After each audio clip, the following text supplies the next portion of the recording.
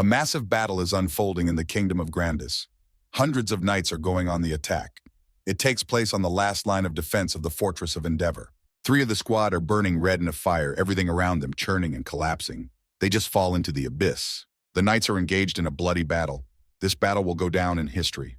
2 horrible green orcs are trying to climb the wall of the fortress. A squad of knights tries to stop them, but they fail.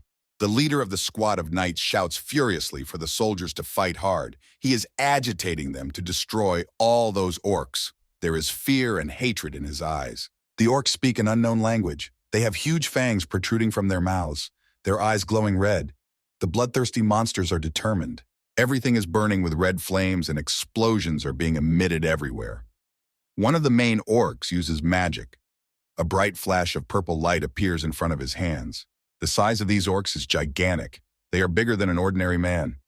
In their huge paws, they have the simplest weapons, sharply sharpened axes and knives. The orcs are simply mad. On all their faces read only lust for the death of the enemy. They shout loudly, making noises incomprehensible to the average person.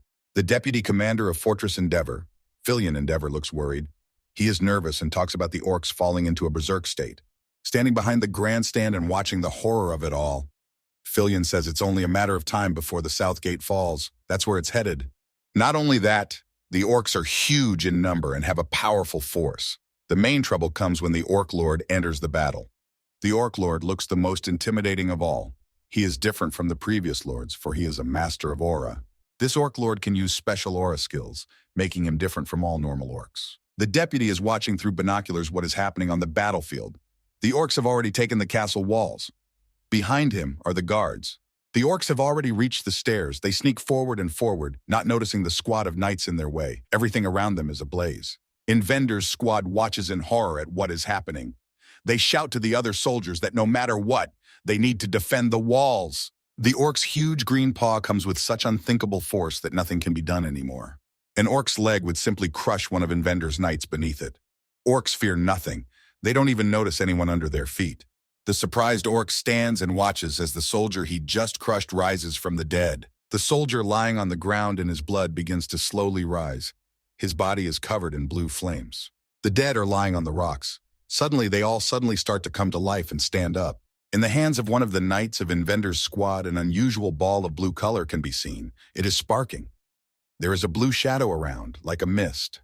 The reviving knight is mercilessly crushed by one of the orcs with its huge clawed paws, but he, feeling no pain, is reborn again. The reborn knights take on a different appearance. They have glowing eyes and look like walking corpses. The orcs can't understand how this is even possible. The living soldiers of Inventor stand perplexed with their mouths wide open. The revived knights turn into walking corpses. Their bodies are torn, congealed blood is visible from the wounds, and every muscle is visible. One of the rebel knights is all writhing and squirming. Suddenly, he draws his sword and thrusts it straight into the throat of the terrified orc. The unthinkable is happening. The rebel soldiers have tremendous power. The orcs are amazed at what is happening. The squad begins to slash furiously with their swords at the orcs. One of the orcs shouts that a necromancer has appeared. The Orc Lord appears on the roof of the castle. He spins around, forming large blobs of fire and ash around him. Everything collapses and explodes into pieces.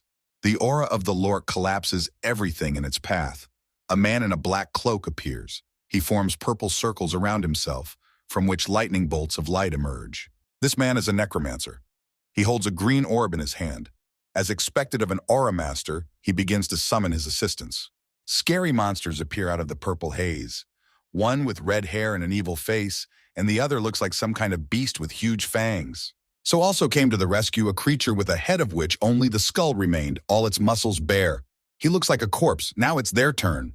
The green creatures and the rebel squad unite and go on the attack. The orc's huge aura swings a spiked bat. Compared to him, the squad and the green creatures seem so small and helpless. She swings the bat with all the force he's capable of. The spiked bat hits the ground. The spiked bat hits the ground with such force that all the opponents around it fly in different directions. The Orc Lord is wildly indignant and enraged, his eyes filled with blood, his jaws clenched to a squeak. There is a fight between an Orc Lord and a creature with a skull for a head. The creature attacks the orc with a lightsaber. The Orc Lord strikes the dead man with his axe. The dead man folds in half and cannot resist him any longer. Then a ravenous beast with a tail comes to his aid. He runs with inhuman speed. The beast grabs the orc, lifting him off the ground. He tries to resist it, but it fails. At this moment, the dead man is holding a sword and trying to stab the orc. An ugly smile can be seen on his face. A fight takes place between an orc lord and a ravenous beast with the tail. The latter has an advantage over the orc because of his inhuman speed. The beast with the tail clenched its mouth so that all its sharp teeth and huge fangs were visible. His gaze was filled with hatred, his eyes burning. Suddenly he makes a circle of light with his paw. Those try to take cover, but the blow lands directly on the orc lord and he flies away. The orc lord squirmed in pain. The blow hit him right in the lower abdomen. The necromancer fights the orc angrily. With his sword, he chops off his arm, blood spurting from his mouth. A necromancer with such swordsmanship skills. A ravenous beast and a necromancer attack the enemy. They run at an unthinkable speed. A small creature that looks like a fairy appears. It has wings. Compared to the monsters, it is very small in size. No matter what the red-haired monster does, no matter where he is, a small creature with wings is everywhere flying above him, helping him. The monster with red hair swings his two arms fiercely to strike the ground again. His jaw is wide open, revealing all of his teeth. He once again hits the ground with tremendous force so that the opponents fly up and fly away. Everything around him burns and bursts into flames. On the battlefield, lying exhausted, they have no strength to fight any further. A small winged creature watches it all. This winged creature also has its own power. It emits black, haze-like streaks from itself, which has the same effect on the opponent. The orcs are simply shocked at what is happening. Their eyes show confusion and they don't know how to proceed. The red-haired monster spins around, destroying everything in its path. Almost no one is left alive, all torn to shreds, blood everywhere. Everything is shrouded in black, haze-like streaks. There are red clots of blood everywhere. It's hard to make out what's going on here. The surviving soldiers who have been watching all of this are standing there, staring at what is happening. Their eyes and mouths are wide open, their pupils constricted. The deputy can't believe his eyes. He is amazed that the necromancer could single-handedly turn the tide of battle. An unperturbed red-haired monster stands looking out over the field where everything was happening. A small winged creature sits on his shoulder. The orc lord, having lost faith in victory, utters words that he didn't expect mere corpses to be able to stop him. On the ground lies a creature with its limbs torn off, a horrified expression on its face, mouth open. The orc lord stands and looks at the monster with red hair and asks him about the fact that he doesn't think they're enough to overpower him, does he? The necromancer watching the whole process says it was amazing and that he finally found a decent body. A hand tries to grasp a sword assembled from bones. The necromancer continues to say that the one is worthy of being to become one of his comrades. You can see the anger and hatred in the necromancer's eyes as he swings his sword. A necromancer attacks an orc lord and a fierce battle ensues between them. The necromancer possesses inhuman speed, a sharp sword in his hands. The orc lord begins to use his best skill, the aura skill. Behind him, his large aura appears, which repeats everything exactly after him. The aura he created around him clenches a fist that is several times larger than the necromancer and tries to strike him. The necromancer instantly tries to dodge this blow and begins to disintegrate. His arm begins to disintegrate into pieces. The orc is at a loss as to what he is doing. His gaze was fierce, his teeth clenched, his face wrinkled. The necromancer holds a sharp sword with a golden hilt. He tries to attack the orc, but the orc successfully defends himself. The orc's face shows a gloating smile. There are massive explosions. Everything is blazing, everything is exploding, everything is burning brightly. The orc lord has a huge axe in his hands and is chopping the bones of the dead with it. The orc lord grabs the skeleton of one of the monsters and chops it up with his axe. The necromancer tries to stop him, but he is powerless in this situation. Flashes of light blinding the eyes. Everything crumbles and shatters. The necromancer stands, and behind him is his army. Across from them stands an embittered orc. He has one hand clenched into a fist and is holding a weapon in the other. The necromancer's feet began to consume the bones that form from beneath the ground. Everything beneath him burns with purple flames and tries to consume. The necromancer's body is almost completely taken over by bones. Memories begin to flash in his mind, the faces of people dear to him. A dark-haired girl with big brown eyes stands and thinks about something. The girl with greenish hair squinted her eyes and immersed in her thoughts. You can see anger in the necromancer's eyes. He is seriously puzzled about something. His face is still covered, his hair slightly down over his eyes. Two girls, one with dark hair and long, the other with short blonde, flashed in his mind. Friends of the young man who looks right at him flash his mind. A bearded, gray-haired man with a ponytail and muscular arms also arises in his mind. For the sake of those he cares for, here in this world he applies protection on himself to defeat the enemy. His body becomes completely covered in skeleton. A monster with a skull instead of a head and a beast of prey stand and watch as if mesmerized. The red-haired monster with red eyes, who has a small winged creature sitting on his shoulder, is also watching everything going on intently. The necromancer was completely covered in bones. A bony armor has formed on him. It covered his chest, arms, and legs. A steel sword can be seen in his hands. The Orc Lord stares dumbfounded at the necromancer. He was even more angry when he saw that the necromancer was wearing armor that protected him. The orc fiercely tells the necromancer to face him in battle for the last time to continue living as Andreas Cromwell. The necromancer starts swinging his sword with great speed. He is very determined with his hands clenched in tension. There is a violent fight between a necromancer and an orc lord. Everything goes up in flames. Those watching are in complete shock. The red-haired monster stands with his teeth clenched. A small winged creature sits on his shoulder, also watching. The necromancer's eyes are filled with rage and hatred. He has only one thing on his mind, that he wants to destroy the Orc Lord and defeat him. The Orc Lord applies his advantage skill. The necromancer tries to dodge this blow. Everything around him shatters and cracks. A bird's-eye view of a beautiful gray building with a blue roof. At the front entrance is a large plaza. This is the Rodlin Academy. An antique clock sits against the wall. This Academy of the Empire is the most prestigious, where those recognized as promising come to study. Students are gathering in the hall. They are all those who are hiding their identities. They are wearing black cloaks with hoods. While the gathering is going on upstairs, a purple flash forms on the stairs downstairs in the basement. Andreas stands cowering. You can see the fright in his eyes. Behind him, a blonde-haired man stands and calls his name. The man's name is Heron. The room looks like a morgue. There are tables everywhere with dead creatures lying on them. All the floors and walls in the room are stained with blood. Karen asks Andreas about where the body he worked with last week lies. He rebukes him for not being able to remember it. Two guys standing with their backs to each other. They're researchers of forbidden black magic, necromancers.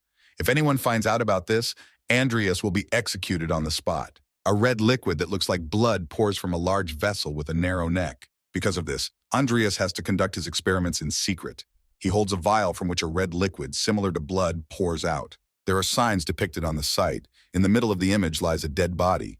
Heron and Andreas are preparing to perform some kind of magical ritual. Karen is holding a skull in one hand, and from his other hand, a blue light that looks like smoke begins to emit and spread everywhere. Andreas has his eyes wide open, watching it all.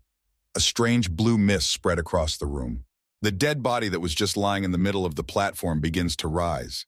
It is engulfed in blue light. Behind him, Andreas is watching. The revived corpse begins to decompose and screams loudly. It withers and squirms. Another magical practice has failed. Karen instructs him to clean this place up and go upstairs. The body that had been ritualized was just a skeleton. The room is shrouded in darkness. Only the dim light from the torch on the wall makes it possible to see anything in the darkness. The mop rag had completely absorbed the blood. It's now a crimson color. He's trying to clean up the blood with a mop. He reasoned that even though it was dangerous, he felt he was getting a lot out of it. There are mysterious books on the shelves. They look frightening. Some of them have skulls on them. Some have strange drawings. Taking the golden book, Andreas reasons that this is the only place where he can read decent books about black magic. He walks back up to the room where the blonde-haired man is and apologizes for being long.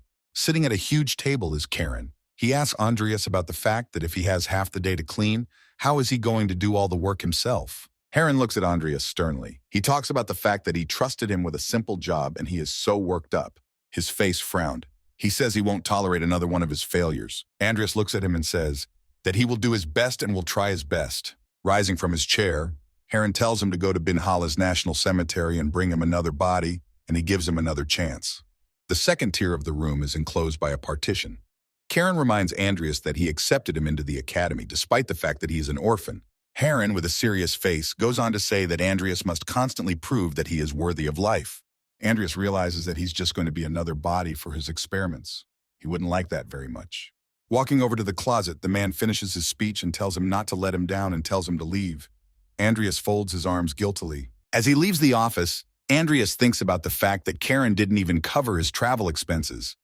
The students are crowded around the door, all looking at him. Andreas guesses why everyone is staring at him like that. He starts to get angry. The students look at him in amazement while marveling at how and why he is still here. Andreas angrily pushes everyone away and hurries to get away faster. He yells at them that this is not a show and for them all to get out of his way. He is furious. The students look after him. Andreas Kronwall is a student in the magic department. He is in his junior year. He is not endowed with any talents. An old shabby gray building comes into view. It is dreary and gloomy. Andreas is holding on tight to someone's leg and begging to be left at the academy. He's the academy's worst-ranked third-rate villain. Andreas tearfully begs to be given a chance to continue his studies. But even though he doesn't want to, he has to continue living as Andreas. A disc with a game called The Great Sin. Makoto Kaneshiro inside the world of the game plays as a character named Andreas. A stone-faced Makoto Kaneshiro stands in the background of the city. He is a special forces officer who has been unable to adapt to normal life in society.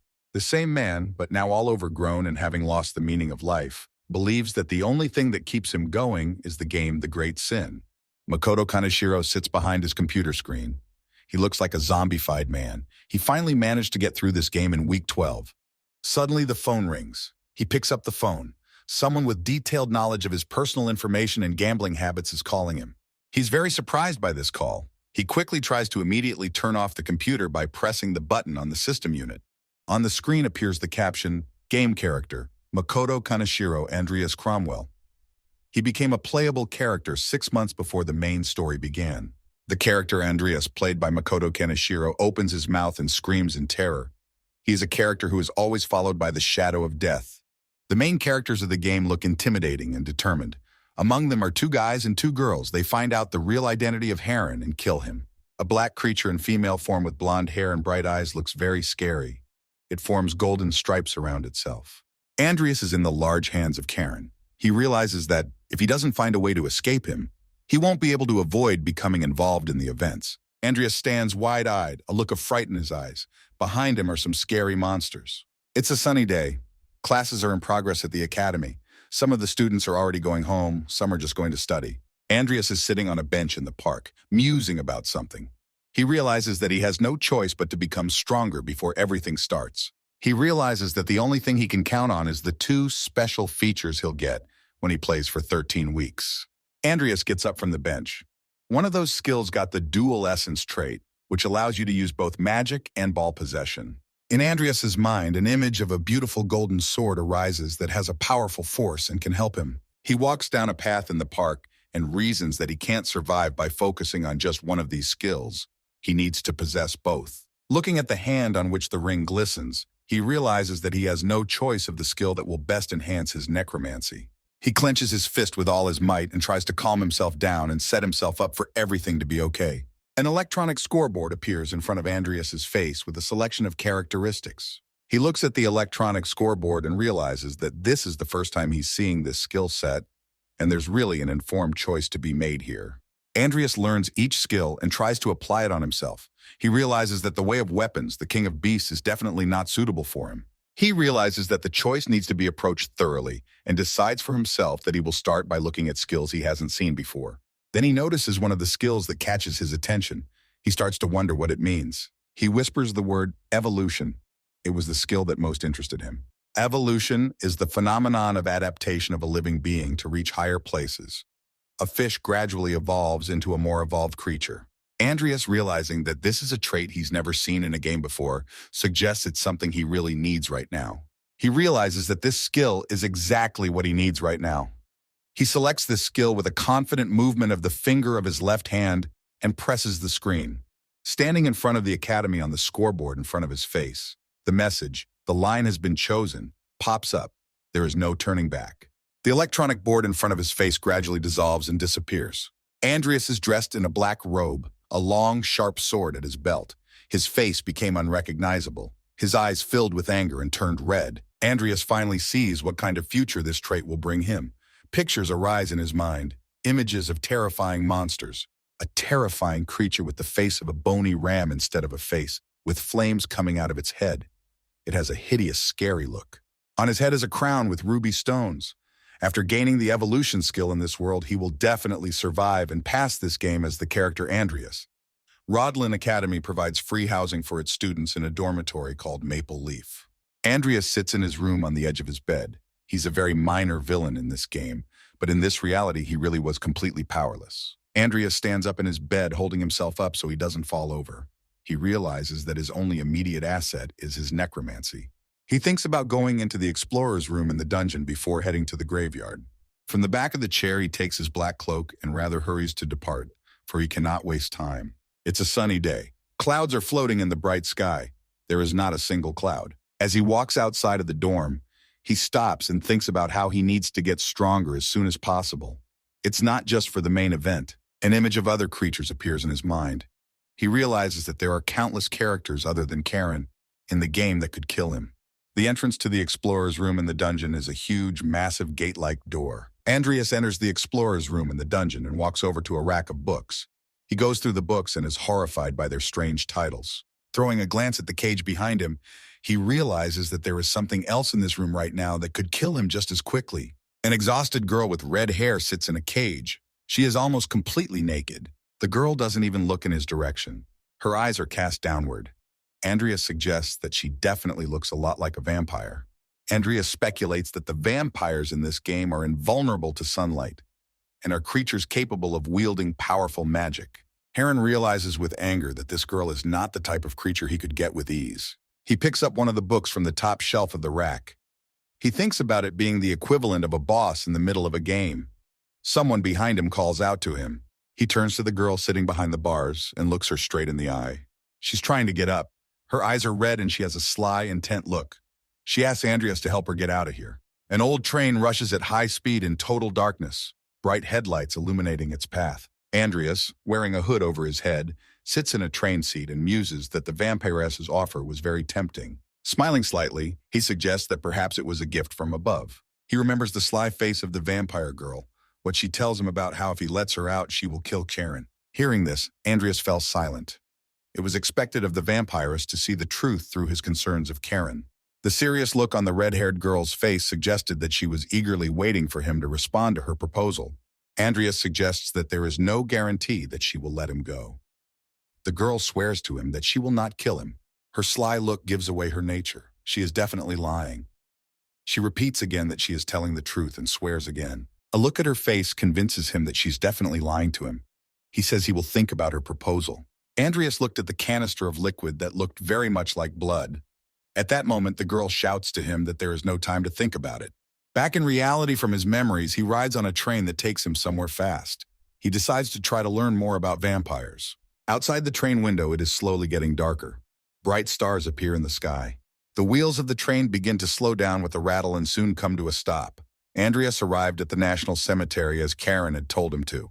Andreas is approaching the gate of the cemetery. He is breathing heavily. In his hand, he holds a huge wheeled suitcase, which he rolls behind him.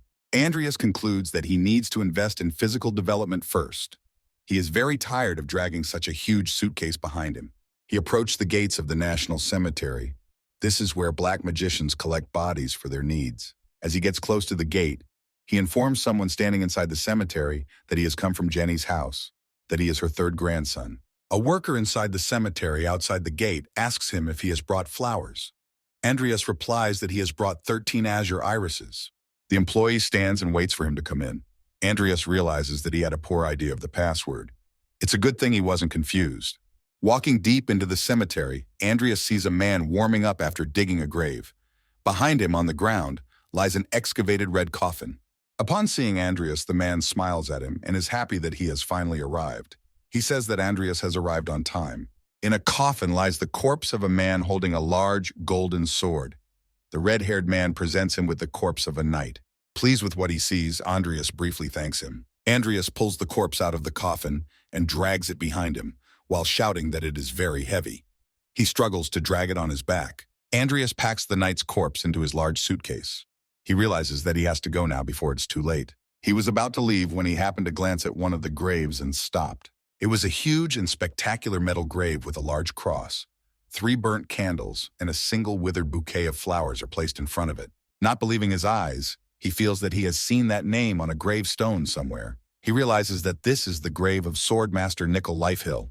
A huge waterfall whips by. The man who stands in front of the waterfall has spent decades in isolation, practicing following the path of the ball. A gray-haired man with a disheveled head of hair and a beard is very much puzzled about something. He is completely immersed in his thoughts. The man looks unkempt, his clothes are ragged, he's waving his sword. In this way, he is practicing and watching the sword's movement. Suddenly, he loses his strength and falls to the ground. He sees this branching tree in front of him.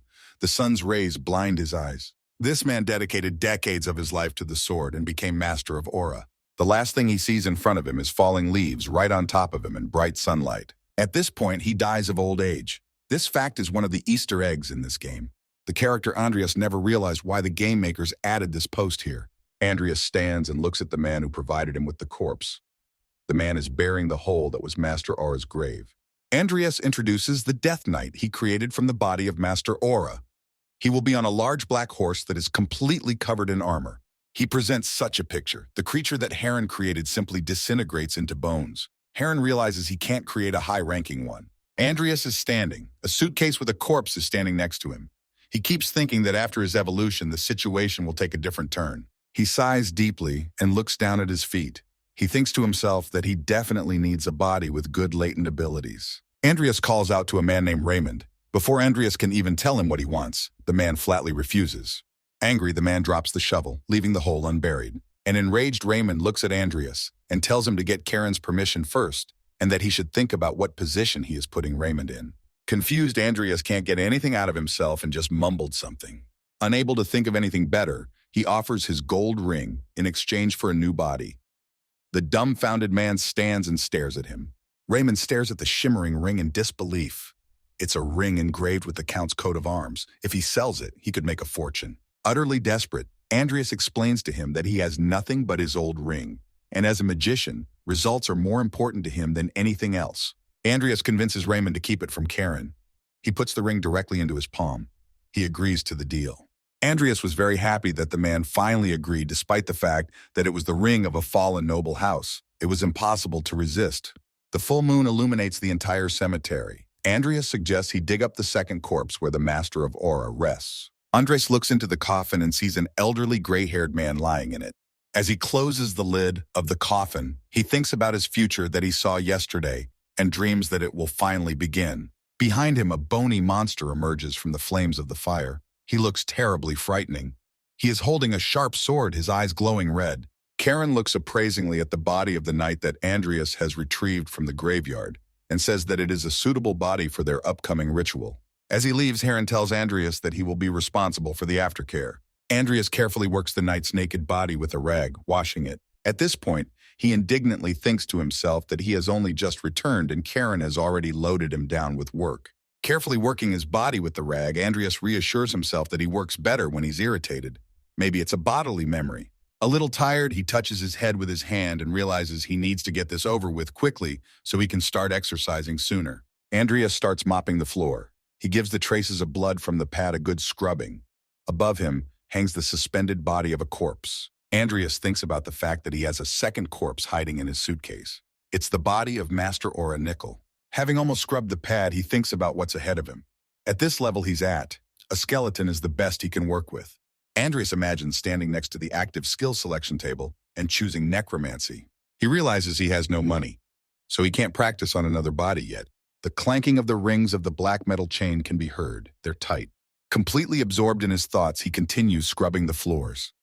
He hears a voice calling him, asking how long he has to wait. Andreas realizes it's a vampire girl who is behind bars. Turning to face the grate, he stares at her.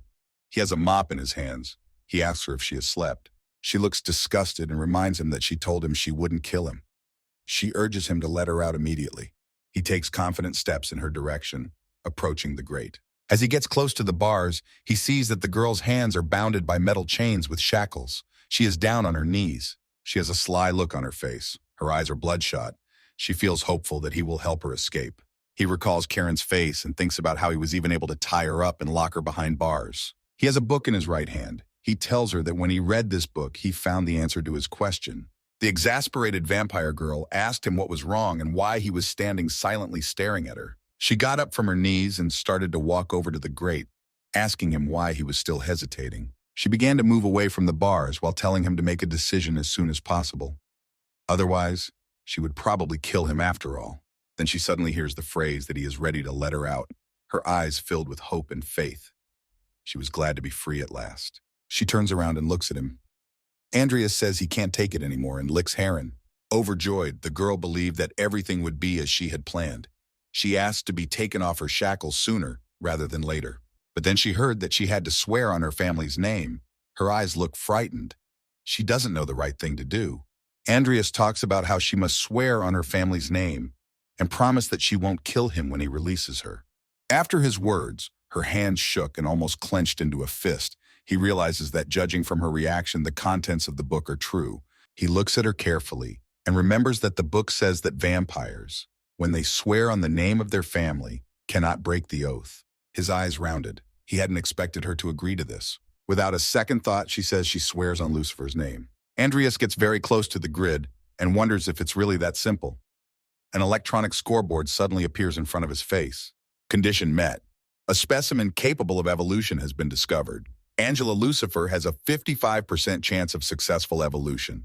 A vampire girl named Angela Lucifer looks at him in surprise, and she doesn't see the electronic scoreboard and doesn't understand where he's pointing his finger. Andreas is outraged that so easily her evolution rate has increased by such a large percentage.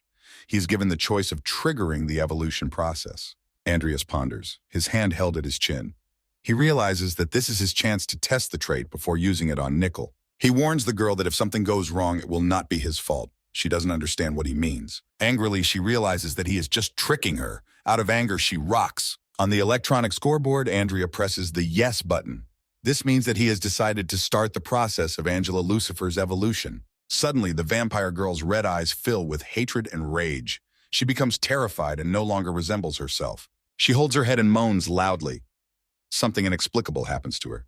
Glowing multicolored rings form around her. Andreas watches in horror. She screams and moans. Drops of sweat come to her face. Tears are streaming from her eyes and drooling from her mouth, and the veins on her forehead are swollen. She looks awful, as if someone unknown has taken up residence in her. The girl is screaming and foam is coming out of her mouth. She is wriggling and squirming all over. Watching the goings-on behind bars, Andreas is dumbfounded, unable to understand what's going on here. After this attack, the girl just falls to the ground and stops moving. Andreas tries to call out to her and tells her to get up. The stone staircase that leads to the basement is illuminated by a dim light. Andreas learns something new about this feature of evolution. On the couch lies the body of Aura Master Nickel.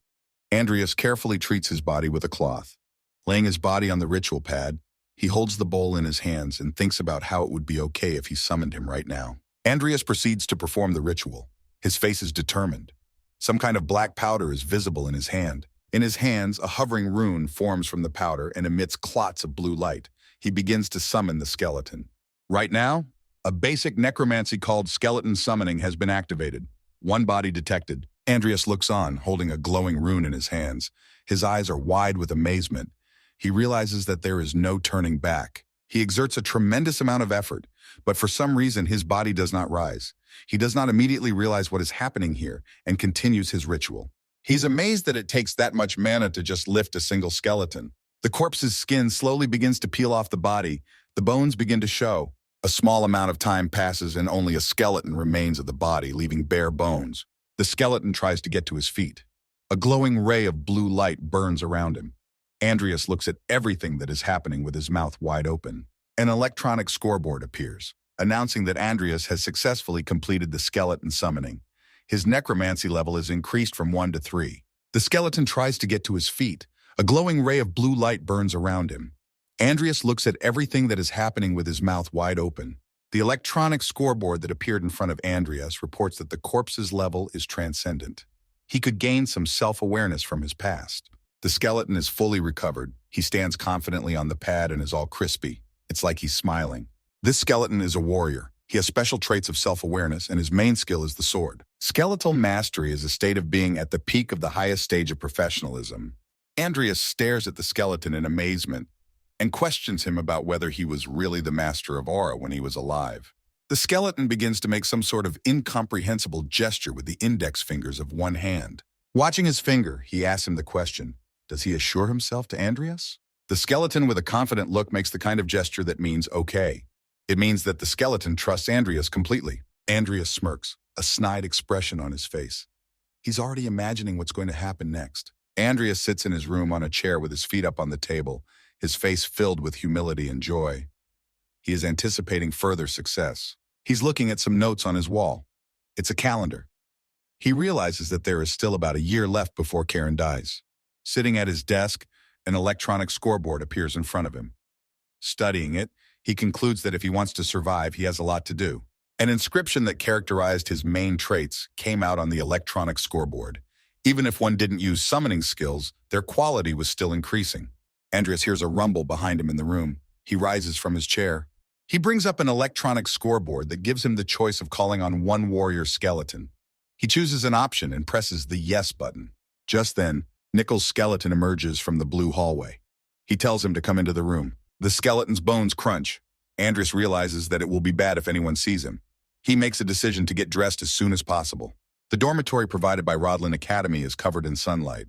It's a beautiful summer day. Andreas dresses the skeleton in robes.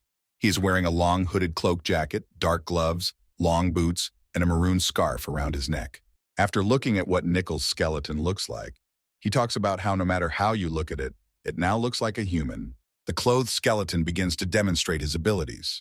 He holds a sword. He wields it skillfully. Andreas looks at him satisfactorily. He makes sure that what was written in the clues from the creators of the game is true. He really is a master of his craft. Even though he died while practicing, he still practiced despite being dead. It's amazing. On Andreas's face, a smile can be seen on his lips. He realizes that this plus for him anyway. Andreas clenches his fist. He realizes that he's finally found the ability to develop his not-so-good trait.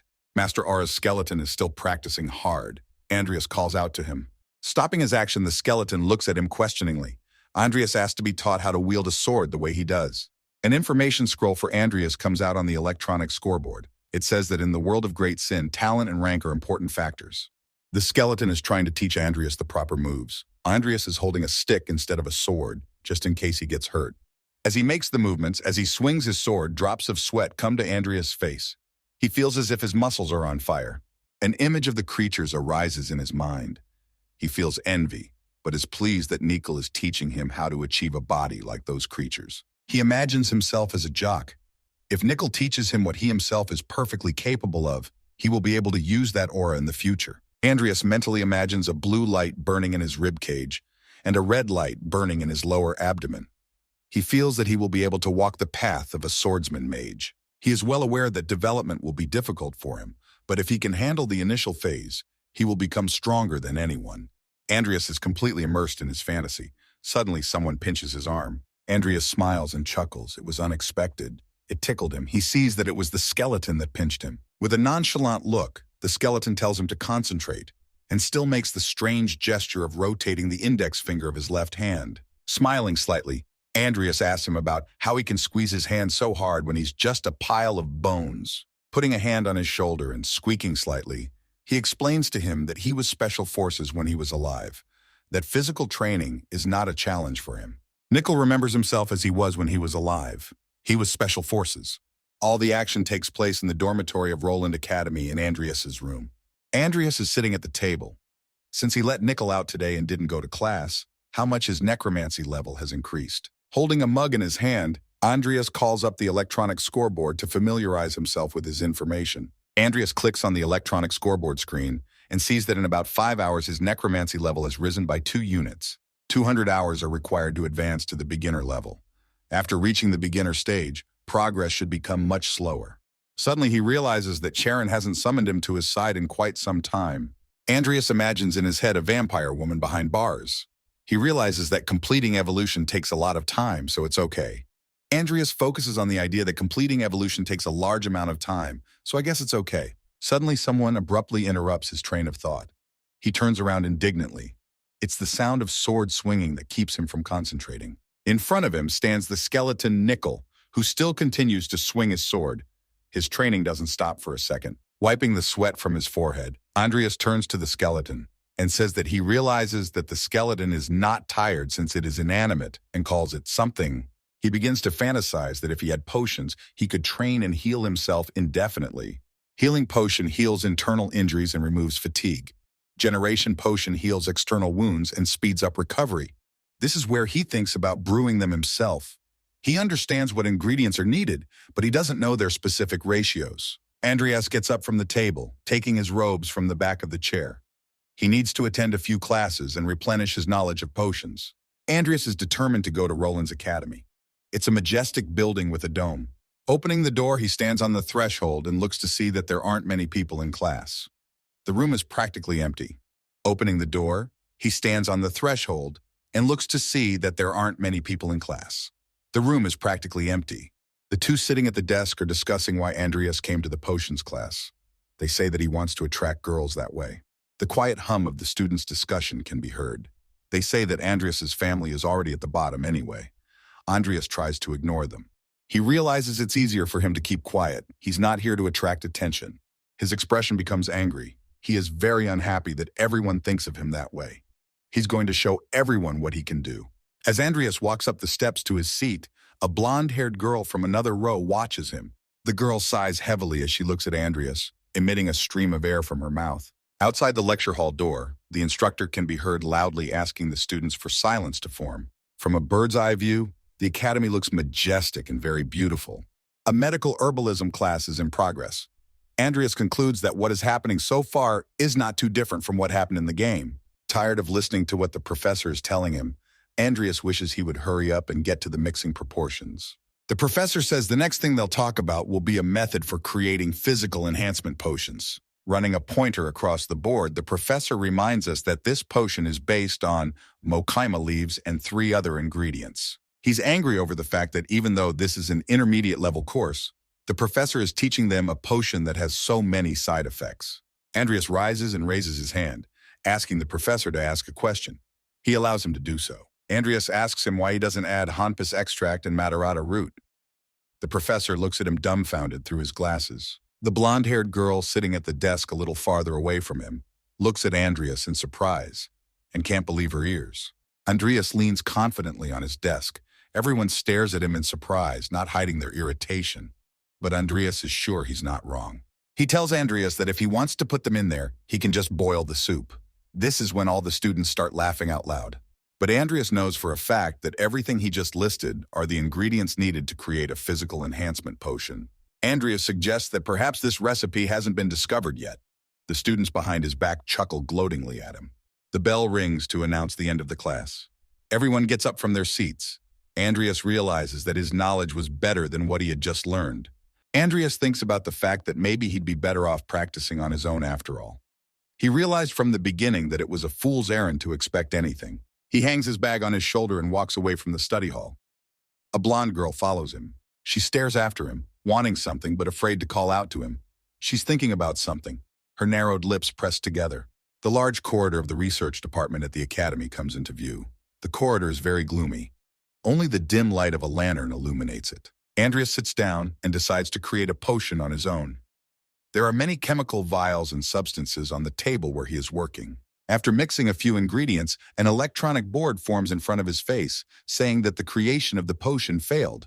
What a shame. This girl who was standing behind him in the hallway is one of the playable characters who is a genius in potions. This character's name is Lucia Everlast. She looks very nice. She shouldn't be close to Andreas. So why is she here?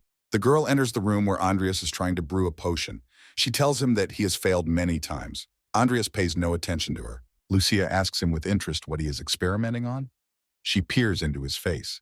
He, without opening his eyes, answers her that it is a secret. Without turning his face, he continues to tell her that he went to class and didn't take away any knowledge, but the number of his problems were increasing. Andreas is writing something down in his notebook. The girl looks at him and remains silent. The room is dead silent and tense. Slightly offended and folding her arms across her chest, the girl tells him that he is truthfully embittered. Andreas is already tired of her presence. Andreas turns slightly in her direction. Lucius tells him that she didn't think he was the kind of person who would be the first to suggest something. Here, she angrily and suddenly slams her slender palm on the table. She walks close to the table and asks him if he would like to do research together. Lucia enigmatically looks right into his eyes while she asks him a question about, "Isn't that a great idea?" Andreas realizes that there is no need for him to refuse, but continues to further pad his price. Making a nonchalant expression on his face, he looks at her and asks her what she wants from him. The girl sadly asks him about the fact that is it weird that she wants a research partner? Andreas indifferently replies that it won't do her any good. Smiling sincerely, Lucia replies to him that it will be enough for her to receive his thanks. She suggests that he has talent and could create astounding things. And she aspires to a medicine that does not yet exist in this world. He stares at her mesmerized and thinks to himself that he just wanted to brew a potion for himself. A pale Lucia lies in bed. A woman sits on her knees. Next to her stands Karen. If she doesn't find a cure for her illness, she will one day die because of it. In the research room, she is trying to create a substance for herself that can cure her. Even the most famous doctors can't help her. Lucia is sitting at her desk, gloves on her hands, and a test tube in her hand. This disease is very serious and was given to her by the system itself. She realizes that only someone like her can help her find a cure.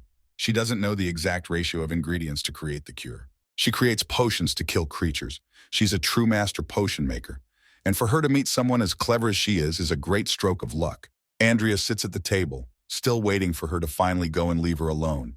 The girl does not give up and stares intently into his eyes. Andreas is trying to keep himself safe.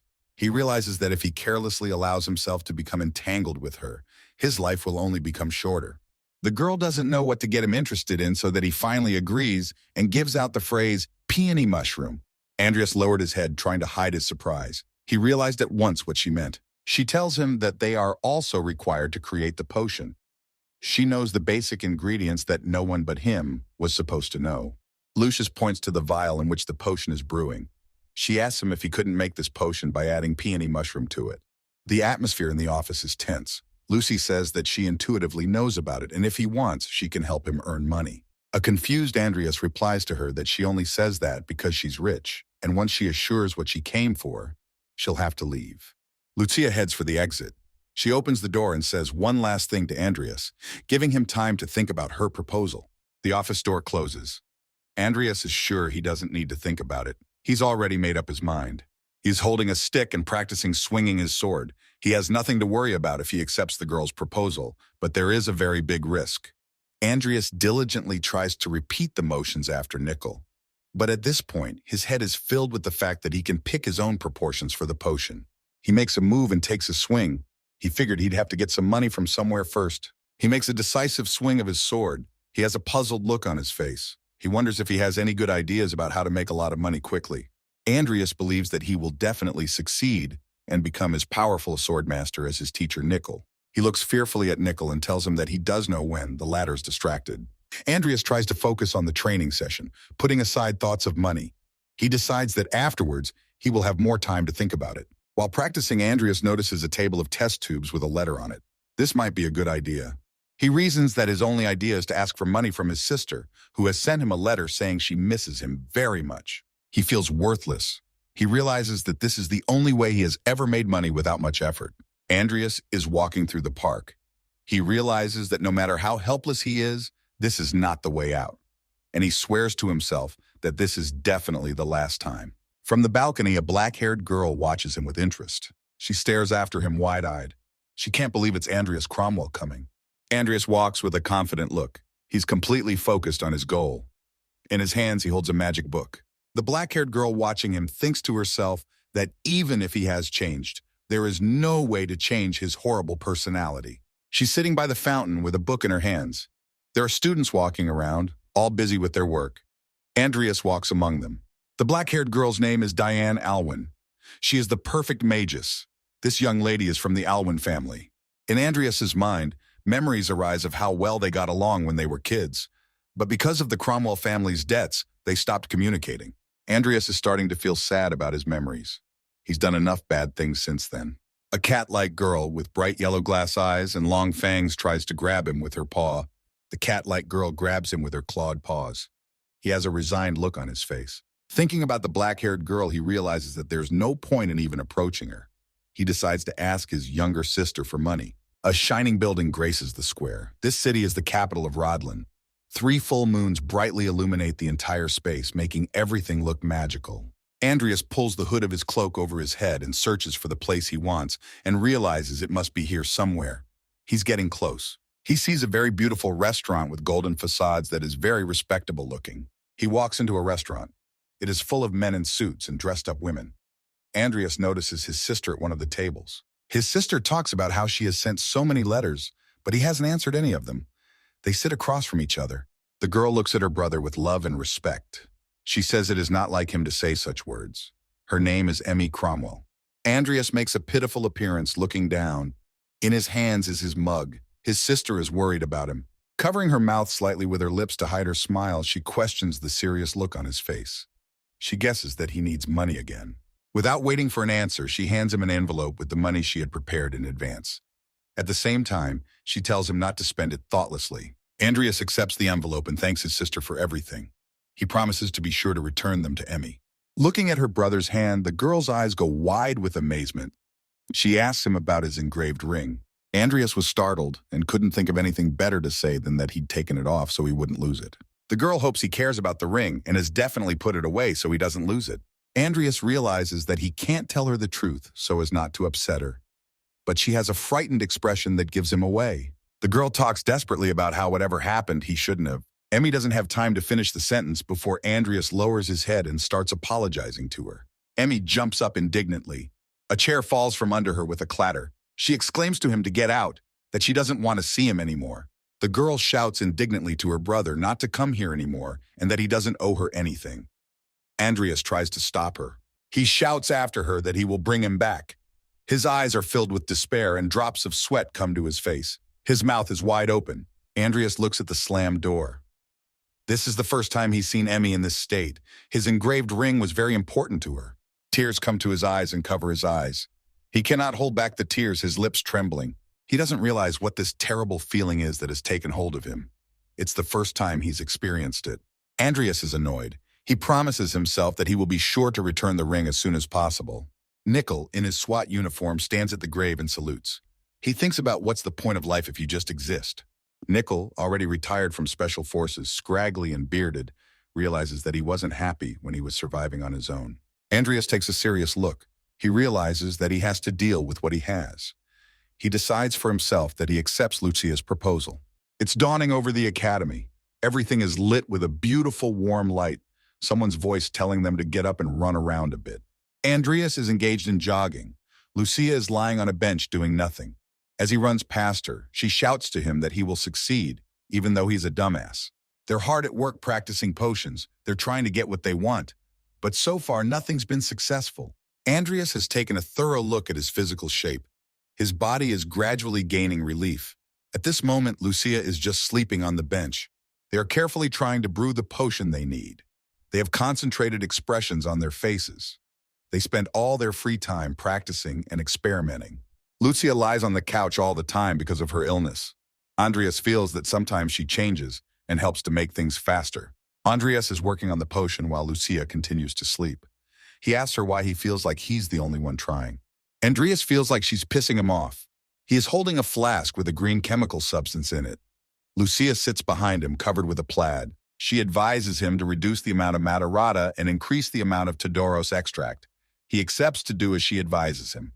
He does as Lucius told him to do. He knows that her intuition is very accurate, and sometimes it gets right to the root of the problem. Andreas is meticulously grinding the grass. He does it all for the money. He realizes that working together with Lucia is really better. From a narrow test tube, he adds some red substance to a large test tube, which begins to gurgle. Not to be mistaken, Andreas takes a pipette and draws the resulting substance into it. To make sure everything is extremely precise, Andreas uses a pipette to add it drop by drop into a narrow-necked flask.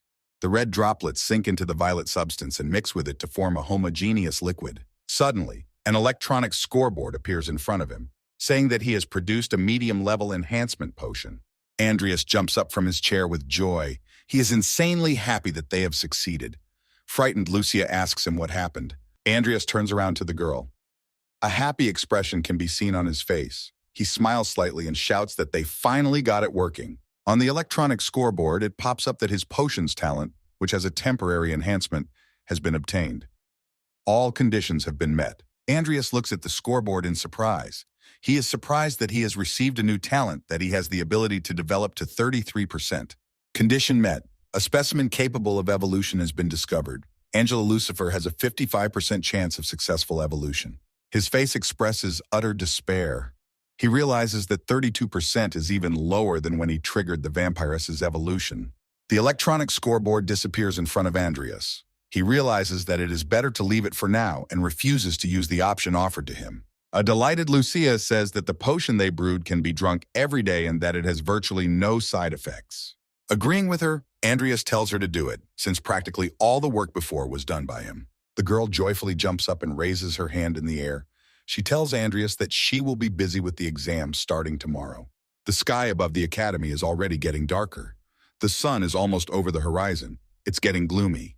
The electronic scoreboard reports that there are 14 days, 21 hours, and 33 minutes left until Angela Lucifer evolves. Angela also lies behind the bars, shackled in chains. Her eyes are full of emptiness and despair. The girl is lying there thinking what she did. Her whole body is aching and guttural. She is shrouded in a purple haze, but she feels that there is something more to this pain. A fast orange train is passing through a tunnel. The teacher's stern voice says that when they reach the exam location, the students need to all gather together so he can explain how it will be administered. Andreas is sitting in a wagon. He has a black bag in his lap and a book in his hands. He is concentrating on the fact that people don't want Lucia to be able to pass the first exam. He looks up at the tall golden tower. It's all shimmering with gold glitter. It looks very mesmerizing. The teacher says that after this, the last part will take place in this magic tower. Andreas reminisces about how hard he's been practicing. He tells himself that he practiced a lot, so his necromancy and sword skills have grown considerably. Looking up from his potions book, he reassures himself and says that everything will be fine if he can pass his exams. He realizes that the vampire's evolution is complete, so maybe we should check on her. She's still in Karen's custody. Students are sitting in the carriage. Andreas is sitting among them. He is thinking about the fact that if he makes an excuse when he gets back, he can go and check on the vampire girl. Across from him sits a black-haired girl. A girl with a bow on her head asks a black-haired girl about what she thinks the exams will be like this time. She says with a satisfied face that the task and the composition of the group will be random, so if you're lucky, it will be easy. The girl with black hair says she doesn't care who they put her with. It doesn't matter to her. The girl with the bow tie takes her by the shoulder and says that even in such a matter, she is a model student, covering her mouth with the palm of her hand so no one can hear what she's saying. She whispers in the black-haired girl's ear that it's not that simple. The black-haired girl doesn't understand what he means. She points a finger at Andreas and asks what happens if she gets in the same group as him. Andreas puts his book in his briefcase. His physical condition had gotten much better. His body began to show relief. His arms became more pumped. His chest became wider. Here the girl with black hair rounds her eyes wide and realizes that this is a scenario she had not even considered. Suddenly, the teacher's voice is heard, informing them that they are arriving at the Auckland training station in 1 minute. The train stops and the teacher tells everyone to go to the exit. The students got out of the train car. The rest get out, including the teacher. Everyone stands and waits eagerly to see what the teacher will say and what the assignment will be. They stopped outside the Auckland training station. The teacher talked about how, as previously reported, the third-year exams would be a group assignment with random members of the group. The teacher looks at the sheet and says that each group will consist of 3 students from the warrior branch, 1 student from the mage branch, and a mentor. All the students are mesmerized, listening to what he is saying. The groups have until tomorrow to complete the assignment they have received. He wishes good luck to everyone involved. The building looks a little gloomy. It has a typical design. The announcement of the bands begins. It's a sunny day. There's not a single cloud in the sky, only snow-white clouds. Andreas realizes that something unpleasant awaits next. There are an odd number of villains at the academy except for him and Karen, and in this exam, 2 of them are in his group. All of the students are looking at the teacher. They are waiting to finally announce who they will be in a group with. In the group with Andreas, the first player is the cult-fighting fanatical Hazar Gapri. The second player is the academy's indiscriminate assassin, the crazy Vivian. Andres holds up the participant sheet for group number 9, where his members are listed. He wonders why he is in the same group with them. Resenting his luck as a bad character, someone suddenly calls out to him. He turns around and sees a guy from his band standing in front of him. A guy with blue hair stands in front of him. He introduces himself as Christopher and informs him that he is in the same group with him. He looks arrogantly at Andreas and says that he seems to be training as a warrior, even though he is a mage. Andreas wonders why he has such aggression towards him. Just then a guy walks up to them and smiles. He waves his hand and introduces himself as Hazar Gapri. Behind him stands a girl who is also a member of their future team, Vivian. Fanatic Hazar smiles at everyone all the time. He has a happy expression on his face. He talks about how he thinks being an unfriendly warrior is a bad thing. Behind her, standing behind her, a girl with a disgruntled face introduces herself as Vivian Belkag. Her lips tighten. She thinks they're fucked up guys. Christopher asks Hazard who else isn't friendly. He tries to show with his hand that he doesn't mean that. Andreas concludes that there is even a bandit-like knight in this group. Andreas turns to Christopher and asks him why he should leave alone a mage copying warrior training. He replies that he doesn't mind everyone needing a little exercise. That's when the handler comes up and talks about them not fighting. Their problems do not end in this group. Andreas looks indignantly at her handler. She stands leaning against the wall and spits. She has a cigarette in her hands. Andreas wonders why they also have a bull on their handler. The curator looks at his team and says he thinks about it being his worst group. Some amount of time passes, and the teacher says that since all the members of the group have gathered, the group can get their assignment. He asks everyone to try to come back alive. Andreas's team is assembled. On the face of it, they seem completely different, unsuitable for each other. But Andreas has high hopes that they will succeed. There are doubts that he will be able to come back alive with such a group. A black train filled with students heading off somewhere at high speed. In the carriage sits a woozy curator, smoking a cigarette and introducing herself as Claire, the curator of the 9th group. Christopher sits next to her and looks at his mentor with shock. Claire pulls out a piece of paper and points it at the students. They stare questioningly. The sheet says they need to investigate the village in Baron Baloric's territories. Rumor has it that the landowner of the village, Trim, has been murdered. An investigator was sent 2 weeks ago, but he too has disappeared. An investigation by the Mercenary Guild is needed. Claire looks arrogantly at a group of her students and asks if they have any questions. An indifferent Andreas thinks about how it is much more interesting compared to the game. Behind him, Hazard Gapri sits and smiles. A girl with short yellow hair and fiery eyes stands leaning on a huge golden sword. She is the soon-to-be Stentmaster of Aura, and no further information about her is known. A girl sits at a computer monitor that shows Claire's persona. The girl thinks her skills are decent, but she's afraid her persona will complicate things. The curator turns to Christopher and, referring to Andreas, says that she heard that the algae head was trying to play knight the other day. Claire looks overconfident. She turns to Andreas and asks him about the fact that can he even pull his weight. Andreas confusedly replies that he doesn't want to hear this from someone who needs to chew on bits of jerky dried in special conditions to stay calm. She replies to him that she's not allowed to smoke in here and asks him if he wants her to start chewing on him instead. Hazard Gapri, sitting next to Andreas, chuckled. Andreas is only thinking about getting here soon. The castle rises majestically above the village. A road leads to the castle, bounded on both sides. The sun is beginning to appear in the sky. Andreas and his team approach the castle, walking along the road. Ivy's curator remarks that this castle is very huge for a baron. Baron Baloric is sitting in a chair and addresses the students. He says that they have come a long way. He looks thoughtful. The curator sits across from him. A table is set up with various sweets on it. Ivy turns to the baron and says that the situation is tragic, however. The baron wants to explain briefly what happened. A butler stands to the left and silently observes the guests. He begins his story by saying that the landowner of this village, called Trim, is his nephew. He was a baronet, but he had no family. A cup and saucer into which aromatic coffee is poured stands on the edge of the table. He reports that this is all the information he has. He has a look of hopelessness in his eyes. The curator scrutinizes a piece of paper on which important notes have been jotted down. He thanks the baron for providing them with the details. Andreas stands with his hands folded beside the curator. His butler approaches the baron and addresses him. He whispers something in his ear. There is still an untouched mug of coffee and a sugar bowl on the table. The butler whispers the phrase "young master" to him, and you can't hear the rest. His gaze is a bit frightened and slightly wary. The baron's gaze depicts surprise when he heard what the butler whispered to him. At that moment, the baron looks at Andreas. Andreas stands behind them with a nonchalant face, his arms folded across his chest.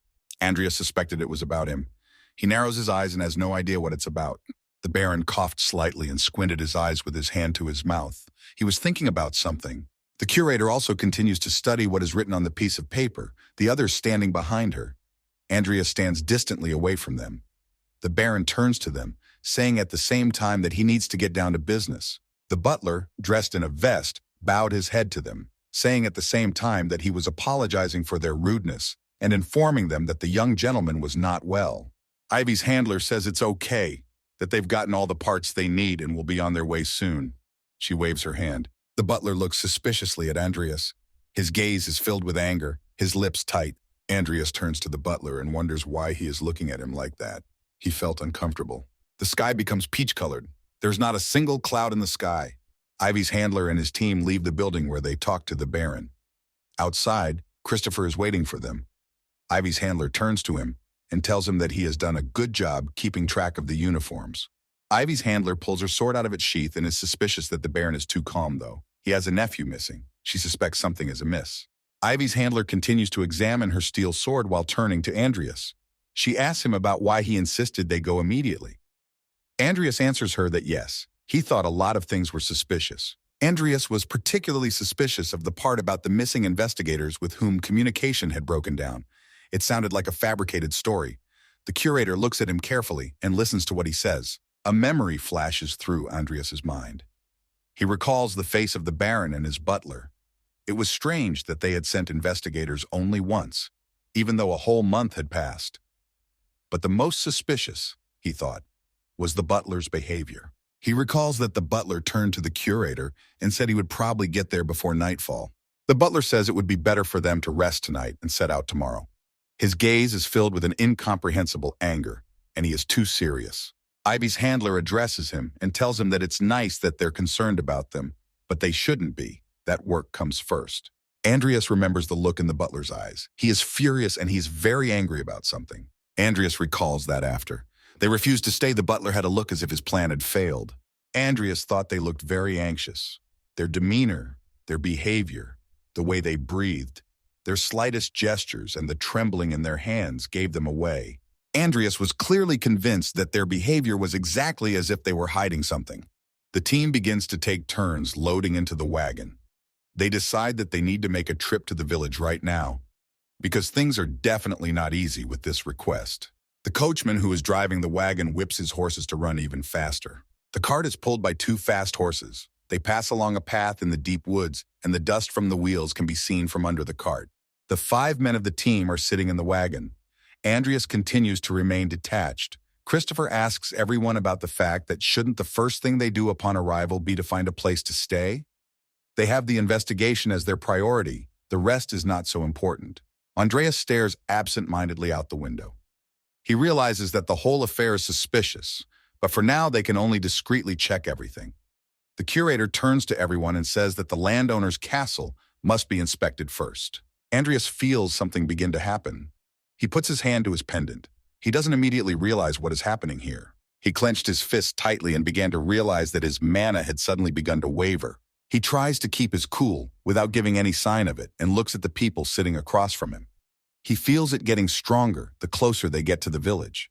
Suddenly their wagon begins to shake. Their eyes fill with terror. They cannot immediately realize what is happening here. They start shaking in different directions. Hazar turns to the coachman and shouts loudly for him to pull away. Ivy's handler continues to sit there with a nonchalant face. Christopher looks out the window and addresses the coachman angrily. But when he sees that something wrong is happening to the coachman, he opens his eyes wide in amazement.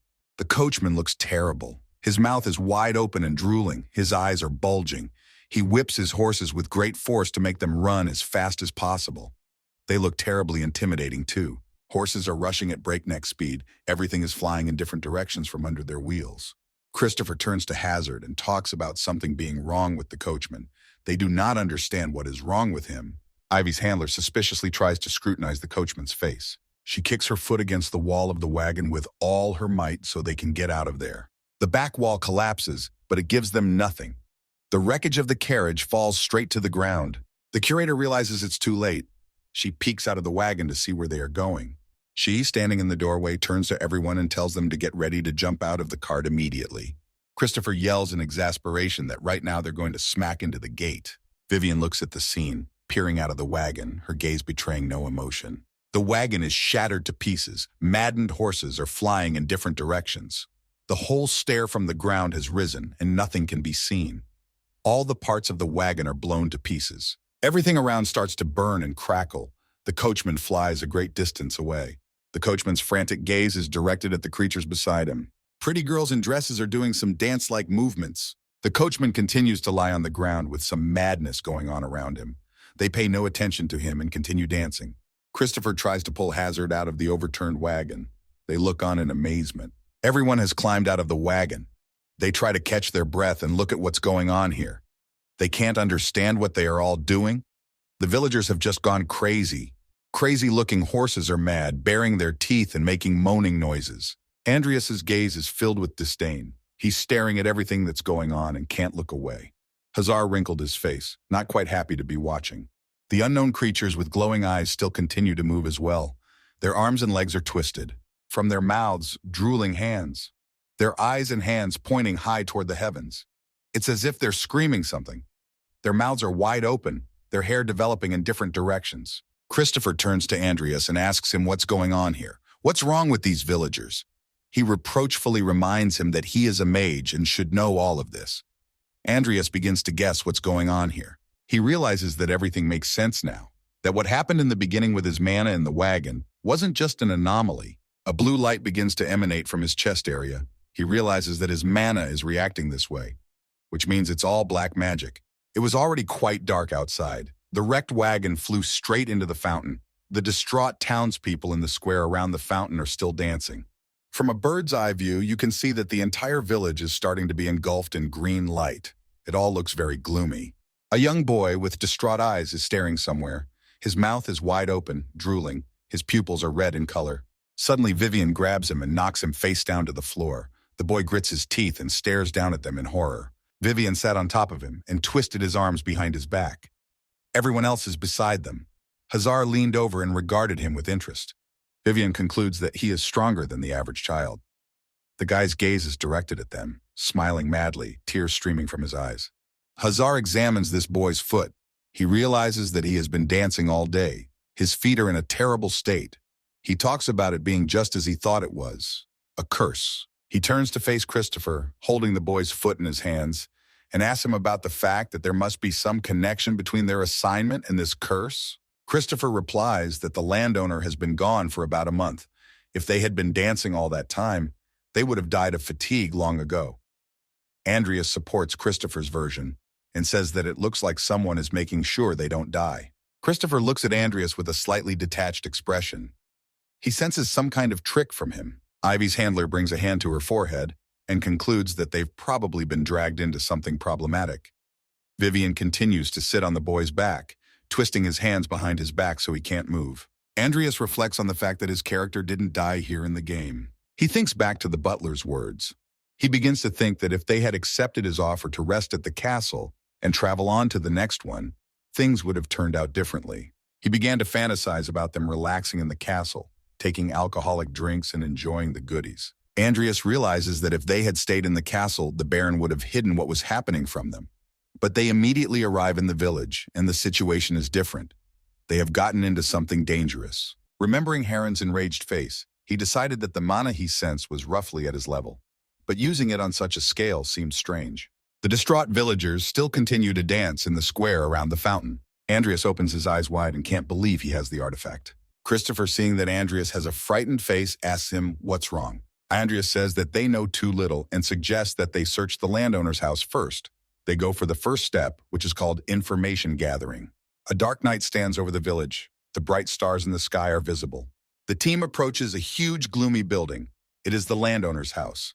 In front of it stand the bodies of people who are burning in the fire. They stop and stare dumbfounded at this majestic building. The curator kicks in the front door of the landowner's house with a single kick. Armed, they try to cautiously enter the building. The curator and Hazar are the first to enter. The others stay outside. They begin to quickly look around the room from the inside. There are more windows with bars in the room. Walking a little further, they see that there are a lot of corpses lying on the floor. They are lying in different poses. Their faces are frozen with horror and their mouths are wide open. Their eyes are open, their pupils rolled back. It looks as if they are frozen, but they are actually dead. Ivy and Andreas' handler walks forward. Christopher stops and considers everything around him. He paused over one of the corpses and reasoned that their robes looked like Imperial investigators. He leaned closer to the corpse and concluded that they had been dead for a long time. The rest of the guys from the team stand behind him and watch what he's doing. Andreas says with a nonchalant face that maybe they can figure out what's going on their own. The curator looks at him contemptuously, not understanding what he's saying. Andreas goes on to say that from what they saw, he thinks it's the work of a black magician. The curator chews on something and is asked on what basis he drew that conclusion. The creature's clothed in red. The only thing visible on his face are his bright, glowing red eyes. His fingers are swollen. He amplifies people's emotions and trades them for magical power. The curator says suspiciously that it is human emotion that feeds black magic after all. Standing across from each other, the curator says the landowner must have been killed as well. Andreas agrees with her assumption because he would most likely have gotten in their way. With a sly look on his face, Christopher asks about what does it mean that the burning bodies in the street are part of some black ritual. Andreas is slightly startled by his ironic look. He looks at him and replies to him that maybe that's the way it is. The curator says that they will still only know the truth after they catch the criminals, and he says they need to search every corner of the estate first. They walk down the hallway. Everywhere they come across dead bodies lying on the floor. They decide to split into different sides to search everything as quickly as possible. Andreas is holding a tricycle with a glowing candle. He is holding a piece of paper of some kind. He lights one of the paintings hanging on the wall and scrutinizes it. The curator stands beside him. Vivian stands behind him, her face tight and tears welling up in her eyes. They are in one of the rooms of the manor. Vivian is looking out the window. They haven't found anything yet, not even the landowner's body. Vivian turns to Hazard and tells him to look outside. Andreas goes to the window and is amazed at what he sees. His mouth is open in amazement. Hundreds of villagers who danced on the platform are heading towards the landowner's palace where they are. Andreas realizes that the intruder is making his move. They wonder what they should do now. The people of the city are heading towards the palace with mad faces. Their eyes glow white. It's as if someone is controlling them. The team realizes that they most likely spotted them. It was as if they were waiting for them to go into the building to attack. Hazard hysterically asks Ivy's handler what they should do now. She can't find the words. She's thinking about the right thing for them to do now. Her voice is full of despair and hopelessness. She shouts to everyone that they need to stop the search and leave the building immediately. She points to Hazar to find them an escape route. Hazar instantly takes instructions and immediately goes into action. He runs at a high rate of speed in hopes of finding an escape route to avoid being caught by the distraught citizens of the town. Suddenly he stops and starts squinting, hoping he's imagining things. But it didn't appear to him. In front of him are hundreds of distraught townspeople. They attack him and he cannot fight them off. They grab his arms, their expressions frantic. Hazar screams and tries to fight them off, but he fails. They attack him from all sides. He has nowhere to run. Hazar is just above them, but that doesn't stop them. They push him so hard that they push him to the floor and he falls. Christopher and Andreas are standing there, and they see him and run to his aid immediately. Christopher pushes Hazard away from the distraught townspeople who are attacking them. Pulling out his sword, he literally rips them apart. He swings and tries to defend himself. At that moment, he shouts to Hazard to protect the mage, meaning Andreas. At this point, he, grinning, shouts that he will take care of the front. Christopher urges Hazard to run and protect Andreas immediately so that the maddened people won't get to him. He was the only hope for salvation. Suddenly, Christopher notices something that discourages him. He freezes in absolute shock. The image of a furry monster that destroys everything in its path appears before him. Andreas's face shows streaks of blood that splattered directly into his face. The monster appears and attacks with unthinkable force. A yellow mist appears all around, and Christopher falls to the floor and can't get up. He doesn't have enough strength. It's as if everything is in a fog. Andreas is watching it all. Andreas becomes almost transparent, almost imperceptible. His eyes are dazed. He can't understand what's going on here. The unknown creature lies with its eyes closed and does not move. Christopher flew off with great force and hit his head on the floor. His face was bruised, his eyes were closed, and he was unconscious. Andreas crawls over to help Christopher by calling out to him. It's like everything is a blur. He can't see very well, his eyes are all split. Ivy's handler yells to him that they are still advancing and asks Andreas what he is doing. At this point, Hazard is dragged on his back without Christopher, who is unconscious. Ivy's handler grabs Andreas and throws him on his back. His eyes are closed and he is unconscious. Ivy's handler yells that they need to get out of here and turns to Vivian, pointing to the window. Vivian realizes lightning fast what is wanted of her, and with one swipe of her foot, shatters the huge window in the middle of the hall. Ivy's handler is still dragging Andreas and Hazard is still dragging Christopher. They are both unconscious. Ivy's handler, holding Andreas on her shoulders, leaps out the window. The distraught townspeople continue to stand under the windows, hoping for an attack on them. They make a jump from the second floor and land on the ground. The curator continues to hold Andreas on his shoulders, and Hazard holds Christopher on his shoulders. His head hangs down. They rush as far away from the landowner's palace as possible, swearing loudly as they do so. They are running at a great speed. Andreas comes to his senses and turns around. He sees a whole herd of distraught townsfolk running after them. He realizes that he has fallen into a flashback from his last operation at the most inopportune time. A white magic ball appears in Andreas' hands, emitting a glowing field around him. It also remains on the back of Ivy's handler. He swings this ball at the distraught villagers running after them. Andreas throws this ball at the inhabitants, which forms an earth shield that allows them to escape. It restricts access to them. The curator at this point asks Andreas what's wrong with him. Does he not think he is alone?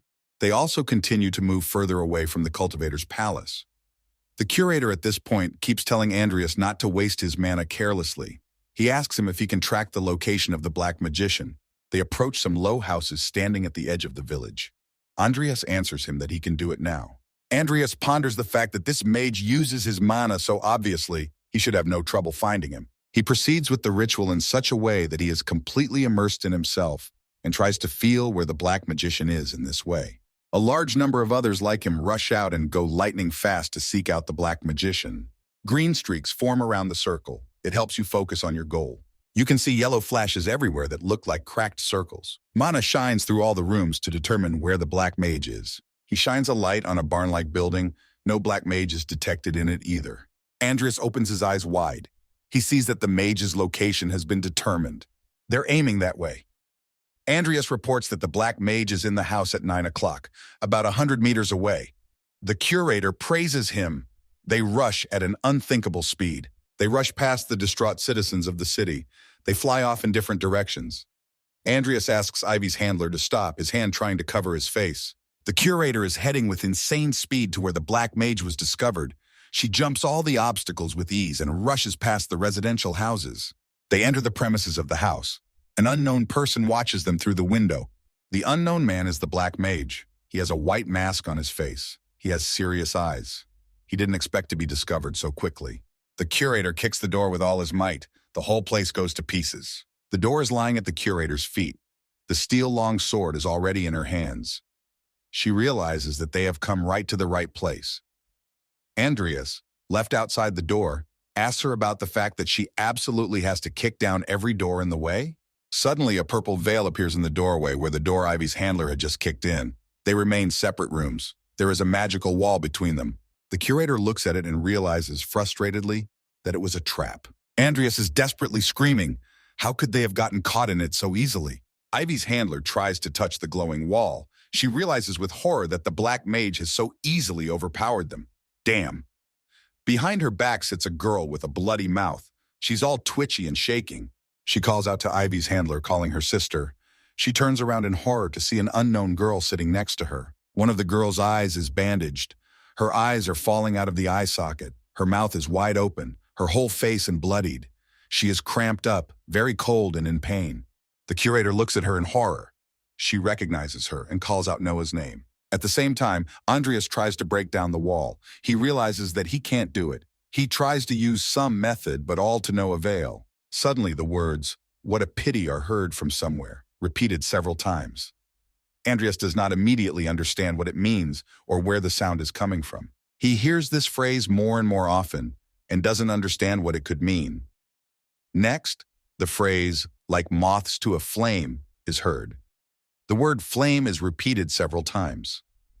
He does not understand what all this means or who is saying these words. Andreas looks up and sees that a purple negative has formed above him and a huge hole in the middle of it. This purple light starts to engulf everything around him into itself. He hears some sort of howl. He stares up into the sky with his eyes wide open. He is amazed at what is happening now and does not understand what it all means. He hears words to the effect that there is no need for haste. Everything has been predestined by God. A voice urges him to bow down to idleness. Andreas's eyes went wide. His lips tightened. He didn't understand what the word idleness meant. Andreas looks dumbfounded. His lips are slightly tightened. His hands are down, his gaze directed downward. He doesn't understand why those words were spoken now. A huge golden cube is in the middle of a burning flame. In the middle of the cube is something that looks like a star. In the middle of the star is a stone that glows brightly. This game is called the Great Sin. A huge tree stands in the middle of the red flames. It looks as if someone has taken possession of it. Starting with the idleness, the 7 deadly sins have been separated from the main body. the Apocalypse manuscript. By collecting them all, the main boss can be summoned. Andreas is thinking about something. Behind him, the distraught townspeople appear and try to attack him. At this moment, Andreas only thinks about the fact that these are the most important subjects of the story. One of the distraught townsfolk, a girl, tries to grab his leg, but he skillfully leaps out and bounces upward. In the jump, Andreas thinks only about why the phrase is mentioned here, in a village that didn't even appear in the story. As Andreas tries to escape, someone's hand is pointed straight towards him to grab him, but he resolutely dodges it. At this point, he realizes that he can't do it alone and needs to team up with everyone else for now. Andreas is dragged along the ground, flailing his legs. One of the distraught townsfolk dragging him. He deftly tackles them and heads off somewhere in the distance with unimaginable speed. He runs away, leaving the distraught townspeople behind. It's already a dark night outside. This brings even more terror and fear to Ivy's handler squad. A huge sword slices the distraught townsfolk to pieces. Their bodies split in half and fall to the ground. Vivian, with red mad eyes, just chops their bodies into pieces. They go flying in all directions. She's merciless. The look in her eyes is frightening. She's insane. Her eyes are bloodshot. She wants everyone dead and easily slashes the maddened townsfolk with her sharp sword. Andreas rushes in. He sees the whole scene and that Hazar is standing aside and the immobilized Christopher is lying on the ground. He turns to Hazar and asks him what happened to Vivian. Hazard turns to Andres and makes sure he's okay, he's alive. He talks about how he has never seen Vivian like this before. Andreas looks suspiciously at Hazard and thinks about the fact that he knew he couldn't trust a fanatic. He observes that an immobilized Christopher is lying on the ground. His entire body is wounded and his clothes are torn to shreds. He realizes that he can't leave his wounded ally alone, and he decides to play along. Andreas indignantly reports that there has been a disaster. Ivy's handler is trapped behind the barrier. Hazar can't believe his ears and panics, asking what they should do now. Andreas again hears the phrase, "What a shame," it scrolls through many times. He still doesn't understand what it would mean. He hears the question, "Do you realize you're killing innocent citizens?" Hazard hears this voice too. A purple haze forms over them. Andreas tells him that it is most likely a black mage. Andreas looks at Hazard. You can see the disdain in his eyes. He tells him about the black mage he must be near Ivy's handler. Hazard is crying hysterically. He realizes that she is in danger and tells Andreas that he is going to her and leaves the others to Andreas. Andreas looks at him with suspicion and disdain. Andreas looks after the departing Hazard and realizes that he is very easy to read, but it is better than betrayal. Vivian still continues to massacre the distraught citizens of the city. She still swings her sword desperately, tearing their bodies to pieces. Andreas looks at everything going on and realizes that none of this is good. He also realizes that it looks like the black magic is driving her crazy.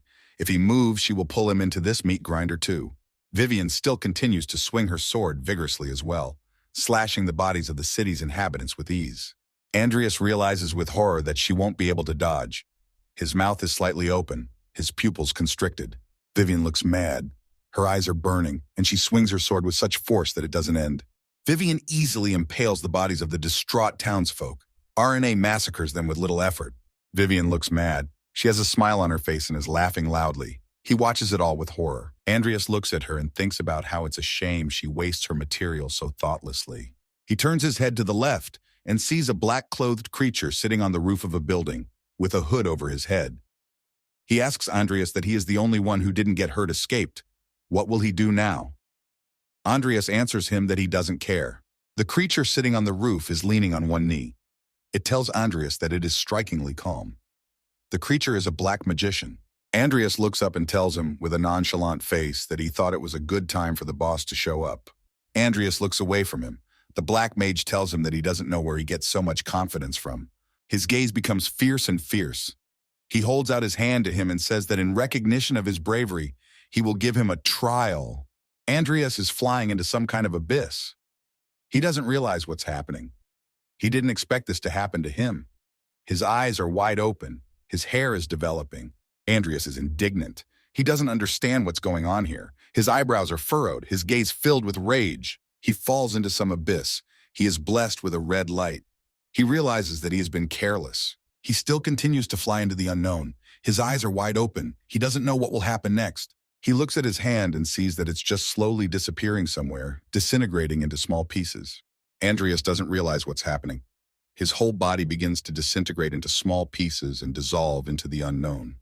Andreas's face begins to disintegrate into small pixels. He just watches what is happening and can't understand anything. Suddenly, he hears some kind of sound, as if someone had pressed a key.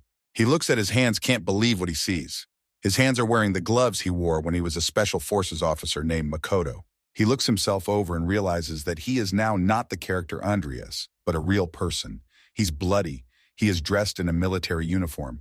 He can't understand what happened. Was it really a dream? He is sitting in a trench and he hears an incredible explosion happening behind him with tremendous power. Everything around him explodes. He's holding a weapon and can't figure out where everyone is. He has a backpack on his back, his helmet flying off his head from the explosion. He holds his head. It's splitting open. Blood runs straight to his eyes. He's heading into the unknown. His steps are confident and determined.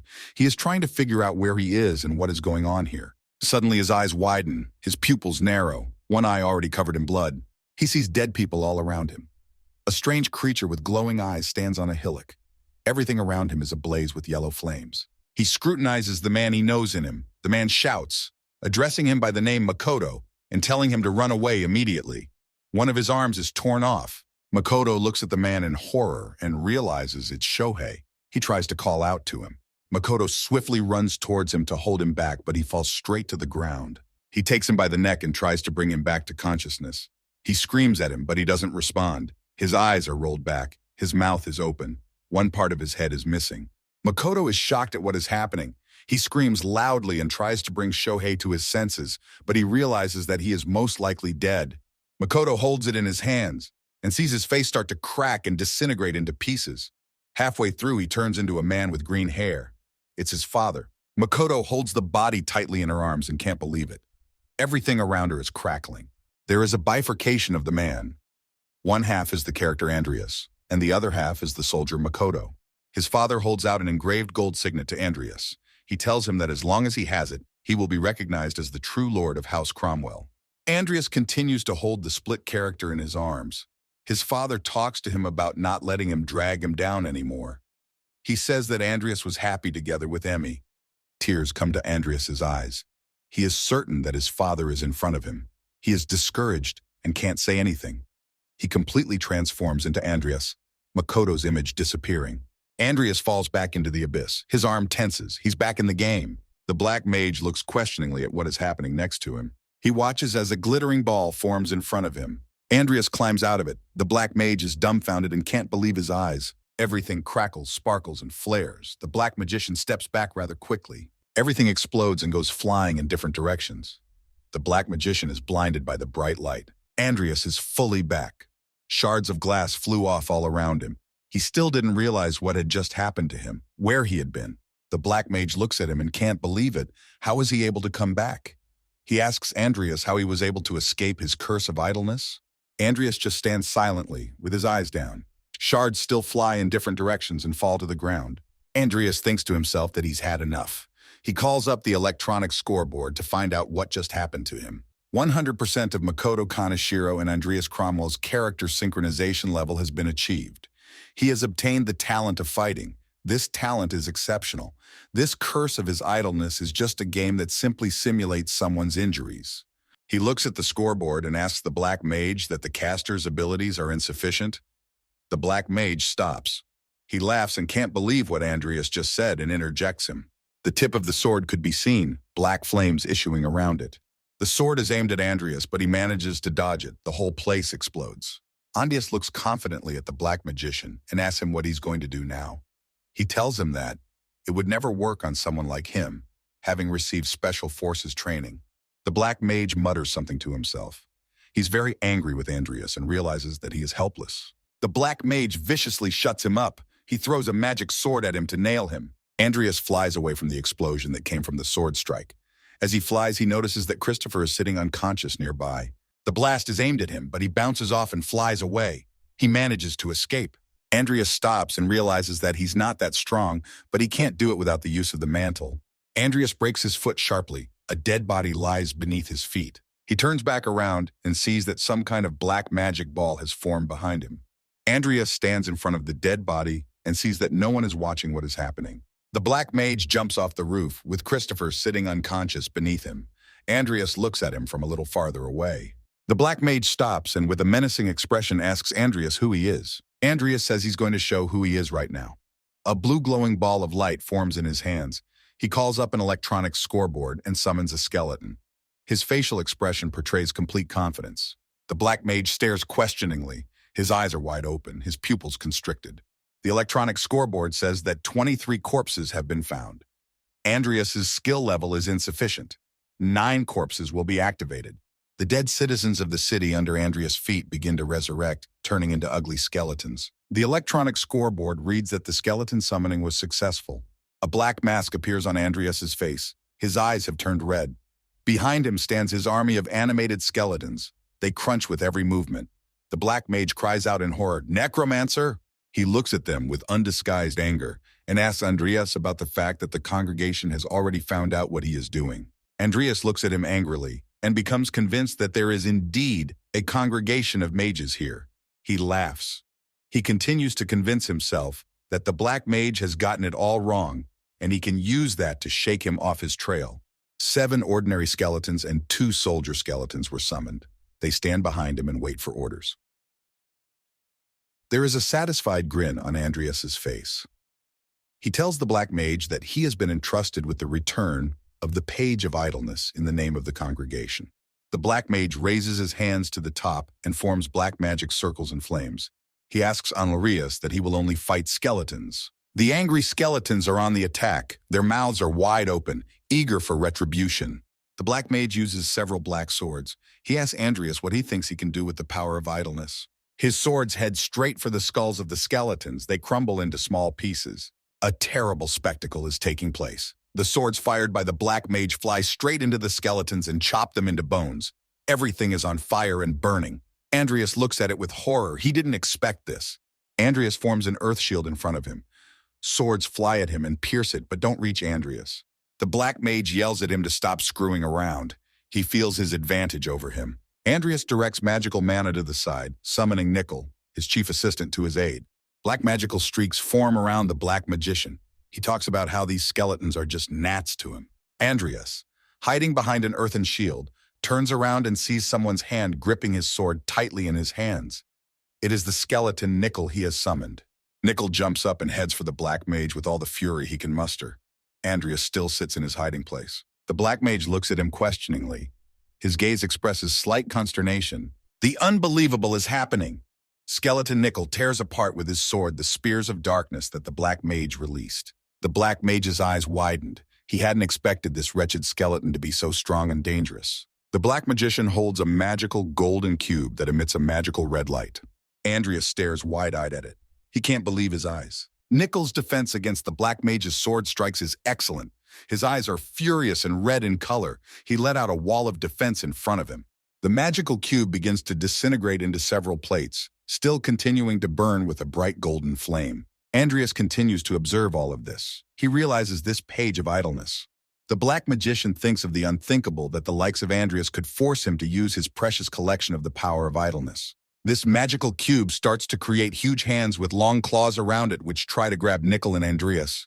Everything around it burns with magical purple fire. The black mage unleashes sharp spears at Nickel and Andreas, while saying that Andreas will pay with his life for interfering with his plans. A multitude of huge hands try to hit Nickel and Andreas. Everything around them glows and burns.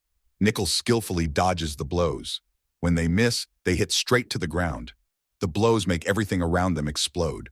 Andreas dodges the punch and leaps away from it. He looks behind him, his hands clenched into fists, very angry. He realizes that at this speed, he still has time to react. He's glad that Nickel is strong enough to withstand his attacks. Nickel swings his sword skillfully and sharply. He is a true professional. He outruns all the blows and dodges the black mage's attack. The hand that was released by black mage is actively trying to grab him. Nickel manages to avoid it, though. The black mage is enjoying watching the action. The black mage stands there looking at all of this. He has a puzzled look on his face. He shouts for the one to die in silence. Andreas looks at all of this and realizes that the black mage's attacks have become even stronger. Everything around him flames and explodes. He dodges the black mage's blows. He realizes he has trouble controlling the force, which means he hasn't fully mastered the powers of idleness yet. Andreas tries to get close to Nickel. He advises him to get to his blind spot and destroy him. Andreas is behind the skeleton, who is waving his sword angrily. Andreas tries to call out to him. The Black Mage's spear strikes Nickel directly. Everything burns and explodes from the impact. It destroyed him. The huge hands that the Black Mage had released stops and dangles motionless. The Black Mage looks on admiringly and realizes that he has won. He has destroyed the skeleton. Andreas holds onto his shoulder and continues to head towards him confidently. The Black Mage thinks about how very persistent he is. Andreas walks towards the Black Mage and smirks. He says confused that he only got Nickel and he destroyed him. The Black Mage looks questioningly at Andreas. His eyes are wide. The giant hands that were released by the Black Mage are lying on the ground unmoving. The Black Mage holds a glowing magic cube and laughs at Andreas. He says that it is his fault, but advises him not to worry. The Black Mage holds a glowing figure that is disintegrated into plates and tries to point it at Andreas. He tells him that he will send Andreas after Nickel. Huge hands with long claws came to life and headed straight for Andreas with more force, trying to grab him. Andreas looks at what is happening. There isn't a drop of fear in his eyes. He is absolutely sure of himself. Suddenly, the skeleton Nickel appears behind the Black Mage. The man senses that something is not right here. He realizes that there is someone behind him. The sharp sword of Nickel's skeleton swipes the head across the Black Mage's entire body. His eyes go blank in an instant, pupils constricted. Andreas watches as the Black Mage splits into two halves. Skeleton Nickel just chopped him in half. Andreas looks up at the sky, the purple negativity dissipating. He wonders who could have arranged all this. Nickel and Andreas stand silently looking at the Black Mage's chopped-up body. It lies immobile on the ground. He is finished. The Black Magician's mask had fallen off. Andreas had never imagined that the Baron's butler would turn out to be a Black Magician. Andreas remembers the wary face of the butler. He immediately sensed that something was wrong. He looked very suspicious. Andreas concludes that the Baron is also somehow involved in all this. Near the Black Mage's immobilized arm lies a glowing cube, still emitting a bright light. Andreas takes this cube in his hands. It still continues to give off a bright light and does not fade. Andreas holds the cube in his hands and doesn't know what he should do with it. He can't just walk around with such a valuable item. The 7th chapter of Diligent Idleness comes. The mana recovery rate is 321%. Suddenly, Andreas realizes that there is still Nickel to give this magical artifact to. He turns around and Nickel is standing behind him, all his bones crunching. Andreas hands the cube to Nickel and tells him to take care of it. Nickel continues to cringe, but he smiles. The light from the magic cube disappears. Nickel replies to Andreas that he will put it in the summoning vault for now and think about what to do with it later. Nickel disappears down the magical corridor. Andreas looks around and sees that the barrier is not falling. He wonders if the caster is dead. Why isn't it falling down? Vivian still continues to massacre the town's distraught citizens. She's chopping everyone to pieces. Andreas thinks about leaving everyone behind and walking away, but at the same moment he dismisses the thought. He realizes that he will have to explain to everyone what happened and how he survived. Andreas touches the barrier, which looks like a huge black marble stone, with his right hand and realizes that this barrier is different from the one he was in. Suddenly he senses something wrong. Something inexplicable begins to happen to him. His eyes widen with shock. He feels the barrier start to suck him inside. It happens very quickly. Only his legs remain outside. Andreas is completely engulfed by the black barrier. There's not a trace of him left. A little girl is staring dazedly somewhere. She is dressed in a lace dress and socks with a thin headband on her head. Her eyes are full of terror. She is trembling with fear and terror. She looks at the red chair and sees that it is moving as if someone is sitting on it. She can't believe her eyes. Andreas's ghost is sitting on a chair. She doesn't see it. She only hears it. At first she thinks the chair is talking, but then she realizes that someone is sitting on the chair, either a ghost or a demon. The ghost recognizes in this little girl the features of Vivian Belkin. He replies to the girl that he is not a ghost or a demon. The girl still stares in horror at what is happening, but cannot see anyone on the chair. Who is speaking to her? Andreas replies to her that he is a fairy. He talks about how he has come to save her. The girl looks questioningly at the chair and doesn't say a word. She dazedly can't take her eyes off the chair, arriving in utter horror at what is happening. Andreas thinks about how nice it all is, but what the hell is he doing? He reassures himself that he should be patient. After all, it's just a game. He's a fairy now. Andreas shows up at someone's house and sees little Vivian being punched in the face by some noble woman. He observes what's going on, but no one sees him. That makes his investigation a lot easier. He discovers that the woman who hit little Vivian is the wife of Count Belkin. He watches little Vivian's family from the sidelines and learns a lot about them. Count Belkin sits on his horse. He looks noble. He has a thick beard and mustache on his face. The Belkin family is known for its mastery of the sword, so the Lord wished for a son who could be his successor. However, as the mother gave birth to a girl, tragedy struck. The mother is sitting on the bed and little Vivian is standing beside her. She brings her mother some food, but knocks the tray over. She looks guilty. The mother looks at her furious, her eyes filled with hatred for the girl. She asks why she gave birth to her. The mother screams at her that she better not have given birth to her. The poor girl stands and stares at her. She is silent. Her eyes are pouring with tears. Her lips are tightened. Little Vivian runs away in tears. Since even her own mother has abandoned her, she has no one left to protect her. The unhappy girl grew into a soulless adult woman. The loneliness and cruelty she endured planted the seeds of madness in her. Vivian remembers being subjected to metal shackles. She was bound hand and foot, her throat bound by thick shackles. She was completely helpless. The more time passed, the more she gave in to her madness. She takes great pleasure in killing people. She takes great pleasure in seeing them bleeding, screaming. Vivian is standing bloody on a mountain of bodies. In her hand, she holds the head of one of the boys she killed. Her eyes are on fire. She is insanely happy in this moment. She enjoys it so much that she killed all the teachers and their assistants at the assembly for the 5th year. Andreas comes back to reality from his thoughts. Little Vivian still continues to look at him. Tears in her eyes. She is about to cry. Andreas tries to comfort her, while telling her that he really wants to help her. Andreas looks at the girl, a look of regret in his eyes. He goes on to tell her that he can help her try to overcome her past so that it doesn't bring her so much pain. Tears rolled from little Vivian's eyes. She cried loudly. She can't believe he really came to help her. She squats down and eagerly tries to see who her savior is. She looks at the chair, but there is no one on it. But someone's voice asks her why she's crying. Wiping away her tears, she explains to the voice that no one has ever tried to help her. Andreas only thinks that he doesn't really know how to behave with children. Little Vivian is red with tears, but she can't stop crying. Andreas's voice tells her that she has a special talent. It's just that no one here has been able to recognize it yet. The girl froze, listening intently to what the voice was telling her. In the palace where the girl lives, a conversation continues between little Vivian and the voice of Andreas. She doesn't believe that she is special, but Andreas tries to convince her that she is. He claims that she has a very special talent for wielding a sword. The girl continues to sit on her knees in front of the chair. She looks at her hands and doesn't understand how this is possible. She has never even picked up a sword before. Andreas, sitting on the chair, reassures her and tells her that the fairy knows many things. Little Vivian has already recovered from her tears. She sits in complete confusion. She says that she is always being scolded. Andreas replies to her that it's okay. He will always be there for her now. She stares mesmerized at the chair. Andreas asks her that in return she promise him that she will never tell anyone about him. The girl silently agrees. It is a warm, sunny day. At the palace where Vivian and her family live, she promises Andreas that she will not tell anyone about him under any circumstances.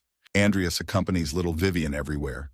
When her mother shouts at her again, he stands by her side and comforts her, tries to cheer her up and asks her not to pay attention to her. Andreas urges her to start practicing with the sword. Little Vivian grows up.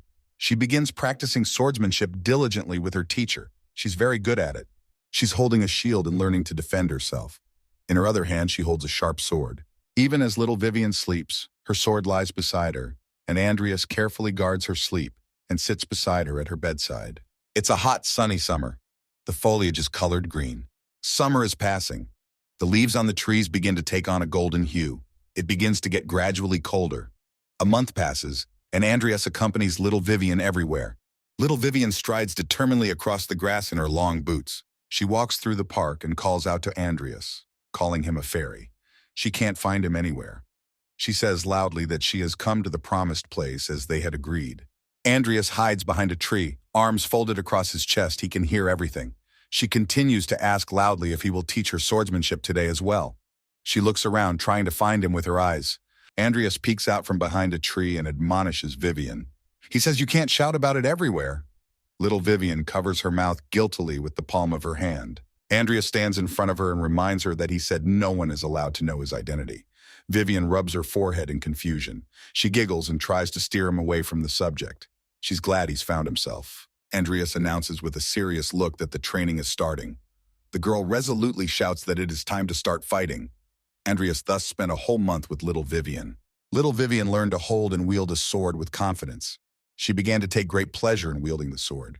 With Andreas's talent of battlemanship of an exceptional level, he tried to give her as much advice as he could, as soon as he could. Little Vivian's gaze became much more determined as she learned to stand up for herself. This advice suited her perfectly. She began practicing with the sword with great pleasure and fanaticism.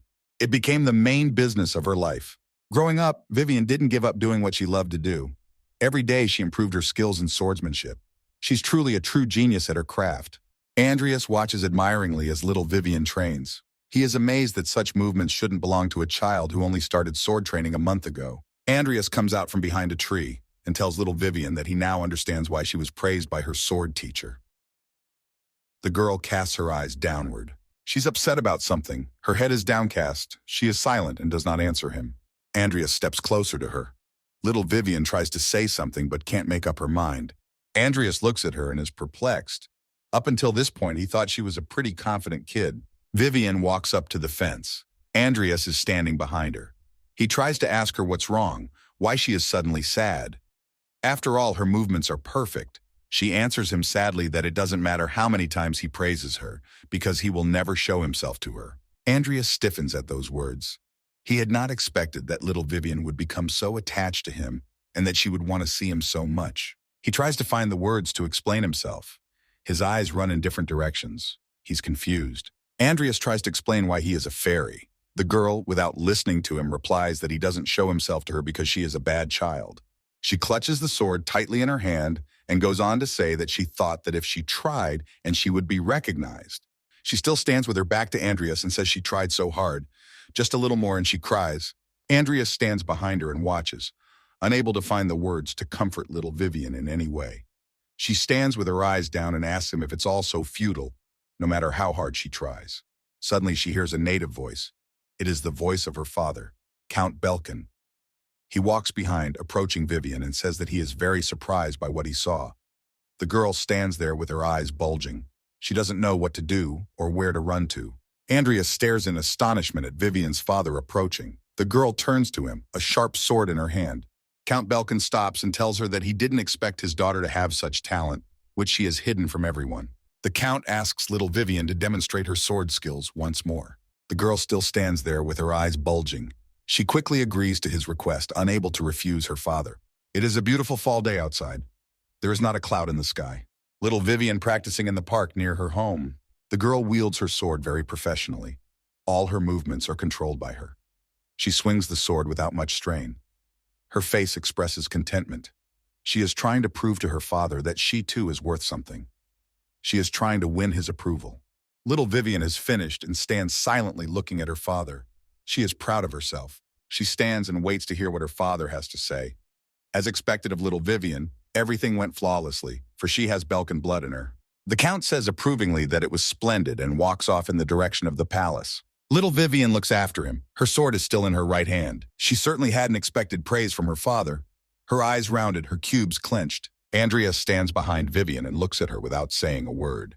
The girl turns to Andreas, still staring after her father as he leaves. She says this is the first time her father has ever praised her. She looks sad. Andreas stands behind her back. Little Vivian hears some kind of crackling. She talks about how she never dreamed of such a thing. Finally, she smiles. Andreas looks questioningly at little Vivian. He can't utter a word. A now adult Vivian stands in front of Andreas. He has a stunned look on his face. She tells him that she really wishes she could stay with Mr. Fairy longer, but it's time for her to wake up. Tears come to Vivian's eyes. She struggles to keep from bursting into tears. Everything around her cracked and shattered like brittle glass. Andreas watches all of this and realizes that she is finally awake. The glass completely cracks and shatters. Only reality remains. Vivian tells Andreas that thanks to him she has found a path worth following. She smiles shyly, lowering her eyes slightly. Andreas stands silently opposite her. She lets the sheet out of her hands and continues to say that it's better for her to follow this path rather than get stuck in the past. Andreas looks at her approvingly. He is glad that he was able to help a little girl find herself. Andreas slowly walks up to Vivian and addresses her seriously. He holds out his pinky finger to her, she gives hers. Their fingers intertwine. He says, "Our promise." She remembers that she made a promise to Mr. Fay that she would never let up. Andreas asks her to keep that promise forever. They stand holding each other's little fingers. Everything around them rattles and shatters, only they are illuminated by a bright flash of light. She tells him she will keep her promise always. Vivian continues to hold Mr. Fay by his little finger and speak words of gratitude to him from the bottom of her heart. The splinters around them crumble away. He showed her a good dream that she will surely follow. Hundreds of shards fall to the ground. They shimmer beautifully as they fly. Andreas sits next to Vivian, who is lying motionless. A circle of purple mana burns around them. Bloodstains from the inhabitants of the city can be seen everywhere. He holds her hand. Vivian lies unconscious. Her eyes are covered. A strand of hair has fallen over her eyes. She doesn't move. Andreas sits on one knee beside her, still holding her pinky finger. She doesn't come to her senses. He thinks about the fact that if it's Vivian, she can handle it, especially if it's the same Vivian as in the dream. Ivy's curator approaches the corpse of the Black Magician. The pool of blood under the Black Magician's body is spreading more and more. Curator Ivy found out that Baron Bolerick was responsible for everything that happened in Trim Village. Curatorn Ivy looks at the Black Mage's body without a drop of pity, Vivian standing a little further away. The curator turns to Andreas and tells him to cut off the Black Mage's head and try not to damage the face. Andreas looks at her judgmentally. Ivy's handler, brimming with anger and hatred, says they're going to Baron Bolerick's castle immediately. Andreas, Ivy's handler, and Vivian went there immediately. Andreas thinks about the fact that Curator Ivy's bloodlust is horrifying. He thinks about the fact that Christopher is dead and Hazard is missing. No surprise there. One of the knights in the palace falls to the ground, his helmet flying off. He is horrified at what is happening. The point of the sword approaches his face, and he tries to dodge it. His eyes are full of fear, his eyes bulging. Andreas carries Christopher on his back. Vivian slowly rambles after them. The knights surround Ivy, pointing their swords at her. A knight lying on the ground asks them in horror, "Who are they?" Ivy tells them to put their swords away immediately. She continues to speak and introduces herself as Ivy Clare, a teaching assistant at Rodlin Academy from the Knights Department. She says threateningly that from now on, anyone who defends Baron Bolerick is guilty of treason and will be executed on the spot. Andreas looks on in horror as she holds Christopher on her back and thinks about the fact that she's not just going to kill everyone, is she? Curator Ivy holds in her hand the severed head of a black mage, the very butler of the Baron. The knights protecting the Baron stare at the head in horror. Ivy's handler raises the butler's bloody severed head high. She asks the knights if they recognize who she is. Her expression is filled with hatred and anger. Ivy's handler continues to sit on one of the knights, holding the butler's head in his hands. The others watch in horror at what is happening. She orders them to lead them to Baron Bolerick immediately. The helmeted knights look at her dumbfounded and silently agree. They are approaching the house where Baron Bolerick lives. It is a stylish gray building with a blue roof. Ivy's handler, Andreas, and Vivian go inside. Another door kicked in by Ivy is lying on the floor. Andreas and Vivian's eyes widen at what they see. They are completely shocked. Even Ivy's handler is taken aback by what she sees. She stares questioningly. Baron Bolerick sits sad and realizes that Evan, his humble butler, is dead. He is sitting on a chair, and next to him, on a huge couch, lies an unusually huge creature. It's disgusting. Tears are streaming down its face, and drool is spurting from its mouth. It's wrapped in rope. The Baron introduces it as his son. The fearsome creature smiles as it raises its head, and the Baron looks at it and continues to talk about how it should have died of the disease a couple months ago.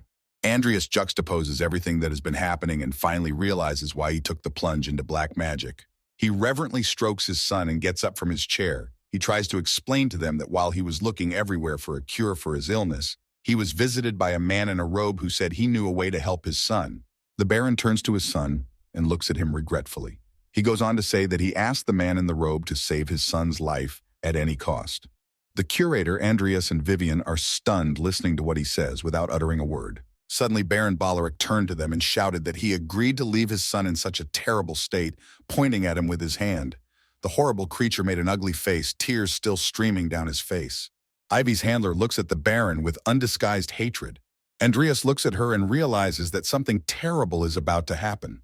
The Baron looks at his son. His gaze is full of love and regret for him. The bogeyman looks at his father. The Baron addresses him by the name Adel. The Baron falls to his knees before him and begs him to forgive his foolish father. Curator Ivy walks angrily towards the Baron. a sharp sword in her hands. Andreas and Vivian remain behind. Ivy grabs him by the scruff of the neck. The Baron's head is down. He doesn't even try to resist. The curate throws the Baron to the floor in a frenzy. He flies off. She, full of hatred for him, tells him to say these words to the people he and his butler mutilated. Baron Bolerick is lying on the floor. It is difficult and painful for him to move. The knights stand beside him, but do not approach to help him up. They are afraid of Ivy themselves. The curator angrily instructs Andreas to go and get a team of investigators now, and tells the knights to get rid of that monster from behind immediately. They unhesitatingly agree. Andreas creates a sharp stone spear in his hand with a deft movement of his hand. He grabs it and immediately throws it at the monster, Baron Bolerick's son. Vivian stands back and watches what Andreas is doing. Baron Bolerick is still lying on the floor. He looks up and sees that his son is about to be killed.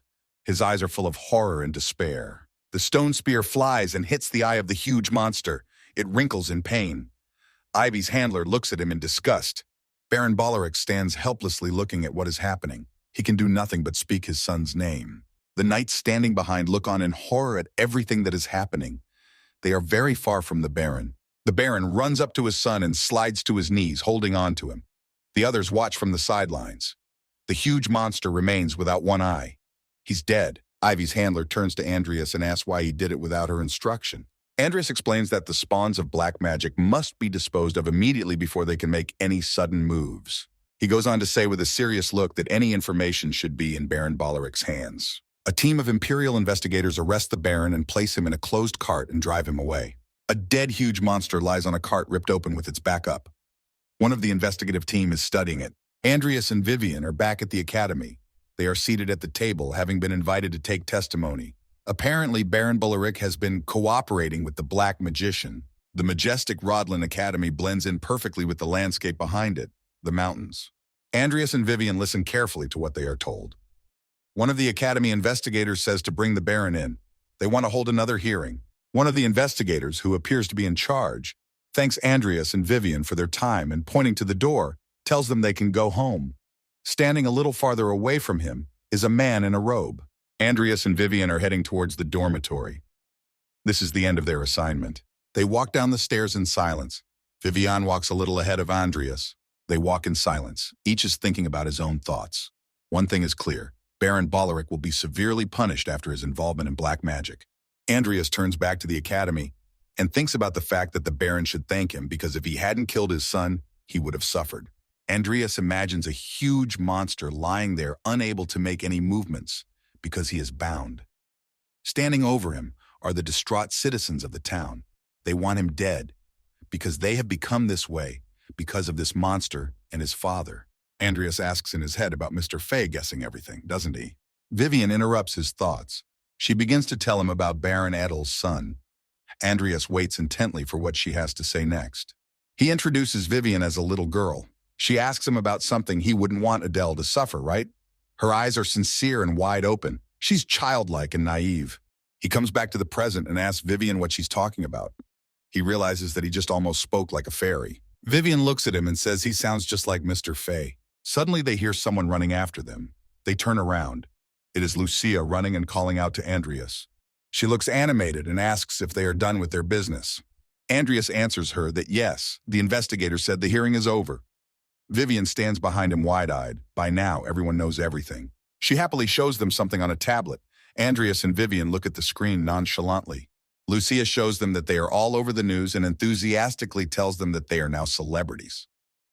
The screen shows their faces and writes that the Rodlin Academy students have defeated the Black Magician. They get top marks. Lucius goes on and on about how it hasn't been long since she and Andreas introduced their potion. Andreas interrupts her speech and says that right now he would just like some peace and quiet. Vivian stands silently by his side. Lucia speaks excitedly about what she has heard, that they will receive an award. She raises her hand high. She asks to take them out to eat. Andreas stops her and tells her that the reward should be divided equally among all those involved in the task. He thinks of Lucia trying to ruin him. Lucia looks at him questioningly and stops talking. Suddenly, Lucia, pointing nor Vivian, asks him if they were standing next to him on the news. Andreas looks at her and asks about her, only now noticing her. He introduces her and says she is a student in the Knights Division course.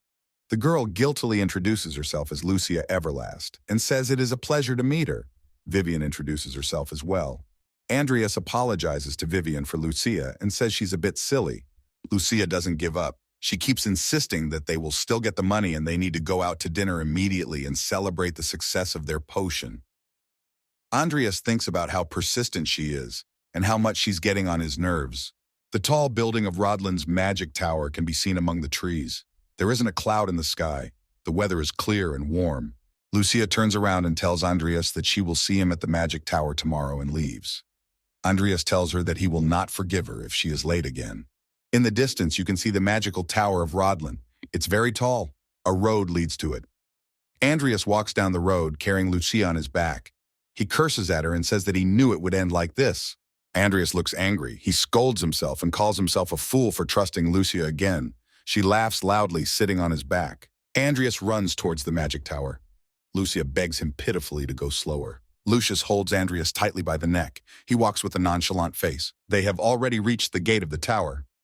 Vivian continues to laugh out loud, amused by what is happening. They enter the tower where they are greeted by a guy with glasses. He makes sure it's them by calling out names and tells them to follow him. Lucius is hanging out in Andreas's arms. He freaks out. They walk up the stairs, following a guy with glasses. The space of the magic tower is constantly changing, and they should watch their step. There are many stairs all around. Everything is noisy and twirling. Andreas turns to Lucia and tells her to walk properly. They walk down the stairs and Lucia catches Andreas off guard with her question. She asks about their relationship with Vivian, whom she saw yesterday. Andreas replies to her with a nonchalant face that he and Vivian don't have much of a relationship. Lucius looks at him suspiciously. He doesn't understand why he's asking or why she even cares.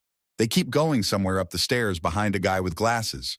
Lucia insists that they should definitely go out to dinner.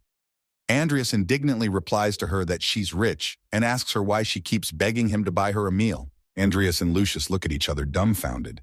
They realize whose voice it is. Suddenly they are grabbed by the shoulders by a man with a yellow bandage on his head. There's no way they were expecting this. Everything sparkles with golden light. A huge eagle with giant wings flies over the man. Andreas walks quickly with a confident gait. His steps are resolute. Andreas looks around, stopping his attention on the man. He looks him over. This man is the owner of Rodlin's magical tower, Bart Alwyn. A magical eagle flies everywhere next to him, illuminating everything with its wings with a golden light. The guy with the glasses turns around and shouts "Tower Master" with an exclamation. The man continues to stand next to Andreas and Lucia. The owner of the tower stands with his eyes bandaged. A huge raven sits on his shoulder with its head bowed. He turns to Andreas and freezes. His hands are folded at his waist. He looks unfazed. Lucius stares at him, dumbfounded. The man says that his son really does have such a dumb and unchanging face. He smiles slyly. Bart Alwyn is the head of House Alwyn and the current master of the Rodlin Tower of Magic. Andreas bowed his head. He ponders that isn't the personal appearance of the Tower Master stripping the Tower Master? He feels irritated after the insult said to him. Bart Alwyn looks arrogantly at Lucia. He is dressed in an off-white manitia with gold inlays. He asks her about being Viscount Hollington's daughter. She bows to him, says yes, and introduces herself as Lucia Everlast. The Tower Master indignantly says that if they want people to remember their names, they need to build a proper reputation. Andreas resents his pompousness, and Lucius timidly agrees with what he says. He goes on to say that he will be in charge from now on. He sharply indicates to the guy with the glasses with his hand to move away from them immediately. The eagle still continues to fly beside him. Andreas looks up at the Tower Buster and thinks about something. Lucius stands not far from him. The girl, covering her mouth with her hands so that Bart Alwyn wouldn't hear, tells Andreas that he is indeed a monster for being able to use such complex and multi-component spatial magic. She feels like he's deliberately exaggerating. The Tower Master says he can also hear them whispering. There's an undisguised superiority on his face. Everything around you is spinning and spinning. There is a humming sound that gives me a slight thrill. The glowing streaks spread throughout the tower room. The Tower Master, Andreas, Lucia, and the guy with glasses are standing in the middle of the magic hall. They are illuminated by huge light yarugas. 3 judges are seated in front of them. Right in front of them is a small table with a bottle of potion on it. The judges were dumbfounded by the appearance of the Tower Master himself. They opened their mouths wide. These people are sitting in black robes. The master, ignoring their reactions, asks if the potion testing has passed or is still in progress. One of the men replies that they have just finished testing the potion's effectiveness. The Tower Master picks up the potion and scrutinizes it. One of the men in the robe goes on to say that all that remains is to question the creators about their methods of making it. The Tower Master tastes the potion straight from the neck. He swallows the liquid. He thoughtfully begins to list what the potion is brewed from: mohaima leaves, essence of the totor tree, jahaz fruit, and peony mushroom. He looks at the bottle with interest. Andreas and Lucius continue to stand silently behind him. The Tower Master turns back to Lucia and clarifies, "Was anything else added to the potion?" Lucia bows her head and says quietly that more honpus extract and matarata root have been added. The Tower Master jumps and ends up right next to her. He says it's interesting. One of the men says excitedly that rumors have reached him, but it is unthinkable that this girl could create such potions at her age. The Tower Master looks at Lucia from head to toe with a sly smile on his face. The Tower Master tells the men in robes that since the examination is over, it must be approved. Andres watches silently and listens intently. The Tower Master flies up above them, puzzled as to what Cromwell's son is doing here after all. Lucius and Andreas look down at him. Andreas looks at him reproachfully, continuing not to make a sound. The Tower Master holds his chin and says that on paper the potion is registered as a common project. He's sure Andreas was just messing around with Lucia. Andreas is still as silent as ever. His gaze betrays nothing but hatred for this man. Lucius and Vivian are silent. She casts a glance at Andreas. He pays no attention to her. Lucius looks up and tells the Tower Master that without Andreas, she wouldn't have been able to create this potion. The Tower Master can't believe it, but Lucia keeps pushing the point. She says that Andreas did most of the work and that she was just helping him. The Master still doubts this and sighs. He says he will make sure of it. The Tower Master clicks his long fingers of his right hand ringingly. Lucius guesses and tells Andreas that the Tower Master most likely can't use this magic outside the tower. Andreas doesn't answer her anything. He only thinks about the fact that even now, she is analyzing. At the snap of the Tower Master's fingers, the experimentation room opens up in front of them. Several students are brewing something at tables. The Tower Master tells Andreas to brew the same potion right here, right now. All the necessary ingredients are in the cupboard. Andreas immediately gets to work. He is absolutely sure of his abilities and wants to prove to the Tower Master that he is not just a toady. The Tower Master and several other warders stand right above him and watch his every move. Andreas looks at the table where a whole lot of chemical equipment is. If he uses something he's not familiar with, it could be a problem for him. He decides to use only the equipment he is familiar with and has worked with personally. It was exactly 5 minutes. Andreas has prepared the potion. The Tower Master tastes it. He walks up to Andreas and says that he recognizes that he brewed the potion correctly. Lucia stands behind Andreas and remains silent. She knew he would have no problem doing this. There are people watching them from the sidelines with interest. The Tower Master says that now they need to get to the questions. He asks Andreas why he used honpus in his potion. Thinking slightly, he doesn't immediately give an answer. He's a little confused. Standing next to the table where the experiments are taking place, Andreas begins to explain to the Tower Master that he used honpus to get rid of the side effects and increase the potion's effectiveness. The students standing in the surroundings whisper admiringly among themselves. Lucy is completely shocked. She is amazed that Andreas can explain things well and accurately. The Tower Master interrupts him and says that's enough, but Andreas is outraged. He says he's not done explaining. The man removes the yellow blindfold from his eyes. He wants to get a good look at Andreas. Andreas stares indifferently at the Tower Master. His gaze betrays no emotion, his eyes empty. He comes as close as he can to Andreas. He leans back in surprise. The Tower Master tells him that even though they haven't seen each other for a long time, the kid he knew couldn't have created something like this. He gazes into his face and tries to find an answer there. His eyes glow with a blue light. He asks Andreas who he is. Lucia looks at them questioningly. She wonders if they really know each other. The man continues to glare at Andreas. He stares back at him and remains silent. Andreas looks at him and tries to find the words to start answering him. His face takes on a satisfied expression. A smirk appears on his lips. He looks at him arrogantly and asks him about the fact that he is joking. Or is he serious? He says confidently that he is definitely Andreas Cromwell. The smile is gone from his face. He goes on to say that he is the same Andreas Cromwell whom the Tower Master had constantly mocked as if he were an insect. The Tower Master gazes intently into Andreas's face. He stares at him unfazed. The Tower Master tells him that he has become quite an interesting guy. Lucius stands behind Andreas and doesn't say a word. The Tower Master smiles slyly at Andreas and offers him a wager. His eyes are filled with rage. Andreas looks at him questioningly and doesn't understand what he's talking about. The Tower Master tells him that if he invents another cure this year and brings it to him, the Tower Master will pay off the Cromwell family's debt. Andreas was dumbfounded by these words. He opened his eyes wide, for he had not expected him to propose such a... The Tower Master puts the bandage back on his face. As he does so, he says that he will also grant him one more wish. He goes on to say that if he can't do it, he will have to leave Rodlin Academy. Andreas looks at him seriously. He's thinking about it. Lucia is shocked that Andreas might be expelled from the academy. The Tower Master persistently asks Andreas if he agrees or not. Andreas is silent. Andreas is absolutely confident in his abilities. He pierces the Tower Master with his gaze. He closes his eyes and smiles. He thinks about how harsh the conditions are, but he agrees to this bet. Andreas puts his hand to his heart and bows his head. He realizes that as heir to the Cromwell family, he cannot refuse such an offer. The Tower Master looks at him. The Tower Master smiles and tells Andreas that he will hope he can really get results since he is so confident. The Tower Master's eyes can be seen through the blindfold. Memories arise in his mind. The image of his father appears in front of Andreas. They look very much alike. The father smiles kindly. Andreas's father smiles and looks at the Tower Master. He has long greenish hair and looks very noble. In the Tower Master's mind, images of Father Andreas and his two small children appear. They are having fun and giggling loudly. It is Andreas and his little sister. He talks about what he will be looking forward to. Behind the bars lies a vampire girl. Her time is running out, seconds to go. The shackles on her arms begin to emit a bright red light. She begins to rise. The vampire girl slowly rises to her feet. All light surrounds the space of the prison cell. Her long red hair hangs down and drags across the floor. She stares detachedly at her hands, which are engulfed in light. Her hands are twisted. There's an explosion of tremendous force. Everything sparkles. You can't see a thing.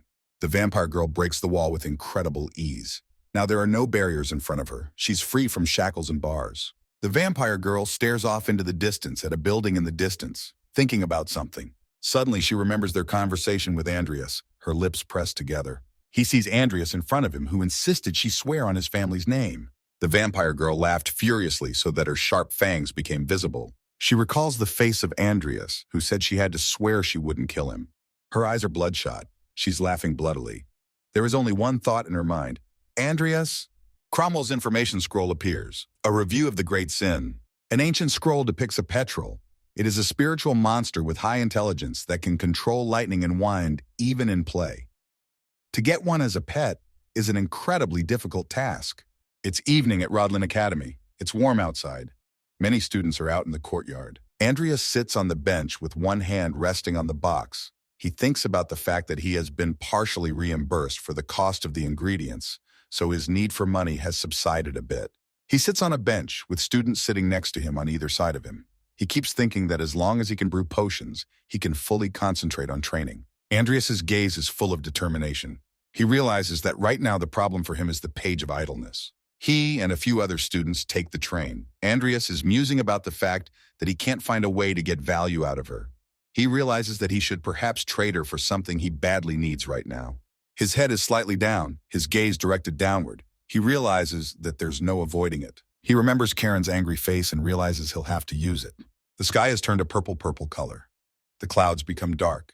Takes on a bright yellow hue. Clouds float slowly across the sky. The train creaks to a halt on the platform. Everything is illuminated by the rays of the setting sun. Andreas and a few students get out of the train car and head somewhere. Andreas walks with a confident gait. His steps are resolute. His robe sways on him. Only the steady stomping of his feet can be heard. He's walking and talking about something. His eyes are full of determination. Suddenly, something interrupts his thoughts. He feels that someone is watching him. He looks around. There is no one near him. Andreas approaches the gates of a beautifully brick building. His step slows. He continues to feel someone's presence near him. He looks around cautiously. A vampire girl sits on a branch and watches him. She is dressed in a black robe with a hood on her head. Andreas wonders if he's imagining things or if someone is actually following him. He holds a box of ingredients in his hands.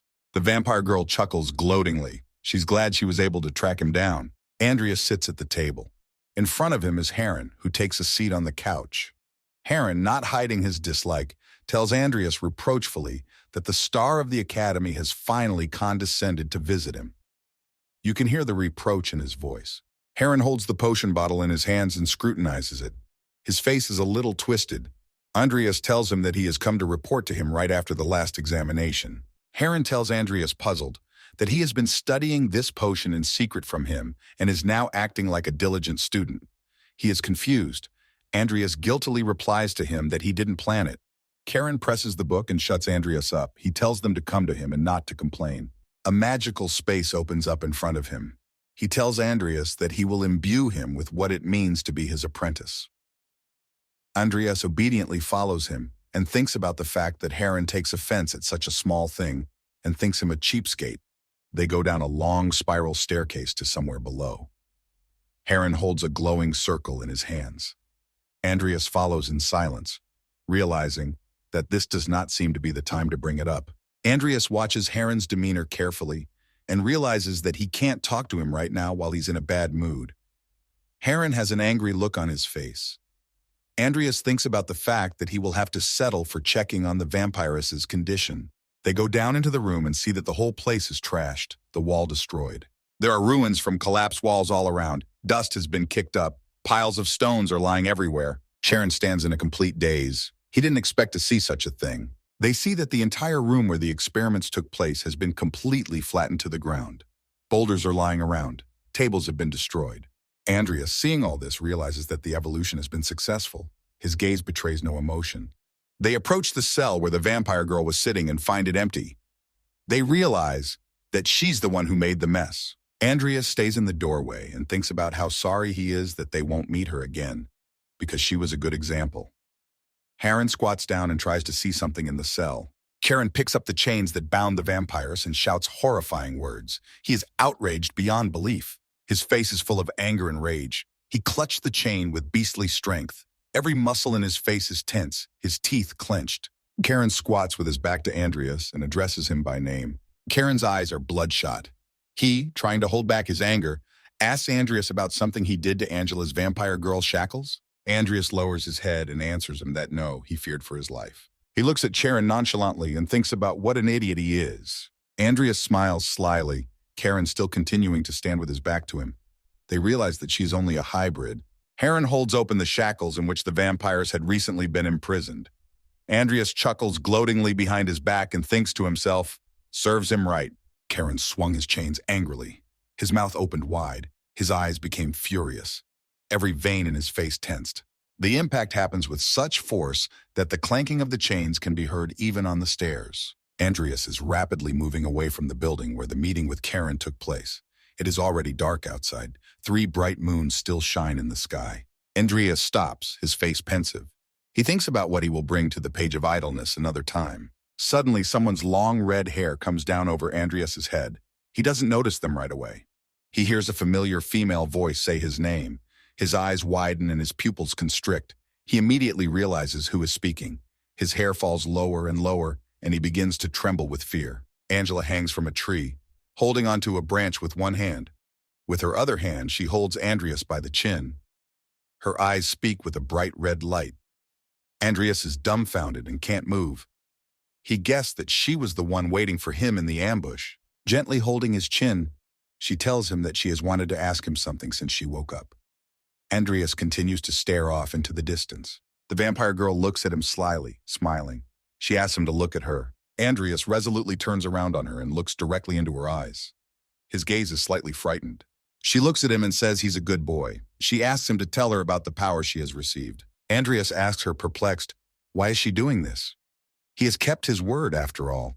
He reminds her that she must know the price for breaking her oath in her family's name. Angela closes her eyes. Her face is peaceful. She smiles slightly. She looks mysterious. Pink mana starts to emanate from her. She talks about knowing it all too well, but can't resist asking him something. Andreas continues to look at her questioningly. It's in the middle of the woods. There are gloomy trees all around. It's already completely dark. The vampiress strikes a flirtatious pose. She keeps telling him that she couldn't break free of the shackles with her own power, no matter how hard she tried, so she found another way. She gently holds Andreas's shoulder and approaches him. She asks him if he has guessed the method in question. Suddenly, she smells something from Andreas. It's like a great sin. Her eyes rounded. Her expression changed to a sly smile. Now she began to realize what it was. Andreas looks at her perplexed. His eyes are wide, his lips tight. Angela giggles and moves closer to him. She strokes his face and says, "It's interesting." Andreas asks her what she's carrying. He is still as nonchalant and doesn't fall for her tricks. Angela grabs him sharply by the back of the neck so that he catches his breath. His mouth is open, and he tries to inhale, but he can't do it very well. She, without much effort, presses him against a huge tree with a thick trunk. Andreas tries greedily to breathe. He tries his best to pull her clawed hand away from his neck, but he fails. She clutched at him, trying to strangle him. With her other hand, Angela makes an indicating gesture. Her head is pulled down. She tells him that there's a lot of things she wanted to ask him about, but this place is too conspicuous, so she'll have to stop for now. Her face expresses contentment. She fixes her hair, which has fallen in front of her face. With her other hand, she still holds Andreas by the throat. He tries to get away from her hand. She continues to say that they will meet again soon. She looks at him with a crazed look and smiles gloatingly. She says that she will find a good use for this power in the meantime, and since he helped her, she can't resist thanking him. Andreas gritted his teeth. His gaze is filled with fear and hopelessness. He doesn't understand the power in question. She, trying to reassure him, tells him not to worry, for she will not make him suffer. She sticks out her long tongue. Sharp fangs show from her mouth. She wants to lick him. At that moment, she says that Andreas could be her destined partner. Cromwell's information scroll appears, which is called an overview of the world of the Great Sin. An ancient scroll has the remains of some kind of animal painted on it. When the Great Sin was just a game, only useful materials were given to him. However, now that the game has become a reality, he has to deal with raw materials. The stately white building with gold inserts looks very expensive. It is a hostel of illusion. It is a warm, sunny day. On the balcony of the second floor, two girls are talking at the table. They are eating various delicious things and chatting nicely about something. A dark-haired girl holds a book and points her finger at the image, showing it to her companion. The page shows knights in armor. Her gaze is full of admiration. They are discussing this book. The dark-haired girl talks about then Lord Philippe, armed with a one-handed sword. The girl named Yulik sitting across from her is visibly bored. She, rubbing her face with a napkin, turns to a dark-haired girl named Dean and asks her to stop preaching for just a little while. Diane replies to her that if she tries hard enough, she too will find a knight she can cheer for. There are porcelain dishes with picturesque ornaments on the table. The tea in the mug is already cold. Yulik, deciding to change the subject, tells her that she has heard that Lucia Everplast has passed the examination at the magic school. Diane is delighted by this and amazed that at such an age she was able to make such a sensation. Dean brings the mug of tea to her mouth and imagines in her head the image of Lucia as she fell asleep on the book. She thinks about the fact that she's heard that Lucia is lazy, but it looks like she's really talented, a real slumbering dragon. Dean annoyingly resents the fact that it's so cool and regrets that she didn't think of it when she was a freshman. Julik looks admiringly at the tablet and exclaims that the most marvelous thing was all this. She turns the tablet with the screen toward Dean and shows a picture of Lucia, Andreas, the tower master, and one of the committee members. The girl's gaze is brimming with admiration. She asks Diane if she can believe it. Diane's gaze is full of surprise. She is shocked at what she has just seen. She speaks Andreas Cromwell's name. Lucius, Andreas, the tower master, and one of the commissioners pose for a news photo. Andreas is holding the potion they brewed. They zoom in so close that only Andreas remains in the image. Yulik says it's inconceivable that someone so untalented managed to help create the potion. She says that when she first heard the news, she too thought it was a lie. Diane stares at the screen, but her thoughts are immersed in memories. She remembers what Andreas was like as a child, when he was just a boy. She remembers that after his family fell, all he did was blame circumstances and lack of talent. Diane looks down at the pages of the book in front of her and can't get comfortable. She thinks about how impossible it is that now he has suddenly achieved something on his own. She remembers Andreas sitting in front of her in the train car. She wonders if this trash has really changed. Yulik admiringly continues to talk about, to think Andreas, the king of parasites himself, has achieved something like this. There is undisguised admiration on her face. Diane stands up and heads away from her. Diane's gaze is full of determination. On her shoulder is a bird of prey with red eyes. She decides she needs to see for herself. Students are gathering in the lecture hall. There is no one in the lecturer's seat yet. Andreas sits wrapped in a scarf, looking sickly. Lucia looks at him and asks why he is wearing so many clothes. He covers his mouth with the scarf and says he is not feeling well. They sit a little farther apart. She keeps up with his questions and keeps asking him, then why is he here and not resting? He indifferently explains to her that he needs to attend enough classes to graduate. The hall door opens and Professor Woban, wearing glasses, enters. Professor Vauban walks confidently towards the blackboard. The students follow him closely. Andreas remembers what happened last night. All he thinks about is that no one should see the huge scar on his neck. That's why he wrapped himself up so he wouldn't attract attention. Andreas recalls the moment the vampiress latched onto his neck and bit him. He thinks about her words, what she said about a destined partner and some other scent. He is at a complete loss for words. He starts to sweat. He's getting really hot from putting too much on. But his thoughts are still focused on the fact that Angela just suddenly bit him and disappeared. Suddenly, Professor Vauban interrupts his train of thought with his voice. He asks the students if everyone has come. They answer yes. Professor Vauban decides to begin his lecture. He's wearing glasses and you can't see his eyes. He is serious about giving the lecture. Andreas sits at his desk, but his thoughts are far away. His eyes stare into nothing. Among the crowd of students, Professor Vauban notices Andreas's face, his expression betraying surprise, his eye twitching.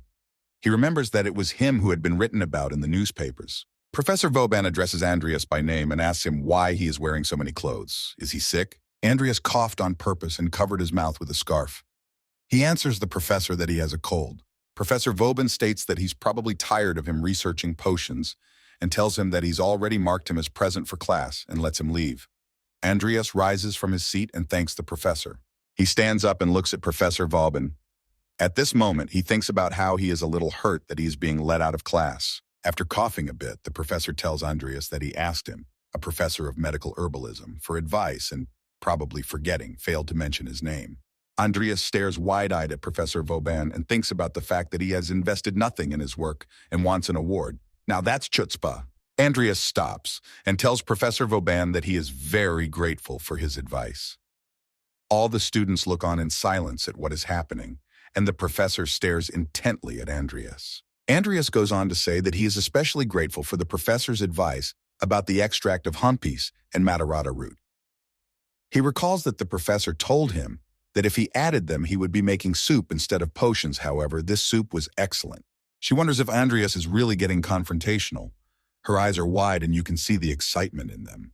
Professor Vauban's eyes became embittered, his lips tightened. He was totally outraged.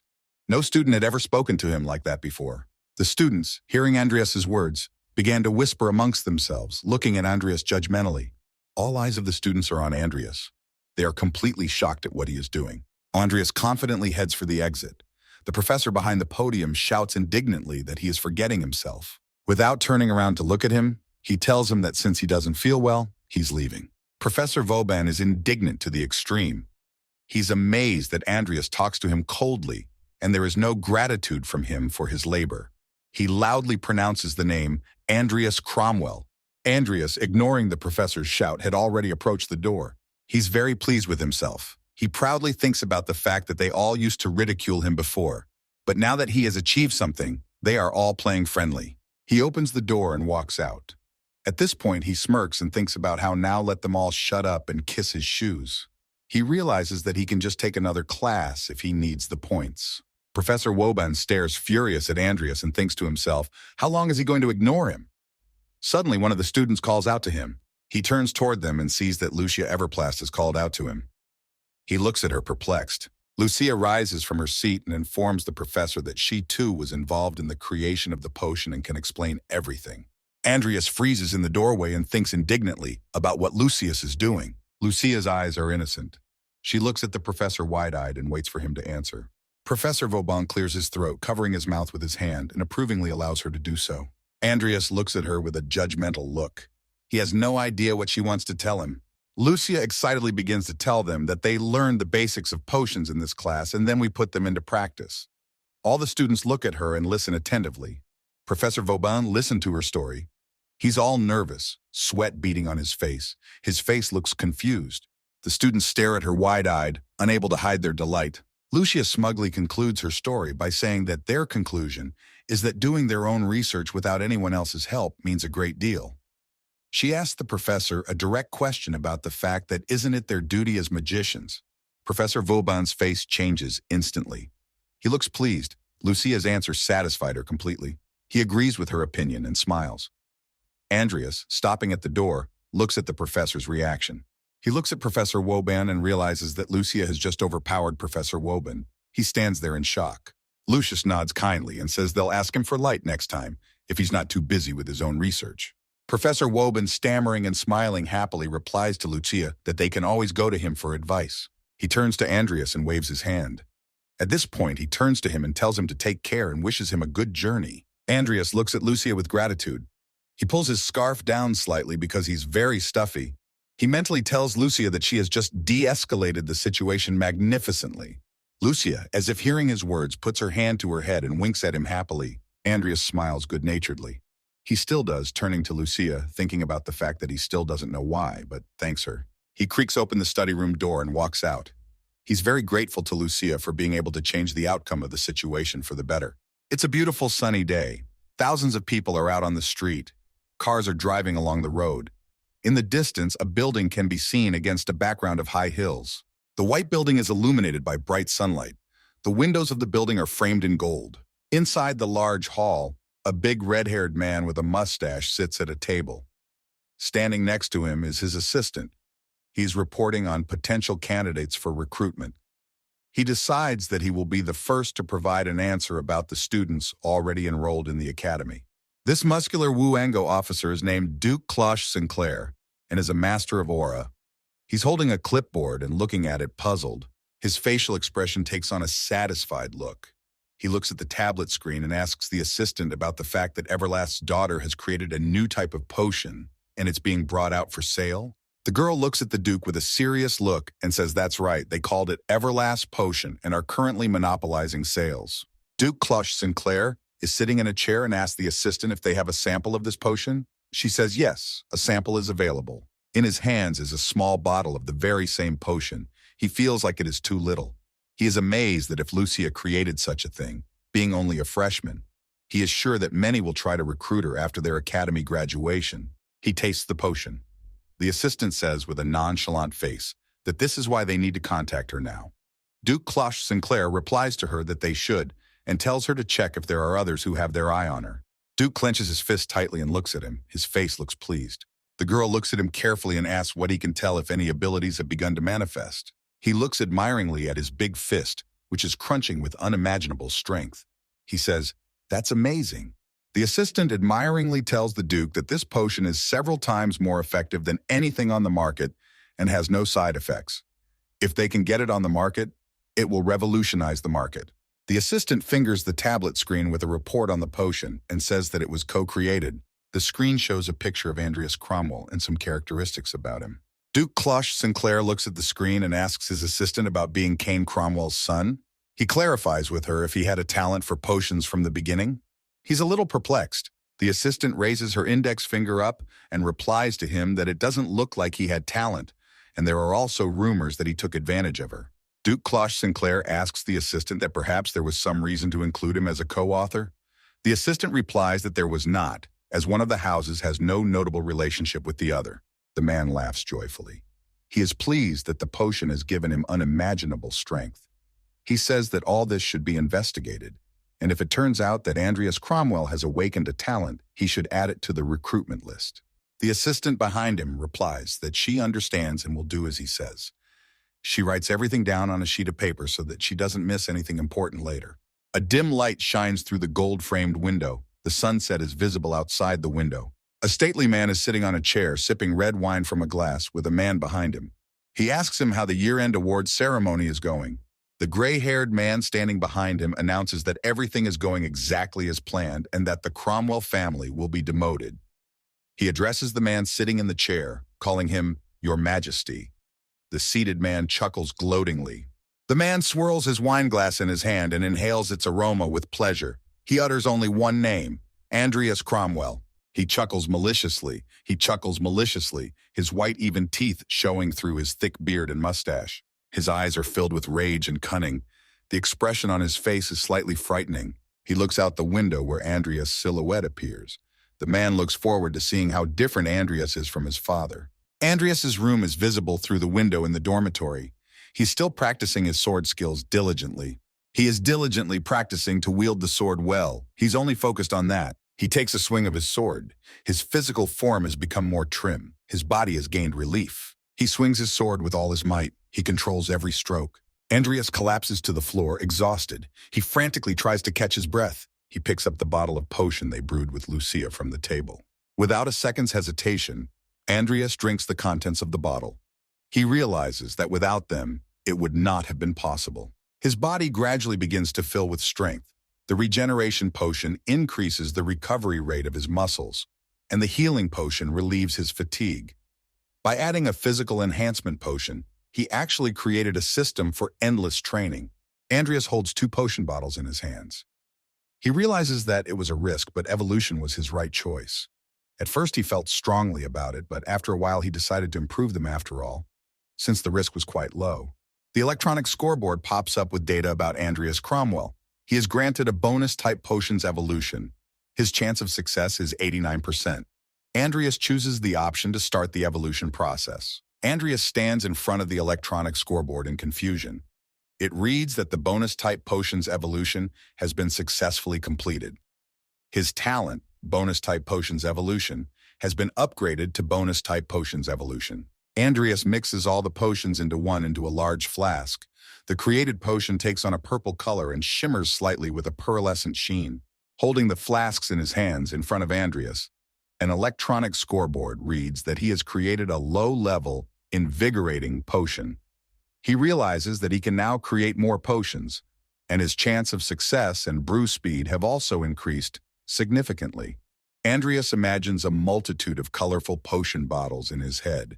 He thinks about the fact that as long as things keep going the way they are going, and as long as he keeps putting himself out there, he will be able to grow successfully.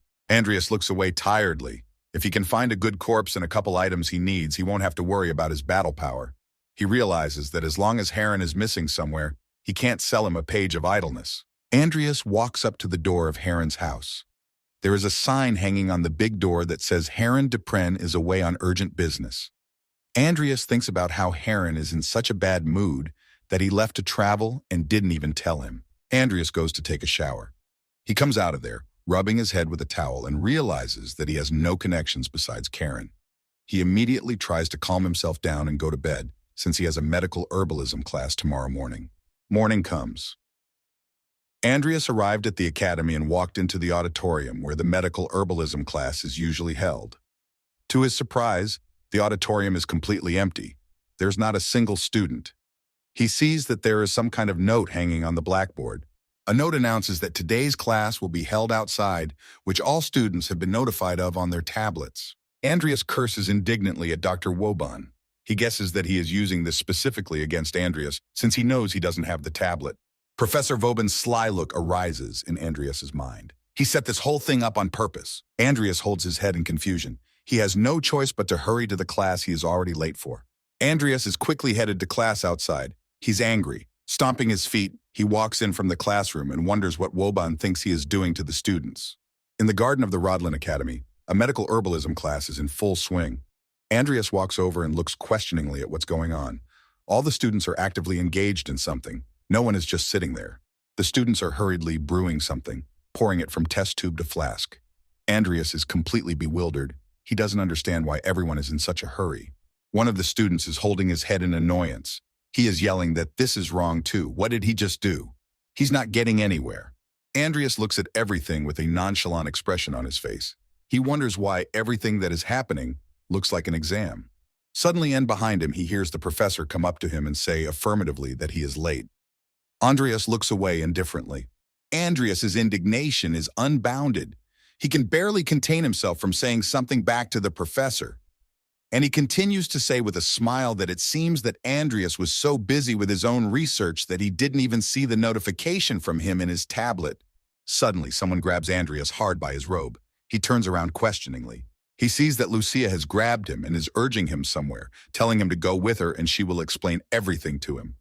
The professor, standing next to Andreas, chuckles gloatingly, covering his mouth with his hand. Lucia shows him something on her tablet. She reproachfully tells Andreas to just buy himself a tablet already, and wonders how long she will show him her tablet. Andreas stares at her in silence. The tablet shows Professor Woban, a smug look on his face, with a large flask of some kind of potion next to him. It says that he invented the awakening potion, and he got the idea to make an exam out of analyzing this potion. Andreas gets down to the task at hand. He puzzledly picks up the utensils he needs. He's convinced that the professor just felt the need to show off.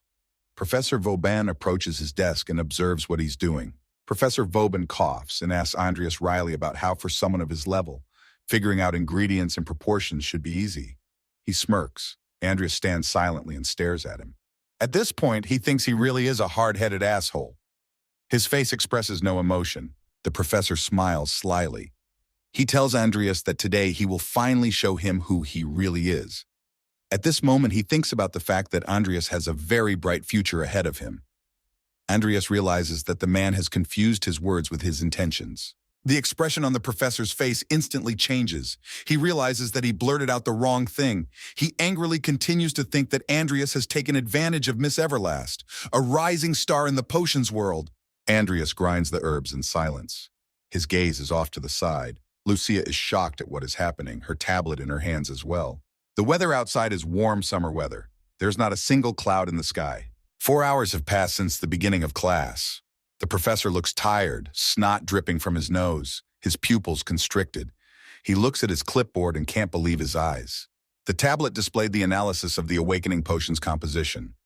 According to the test results, the first place is undoubtedly Lucia Everlast. She has the fastest and most accurate result. Next is Andreas Cromwell, and in third place is Taylor Bagman. The students are crowded around the professor. He continues to look at the clipboard. One of the students assures him that there was no cheating during the exam. The professor remains silent, staring at the clipboard. One of the female students concludes that Andreas Cromwell does indeed have a talent for potions. The frustrated boy leans back against the table. He can't believe he's lost to someone like Andreas. Lucius is happy. She turns to Andreas, calling him algae head and telling him he's good for him. Andreas resents her addressing him. He doesn't like being called that. Suddenly, one of the students angrily calls Professor Vauban by name. Everyone turns to look at him in confusion. A fat boy, one of the students, runs up to the professor and angrily asks him why he's doing this to him. The students look puzzled at what is happening. They don't understand what he means. The professor looks at him confused. His eyes are wide, his lips tight. Andreas and Lucius stand there in complete shock. They hear the fat boy ask Professor Vauban why he passed off the potion he created as his own. The fat boy runs up to Professor Vauban. He asks him angrily, how could he do this to him? The professor, of all people, knows how much effort he put into making this potion. The professor looks at him confused. The students stand with their mouths open. They are shocked at what just happened. Some wonder if the fat boy, named Harolf, who is a senior student, made a mistake. The students didn't expect a teacher to be capable of such a... Andreas watches the scene suspiciously. He is absolutely certain that Harolf is not deceiving. He asks Lucia what she thinks about it. Lucia replies without a shred of doubt that if we are talking about Professor Vauban, she is absolutely certain that he is capable of it. Andreas agrees with her and resolutely goes somewhere else. A furious Lucia is angry with him, trying to stop him, but he doesn't listen to her and leaves. Lucius is confused and angry with him. For a moment, she regretted saving Andreas yesterday. She decides for herself that she will not worry about him from now on. Andreas approaches them. He interrupts them and turns to the professor, asking him what ingredients he used to brew the potion. The professor angrily replies to him that this is not the time for such conversations. Andreas is confused. He explains to him that this is exactly what the situation has to do with.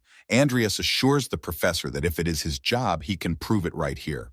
The professor cannot hide the fright on his face. He is angry at Andreas for trying to expose him, and soon everyone will know. The satisfied fat boy looks at Andreas with joy. There is hope in his eyes that justice will be served. He asks him what he means that there will be an examination in the magic tower. The professor stands in utter shock. Andreas says that if the professor really did create this potion, he can easily explain why he used such ingredients. The professor is utterly confused. Harolf looks at him angrily. The professor, fixing his glasses, smiles. He says it's impertinent. After all, he's a prestigious professor at Rodlin Academy. Andreas interrupts him. He asks him an even more uncomfortable question, one that he should definitely know the answer to if he brewed this potion. He asks him why he replaced the apricot smog with cytomine petals. Everyone stands with bated breath waiting for him to answer. The professor is confused. He even flinches in surprise. Drops of sweat come to his face. He's all nervous. He's thinking about how bad it is. He was so distracted by the presentation that he forgot to clarify this point. Herolf looks at him suspiciously, with his mouth open, and asks him why he doesn't answer. A bird of prey sits on a tree limb not far from them and watches what is happening. It listens to their conversation.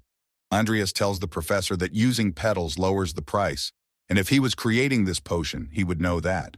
There are tall branching trees in the garden. The professor angrily says that only the magic tower has the right to conduct an examination. He tries to evade in every way he can. Through the thick branches of the trees, you can see a clear sky. Not a cloud is visible. Andreas asks the professor one last question.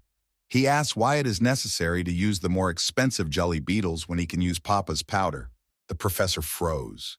He thinks about what he should answer so as not to find himself in a stupid situation. There is dead silence between them. Andreas and Herolf are waiting for him to answer. The quiet whispers of the students began to be heard. They all stand with their mouths open. Professor Vauban swallows the saliva that comes to his throat. He doesn't know how to get out of it. Behind him, he hears students asking why he doesn't answer. The professor is ready to fall through the ground. He feels bad. The students whisper among themselves, realizing that he just stole the potion recipe from his own student and wants to pass it off as his own. Professor Vauban clenches his fist furiously. He tries to give an answer to the question Andreas asked him. He angrily yells that Daddy's powder has hallucinogenic effects. Herolf looks at him dumbfounded. Andreas is still as unfazed. The professor continues to explain loudly why he used beetles, even though they are more expensive. Herolf looks at the professor perplexed. He tells him that that's not the reason he didn't use Papa's powder. Andreas explains that the point is that the potion's brewing process heats the powder for an extended period of time, which can lead to stomach pain in the consumer. He is convinced to the end that the professor is passing off someone else's potion as his own after all. Professor Vauban waves his hands angrily. He shouts loudly, almost hysterically, that Andreas is wrong. He tries to convince him that it is definitely because of the hallucinogenic effect. Because of his nerves, he begins to stutter. The students look at him. Suddenly, Herolf remembers and talks about how Professor Vauban did tell him about the side effects of the powder, but he didn't talk about it being a hallucinogen. Professor Vauban buries himself completely. His face is overwhelmed with horror.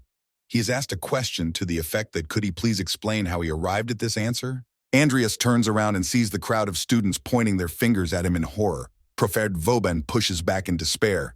He is urged to leave the academy and resign immediately. The professor grits his teeth in anger. Sweat drips from his face. He hears the insults that he is a thief and a fraud. Professor Vauban is completely out of control. He's furious. He is frothing at the mouth to prove that only Andreas and Herolf are the cheaters here, not him. His eyes are wide open, his eyebrows are furrowed, and snot is coming out of his nose. Turning to Andreas and Herolf, he points his finger at them and asks indignantly about the two of them setting this up. He threatens to bring them both before the disciplinary committee. Andreas thinks only that the professor has really hit rock bottom. The students who witnessed this event shout angrily that they should boycott the professor. Professor Vauban stands with his mouth wide open. He was taken aback by Andreas's words. He suggested that he ask Sir Alwyn to make an appointment with him, where he could explain everything to him. Andreas reaches for his shirt pocket with one hand, which is under his robe. He states that it is easily possible to do so. Andreas pulls a black card out of his pocket. He speaks with a serious look about Alwyn sponsoring him. Herolf looks at him in surprise. Lucius opened his mouth wide. She marvels at the fact that Andreas is threatening with the card issued to buy materials. She's well aware that the professor might not buy it. The professor's hands begin to shake hysterically. He realizes that this is the end. Andreas asks him something is wrong. Doesn't he want to explain himself? The professor's eyes begin to twitch in psychosis. The professor's legs trembled treacherously. He could barely keep himself from falling. The evil face of Sir Alwyn, the owner of the magic tower, appears in front of his face. His mad eyes burn brightly. Herolf, Andreas, and the professor look at each other in silence. A bird of prey is still watching everything that is happening. It sees the professor falling to his knees in front of his students. He is completely crushed. His cunning plan has been figured out. Behind the bird stands the tower master with a serious expression on his face. All he can think about is that if Professor Vauban has caused such a commotion, he will have to pay for it. Sir Alwyn lifts his lip. He is up to something. He realizes that Andreas is indeed preoccupied with research. He resents the fact that he used his name as an argument, and it worked perfectly. The bird of prey's eyes are scrutinizing what is happening. The Tower Master thinks about the fact that Andreas knew the theory and ingredients for the awakening potion, and he might be able to discover a new cure before the end of the year. The professor starts laughing hysterically. It is his defensive reaction. Despite his hysterical laughter, tears of despair come to his eyes. His lips are tight, and he is about to burst into tears of helplessness. A huge bird of prey with large wings flies over the building. Tower Master Sir Alwyn is sure to be eagerly awaiting Andreas's cure. A bird is flying high in the sky. It is illuminated by the bright rays of the sun. When it flaps its wings, its feathers fall off. The inconspicuous Rodlin Academy cafeteria building stands in a thicket of green trees. Andreas, Lucia, and Vivian are sitting at the table. There is a large variety of food in front of them. Lucia thinks about the fact that Andreas did invite her to eat together, but to think that he brought her to the Academy's dining hall. Andreas devours the brownie with gusto. After filling his mouth full of food, he asks Lucia about the fact that why isn't she eating. Lucia replies with a freak-out that she will eat. She grabs a piece of meat with her hand and shrieks. She takes hold of her burnt hand with her other hand and cries out that she is hot. The students nearby look on in horror. Andreas and Vivian look at Lucia nonchalantly and continue eating. The piece of meat that Lucia picked up with her hand flies off. Andreas addresses Lucia reproachfully, calling her a rich lady, and says it is done like this. He carefully takes a piece of meat by the bone with 2 fingers so as not to burn himself. He dips a piece of meat into the yellow sauce, the meat squelching. It looks very appetizing. Andreas brings a piece of meat right up to Lucia's face and tells her to take it. Lucia, annoyed, asks him, "What does it matter that she is rich?" Lucia looks with interest at a piece of meat dipped in yellow sauce and realizes that it turns out it can be pretty great to eat in the dining hall. Vivian watches intently as Lucia takes a piece of meat and sauce from Andreas' hand. She chews something as she does so. Suddenly, Vivian tells Andreas that she has to go too. Lucia stares at her without turning her head. She chews the piece of meat Andreas has given her. Andreas doesn't immediately realize what she means and looks at her questioningly. Vivian points his finger at the piece of meat he has just dipped in sauce and handed to Lucia. Lucia continues to eat without raising her face. Andreas wasn't expecting that. A little surprised, he pressed his lips together. Realizing what's going on, an enigmatic smile appears on his face. They're sitting in the dining hall at Rodlin Academy. It's starting to get late in the evening. Andreas dips a piece of meat in the sauce and holds it out to Vivian in the same way. They walk down a long corridor. Lucia approaches Andreas with a question about when he is going to buy himself a tablet. She convinces him that if he had one, he would receive notification of events like today's and wouldn't miss it. Andreas replies, slightly annoyed, that he is just saving up for it now. Lucius replies that it's not that expensive. Vivian walks silently beside him, thinking about something. Andreas looks at Lucia judgmentally and says that nothing is expensive for a rich girl like her. Vivian, not listening to the conversation, thinks only of the fact that Mr. Fairy gave her meat. The thought makes her smile embarrassedly. Vivian turns to Andreas and asks him if he wants to take her reward as well. She calls him Mr. Fairy. Andreas turns his face away indignantly and tells her she shouldn't do that. Lucia looks at him questioningly and wonders why Mr. Fairy. Andreas dares to look directly at Vivian about that. Why does she call him that? Without waiting for an answer, Andreas points to the hallway and says he went that way. Lucia hurries out of surprise and talks about seeing them later. Andreas looks at Vivian and says goodbye to her. Andreas moves away from the girls. Lucia and Vivian walk silently in the same direction. Andreas walks down the hallway.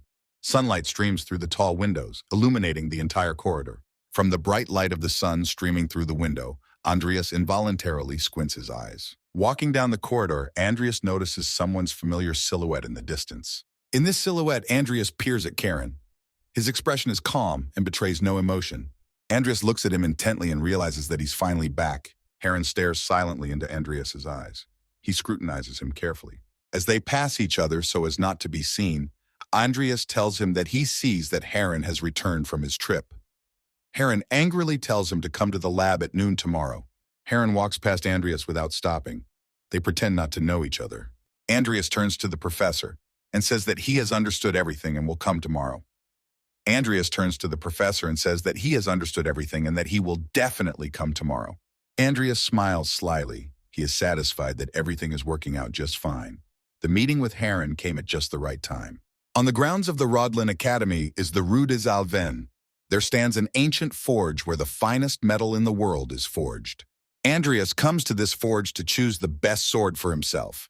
He reflects on the fact that Karen is the kind of man who believes that everything he has belongs to him. He has no doubt that he will try to take the page of idleness from him by force. Andreas has decided on this sword. He points it out to the seller, convinced of his choice. The seller asks him if he would also like a sharpening stone to accompany the sword. Suddenly, a woman's voice calls out to Andreas from behind. He turns slightly and sees Diane standing behind him. She looks at him wide-eyed, holding a box wrapped in a red bow. It most likely contains a sword. She asks Andreas what he is doing at the blacksmith shop. Andreas bows his head slightly and tells her that he needs a sword. Diane looks at him puzzled and doesn't understand why he needs it since he's a mage. Andreas stands looking at her with a nonchalant gaze. He tries not to attract attention and hopes she won't ask any more questions. He answers indifferently that one sword is useful to carry for self-defense. Andreas notices the box that Diane is holding. She understands his question without words and says that it is a gift for her brother. Andreas immediately thinks of Diane's brother, Carlos Alvin. His face is focused. He recalls his face as they sometimes bullied Diane as a child, and she indignantly screamed at them to get off her back. Carlos Alvin is the eldest son of House Alvin. He set out to become a warrior. They got along well with him as children. The image of Carlos Alvin stands before him. He's a handsome young man with long hair and a ponytail. He smiles and has a good-natured face. Andreas thinks about the fact that he is already dead by the time the game starts, so he is not part of the game's plot. Andreas recalls with a serious look that if he's not mistaken, Carlos died at events later in the year. After Hazar escaped from Count Bolarica's territory, Carlos joined a religious cult. The cult of Zafaro is the same cult that organized the terrorist attack. Suddenly, Andreas interrupts his musings and asks Diane about Carlos, also participating in the end-of-year events. Diane answers him slightly confused that yes, he is. Andreas remembers how good they were together as children. He sees a picture of the three of them, Carlos, Andreas, and Diane, on a hill. Immersed in these warm memories, Andreas says that it would be nice to meet again, just the three of them. Diane can't believe his words. She stares at him mesmerized, keeping her eyes on him. She is pleased to hear it. Suddenly, she remembers something saying that he's been working out hard. Someone saying he's been getting good grades in his studies lately, but she's not sure he's been able to change. She thinks about how she should ask him. She calms herself down and assures herself that she should just go ahead and ask. Andreas looks at her questioningly. His steel sword, decorated with a bow, is already in his hands. Andreas looks at Dean suspiciously and asks her about something she wants to say. Dean flinches in surprise, her eyes wide open. She cries out that she doesn't. Andreas bows his head slightly and tells Dean that they will see each other later. Diane can't find the words to reply and just stares at him silently. Andreas turns his back to her and walks away. Diane stands frustrated, trying to ask him something but unable to make up her mind. Finally, she makes up her mind and turns around to ask Andreas a question. She gets frustrated, for just then a door slams sharply shut. He didn't hear her. She stands sadly looking at the door of the forge. The vendor standing behind her is puzzled as to what is going on. Andreas walks out of the forge. After thinking a little about Carlos, he remembers that there is still a little time before the terrorist attack. It is a clear sunny day outside. There is not a cloud in the sky. A dark night has come. No light could be seen in the windows of the teacher's department of Academia Rodlin. Andreas sits across from Heron in complete darkness. Heron holds a book in his hands and informs Andreas that he has searched all over the continent for material of the same quality as Angela, but so far has been unable to find anything. Andreas sits silently on the couch. Andreas sits and stares sidelong, fingers folded. The new sword lies beside him. He hears Karen tell him that he plans to keep searching. Karen flips through the red book and looks in it. He tells Andreas that his hopes are not too high, but he needs material for the congregation this weekend. His face is puzzled. Andreas continues to stare intently at Heron. He realizes that this is where the game begins. If greed clouds his eyes and he asks him to give it to him, then Andreas has won. Karen slams the book shut and tells Andreas that they will now be busy in the near future and tells him to get ready. Andreas turns to the teacher and tells him that he would like to talk to him about something. Karen tensed, his lips tightening. He asks him what he wanted to talk about. Andreas tries to find the words. He does not succeed the first time. He tells his teacher that he has managed to get a part of the Apocalypse manuscript. Karen stares at him dumbfounded, unable to believe his words. His pupils narrowed. Andreas looks questioningly at Heron. He waits for any reaction from him. Professor Heron clears his throat, trying to hide his laughter. A wry smile is visible on his face. He furiously tells him that he was not talking nonsense because it is impossible for someone like him to fall into his hands. Unexpectedly for him, a blue magic vortex forms near Andreas. Andreas cautiously puts his hand in there and tells the teacher that he can't handle something like that. Professor Heron stares at the scene wide-eyed. Andreas pulls out a golden magic cube from a glowing funnel. The magical light from the cube illuminates the professor's eyes. He can't believe what he sees. Andreas bends down and presents him with the cube. He asks Karen to take it for himself. Karen presses his lips together. He is confused. He continues to stare mesmerized at the cube. Nervously, he smooths down the saliva that has come up his throat and doesn't utter a word. After a little thought, he refuses to accept it and tells him to keep the cube. He waves his hand and turns his face away. Karen rises from the couch and says that this item everyone is looking for. If he keeps it, it will only add to his problems. He tells Andreas to take the page to the congregation so they can exchange it there. A smirk forms on Andreas's face. He thought Heron would say that because he's the type who values his life more than anything. Karen stands with his hands folded in his pants pockets and tells Andreas that since they will have to go to the congregation this weekend, he needs to clear his schedule and get ready. Andreas dutifully replies to him that everything will be done as he says. It's pitch black outside. 3 bright moons are visible in the sky. Only in the distant forest can you hear the clatter of a horse coming. There's a chariot coming. It is driven by the skeleton of the master of Aura, Nickel. The proud horses are driving the chariot at great speed through the eastern part of the city, the containment zone, the forest of captivity, and the surrounding area. Andreas rides in the cockpit of the chariot. He muses wistfully that he has survived Karen, but now the problem for him has become participation in the congregation. He realizes that there are many dangerous individuals there, and words will not work on them. Andreas glances warily at the Heron teacher sitting across from him. Karen nonchalantly decides that he can trade the page of idleness for items for his growth. He thinks about the fact that he will take whatever he can in exchange for it. Andreas, bowing his head slightly, smiles. He is amused by the fact that Heron is absolutely certain that the page of idleness is already in his hands. He realizes that if it comes to a fight, Heron will use him as a shield. Their discourse is interrupted by the sharp rumble of a chariot. Heron and Andreas are startled, their eyes wide open. They suspect something wrong. An unknown man in a black robe appears in front of the horses. He takes the horses by the bridle and tells them to stop and be quiet. Nickel, leading the wagon, looks at the unknown man with his eyes wide and his mouth grinning. Heron looks angrily at the unknown man and is angry that he is so brazenly delaying them. The unknown man pulls down the hood of his robe and his face becomes visible. He heads towards the chariot's cabin, brazenly resting his hand on which the tattoo has become visible against the window. He casually greets the passengers. He smiles slyly and inquires about them going to the congregation and asks them if they would let him go with them. Andreas looks at the unknown man wide-eyed and recognizes him. The man looks wary. Without waiting for an answer, the man climbs into the chariot's cabin and sits down across from Karen and Andreas. He sits down on the couch and talks about how they have helped him out. Heron and Andreas, seated opposite him, do not say a word. Tilting his head back slightly, he rolls his eyes and thinks about how this trip isn't that great. He averts his eyes to the side so he doesn't have to bump into their gazes. The unknown man's name is Salem Adaya, of the continent's top 10. He is even willing to deal with the forbidden for the sake of research, causing him to become known as the devil in pursuit of truth. Andreas silently speculates that if the information about the idleness page leaked, the situation could turn out too bad. Meanwhile, Heron sits thoughtfully nearby. He's angry that Salem Adaya is riding with them. He is not at all comfortable riding with him in the same cabin. His face shows his undisguised dislike for the man. Suddenly, he peers at him, his eyes widening and his pupils narrowing. He flinches in surprise. At the look on Salem's face, he wonders what's wrong with his face. Salem Adaya's face betrayed anger and fear at the same time. His cheekbones are tense, the veins in his forehead puffed up.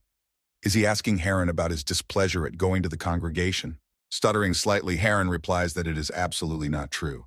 Salem backs away slightly, his eyes wide. Suddenly, he starts laughing hysterically.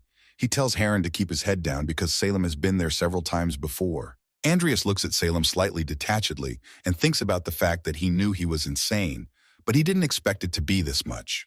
Salem approaches Andreas sharply, and Andreas backs away slightly in surprise. Salem asks Andreas suspiciously what his name is. Heron reproachfully tells Andreas to introduce himself, since Salem is his eldest. Andreas nonchalantly says his name, Andreas Cromwell. Salem clutches his head in surprise and cries out. Without realizing what he's carrying, he turns to Karen and asks him about laying his hands on another Cromwell. Andreas looks suspiciously at Heron's teacher and doesn't understand what Salem is talking about. He guesses from the way Salem just said it that he's talking about some secret in his family. Salem suddenly realizes that he just said something that apparently Andreas knows nothing about. He covers his mouth with the palm of his hand. In an attempt to change the subject, Salem places his hand on Andreas's shoulder and talks about giving him some special advice then.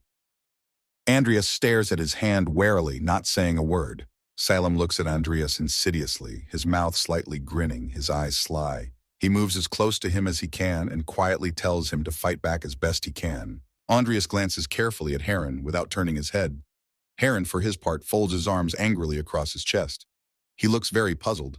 Glancing at him, Andreas realizes that judging by the look on his face, he shouldn't be asking him anything right now. Karen is staring pensively off into the distance. They are approaching a body of water. There is a gray fog over it. It is almost impossible to see anything. A vortex is forming in the body of water and it is bubbling. Andreas can't calm down. He thinks about what Karen is hiding from him. Nickel looks questioningly at what is happening on the body of water. He can't tear his gaze away. Heron opens his eyes wide in surprise. His face is slightly startled, but still angry. Nickel still can't tear his gaze away.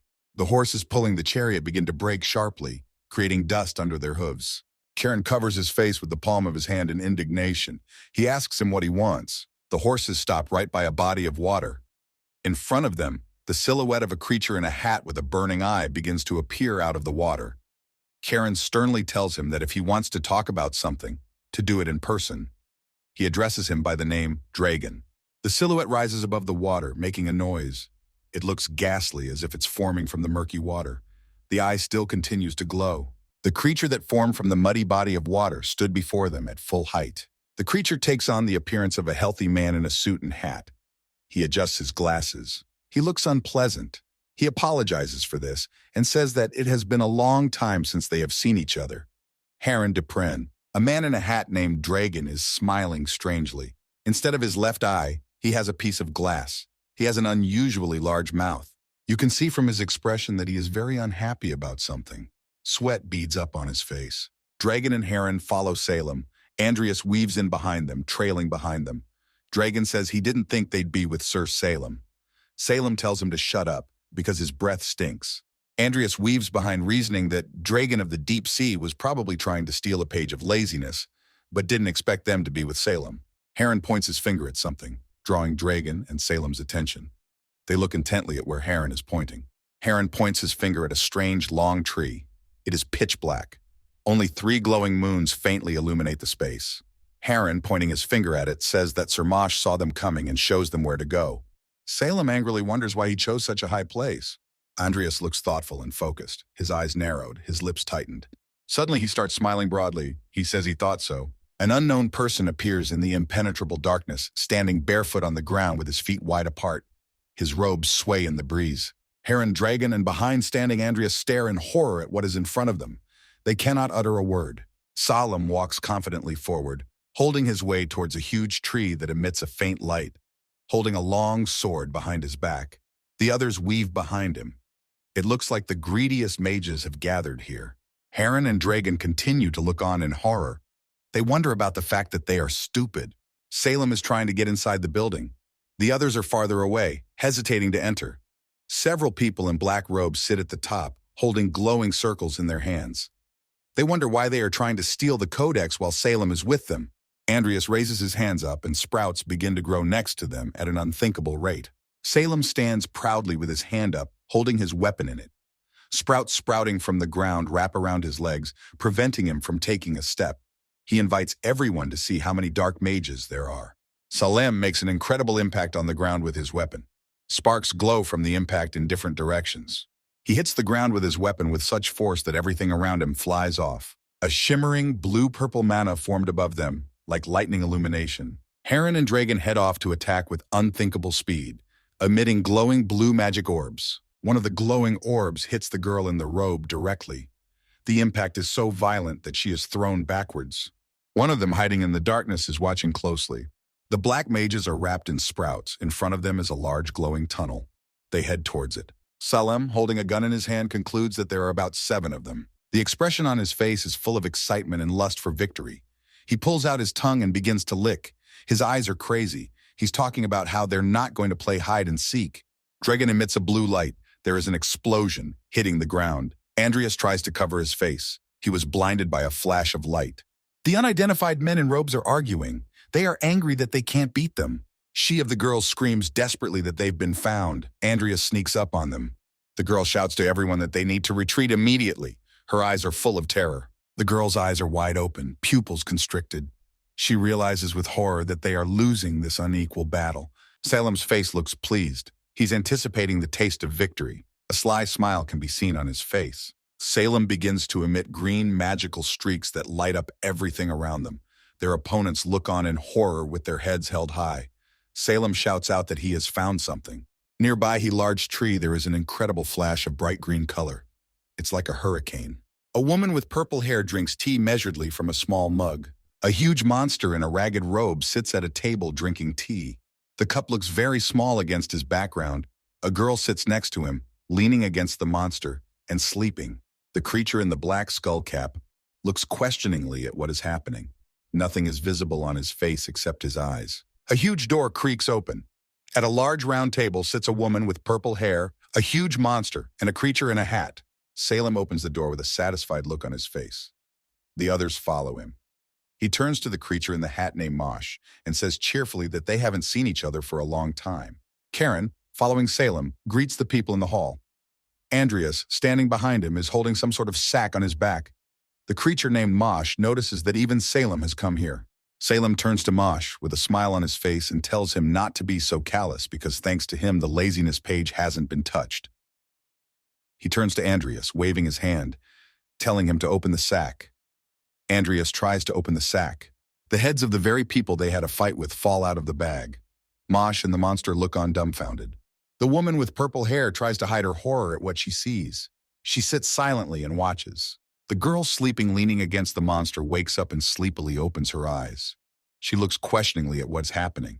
Mosh turns to Salem and tells him that this is an emergency meeting that not many people are attending and he did these unnecessary murders anyway. The monster sitting next to him looks at the corpse heads and drools with pleasure. Andreas watches what is going on. He thinks about the fact that there are only average dark mages here. In the game, they were unpleasant to deal with. He realizes that Salem was able to deal with them just by unleashing magic. Salem stares at Mosh in amazement, his eyebrows furrowed. He can't believe his ears. He replies to him that he couldn't even look at the page without him. Andreas, standing behind him, thinks about the fact that Salem Adid's power will be a force to be reckoned with. Mosh looks at him. Interrupting his speech, he tells him to stop talking about trivialities. He tells him to show him the page of laziness as soon as possible. Andreas looks at Heron judgmentally. He's frowning. His eyebrows are furrowed, his eyes slightly squinted. He emits a blue light from his hand. His face is tense. Salem, standing behind him, says that Andreas Cromwell is a busy fellow, for he did not even blink at the carnage he saw. Andreas remembers standing and watching Salem holding the severed heads in his hands. He did not blink an eye at the carnage he saw. Andreas cuts off heads with his sword. There is not an ounce of fear or disgust on his face. Salem stands behind him and watches him carefully as he does so. Memories of carnage. A multitude of sprouts sprout from the ground and try to grab their feet. Salem, Heron, and Andreas head towards the magic tunnel. Andreas points his hands forward, light magical orbs of light emanating from him. Salem slyly turns back around and talks about Andreas having a double core too. Andreas forms a magical tunnel in front of him. Salem, Heron, and Dragon stand behind him and watch admiringly. Salem is suddenly mysterious and playfully blows right into Andreas' neck. Andreas looks back at Salem in horror and asks him what he is doing. Salem informs him with a lustful look and a playful smile on his face that he likes him. Andreas wonders about the fact that Salem was gay in the game. The girl with purple hair angrily asks him what he's doing. Her face is embittered. She cannot hide her anger. Mr. Mosh stands and looks seriously at what is happening. His eyes shine brightly. He sternly suggests that they end their jokes there. Salem leans over to Andreas and looks at him slyly, squinting one eye. He tells him that he will definitely help him one day, but only once. He tells him to consider it a favor, since he is close to the Cromwell family. Salem holds an ancient scroll in his hands. He stares at it mesmerized, his eyes glowing red. He never breaks his promises. There have been several instances in the game where he kept his word no matter what. After Salem's promise, he suggests that since he's going to help him, he should probably change his plans a bit. Suddenly, footsteps are heard. It is the skeleton of the Aura Master Nickel, creating glowing mana after him. Nickel is heading towards them. He is holding a glowing magic cube. Nickel's face is serious and stern. A girl with purple hair looks at him in bewilderment. Next to her walks Mr. Mosh. He says confidently that this is indeed studious laziness. Of this he has no doubt. Karen, standing behind Andreas, asks him about entrusting the codex to a skeleton. Andreas replies a bit confused that yes, he did. Nickel stands in front of everyone, with the rest of the black mages piled behind him. Salem looks thoughtfully at the magic cube and thinks it must be sturdy. Andreas scrutinizes Nickel, who looks frustrated and hurt. Andreas covers his eyes guiltily and tells him to calm down. Andreas imagines evil faces with glowing eyes staring at him intently. He thinks about how he shouldn't take any chances in dealing with these monsters. His gaze is piercing and very serious. He is confident that he can never once be doubted in his actions. Nickel stands in the middle holding a glowing cube. Heron, Andreas, Dragon, Salem, and a girl with purple hair stand across from Mr. Mosh. It is pitch black outside, with only the moon faintly illuminating the space. Andreas follows Nickel, who looks very lost and hurt. Andreas tells him to go back. He looks at him angrily. Unexpectedly, Andreas pulls his sharp steel sword from its holster. The girl with the violet eyes, Mr. Mosh, and Dragon stare in surprise, turning around on him. Andreas and Nicola are rapidly heading somewhere, a purple light surrounding them. Their faces are focused. There is undisguised surprise and alarm on Salem's face. His eyes dilated and his wife's pupils dilated, his lips tight with tension. Everyone looks on in horror at what is happening. They didn't expect that this could happen. They all have terror in their eyes. Only the girl in the robe looks at them with loving and happy eyes. Suddenly, to everyone, Andreas stabs his sword into his chest. His gaze is so determined that it startles those around him. Mr. Mosh turns to Andreas and asks him what he is doing. The girl with purple hair standing behind him looks on in horror at all of this. The tip of Andreas's ball digs right into his ribcage, missing his ribcage. At this point, he talks about how he's the one who found the laziness page. Andreas's face shows sly and devious eyes. A thin trickle of blood flows from his mouth. His eyes look seriously at everyone. He explains that this is why he wants his efforts to be appreciated. The violet-haired girl's eyes fill with a bright yellow light. Pink mana forms around her. Plants begin to grow out of the ground at an unimaginable rate. Mr. Mosh looks disapprovingly at Andreas. He is amazed at what he has just done. He reproachfully tells him that greed has driven him mad. The girl with the violet eyes looks at them in surprise and is amazed at what Mr. Mosh says. Blood continues to flow from Andreas's mouth. He talks about how the laziness page is in his magical vault along with the skeleton, so if he dies, they'll never get the codex. He continues to hold the sword that is spun into his chest and calls out to Salem, who is standing nearby. He reminds him that he said he would help him one day and says that now is the time. Salem didn't expect this from him. He looks at him slightly startled. Andreas's eyes narrow. He looks at him earnestly and tells him to hurry, that he doesn't have much time. Salem looks at the twisted Andreas with disapproval and asks about him acting this way because of his words. What if he had tricked him? What would have happened then? Andreas replies that he would do what he could, even if he had to die. The girl in the robe and Karen watch mesmerized. A huge tree sits in the middle of a deep forest. It is illuminated by a dim light. Lights can be seen in the windows in the tree. Andreas talks about how, in order to survive in this crazy world, he is ready to go crazy himself. He's already starting to pale. Blood is flowing from the wound he inflicted on himself. Salem, standing next to him, tells him that he is a funny guy. He looks confident, not the least bit flummoxed by the whole situation. He turns to the bleeding Andreas with a smile on his face and reminds him that he said to fight, but he didn't mean to go that far. Suddenly, a green flash of bright green light forms, blinding everyone around them. Everyone stares in horror at the explosion. Green horrible snakes with huge fangs appear in front of Andreas's face. Their eyes are bright yellow. Salem holds firmly in his hand the sinner's spear of the serpent of evil, which emits several insidious and bloodthirsty snakes. He tells Andreas that if he insists, Salem's gaze becomes insane. His mouth is grinning. His eyes are wide open, and every vein in his face is tense. He's talking about how then he'll have to kill them all. Salem, holding his spear of the serpent sinner, says with a smile on his face that he will kill anyone who touches Cromwell from now on. A bloodied Andreas continues to hold his sword, which is thrust straight into his chest. The girl in the robe and dragon look on admiringly. The girl screams about how they won't touch him. Salem, with an embittered expression on his face, threateningly says that if anyone doubts this in the future, he will find them and kill them. Mr. Mosh looks at him in surprise and asks about seriously going to fight them over this kid. Salem smiles slyly. His eyes are squinted. He speaks confidently about the fact that Mosh knows him and he won't lie. The girl with purple hair holds her head confusedly and laughs. She is annoyed. She asks them about them all making fun of her. The expression on Salem's face changes dramatically. He is now angry and very determined. He angrily talks about what the hell they all are. He asks about needing to repeat his words.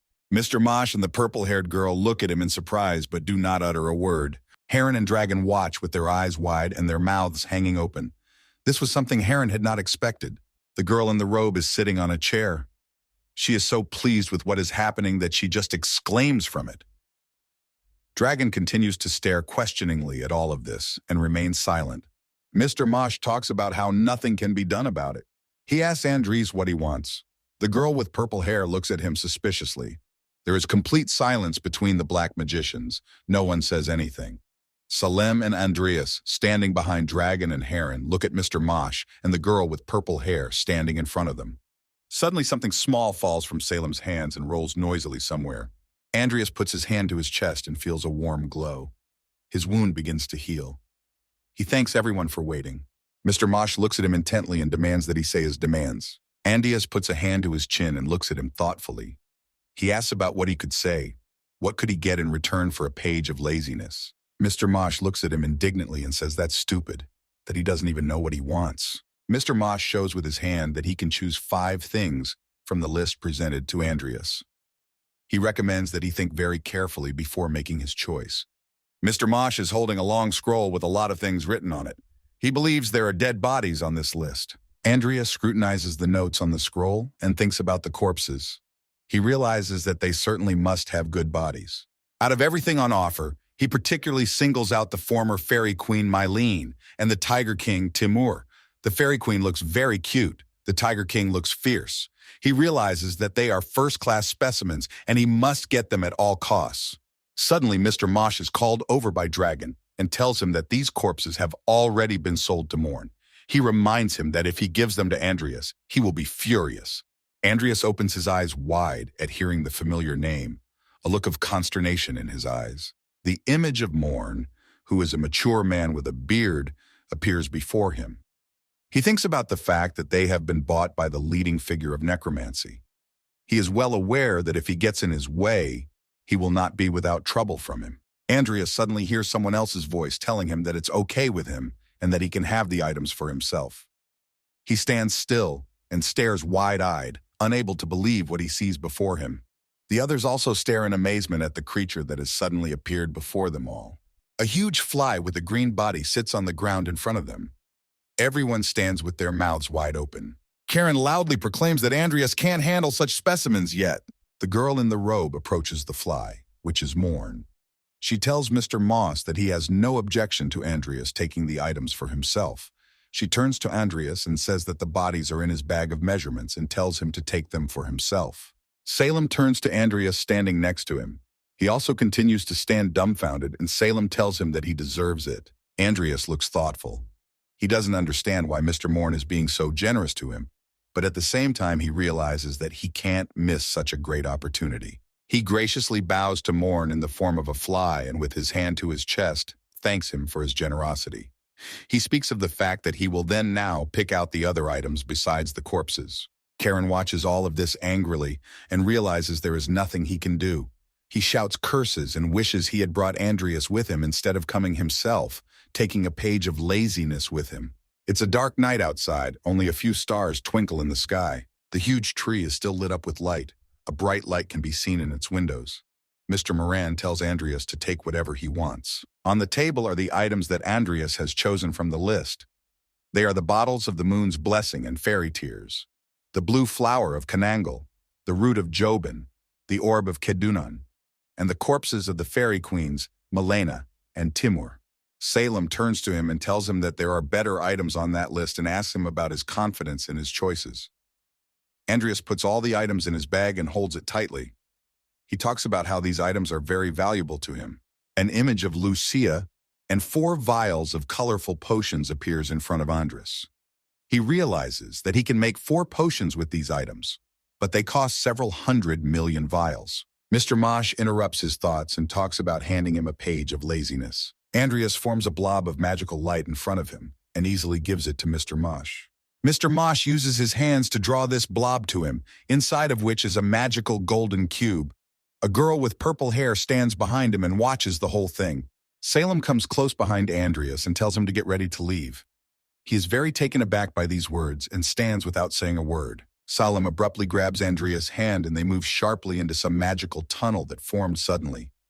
Behind them, the dark mages, who are not expecting anything, remain. Karen shouts to everyone that they all need to follow immediately. Salem takes a firm hold of Andreas' collar in flight and heads somewhere far away from the remaining dark mages. Andreas looks back perplexed and doesn't understand what's going on here.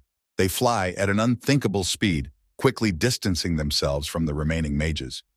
Andreas asks Salem about the fact that they wanted to get rid of him right after he would give them the laziness page. Salem answers him that yes, they wanted to do that. Salem tells him that since he made a promise, he will take him to a safe place. He asks him where to take him. Andreas frustratedly replies to him that he would like to return to Rodlan Academy, that he needs to get to the nearest station. Salem holds Andreas in her arms. They fly high above the trees. Salem is convinced that he needs to go to Rodlan Academy. Andreas answers him in the affirmative. Salem asks him about Bart knowing that he's a dark mage. Andreas looks at him indignantly and says that if he knew, he'd be dead. Salem looks ahead thoughtfully and talks about how fate is an interesting thing. He continues to hold Andreas in his arms and fly somewhere. He talks to him about how he will realize it when the time comes. Andreas doesn't realize what he's talking about. Salem again repeats to him the words he said on the way to the tree. He simply advises Andreas to fight to the end as best he can while he is alive. They fly high above the forest. 3 bright moons glisten in the sky. It looks mesmerizing. Salem says that's when he'll find out who he really is. Andreas has arrived at the academy. He's insanely happy about it. He's laughing. The corpse of the fairy queen, Milena, lies on the floor. Blue wings stick out of her back. Andreas and Nickel scrutinize Timur's corpse. It appears to be a huge tiger with fangs sticking out of its mouth. Andreas, bowing slightly to the body, says that he didn't think such a big thing would fit in there. Andreas spreads his arms wide, from which a magical light radiates. He had to summon Nickel as a skeleton. He decides that for these 2 corpses, he needs to increase his necromancy level first. The corpses of the fairy queen and Timur are enveloped in magical mana, emitting light.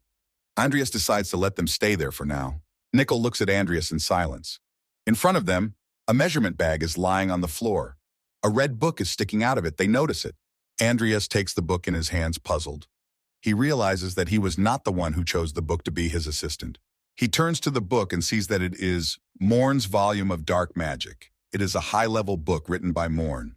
Andreas opens the book and greedily begins to leaf through it. He guesses that it is a gift from Morn.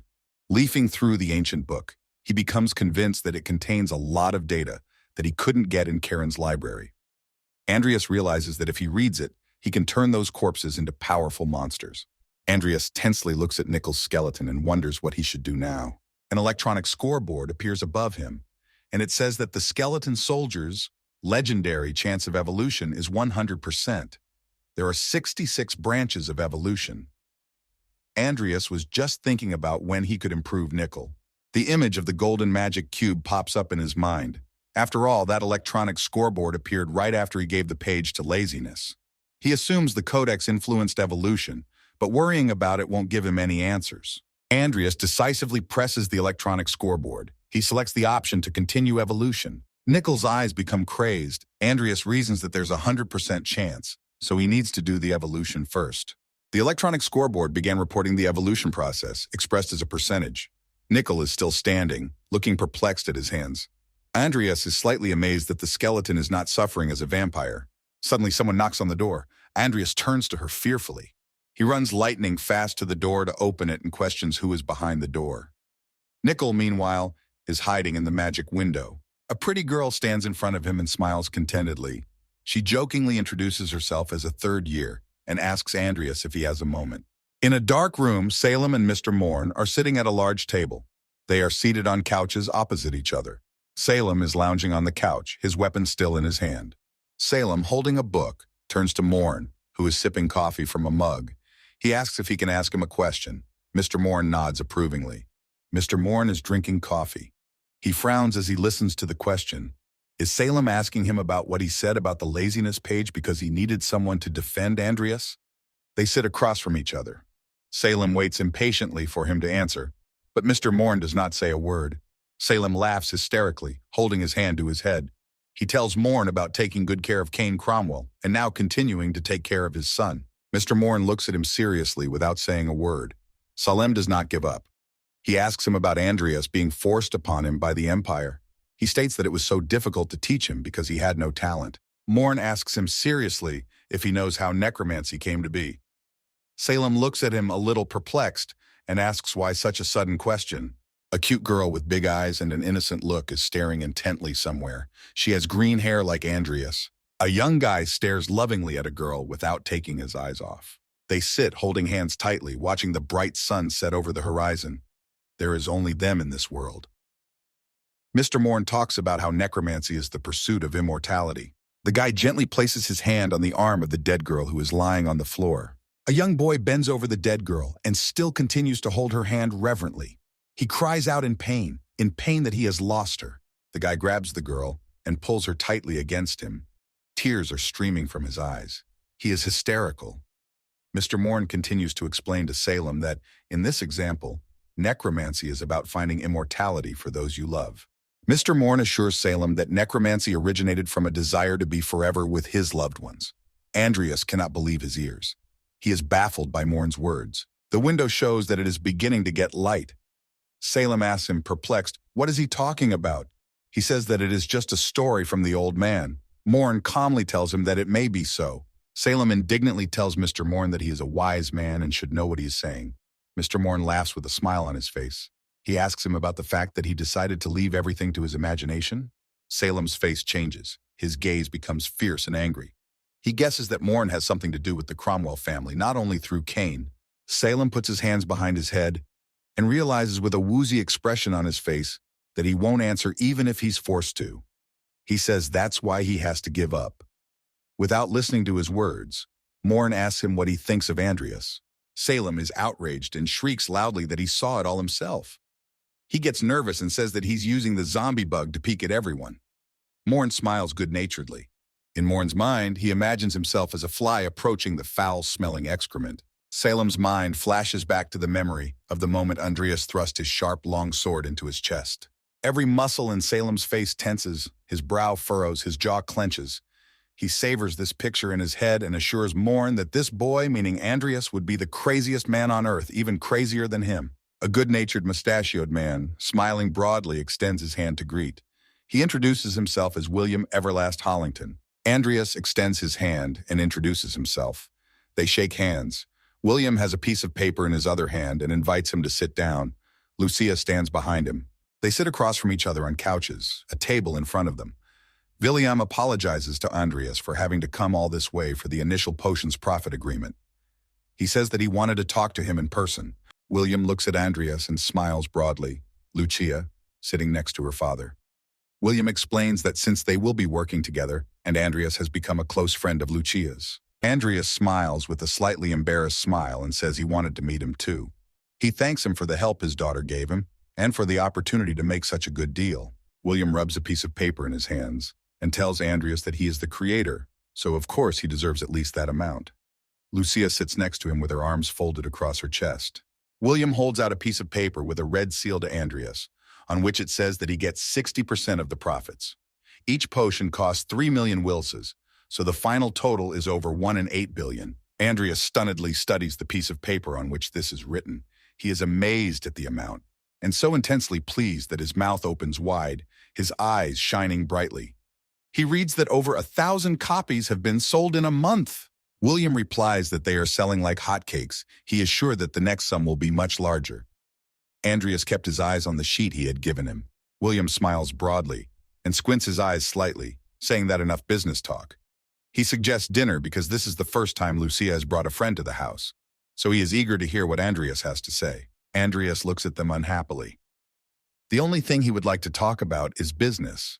He thinks about the fact that Lucia has also brought a boyfriend and laughs. A month passes. An express train is rushing fast to somewhere. Thanks to the talk, Everlast Potion has become very popular, not only for combat purposes but also among the aristocracy. To increase production, the trading company decided to expand production. Andreas sits in one of the cars of this train and scrutinizes what is written in the tablet. Next to him is his magic bag with magic items. He never thought that they would sell 2,000 pieces of potion bottles in a month. He looks thoughtfully through the tablet. If he had known this would happen, he would have bought the tablet early. He imagines in his head how to stamp the document William had given him. He didn't expect to make so much money with just the potion. Andreas receives a large number of letters from people. Due to the popularity of the potion, he has gotten more support from the aristocracy. He scrutinizes each letter he receives. Looking out the window, he realizes that he now has 6 billion forks. The image of a beautiful old building with a red roof pops into his head. It's Cromwell Manor, which is worth 3.5 billion wills, including duties. Andreas decides to buy back the estate. If he does so, he will have some more money left. Suddenly, he hears the train conductor announce that the next stop is the National Cemetery. Hartwell Station. The doors on the right side will open. He picks up his suitcase and thinks about the fact that he has a very important thing to do first. Andreas steps out of the train car and thinks only of the fact that he now just needs to return the ring he sold for the body to Raymond, the cemetery worker. A bright red sunset illuminates the entire space. It looks mesmerizing. In front of Andreas, you can see an old cemetery with beautiful shackles. He approaches a house located on the grounds of the cemetery. The bag is not held on one shoulder. He walks straight towards the house. An unknown man in a robe and a metal mask on his face stands blocking the entrance to the building. Raymond stands in front of him and looks at him. Andreas looks at him thoughtfully, not realizing who it is next to him in the mask. Raymond invites Andreas to come inside and drink tea. The man in the robe and with the mask on his face stands with his hands folded and says nothing. Andreas asks Raymond who he is with. He turns around and looks at the man in the metal mask. The masked man is the bail bondsman. Raymond explains that he thought he would need it to avoid problems in the future. They go inside the building one by one. The last to enter is Raymond. On the wall hangs a stuffed deer with antlers that looks like a live one. Andreas and Raymond are sitting at a table with a masked man standing over them holding a long sword. The atmosphere in the room is slightly gloomy. Andreas looks at the masked man and thinks about what kind of bail bondsman he is, holding a sword and hiding his face. He guesses that it's a brazen lie. He reasons that Raymond has been practicing necromancy for a long time, but he is no better than Karen. He is a weak character in the game. He recalls the way Raymond performs rituals on the skeleton. Andreas recalls his stats. His mana is 2,430. His main traits are dual core and evolution. His talents are dark magic, necromancy, elemental magic, water, creating potions, reinforcement movement, and combat. He is encouraged to learn more about his skills. He realizes very well that no one can compare to him now. Aura Master Nickel's improved skeleton is staring furiously somewhere. He can use aura, so no one can defeat him except the Aura Master himself. Andreas is troubled by a man with a mask on his face and a sword. He is unaware of the power of the dream. Andreas suggests that maybe he should have released the energy of his Dantian. He thought saving it would be a good idea, but now he's not so sure. Raymond holds out a mug of tea to Andreas and says he ordered this tea from someone at the meeting. It's pretty good. Andreas squints his eyes and is a little worried. He says he'd like to talk about the ring if Raymond doesn't mind. Slightly vehemently, Raymond talks about Andreas not being patient. Andreas explained to him that the corpse he bought was an ordinary one, but since Raymond helped him, in exchange he will give him 5 million vills. Dumbfounded by his words, Raymond stares at him. His pupils constrict and the muscles in his face tense. Smiling slightly gloatingly, he asks Andreas about becoming great while he was out of sight, and adds that he's also generous, though rotten, but still an earl.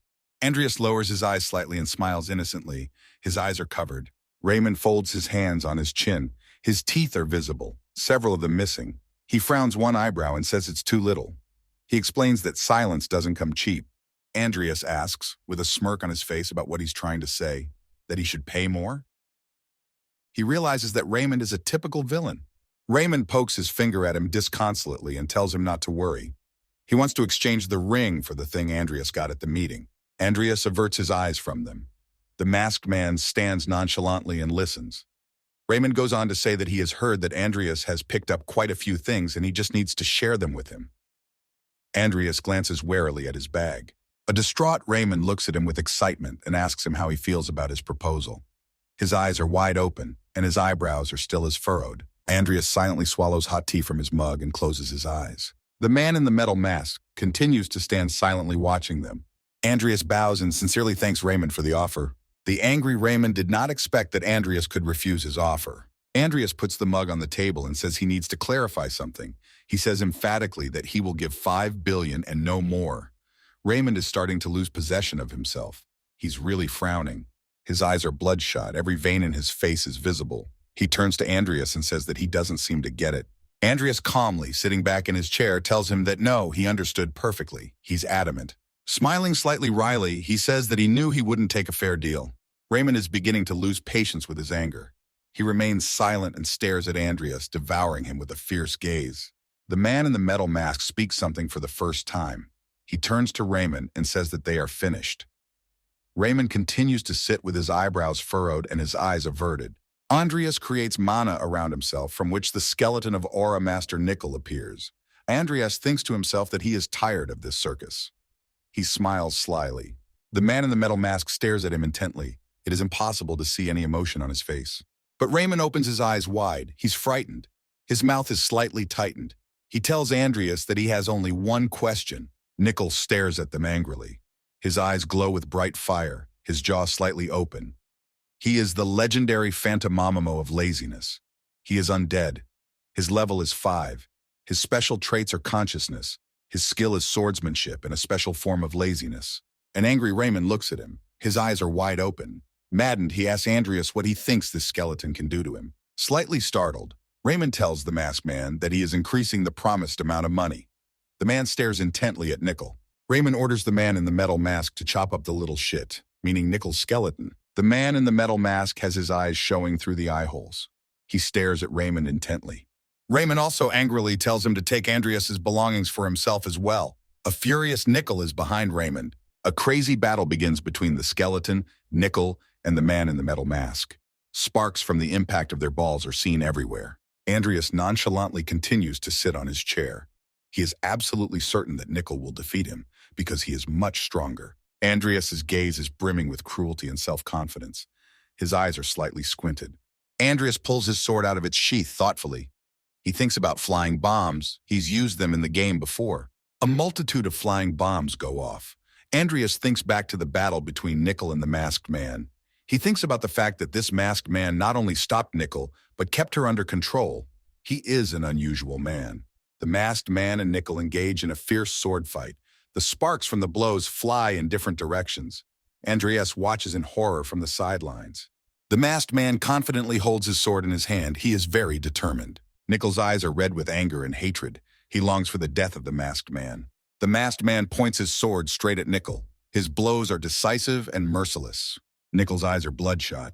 The sword strike flies past him. He grabs the masked man by the leg with his hand, which shows only tendons. The masked man looks at him perplexed. He didn't expect this turn of events. Nickel throws the man with all his might. He flies a great distance away. As he flies, Nickel's sword begins to glow with a blue light. Explosions and sparks from the impacts fly all over the room. Andreas stands wide-eyed and watches what is happening. He realizes that Nickel has filled the sword with aura. Nickel looks bloodthirsty. His eyes are filled with rage. It's not surprising that he's applying aura after he evolved and acquired a Dantian, but is our enemy that strong?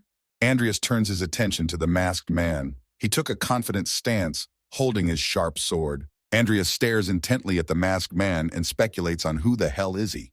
Pensive, Andreas notices the man suddenly disappear from his sight. The battle between him and Nickel continues with the same vigor and hatred. Bright flashes of light explode everywhere. The man is all shredded, but he doesn't lose his grip and fights to the last. Scarlet blood spurts from the wound on his body. It's as if he doesn't notice the pain. Skeleton Nickel lunges at him angrily, swinging his sharp sword at him. The masked man backs away from him, stumbling backwards. Suddenly, he sharply thrusts his steel sword right into the head of the skeleton Nickel, jumping up to him. Beneath the man's metal mask, you can see his terrified eyes. After a blow to the head, Nickel begins to dissolve somewhere, becoming transparent. The masked man looks at him perplexed. Nickel's skeleton turns into some sort of liquid blob. The masked man continues, frozen, to stand and stare at him. Suddenly to everyone, Nickel, with a hole in his head from his sword, hits the masked man with unthinkable force. The man flies off. As he flies backwards, he smashes through the glass directly behind him and tumbles out into the street. A table collapses, raising the soap. Nickel stands in the window and stares hatefully at the masked man. Andrea stands next to him. A purple-black hole forms behind the masked man from which someone's hands start to come out and grab him, pulling him towards them. Raymond asks him what he's doing. An enraged Raymond yells at him that if he wants money, he needs to try harder. A red magical flash forms in his hand. Andreas realizes with horror that the bastard Raymond has summoned the undead while he's distracted. Raymond stared angrily at Andreas and Nickel. He's not going to give up. He looks at them, two black and purple holes forming behind him. Andreas and Nickel look at Raymond perplexed. He says that this guy must be a phantom. Raymond continues to hold the red flash in his hand. Behind his back, a black hole has practically swallowed the masked man into itself, with only one leg left of him. An enraged Raymond says that it looks like Andreas got some good bodies at the meeting. Dead men begin to emerge from the black and purple circles behind him. Raymond gloatingly tells him that he wants to see how much Andreas has against his best warriors. The dead are starting to burst out of the ground. Raymond reminds Andreas that they are standing on a mountain of corpses. A multitude of rebellious monsters are confidently heading towards the building. Andreas realizes with horror that they are surrounded. He tells Nickel, standing next to him, to split up immediately. Andreas and Nickel scatter. They decide that they will return as Raymond when the time is right. Andreas flies out of the window with a crash. Everything around him explodes. In the street, the rebel dead, summoned by Raymond, are waiting for him. He runs past a crowd of dead things and with his sword grates them to pieces along the way. He runs at an unthinkable speed, moving away from the building. His blows shatter the dead men coming toward him. The enraged rebel monsters catch up to Andreas, trying to destroy him with their weapons. Andreas turns on them but doesn't stop. Suddenly, Andreas uses an earth shield to fence them in and buy time. But the shield doesn't help him, and the dead still confidently head after him. They destroy the defense shield. Andreas, confused, realizes that there is no end to the rising dead. Andreas decides to use the stone spear. He points it at the bodies of the dead, and they fly away from the blows with extraordinary force. Andreas disposes of a lot of dead people, but there are still a lot of them. The reanimated dead begin using bows and arrows in battle, aiming them at Andreas. Andreas squints his eyes indignantly. A plan appears in his head. He swings his steel sword with such force that all dead people approaching him are blown to bones and pieces. He looks absolutely confident. His movements and sword strokes are so elaborate and decisive that the dead don't stand a chance.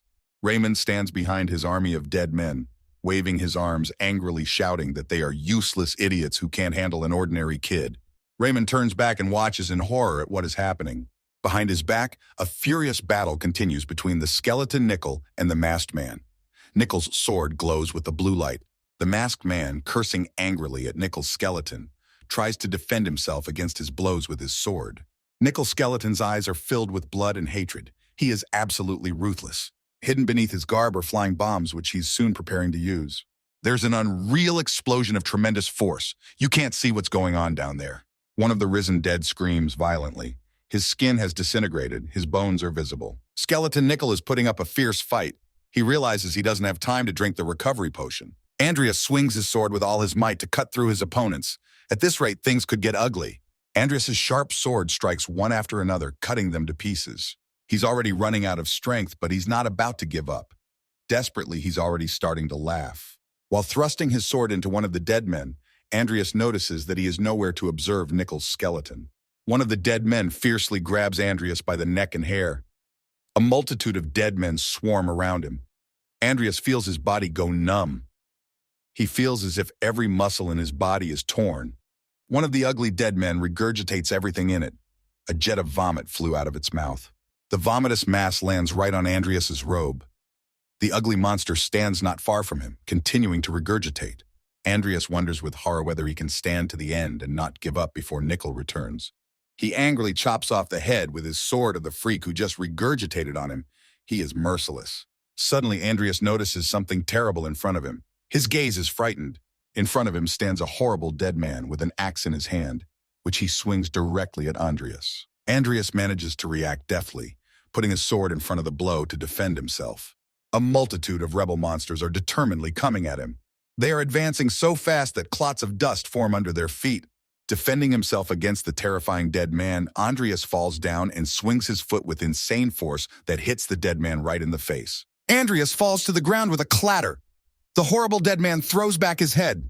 The dead man immediately regains consciousness, as if the blow never happened, and looks at Andreas fearfully. Andreas no longer has the strength to fight. He stares at the horrible dead man in confusion. Suddenly, the dead man bangs his skull against Andreas's head. Andreas's gaze is devastated. Andreas falls to the ground, and the dead man sits right on top of him, trying to finish him off. Andreas can't believe that. The dead man punches Andreas in the face with unimaginable force. Andreas's face is mangled, and he has no strength to resist. He thinks about the fact that he will die here at the hands of some skeleton knight. The skeleton knight is merciless. His blows are so powerful and strong that he practically knocks out Andreas. Andreas remembers his little sister Emmy's face and thinks about what would happen to her if he died. He remembers the faces of Lucia and little Vivian. He had never helped Lucia find a cure for her illness. There is a black shroud before his eyes, upon which a bright flash of light suddenly forms. He finally realizes that he has a reason to live. Andreas angrily clenches his jaw so that all his teeth are visible. Blood streams down his face. He decisively realizes that he can't die like this. A bright flash of light burns. The electronic scoreboard reads that with the help of prolonged training, talent, and brutal fighting, Andreas awakened an aura. Andreas's body begins to fill with light. He feels a blue light appear in his chest and a scarlet light below. He is perplexed as to what is happening to his body. All his vessels overflow with bright light. The electronic scoreboard reads that the Dantian has been activated. He can use the aura given to him. It is further reported that thanks to the double core trait, he can use mana and aura at the same time. Suddenly, Andreas begins to overpower. He grasps the sword beside him sharply. With one sword strike, he mercilessly slices through the skeleton knight's body. At this moment, all he thinks about is that he will return to his place. Andreas's face is ugly. His nose is broken, and a trickle of scarlet blood runs from his mouth. He won the battle against the skeleton knight. At this moment, the achievement, Second Awakening, will activate. Andreas gathers his strength, stands up and heads somewhere. Piles of skeletons lie beneath his feet. He can barely move, holding his shoulder and limping. Suddenly, he hears someone's pitiful cry for help. Andreas walks up to the house and sees Raymond standing in front of him, who has called out for help in the skeleton Nickel.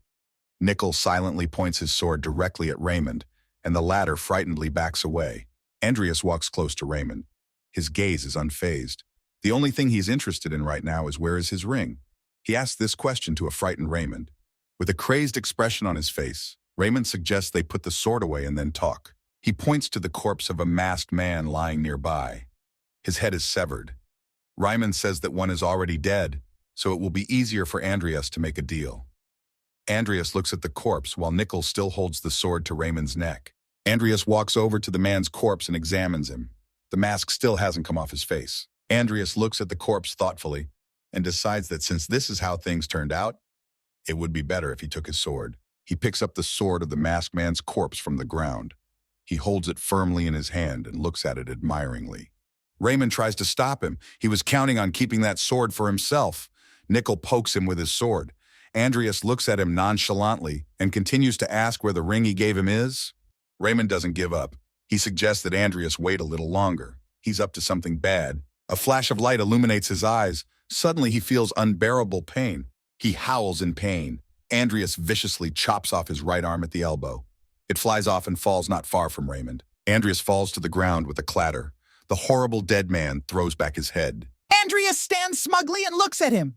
There isn't an ounce of pity in his eyes for Raymond. Raymond starts coughing violently and curling up. He is inexplicably in pain.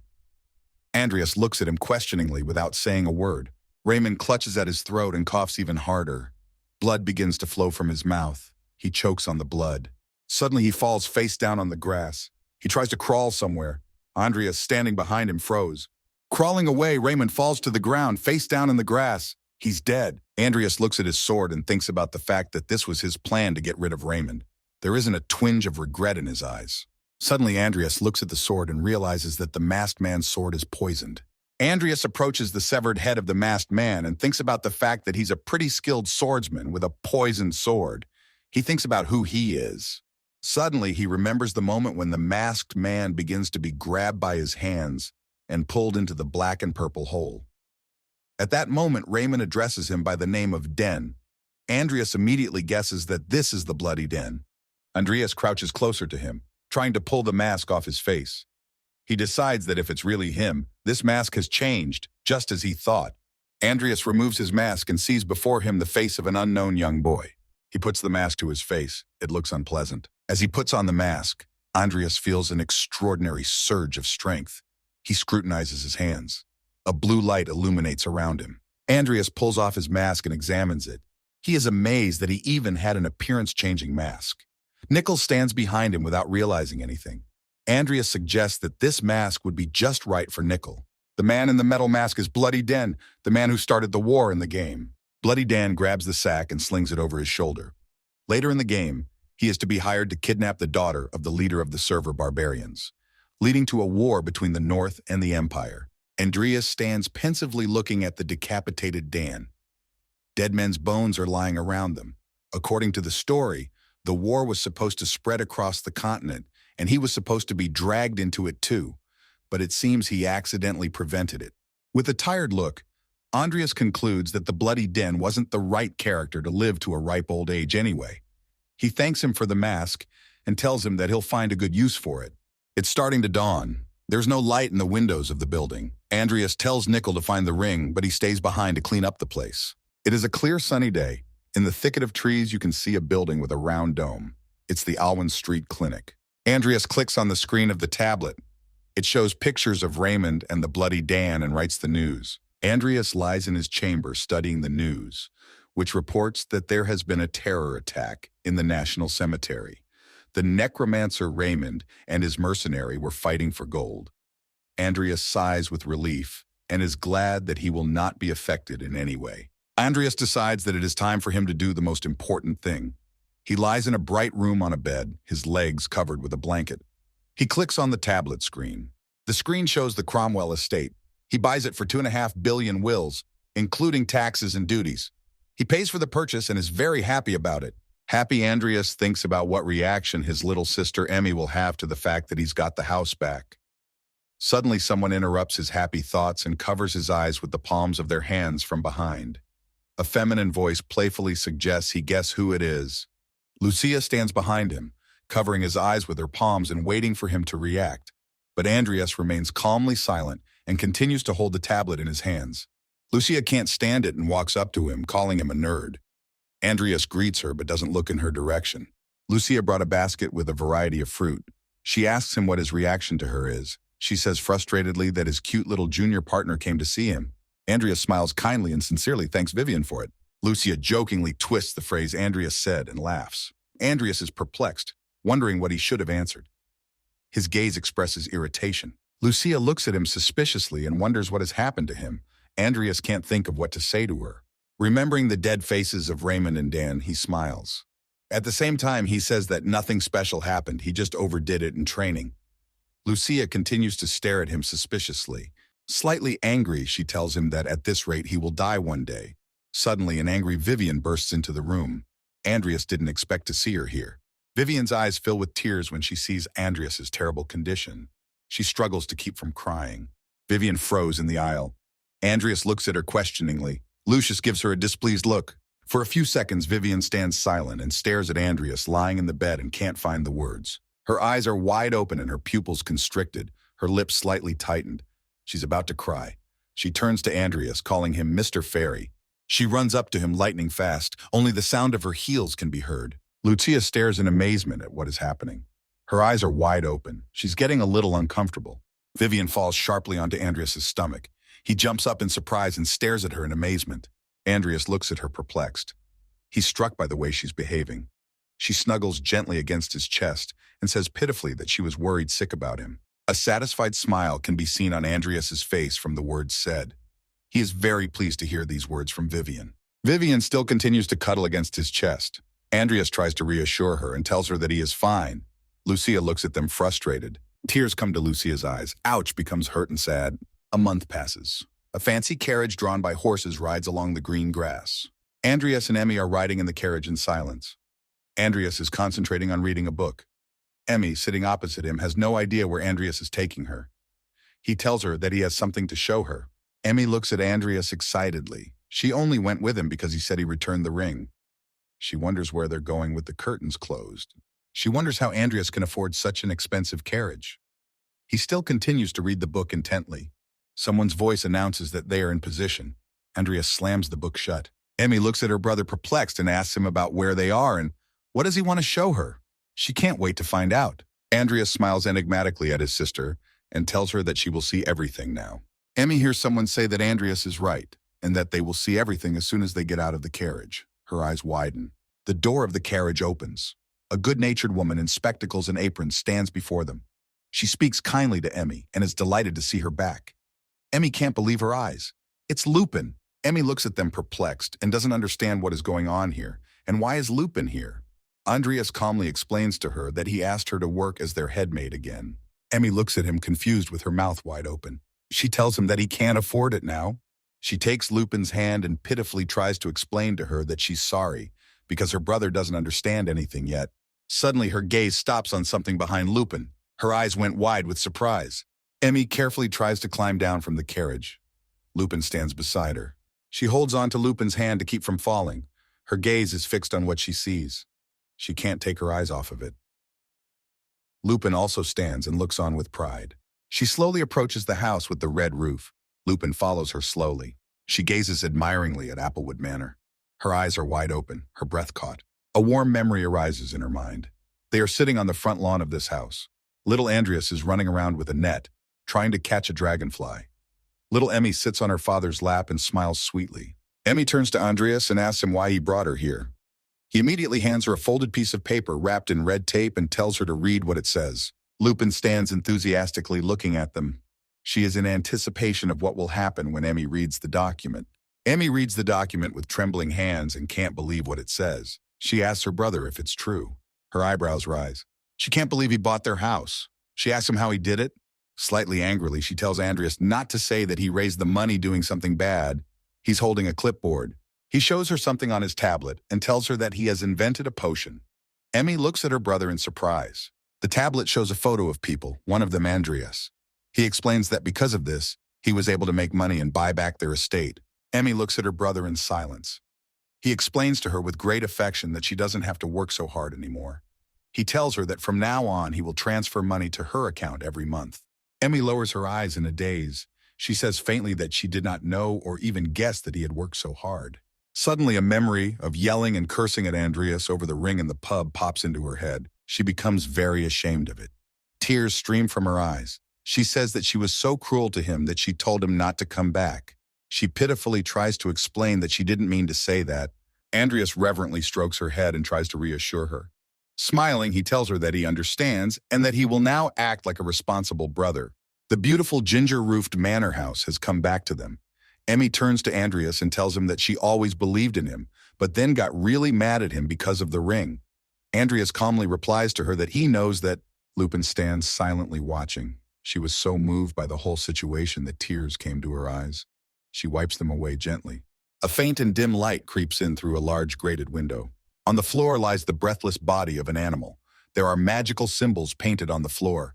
Andreas sits on a chair not far from it. Andreas scrutinizes the book that Mr. Morn has placed in his hands as a gift. He thinks about the second awakening achievement he received. He is well aware that because of the trait he received as a reward for the achievement, he can learn necromancy much faster. It says on the electronic scoreboard that enlightenment has occurred. It's epic, and the deeper he delves and studies something, the better chance he has of understanding the theory. As he studies the book, important terms are put aside in his mind, such as blood curse, death fury, skeleton summoning, etc. He realizes that it will now take him less time to learn skills and gain knowledge.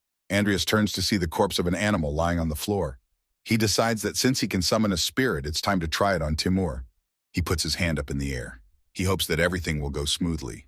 He's been over every possible reason for a failed draft 10 times over. Andreas decisively springs into action. He focuses on Timur's body.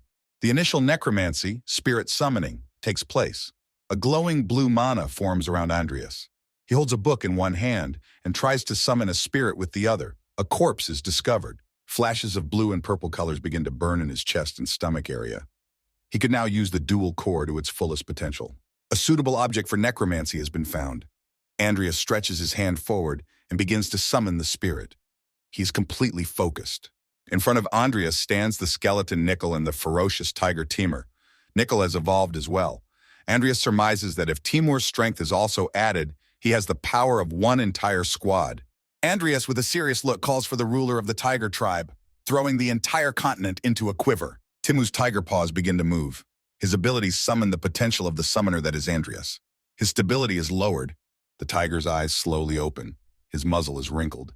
An additional property has been applied to him. His red eyes go wide. They are filled with terror. The initial necromancy is taking place. The spirit summoning is successful. He is legendary. A powerful force is beginning to awaken in Timur. His level is high. Added status effect. Tiger Timur rises on his paws. He looks frightening and ferocious. His eyes are bloodshot. His mouth is open. Sharp teeth and fangs are visible. Its level is increasing. He is now extremely high. It's been upgraded. The subject becomes a battle spirit. Andreas looks at him admiringly. Compared to him, he's quite small. Timur's tiger corpse level has reached its limit. Some of his former ego is returning to him. The tiger opens its mouth wide and roars. The roar happens with the most powerful force. His fighting spirit is legendary.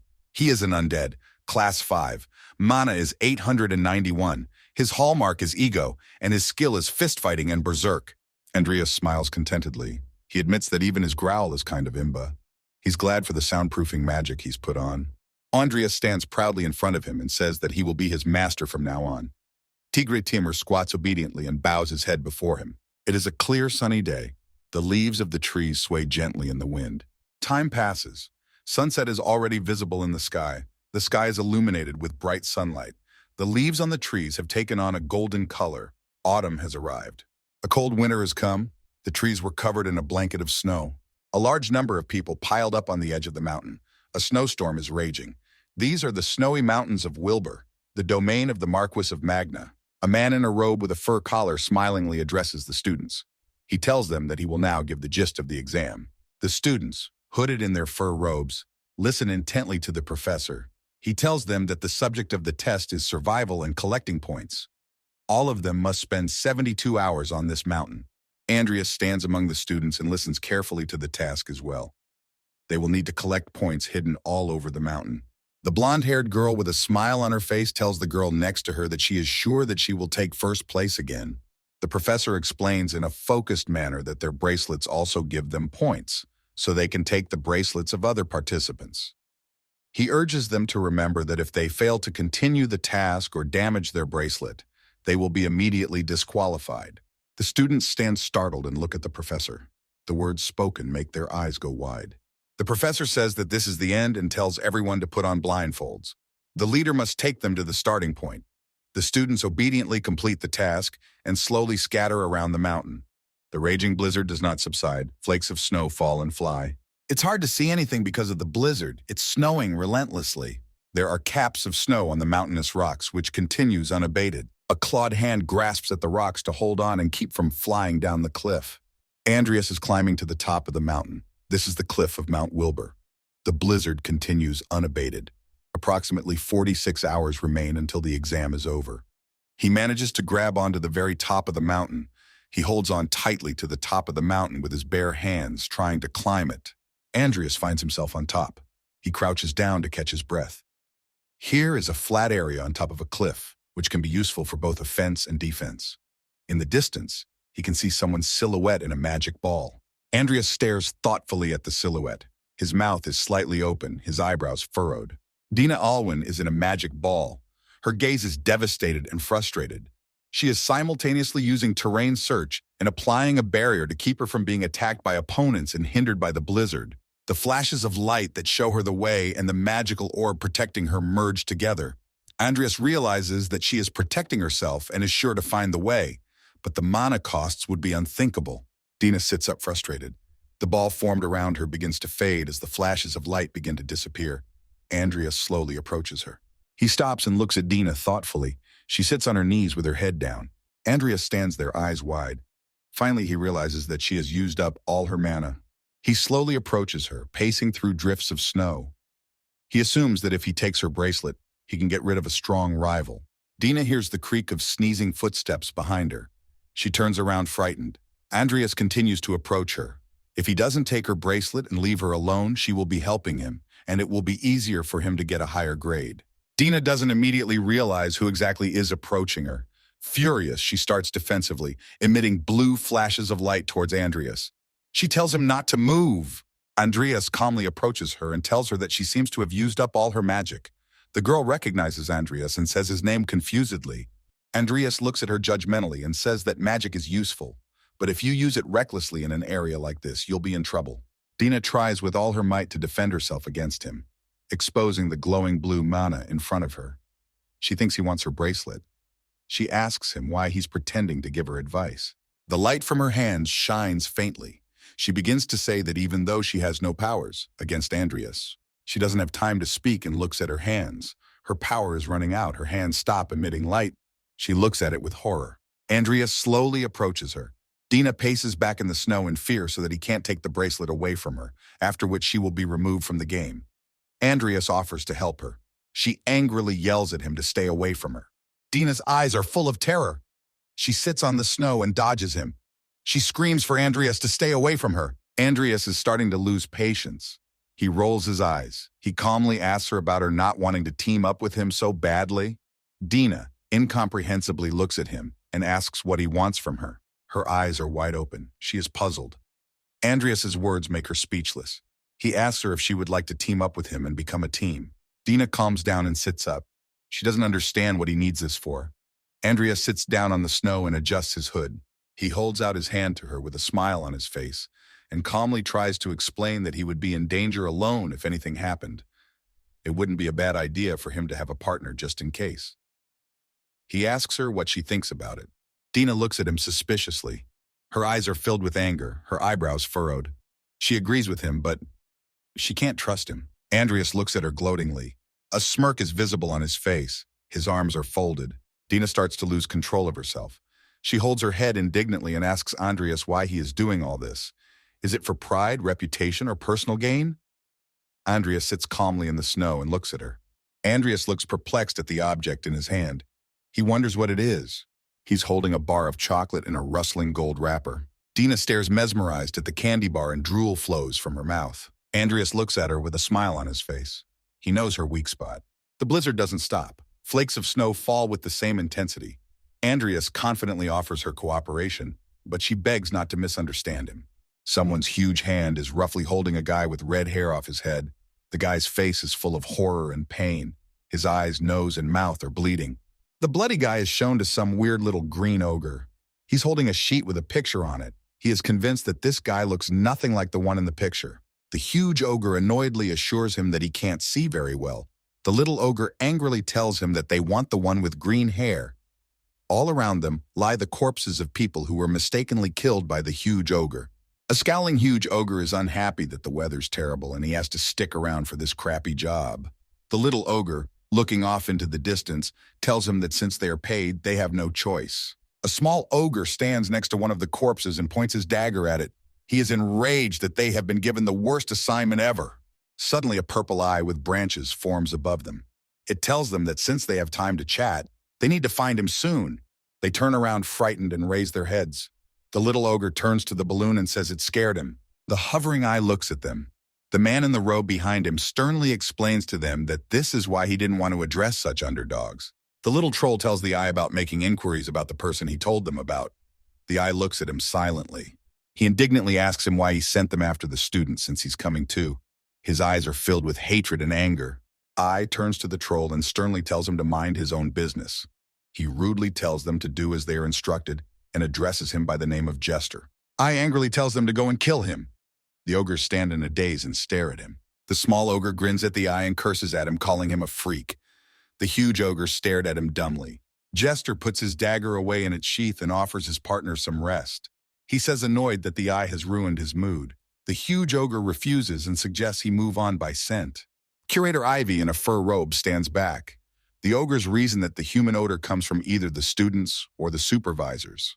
3 students in fur robes stare puzzledly somewhere in the distance. Andreas and Vivian stare ahead in concentration. The ogres reason that if they only kill students, they will reach their target sooner or later. The ogres rush off in search of the green-haired boy. They are sure that many of the students will become their enemies, so they need to kill as many of them as possible. The man in the robe controlling the eye stares after them. He is sure that nothing good can be expected from these ogres. The eye floats in the air beside him.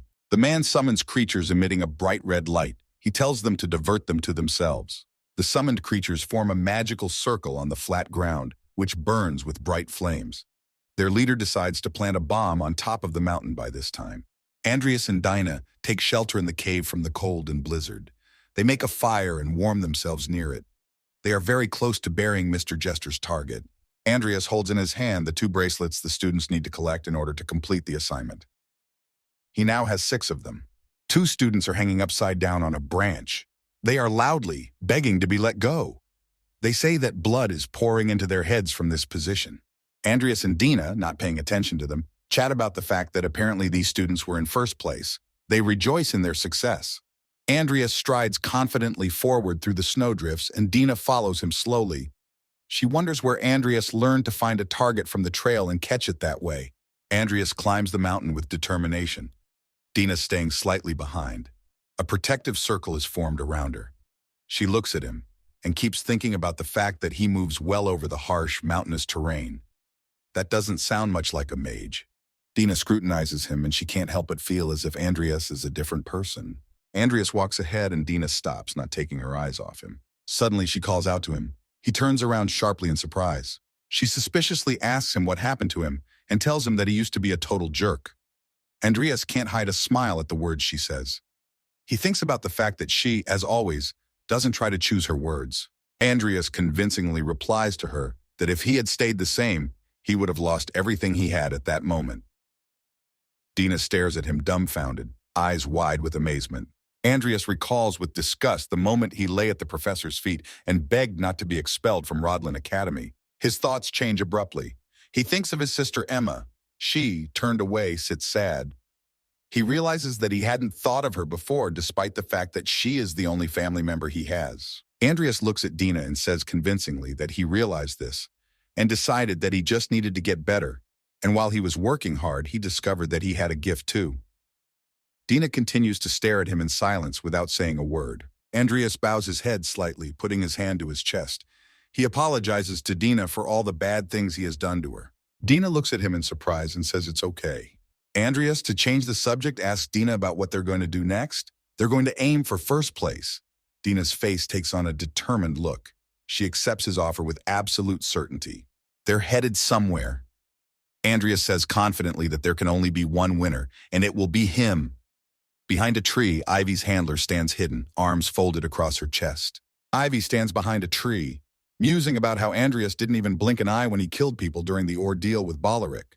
Ivy looks at Andreas intently, not taking her eyes off him. She thinks about the fact that he was an asshole, but has recently become a better person. He wonders how he was able to change so much. After all, he lived his whole life like an idiot. He thinks Andreas Cromwell is an interesting guy. Andreas and Dinah, clad in a magic orb, are running somewhere at an unthinkable speed. On the run, Dinah asks Andreas about how long do we have left to go. Andreas, looking at the piece of paper he is holding in his hand, replies that they have about 3 minutes left. A statue of an embittered dragon stands in front of an ancient map. Andreas's hand with the bracelet dangles. He remembers what the professor told them. You can gain points by taking bracelets from other students, or you can get them by capturing points on the map. Andreas notices something in the impenetrable storm. He tells Dinah to urgently prepare for the enemy's attack. An unexpected blow with the axe is directed at Andreas. He flies off into the distance in surprise. Dinah is horrified to see 2 terrifying ogres in front of her. She backs away in fear. Wasting no time, Andreas assumes an attack pose. The axe that had just knocked him off his feet is visible in front of him. The troll snickered and grinned viciously. He's laughing at the fact that there are more brats. A huge ogre is coming up behind him. He's missed them again. The enraged troll laughs evilly and says that his eyes are really for decoration. Andreas scrutinizes the ogres. He hadn't expected to encounter something like that in the mountains. Dinah runs up to Andreas and asks if he's okay. The ogres are heading straight for him. Andreas casts a glance at the people who died at the hands of the bloodthirsty humans. He tells Dinah that he's okay, but they definitely aren't. Dinah looks at the dead bodies in horror. Andreas assumes an attack pose. Diana stands behind his back. Angry ogres stand in front of them. Dina angrily asks them, "What happened here?" Her expression is one of undisguised hatred. The troll, ignoring them, turns to the huge ogre, calling him Mantos, and tells him to rejoice. Andreas and Dina look at them questioningly, not understanding anything. The troll pulls out a piece of paper with a picture of the man they were ordered to find. He compares it to Andreas and realizes it's him. He smiles vilely in joy, his eyes glittering furiously. Dina looks fearfully at Andreas. She realized that he was the one they were looking for. No emotion could be seen on Andreas's face. He stared dumbly at the ogres, not taking his eyes off them. The ogres rejoice that the one they are looking for is in front of them. The troll pulls out his dagger and the ogre Mantisome clenches his fists in anger.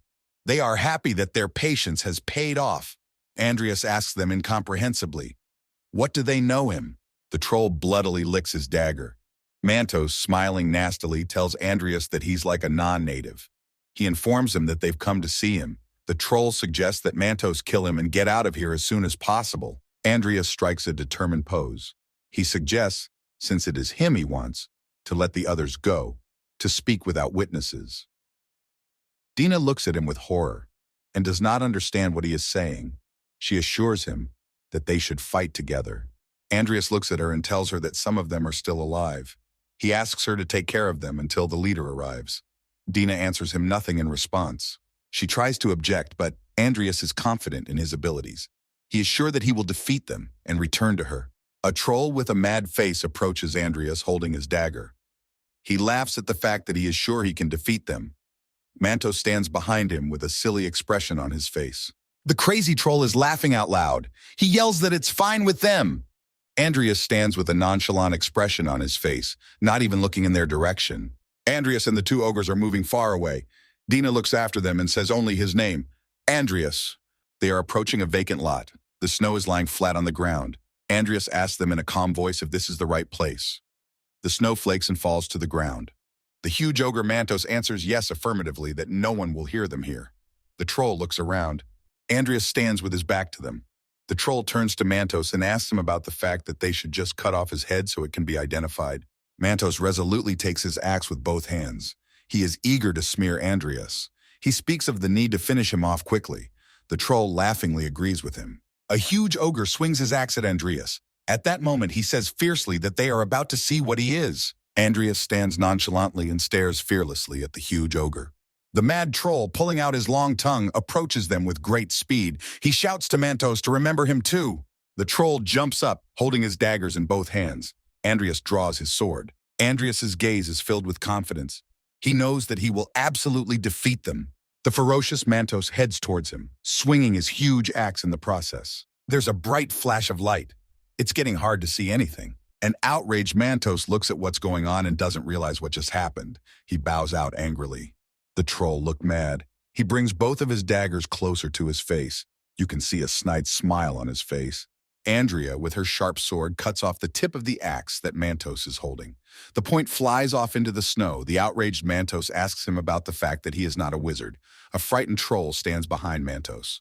Andreas puts his sword away in its sheath. He questions them about being Mantos and glue. He recommends they better forget about the stereotypes that mages can't use a sword. The ogres look at him stunned. They question him about how he knows their names. Andreas mysteriously holds a glowing magic ball in his hand. He assures them that it will answer if they tell him who sent them. The ogres look at each other confusedly and realize that things are bad. Andreas summons Nickel's skeleton and Timur's tiger corpse. They immediately appear behind his back. Andreas looks at the ogres with a smile on his face and says that if they don't want to answer, he will still make them talk sooner or later. They look at him fearfully and realize that Kidwell has tricked them.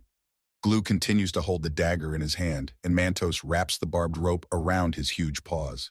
Andreas, hearing their reasoning, thinks about the fact that they are most likely talking about Gauntlet. Skeleton Nickel gets tired of hearing all this, and he resolutely heads off to attack. Andreas orders him to stop.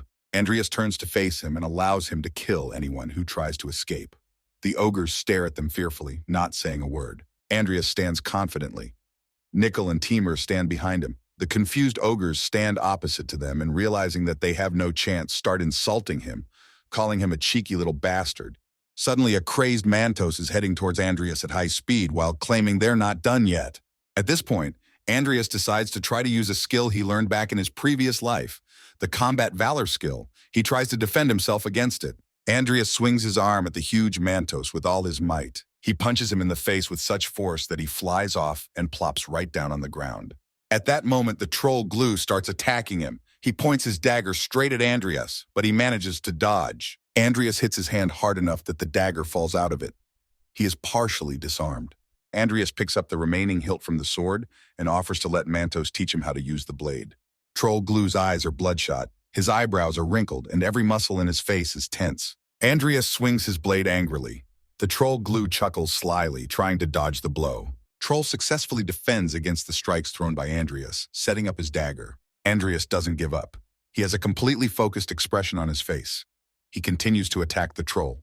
Ogre Mantos tries to get up off the ground after Andreas's punch. He's having a hard time doing so. He's grunting all over. The mad Troll Glue keeps his dagger in his hand and tries to attack Andreas. He has a frantic look on his face, his mouth open so that his sharp teeth are visible. Andreas's eyes begin to glow with a violet light. His expression is calm and focused. Andreas swings his blade with such speed that the mad troll can no longer control his movements. Suddenly, he loses control completely, and Andreas kicks him with his foot with such force that he flies off a great distance with a shriek. Andreas tries to catch his breath. Ogre Mantos has risen to his feet and is standing behind him. Andreas turns around on him and sees that he is standing firmly on his feet. Ogre Mantos is holding his head. He howls in pain. A stream of blood flows from his eyes, nose, and mouth. He curses. Andreas turns to Mantos and asks him not to tell him that he is surrendering. Satisfied with himself, he thinks about the fact that fighting prowess works. Skeleton Nickel and Tiger Timur look admiringly at their master. Nickel folds his arms across his chest. Andreas thinks about how they haven't had a chance to play yet. Meanwhile, Dina is standing next to the students who died at the hands of the ogres. There are two frightened girls sitting next to one of the corpses. She turns to one of them and says that she is leaving them to her. One girl is bandaging another girl's head with a bandage. She turns to Dina and says that they all know very well about her abilities and her position in the academy, but it would be better to work together now. Dina looks at her in surprise. Dina recalls that Andreas said that some of them were still alive. He told her to take care of them until the leader arrived. Dina's expression is devastated. She realizes that she can't just stand by and wait for the ogres to attack the others. The red-haired girl bandaging the other's head says that she understands and that they will follow her as soon as they can. She looks at Dina with hopeful eyes and begs her to stay out of their sight. Dina looks at them with eyes full of hope and agrees with the red-haired girl's words. Mantos is lying on the ground, unable to move. He has no strength left to fight. His mouth is slightly open, his eyes rolled back. Andreas stands over his body and looks at him. He demands that he tell him who sent them to him. Mantos laughs his last breath and tells him to just kill him. Nickel and Timur stand behind Andreas and watch what is happening. Andreas is starting to lose patience. He thinks about how he can get Mantos to talk. Andreas turns to Nickel and tells him to give him the sword immediately. Andreas picks up his sword and turns to Mantos. He tells him that he will do as he wishes. He pulls his steel sword out of its sheath and confidently tells Mantos that he can find out another way. He doesn't have to waste time on him. An exhausted troll named Glue crawls up to them. He blurts out that they were sent by Jester Reuben. Mantos looks at him judgmentally and thinks about why he blabbed. Glue's troll gaze is still as crazy as ever. He tries to explain to Mantos that they owe nothing to those who treat them like animals. Troll Glue continues to slowly approach them. He holds on to one side. The troll turns to Andreas and says that he will say even more. Jester sent more than just the two of them. Andreas stares silently into nothing. Andreas presents the magical creatures in his head with a serious look. He knew someone from the Brotherhood was behind all this, but he didn't expect it to be Jester. Andreas recalls Salem's angry face when he said that if anyone questioned his decision, he would find them and kill them. He is sure that if Jester attacked him despite Salem's threats, then he is sure that no one will know if he is gone. He concludes why the couple massacred him. Andreas turns slightly to the troll Glue and asks him about where the others are. One eye of the troll is covered, the same grin still on his face. He says he doesn't know where they are, but they don't want to cross Rodlin's path either. He suggests that they might be preparing a landslide. The blizzard is intensifying. The flakes of snow are carried by the wind. Andreas realizes that Jester wants to get rid of him by making it look like an accident. He wants to create an alibi for himself, so he won't be hunted by Salem and Rodlin. The mad troll Glue turns to Mantos and says that they need to get the hell out of here as soon as possible, lest they get dragged into all this. Mantos lies on the ground immobilized and doesn't say a word in response. The troll walks over to Mantos. He tries to help him up by holding him on one side. Andreas looks at them indignantly and asks what they think they can just walk away after killing students like that. Andreas' gaze is filled with determination. He asks them about who told them he would keep them alive. The blizzard is sweeping everything in its path. It's snowing nonstop. The mountain is slowly covered with a blanket of snow. The snowstorm does not stop for a moment. Dina, who has formed a magic ball around herself, walks through the snowdrifts up the hill. She looks around and realizes that she has almost made it to the top. She wonders indignantly, where is Andreas? Something unexpected she sees in front of her. Her eyes are dilated to their maximum, pupils constricted. Her lips tighten in horror. Suddenly she steps on a magic circle. The circle burns with a bright red light, emitting sparks. Dina squats down on her knees and bright flashes of light come from her. She doesn't understand what's going on here or who did all this. She's at the bottom of a hill and sees the mad creatures coming at her with their arms outstretched towards her. In the moment, Dina realizes that these are not the two. She indignantly asks the creatures who they are. The leader of all these creatures looks at her in exasperation. He talks about wondering what little rat has crawled into the place where their ritual is being performed. He is sure that Dina is a common wench. Dina angrily yells at them for sneak attacking and not answering their questions. She asks them not to blame her if she kills them. Suddenly, Dina creates snowdrifts around her that make it impossible for the creatures to see where she is. She's built a defense. She tries with all her might to hold on to that ability. Her eyes are filled with cruelty, her teeth clenched. The leader of these creatures stands bewildered and stares at the scene. He wonders if she is using a double spell combining snowstorm and ice magic. Furious, Dina shouts, turning to them. She tells them to disappear immediately. As they approach her, the unknown creatures fly off her defenses with unthinkable force. The leader of these creatures angrily shouts at them to dodge. By his side is his trusty Eye. Dina looks at them with tears in her eyes. This battle is hard on her. The ringleader looks at how admirably she is doing. He thinks about how her mastery of magic scares him, despite her young age. The ringleader continues to stand in the snow and watch. Eye floats next to him in the air. The enraged man grabs the Eye and all he can think is that Dina is just a brat anyway. The Eye looks fearfully at its master.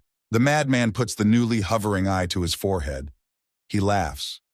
Every vein in his face is tense. He says this setting is tempting, and he'll play with it until their business is done. The man starts slowly towards Dina, who is full of confidence and anger. There are tentacles coming out of his face. Dina is horrified to realize that the ringleader of these creatures uses dark magic. Outgrowths begin to develop rapidly from the man's head. It looks terrifying. The man's forehead speaks with a bright flash. At this time, Ivy's handler approaches the bodies of the frozen dead students, trying to revive them. Suddenly, the curator hears some sound in the distance and turns around to look at him. His eyes are wide open. She looks up at the top of the mountain and wonders perplexedly whose presence is there. At this time, Dina is actively fighting the creatures. The outgrowths are getting closer and closer to her. They hit her protective orb, trying to break it. Dina at this point realizes that if they continue her mana, she fiercely tries to defend herself against them. The creatures trying to attack her emit magical light of different colors from their hands.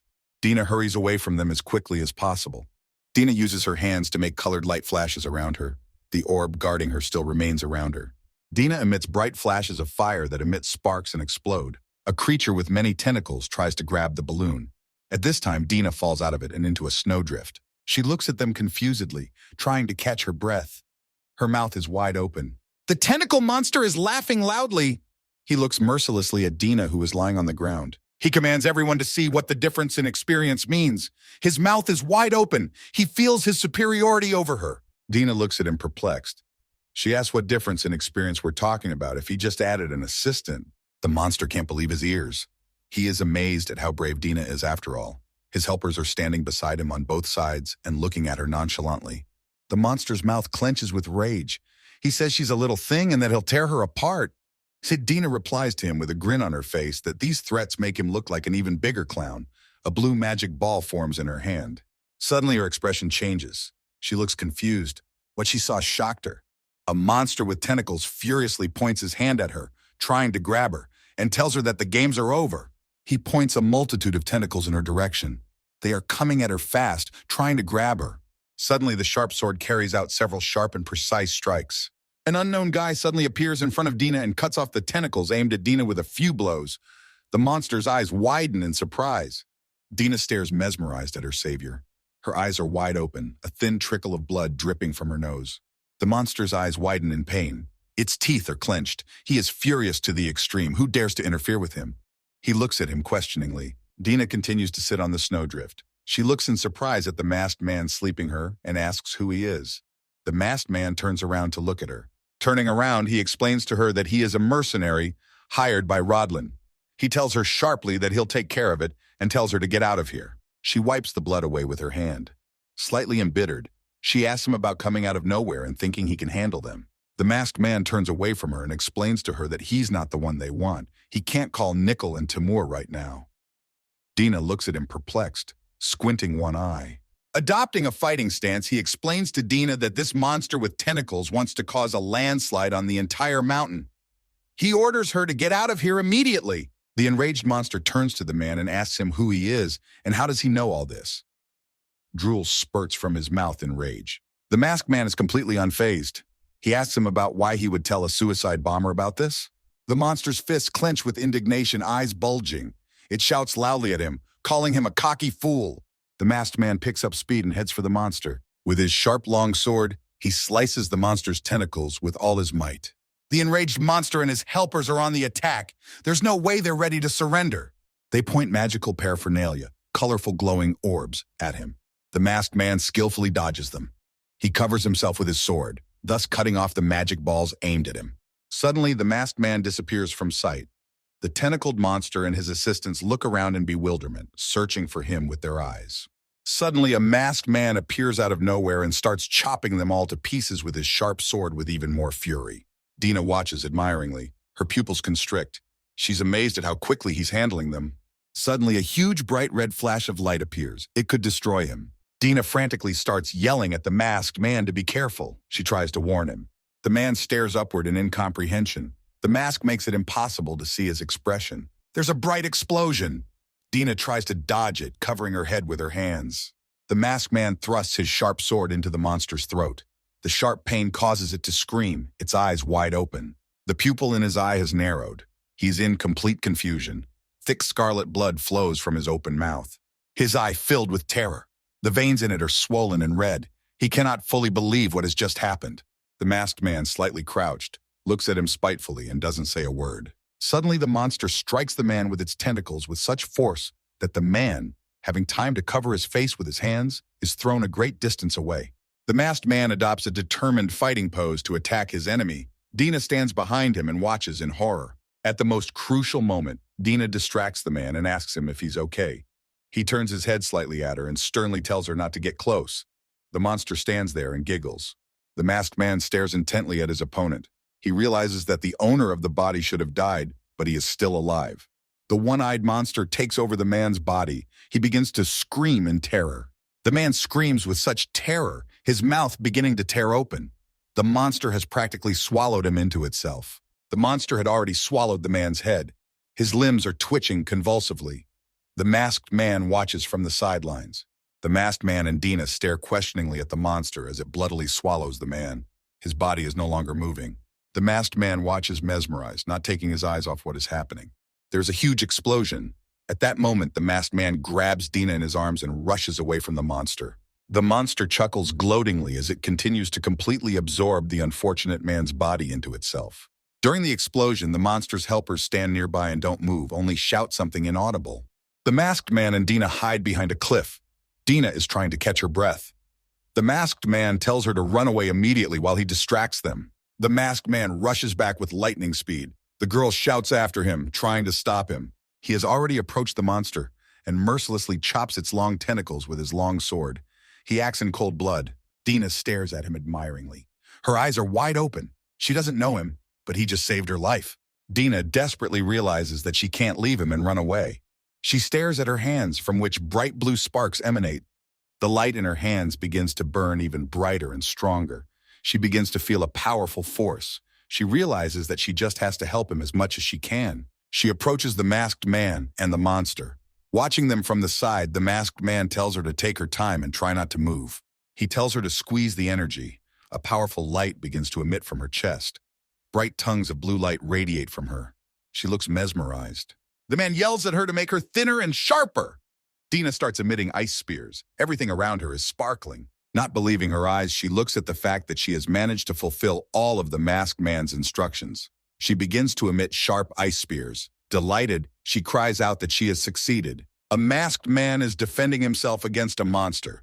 Ott thinks about the fact that if he could summon Nickel or Timur, he would easily defeat this monster. He turns back around and his gaze stops on something. He sees Dina behind him emitting a bright blue light from her hands. Furious, he launches his attack. At this point, he gets angry and thinks about how Dina is a stubborn wench. He wonders why she's still here since he told her to run away. Dina's eyes are full of determination. He raises his hand in the air and decides to help his savior by all means. She throws brightly colored ice spears. Her face is full of rage and hatred. The monster practically engulfed the man's body. Bright beams of light released by Dina headed straight for him. Glowing punches strike the monster. He cries out in horror. A bright blue light illuminates him. The masked man stands silently and watches questioningly. Dina, producing sharp swords, stands directly behind him. The ugly monster screams in terror and shakes its tentacles. Most of the tentacles are severed. A bright purple magic ball can be seen on the monster's body. It's a mana core. The masked man sees it and decides that if he can, he just needs to destroy it. He performs frantic kicks on the tentacle monster. His hair flutters in the wind. The tentacled monster opens its mouth abominably and sticks out its long tongue. The masked man points his sword at it. He was close. He rushed. The monster's tentacles become entangled. Someone suddenly grabs the monster by one of them. The masked man looks questioningly at what is happening. The mask on his face obscures his expression. Suddenly, one of the monster's tentacles digs right into the throat of one of his assistants. The one tries to pull it out with horror, but he fails. His mouth is wide open. All the tentacles are thrusting on the helpers. They pierce their bodies mercilessly. One of the helpers manages to say the monster's name, Mr. Kidwin, but then a sharp tentacle stabs him right in the eye. He howled in pain. His mouth opened wide. The tentacle monster stands in the middle of the plane, having all of his helpers on his tentacles. They hang. Dina watches in horror at this unexpected turn. It makes his mouth drop open. She is amazed that he is attacking his own and wonders why he is doing this. The masked man watches the scene unfazed. He guesses that the monster is just trying to absorb their mana in this way. Sharp tentacles pierce through the bodies of their assistants. They act ruthlessly. The assistants in robes howl in pain. Their bodies are decomposing. Only muscles remain visible. In place of their eyes, only holes remain. Muscular tentacles continue to hold the dead bodies in place. Sharp teeth begin to emerge from the monster's body. Tentacles are starting to come out of the mouth of the horrible monster. They're everywhere. Its mouth is wide open so that its sharp teeth are visible. Its center eye is huge, its pupil constricted. It's merciless. He stands in front of the masked man and chuckles gloatingly. He stands, pointing his sharp sword at him. The masked man stands confused and looks at his opponent. He realizes that he's in a bad way. Unexpectedly, his hands begin to emit blue mana. A bright light illuminates his body. A blue veil forms around his body. He holds a sword in one hand and looks at his other hand with surprise. He guesses that it is a shield made of ice magic. His sword begins to emit a bright pink light. He begins to have an increase in sharpness. The masked man feels an acceleration in his movements. His legs begin to move with even more force. He turns back and sees that Dina is losing her strength. She is squatting with her mouth open. She's coughing. She doesn't look good. Dina has spent all her remaining mana on the monster and its helpers. A masked man stands facing a tentacle monster that looks enraged. An exhausted Dina is squatting. The masked man tells her not to waste her last strength and to run away. The masked man is lightning fast from his spot, leaving only puffs of dust behind him. He runs somewhere and feels that his body is much lighter than it was. His movements are easy and effortless. A monster with tentacles covered in barbs looks furious. His eyes are turning red. Through the mask on the man's face, you can see his eyes. They are wide open and the pupils are constricted. There's a bright flash of light. There are bright sparks coming from all directions. Everything goes flying in different directions. The masked man tries to dodge the blows. He covers his face with his hands and ducks back. He looks at a horrible monster with tentacles with many sharp barbs on it. He lifts his head up and realizes that there is no end to it all. Wasting no time, he aims somewhere with unthinkable speed. He realizes that in order for him to triumph, he just needs to find the monster's core.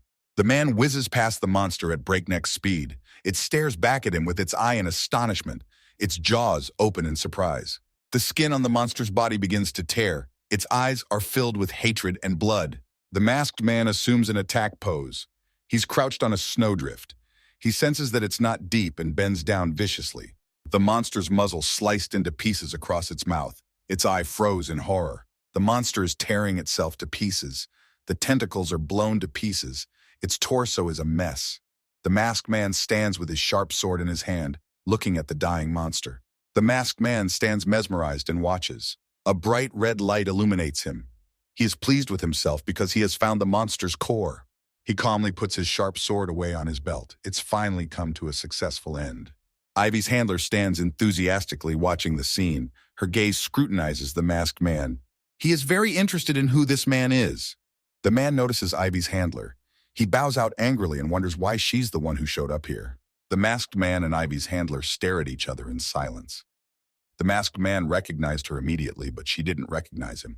Ivy's handler stares at him intently. There is a straw in her mouth. She tells him confidently that if he doesn't answer who he is, she will kill him and removes the mask herself. The masked man raises his head high on the mountain. The curator looks at him perplexed and has no idea what he's about to do.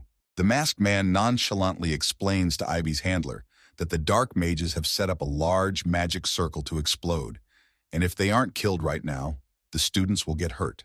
Ivy's handler looks at him indignantly and begins to lose her patience. She indignantly orders him to stop bluffing. She turns her head to the side, and the masked man looks at her and tries to convince her that the place is about to explode. After a second, the masked man disappears from sight.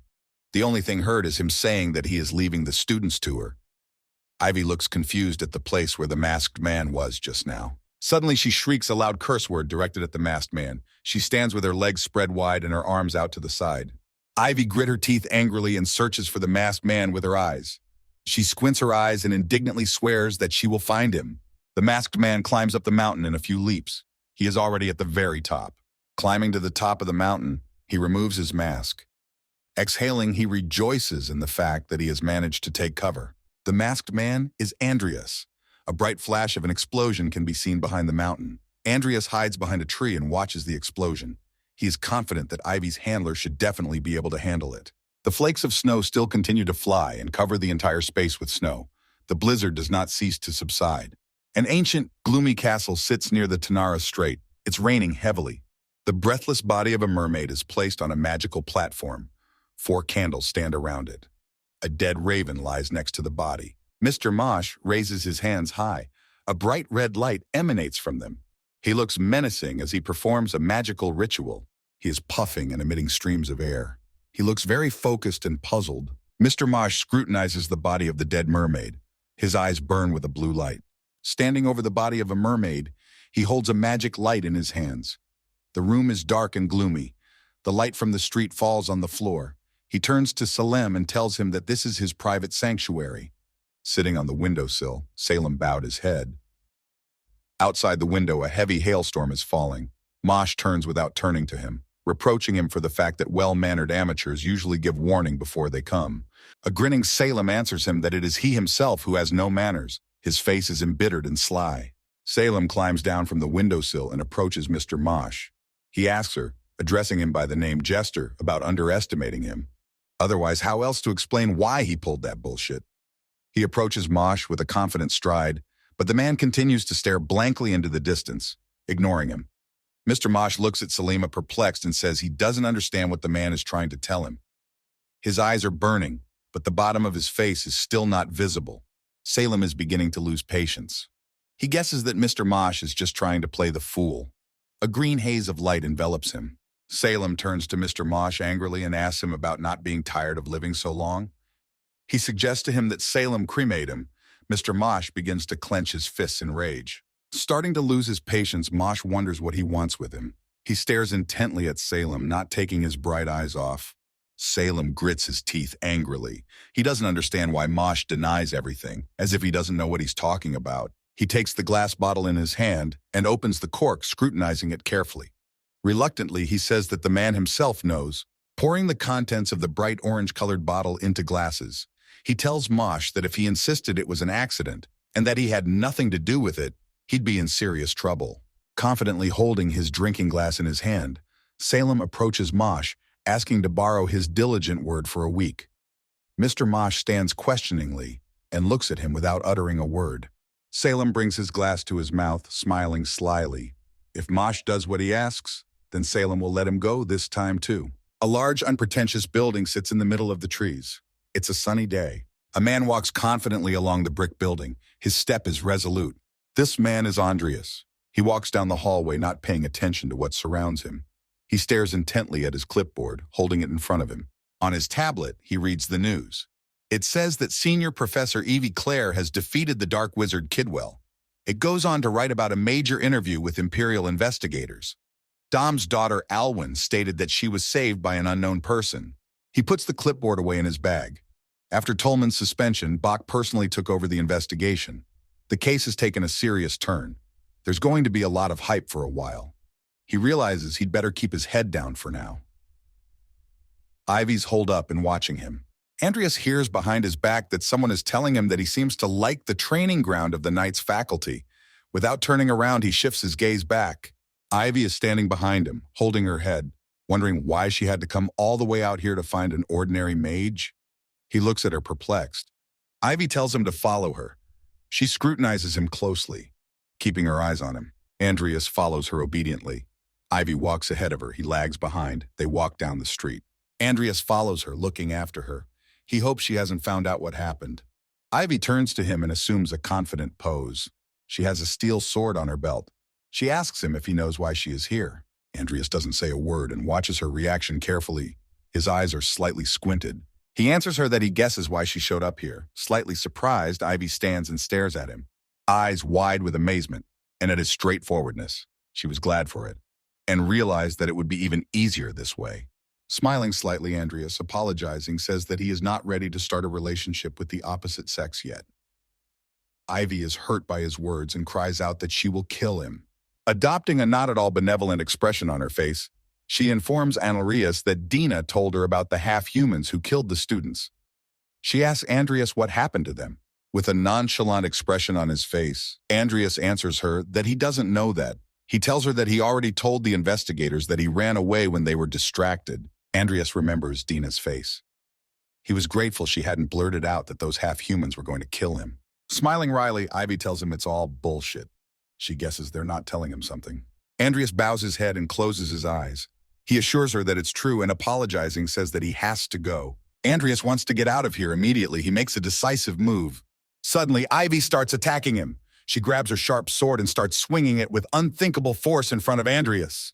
Ivy swings her sharp sword at Andreas, and he dodges her sharply to the side, taking a wide step. He dodges the blow. Andreas quickly draws his sword and swings it at her. Ivy's blow passes right in front of Andreas's face, miraculously missing him. The dust from the sword blows is flying around. Andreas tries to pull away from them, backing up against the wall. Stunned by what is happening, Ivy smiles evilly. She is amazed that some scrawny mage was able to block the strike of a senior professor of the Knight's faculty. Andreas looks at his sword in surprise, clutching it tightly in his hand. He realizes that he was only able to block her blow. Ivy, clenching the straw in her teeth, senses that something is clearly wrong here. She scrutinizes her opponent without taking her eyes off. Behind them, behind the wall, Vivian lurks. She stands silently. Andreas turns to Ivy and says, "What is she trying to say? That he's a dark mage?" Ivy doesn't answer him. Vivian stands thoughtfully behind the wall with both arms folded across her chest. She is stunned by Ivy's words. She can't believe that Andreas is a dark mage. Ivy points her sharp sword at Andreas. With a serious look, she tells him about him acting suspicious every time they deal with them. When she investigated Boleric, he even dealt with the mage who locked her up. Ivy recalls the image of the masked man. She thinks about the fact that his voice was different, but his build was the same. She wondered how he had managed to pull it off.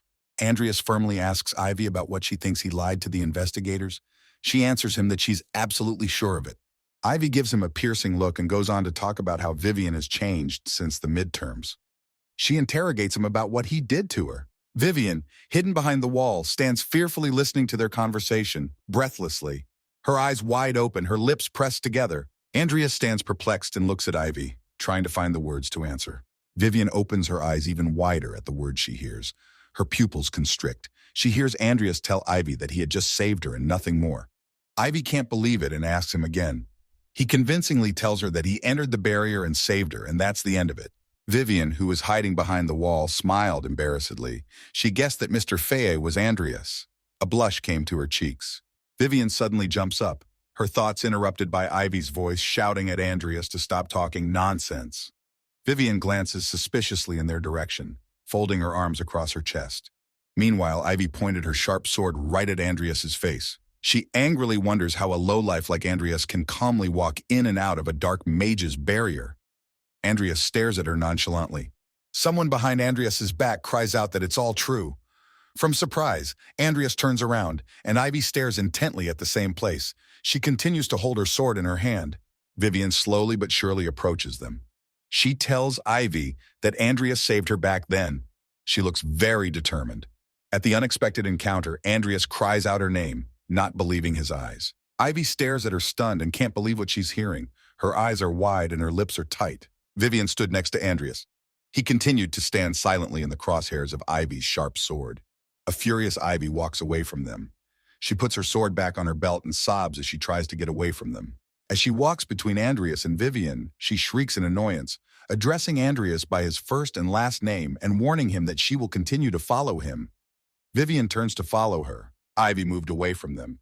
Andreas and Vivian were alone, staring at each other in silence. Andreas looks at Vivian and says a timid, "Thank you." Vivian, without even looking at him, replies that he has nothing to thank her for, and turns to him, calling him Mr. Fairy. Little Vivian's eyes filled with tears. A little more, and she bursts into tears. Now she knows for sure that Andreas is Mr. Fairy. The beautiful Cromwell Manor building is illuminated by bright sunlight. The orange roof of the building is warmed by the rays of the sun. Emmy, Andreas's little sister, is sitting at her desk, carefully filling out some important paperwork. She is approached, calling her Lady Emmy, and informed that they are finished with cleaning the estate. Emmy stares intently at the man. Lupin's assistant stands in front of her desk, holding a tray. Emmy thanks her guiltily and says that it must have been hard, since the house has been abandoned for so many years. Lupin replies good-naturedly that it wasn't at all. Placing the tray on the table, Lupin turns to Emmy and says that they felt it would be wrong to go into the head of the family's private office, and that it would be best if she looked at it herself first. Emmy agrees to her proposal and gets up from the table. Lupin stands obediently and waits for her. Emmy slowly rambles down the hallway, approaching her father's office. She looks a little scared. She stops near one of the doors and doesn't immediately decide to enter it. Emmy stops at a massive hand-carved door. She finds her father's study immediately. Suddenly, a memory pops into her mind. She remembers being scolded a lot for hiding behind that door from her brother during a game of hide and seek. Her eyes squint a little, and a slight smile appears on her face. She puts her hand on the doorknob and realizes it was so long ago. Emmy slowly opens the door to the dark room and is amazed at what she sees.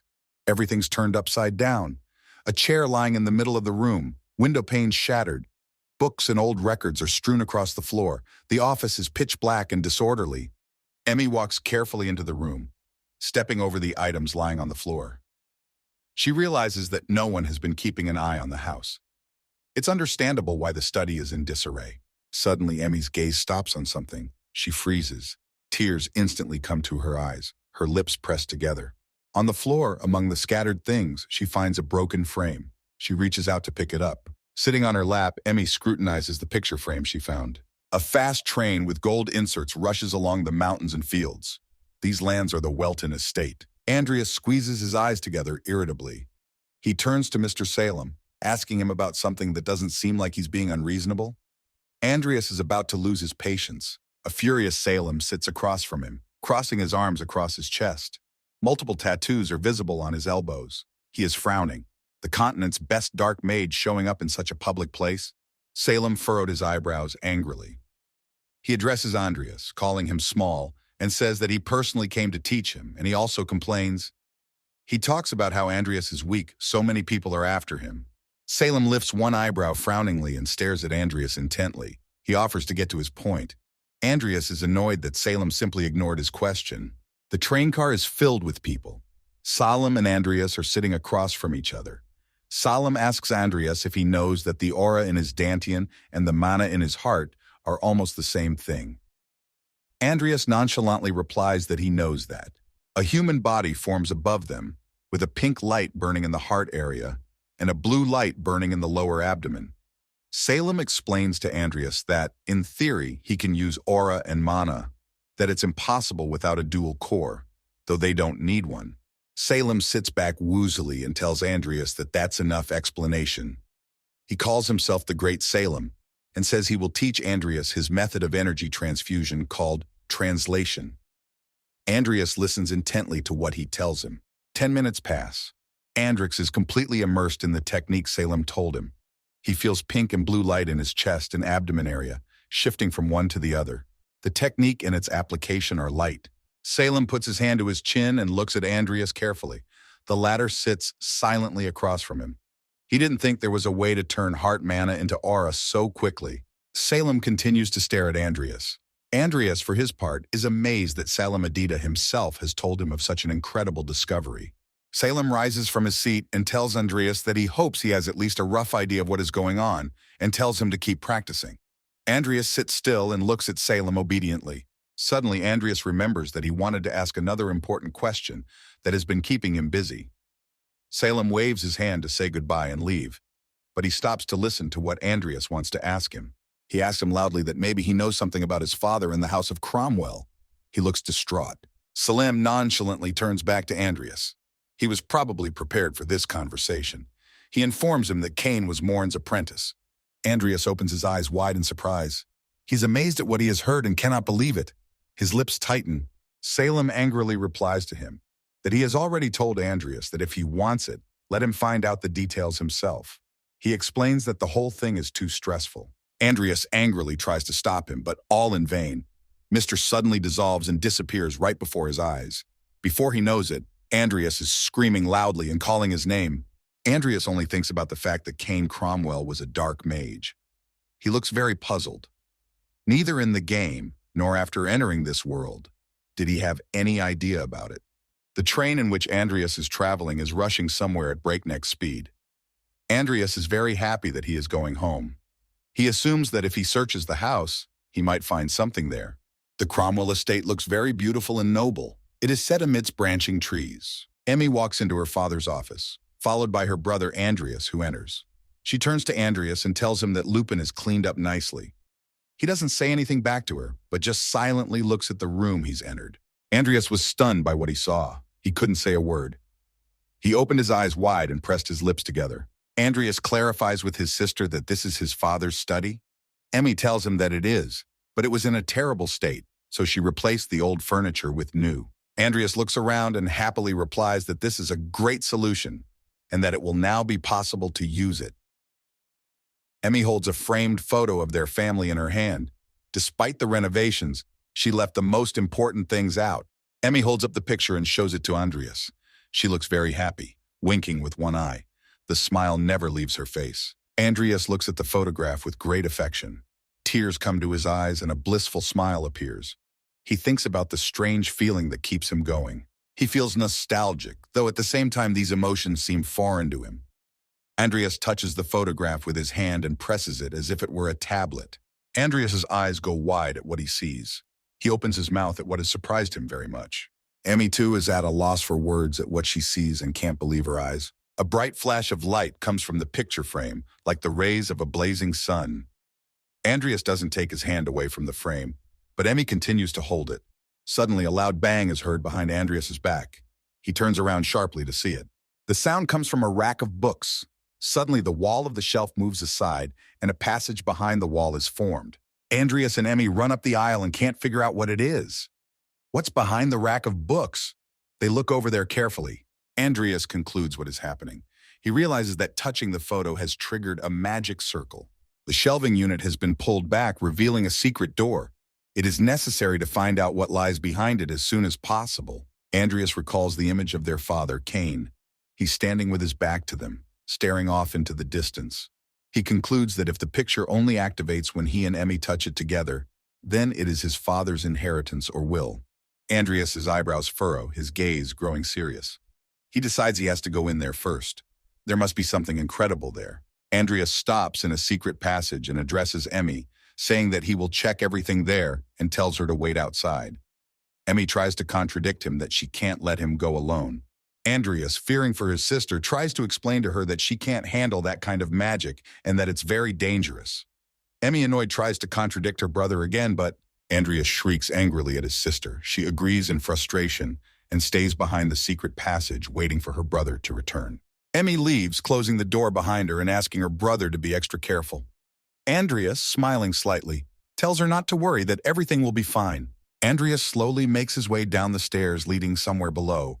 Brightly glowing torches can be seen at the bottom. He looks scared and confused, but continues to trudge further down the stairs. A strange feeling overtakes Andreas.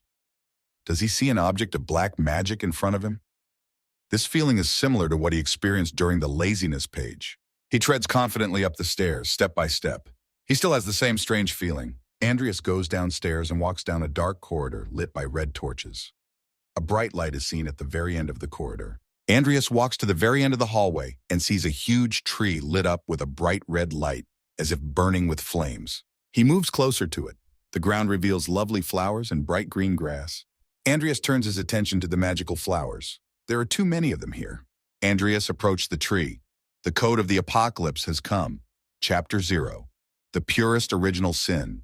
There is an expectation of the fruit of the tree. Andreas looks questioningly at the horrible tree. He's amazed that it's part of the codex. He stares at the tree with his eyes wide open and can't understand why he's never seen it in a game. Suddenly, Andreas's gaze stops on a scroll hanging from one of the branches. He wonders what it is. He takes the mysterious scroll in his hand and tries to untie it and find out what it says. Andreas unrolls the scroll and realizes it's a letter. He reflects on the fact that it was most likely left by Cain. Before he can read it, a bright orange light forms around Andreas, like a flash of fire. Andreas looks around questioningly and can't understand what's happening. The letter in his hand starts to disintegrate and scatter like ashes. He looks confused. Behind him, he hears someone stomping. Someone comes close to him. The unknown man behind Andreas's back puts his hand on his head. The unknown man puts his hand on Andreas's head. A strange atmosphere begins to form around him. His eyes are full of horror and incomprehension of what is happening here. Andreas watches the scene with his eyes wide open. He's amazed at what he sees before him. An unknown man holds out a large peanut, holding it in the palm of his hand. Andreas and Emmy's father, Cain, bowed guiltily to Mr. Morn. The older man's face is serious and frowning. The peanut is placed in a concrete dish with soil in it. After a while, a small sprout begins to grow from the nut. A bright light begins to emanate from it. Cain shows off his plant to Mr. Morn and Mr. Alwyn. He boasts about his creation. A well-grown plant can already be seen in the pot, and it begins to emit an even brighter red light. Mr. Morn looks at him admiringly. Mr. Alwyn watches confusedly and enviously. Andreas's father, Cain, holds a bleeding young woman on top of him. She lies dead in his arms on the floor. A bloody dagger lies beside her. Cain looks at his palm. It's covered in scarlet blood. Mr. Morn rocks, feigning a smile. He reaches for little Andreas and Emmy. They stand and look around fearfully. Cain angrily touches a framed family photo, showing him, his wife, and young children, Andreas and Emmy. His eyebrows are furrowed, his teeth gritted. Andreas stares pensively off into the distance. He muses on what he has just seen. He bows his head sadly, finally realizing what has happened. Now there is clarity. Images of a gray-haired man, Mr. Mosh, and many other beings appear before him. The Empire and the Dark Magicians are in cahoots. The dread tree stands in blazing flames, and in front of it sits a field strewn with magical flowers. As Salem said, the Emperor left Cain at the mercy of Morn. Cain studied dark magic and grew a primal sin. Cain lies on his back exhausted and weary in bed. Immediately after he raised the primary sinew, it was thrown away because it was unnecessary for the Emperor. Cain is on his knees with his head bowed down. Blood is pouring out of his mouth. A pool of blood is already pooled in front of his face. The death of his wife, the mysterious illness, the decline of his entire family. Cain soon realized that the Emperor was behind it all. There is no getting that horrible tree out of Andreas's head. He now fully realized that Cain had decided to take revenge and had hidden the original sin in a place that only he and his sister could enter. Behind Andreas stands a man with hair like his and asks him, addressing him as Andreas Cromwell, and asking if he has taken a good look at the memories his father left him. Andreas is lost in surprise and turns to the man standing behind him. His eyes are startled by what he sees. A strange man with red eyes looks at him with a smirk. His appearance does not inspire confidence. He asks Andreas that perhaps his name should be Makoto Kaneshiro. Andreas is not lost and abruptly pulls his steel sword from its sheath. He points it directly at the chest of the red-eyed man and angrily asks him who he is. The man, with an undisguised smirk, not the least bit frightened, replies that he is sorry.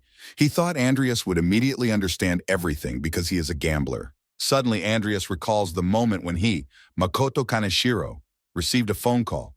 Then he was thanked in the phone receiver for playing their game.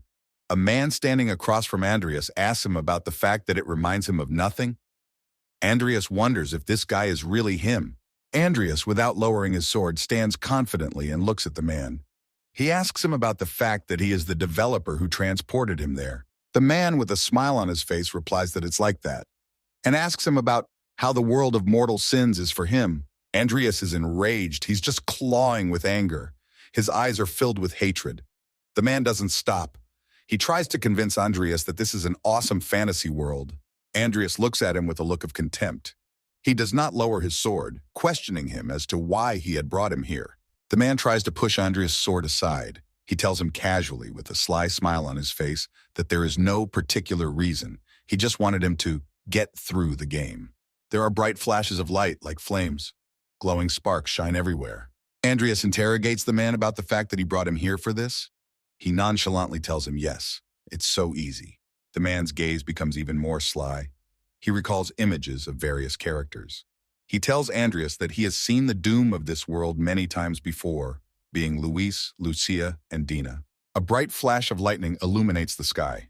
The man continues to talk about how they all ended up in the end with the apocalypse. Lightning illuminates the horrible tree, which makes it even scarier.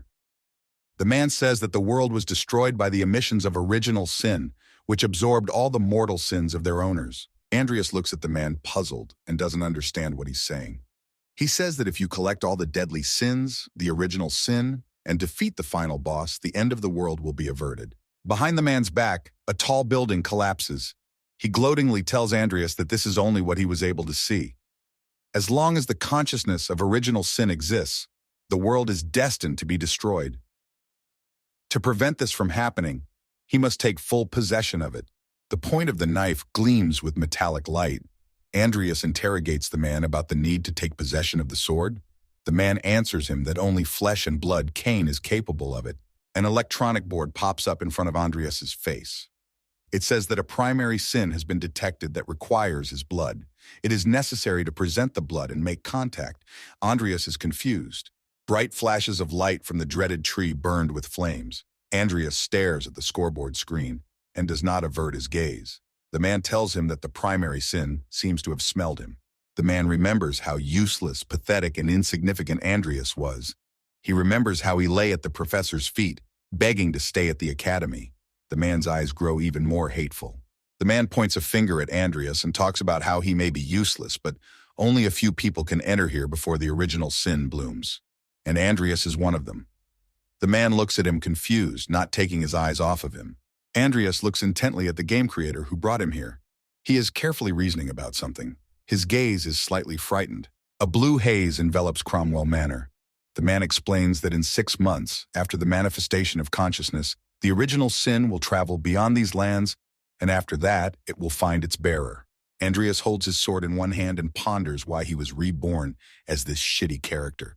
Turns out it's because only he and Emmy can access the original sin. Andreas nonchalantly asks the man what he wants him to do. The man stares at him with a strange and devastated look, not saying a word.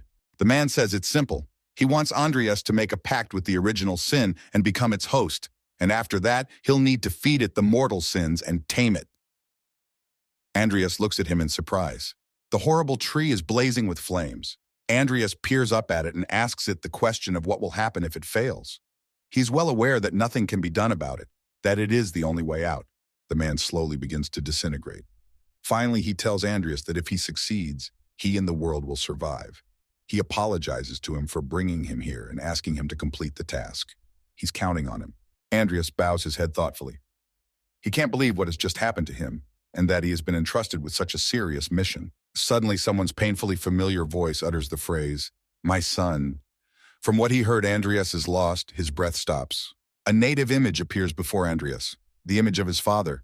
He smiles good-naturedly at him and tells him that he believes in him. Squinting his eyes slightly, Cain smiles and says that he's absolutely sure he can handle everything. Lastly, he asks Andreas about keeping an eye on Emmy. After a second, the image dissolves and disappears. Andreas is left all alone. Behind him, there is a terrible tree blazing with bright flames of fire and magical flowers scattered in front of it. Andreas stands in a confident pose and stares at the terrible tree, which continues to emit bright tongues of flame. He still holds his sharp sword in his hand. Andreas removes his glove from one hand and throws it right under his feet. He takes the tip of his steel sword in his hand, which has been left gloveless, and looks at it closely. He swings his sword and makes an incision right in his palm to provide a sacrifice of his blood. He realizes full well that this is not one of those otherworldly rebirth stories. Blood begins to ooze from his palm. He clenches his fist with all his might. He reasoned that, even though he didn't like being forced to work here for free, it was just like the teacher had said. There was no other way out, and he would have to accept it. Andreas puts a bloody palm to the horrible tree. Andreas has been doing this the whole time he's been here. After touching the tree, Andreas begins to be consumed by the bright red haze emanating from the tree. He continues to hold on to it. An electronic scoreboard appears in front of Andreas. He opens his eyes wide at what he sees. Codex Apocalypse, Chapter 0, has arrived. The purest primal dream has taken up residence in his body. A little later, it is written that the primal sin has recognized him as its master. Andreas is illuminated by a bright flash of light. The electronic scoreboard reads that mana recovery has been increased by 144%. The mana destiny will be increased over time. Strange dark clots form. The scoreboard explains that gradually, the mana element will become darker. The more mortal sins are collected, the more his abilities will be increased, and the greater the number of sins will be. Andreas' father, Cain Cromwell, walks off into the distance, straight towards the glowing, brightly colored circles. He is the father of the other half of Andreas' soul. Emmy stands, tilting her head forward slightly. Andreas turns to his father and says that he can leave Emmy and the Cromwell family to him. All that remains before Andreas is a bright flash of light and a field dotted with magical flowers. Andreas, with tears in his eyes, mentally tells his father to rest in peace. He promises him that he will definitely avenge him. A gray-haired man stands with his back turned to the window. Behind him, a man in a cloak kneels and swears something to him, bowing at his feet. The gray-haired man touches the sword with his hand and turns to the kneeling man, asking him if they have found the original sin. The man on his knees is Viscount Lamar Welton. He is the head of intelligence. Terror brings droplets of sweat to his forehead. The fear on his face is palpable. He guiltily explains himself and says that they were investigating what Cain was doing before he died, but the gray-haired man shrieks angrily, not letting him finish. He furiously swings his sword at him and calls him useless. He asks him about calling himself the head of intelligence. The one bowed his head even lower. The gray-haired man turns away and stares off into the distance. He assumes that Cain has entrusted him to one of his relatives. He's sure that sooner or later they'll make a deal with him, and after that, he'll know more about them. There's a look of hopelessness on his face. He knows there is only one young Cromwell for now. The man looks condescendingly at the head of intelligence who has bowed to him. He tells him that there is no need to hurry now, and he will give him more time. He thanks him with great happiness. Lastly, he tells him to continue following young Cromwell. He emphasizes that it would be best to start with his mortal sins.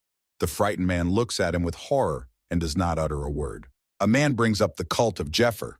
He is sure they have a mortal sin to invoke God.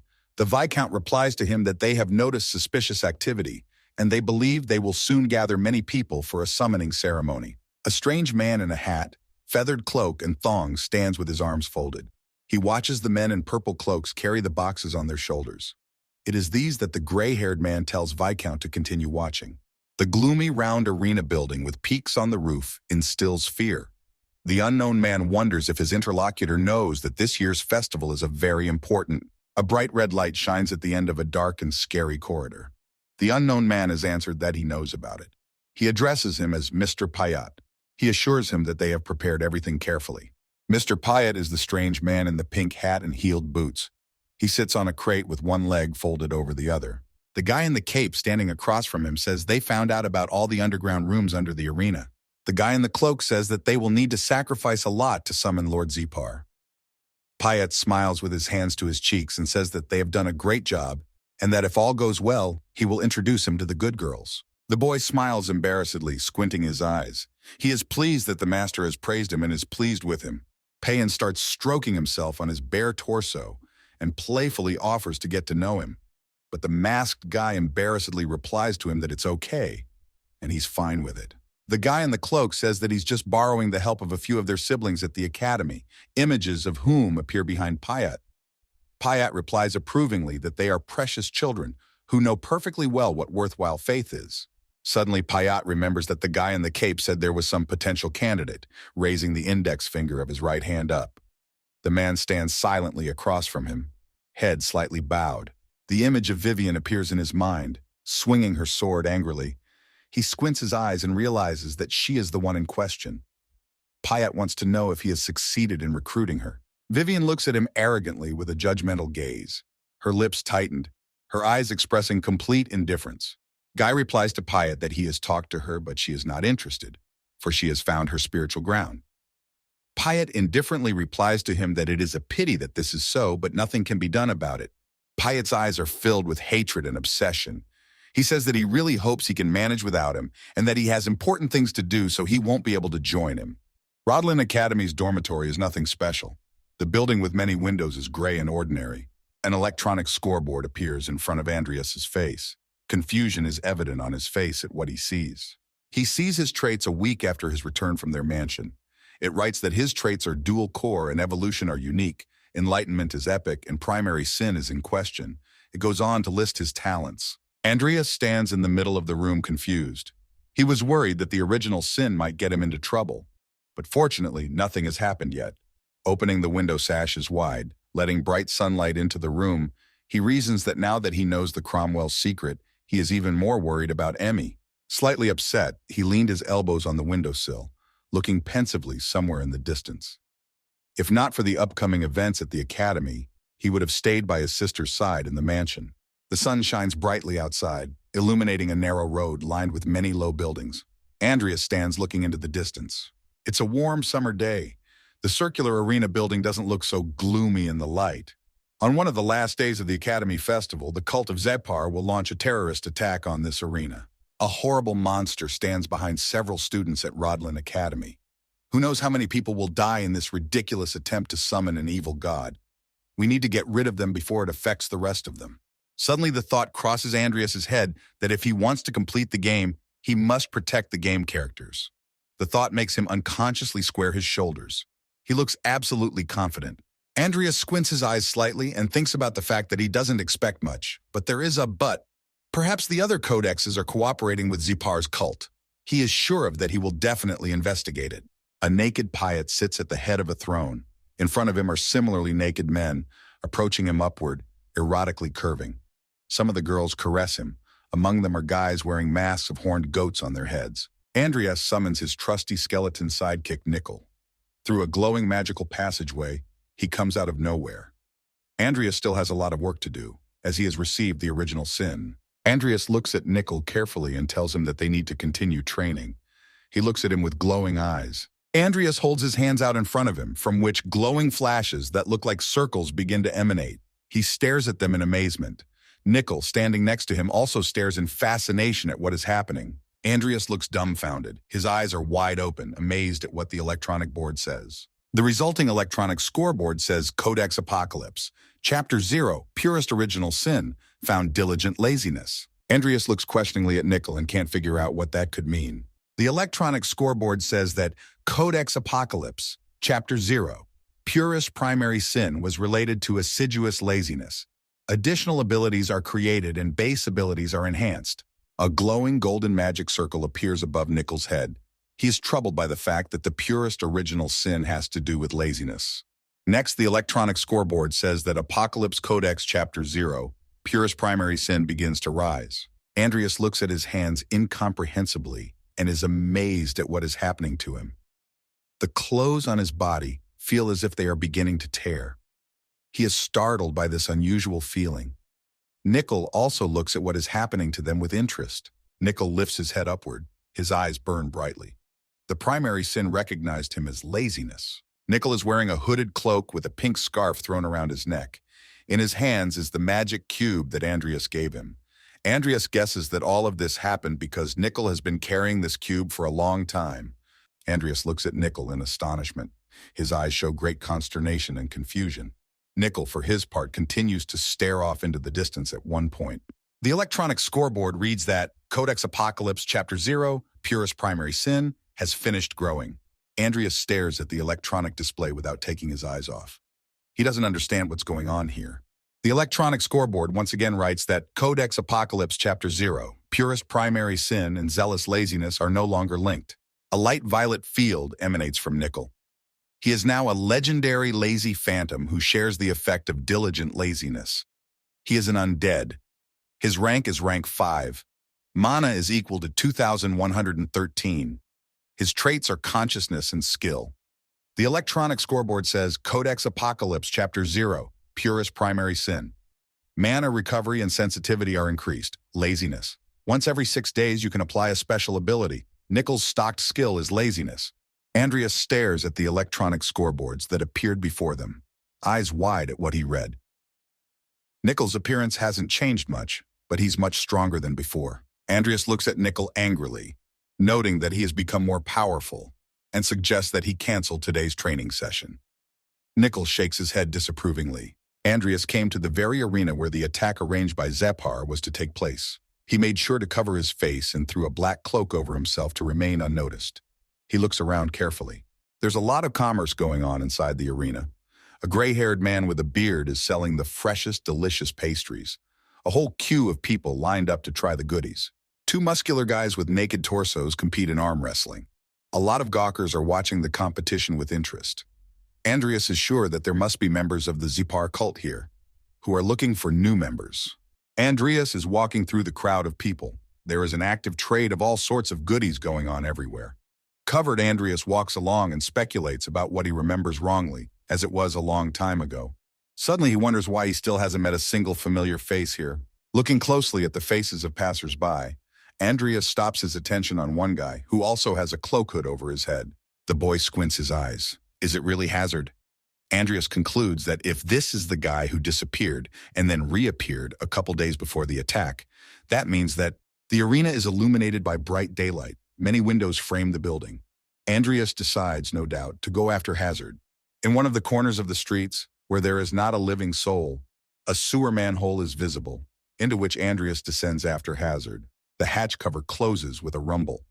Andreas is underground, continuing his surveillance of Hazard, for he has become suspicious of his sudden appearance. Andreas slowly makes his way down the stairs leading straight down. He gingerly shuffles his feet and hands, looking under his feet. Suddenly, he hears some rustling and looks down fearfully to where the sound was heard from. He stops for a moment. Down below the stairs is an unknown girl who looks like an orc. She has sharp fangs protruding from her mouth, her ears like an elf's. She looks away, not noticing Andreas's presence. He is high up on the stairs, trying not to show his face. Suddenly, the elf girl lifts her head up, looking directly at Andreas. Only a perplexed look can be seen on her face. She looks questioningly at Andreas without saying a word. Without waiting for her to attack, Andreas swings his sword at her with all his might and leaps straight at her. He looked terrifying, his face blank, his eyes glowing brightly. Andreas pounces on the girl. She falls off her feet with all her might and flies straight to the floor. Andreas drops to the floor in front of the girl, holding her by the head. She lies unconscious on the floor. Andreas decides to immediately call for help of his own. A magical space appears behind him. He is convinced that Hazard and the others are preparing for a terrorist attack. Within minutes, the skeleton Nickel and Timur appear beside him. Andreas turns to Nickel and tells him to go with him, and Timur to stay here and watch. Timur, the ferocious tiger, stands and silently observes what is happening. He has no choice but to obey Andreas' words. Without a second thought, Andreas runs off at high speed, trying to find something important. Nickel obediently follows him. They hold sharp swords in their hands. Timur stays where Andreas told him to stay. He stares at Andreas and Nickel as they walk away from him to the end of the corridor. Hazard enters the large room. He sees a strange sight before him. Someone is sitting on crates. Naked bodies are suspended in the very corner of the room. Men hiding their faces, wearing sacks over their heads, are putting something into wooden crates. Hazard watches carefully from the sidelines. Hazard smiles and thinks about how getting the explosives was difficult, but it won't take more than 2 days to set them up. It looks like there won't be any problems for tomorrow's ceremony. Hazard stands with his arms folded, hoping that they will promote him for his efforts. Suddenly, someone's severed head flies off the body right in front of him. The body falls to the ground with a clatter. Andreas appears in front of him and waves his sword. Someone shouts that they are under attack. Khazar stands at a loss to see what is happening. Suddenly, an enraged Khazar screams at the top of his voice, ordering him to kill the spy. Sweat drips down his face and drool spurts from his mouth. The masked madmen grab their weapons and head straight for Andreas. They are almost completely naked, with only their private parts covered. Andreas watches all of this with horror and quickly thinks of ways to deal with all of them. There's a bloodbath going on. The men attacking him fly in different directions. Andreas chops their heads off. The enraged Khazar grabs his sword, shrieking that they are all useless idiots. His teeth gritted, his eyes squeezed shut. Khazar stares, eyes wide. His pupils are constricted. He's amazed that he's the only one who could take them all down. Suddenly, Nickel appears behind him with his sword and sharply chops off Khazar's head. It flies off. His face is frozen with the same surprise. An enraged Nickel stares at the severed head, eyes full of hatred. His eyes burn brightly. Andreas exhales in relief. He is amazed by Nickel's swordsmanship skills, which are nothing short of impressive. He looks at Khazar's severed head, which has fallen to the floor. There are severed bodies lying everywhere. Andreas tells Nickel that they are almost done and offers to collect all the explosives. Andreas abruptly remembers that Timur was left alone at the entrance and decides that he needs to be brought back. At that moment, Timur's huge body crashes to the floor right in front of him. Andreas stares at him in horror. Andreas grabs his sword and cries out his name. He adopts an attack posture. He turns back to Timur, who is already on his knees, trying to catch his breath. They look at each other. That's when Payat appears, runs up to Khazar's severed head, and annoyedly says that he only thought he could drop by since he finished things earlier. He takes Khazar's severed head in his hands and stands up. At that moment, he cries and calls him his boy. Andreas stands behind him and watches. Andreas stares at Payat in anger, not taking his eyes off of him. His gaze is full of hatred. An enraged Payat turns around to face Andreas, holding Hazard's severed head in his hands, and asks him about the fact that he was the one who killed the little guy. Andreas is indignant to the extreme. He looks at Payat with eyes full of hatred. After all, he was about to commit a terrorist attack very soon. He hears Payat whining, crying out, "How could this have happened?" An enraged Payat throws Hazard's severed head on the floor and tells Andreas that he hopes he knows what he's gotten himself into. Andreas looks at him in amazement and recognizes him as Payat Koban. Payat takes off his hat and walks straight at Andreas with a grin. The veins on his forehead are swollen.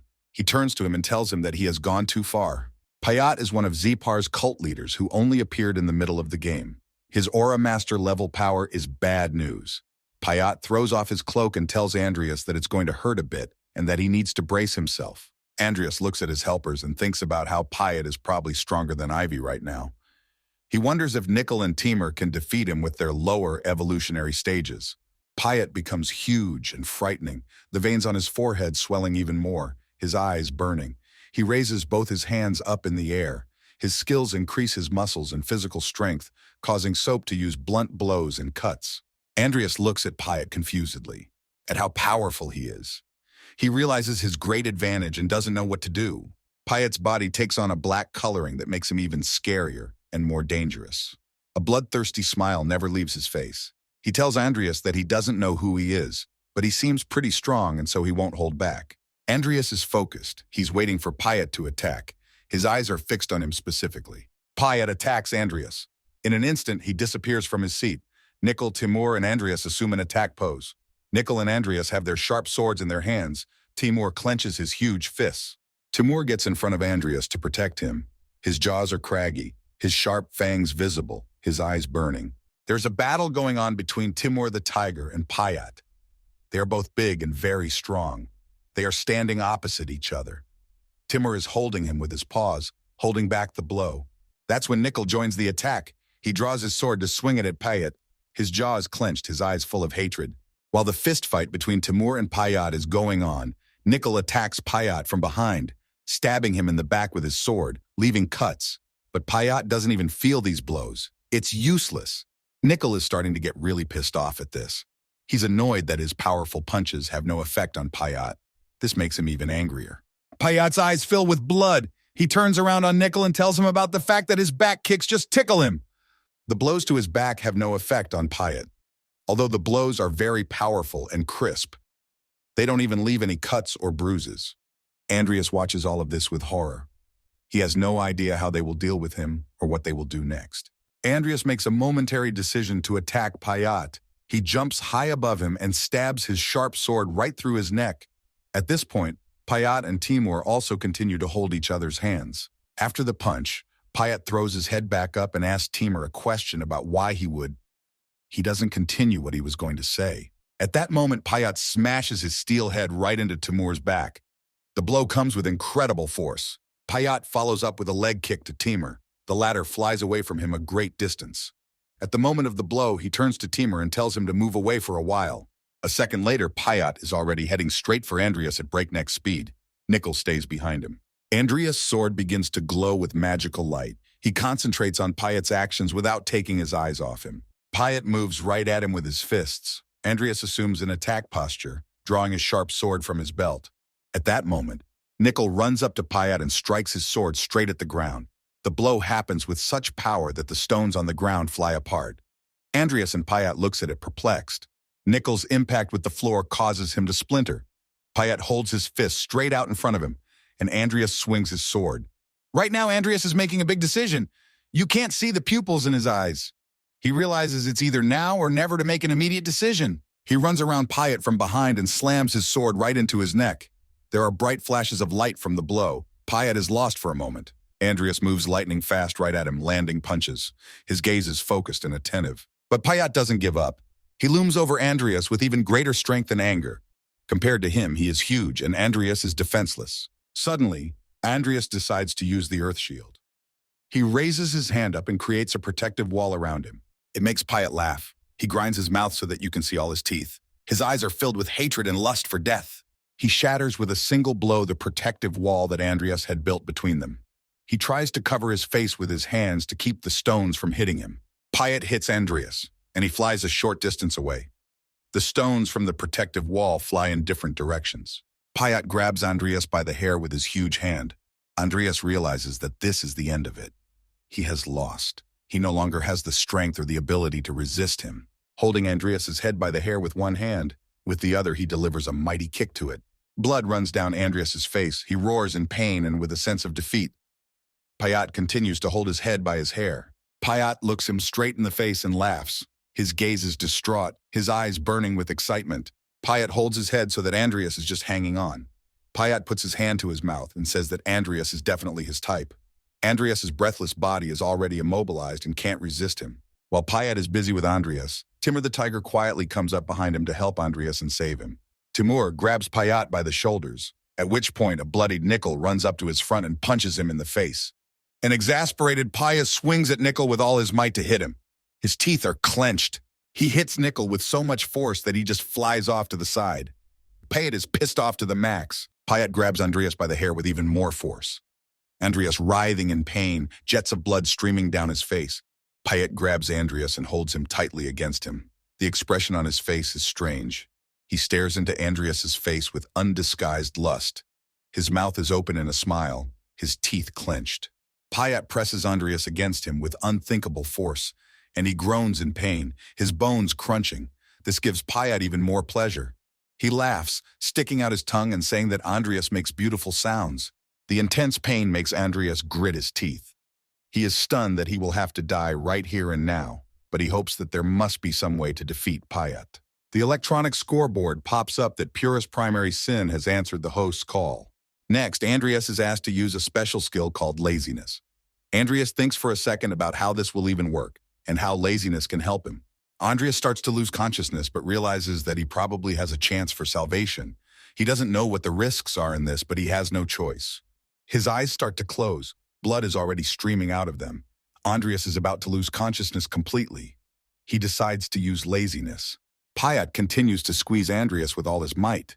Suddenly, he hears a disgusting sound and lifts his head up. His face takes on a perplexed expression. Nickel and Timur also raise their heads up, trying to listen to the unknown sound coming from nowhere. Hazar's severed head is still lying motionless not far from his body. Blood gushes from his neck and severed head.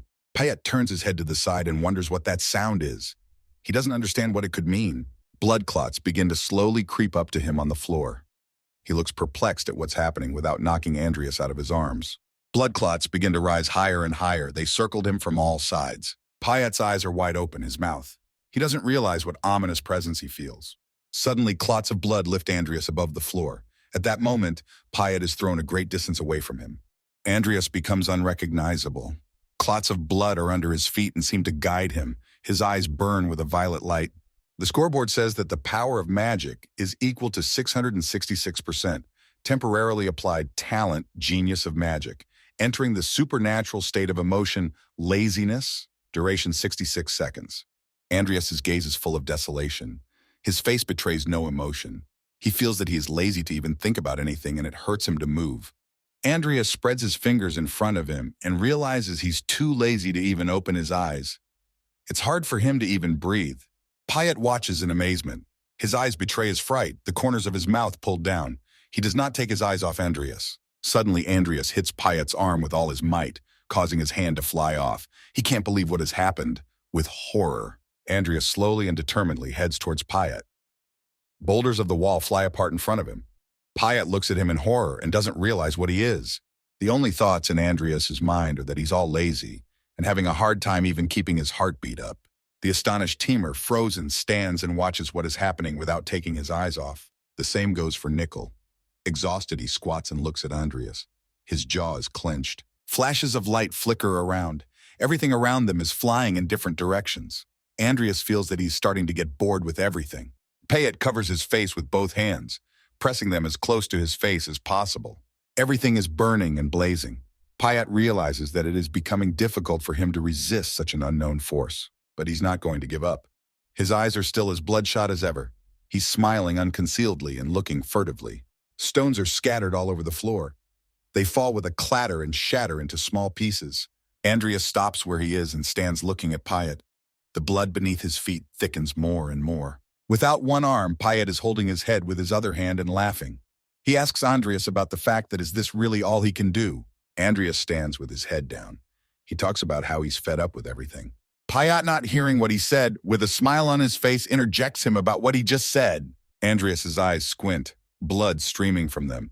His gaze is completely devastated and detached. He says aloud that he needs to kill Pyatt as quickly as possible and rest. Startled by these words, Pyatt looks at him fearfully. The smile immediately disappears from his face. Sir Alwyn watches what is happening. His pupils constrict and his lips tighten in shock. He is stunned. The enthusiastic people in front of him wave their arms. Sir Alwyn turns back judgmentally. The focused warrior swings his weapon with all his might, his brow furrowed, his teeth clenched. A knight in armor stands directly in front of the warrior, pointing his sharp sword at him. The man lying on the ground grunts. The enthusiastic spectators in the stands are cheering. Alwyn and his children are among them. Sir Alwyn looks away arrogantly. Dina shouts joyfully, clenching her fists. Sir Alwyn is puzzled. He's surprised at what has just happened in the arena. He is sure that dark magic was present and that the barrier against it worked against him. Dina looks suspiciously at her father. Dina cautiously asks her father about something happening. Alwyn sternly tells her to stay here. He has some urgent business to attend to. At this time, the battle between Andreas and Pyatt continues underground. In front of Andreas, the protective barrier collapses and all the cobblestones fly in different directions. Pyatt is standing in front of him with a severed arm. Andreas decides to use the stone spears to point them at his fearsome opponent. A blue light emanates from Andreas's ribcage, and a bright red light emanates from his lower abdomen. Pyatt looks at Andreas angrily and doesn't understand why he's using basic magic. Stone spears. Many sharpened stone spears are next to Andreas, pointing straight at Pyatt. Andreas stands immobilized. An enraged Pyatt with a sly smile on his face thinks it's just a show-off. He says that these cobblestones are not even capable of scratching him. Suddenly, the skeleton Nickel appears at a fast speed. He swings his sharp sword straight at Pyatt. He tries to defend himself from the blow. An exasperated Pyatt screams at Nickel's sudden appearance. He is pissed off to the max, his jaw clenched. Enraged, he swings around to hit Nickel with all his might, at this point calling him an ugly skeleton. There is a tremendous impact. Skeleton Nickel falls to the ground with a thud. His limbs begin to slowly dissolve. A bright flash of fire erupts next to him. Pyatt gets distracted by something and looks away. He is annoyed by everything and asks what else is there. Nickel slowly continues to dissolve. Andreas continues to stand in a circle of blood clots. Above him, sharp stone spears freeze, waiting for the order to plunge into Pyatt's body. Pyatt stands looking at Andreas in bewilderment. There is a slight fright in his gaze. But Pyatt doesn't give up. He turns to Andreas and asks him what he thinks he can kill him with a couple shots. A lot of spears are pointed right at him. At this point, the tiger Timur grabs Payat from his back and tries to restrain his arms, thereby restricting his movement. Payat screams angrily and tries to free himself. Unable to get out of Timur's lockdown, Payat stares at Andreas in exasperation. His eyes burn with hatred. At this moment, Andreas doesn't look like himself. His eyes are bloodshot. He points his hand straight at Payat while wishing him dead. Payat opens his eyes wide, his pupils constricted, every vein in his face tensed. Timur continues to hold him down. At this moment, many stone spears are thrust into him, mercilessly piercing his body. The spears, sharp as a knife, cut straight into Payat's body. He does not utter a word. Tiger Timur continues to hold on to him. At this moment, it is written on the electronic scoreboard that the action of the special skill laziness has passed. Promo now, the payoff begins. Andreas's body begins to vibrate. He doesn't understand what is happening here. His body is not listening to him. The electronic scoreboard reports that Andreas is no longer able to move his body. He cannot use mana or aura. He takes heavy damage from the abuse of body abilities. Payat, with his spears stuck in, continues to hold Timur in his arms. Andreas falls to the ground with a clatter. He is no longer able to control his body. He's sprawled on the ground. He feels as if his body has been torn into a million pieces. He knows he just has to get up to finish off his opponent, but he doesn't have the strength to do it. The electronic scoreboard reads that the undead, that is, summoned creatures, will now disappear due to lack of mana. Timur and Nickel, standing behind Payat, begin to disappear into the magical haze. Payat squats down. The summoned creatures, Timur and Nickel, disappear completely. The only things left in the room are Andreas lying on the floor and Payat squatting on his knees, covered in spears. The electronic scoreboard says all conditions have been met. A target for evolution has been located right now. An exhausted Andreas lies on the floor and can't believe his ears. He's in complete shock at what he has heard. It goes on to write that its chance of evolution is 33%. With this evolution, one mutation is available. He is encouraged to continue with all of them. Andreas continues to lie flat on the floor. He is amazed that they still want something from him, because he is practically dying. He ironically wonders about the fact that they want to give him a souvenir in his grave. But he immediately agrees to the offer flawlessly. On the floor lies a skinny, naked body in only underpants and boots with his head and arm cut off. He looks pathetic. Mr. Alwyn stands in front of his body, thinking that his vulgar outfit is in keeping with Zipar's cult. Alwyn wonders why are they all here? He assumes that they have something to do with the strange presence he felt earlier. Mr. Alwyn is carried down the hallway by the glowing ball he is in. He heads farther and farther down the corridor. At this point, he thinks about the fact that there is no point in throwing around assumptions right now. He thinks it's better to check things out thoroughly. He heads further and further down the hallway. He feels that there is still a faint trace of dark magic just down the hall. What he sees in the large room makes him speechless. His eyebrows furrow even more. His pupils constrict. He stops in the passage and takes a quick look around the room. He realizes that there has been a mighty struggle here recently. Alwyn is standing right behind the stabbed Payat. He scrutinizes his body from head to toe. He takes a whiff and feels that the place smells very strongly of gunpowder. He looks around and his eyes stop on the large wooden crates against the wall. Turning his head the other way, he notices huge wooden barrels. It's not hard to guess what's in them.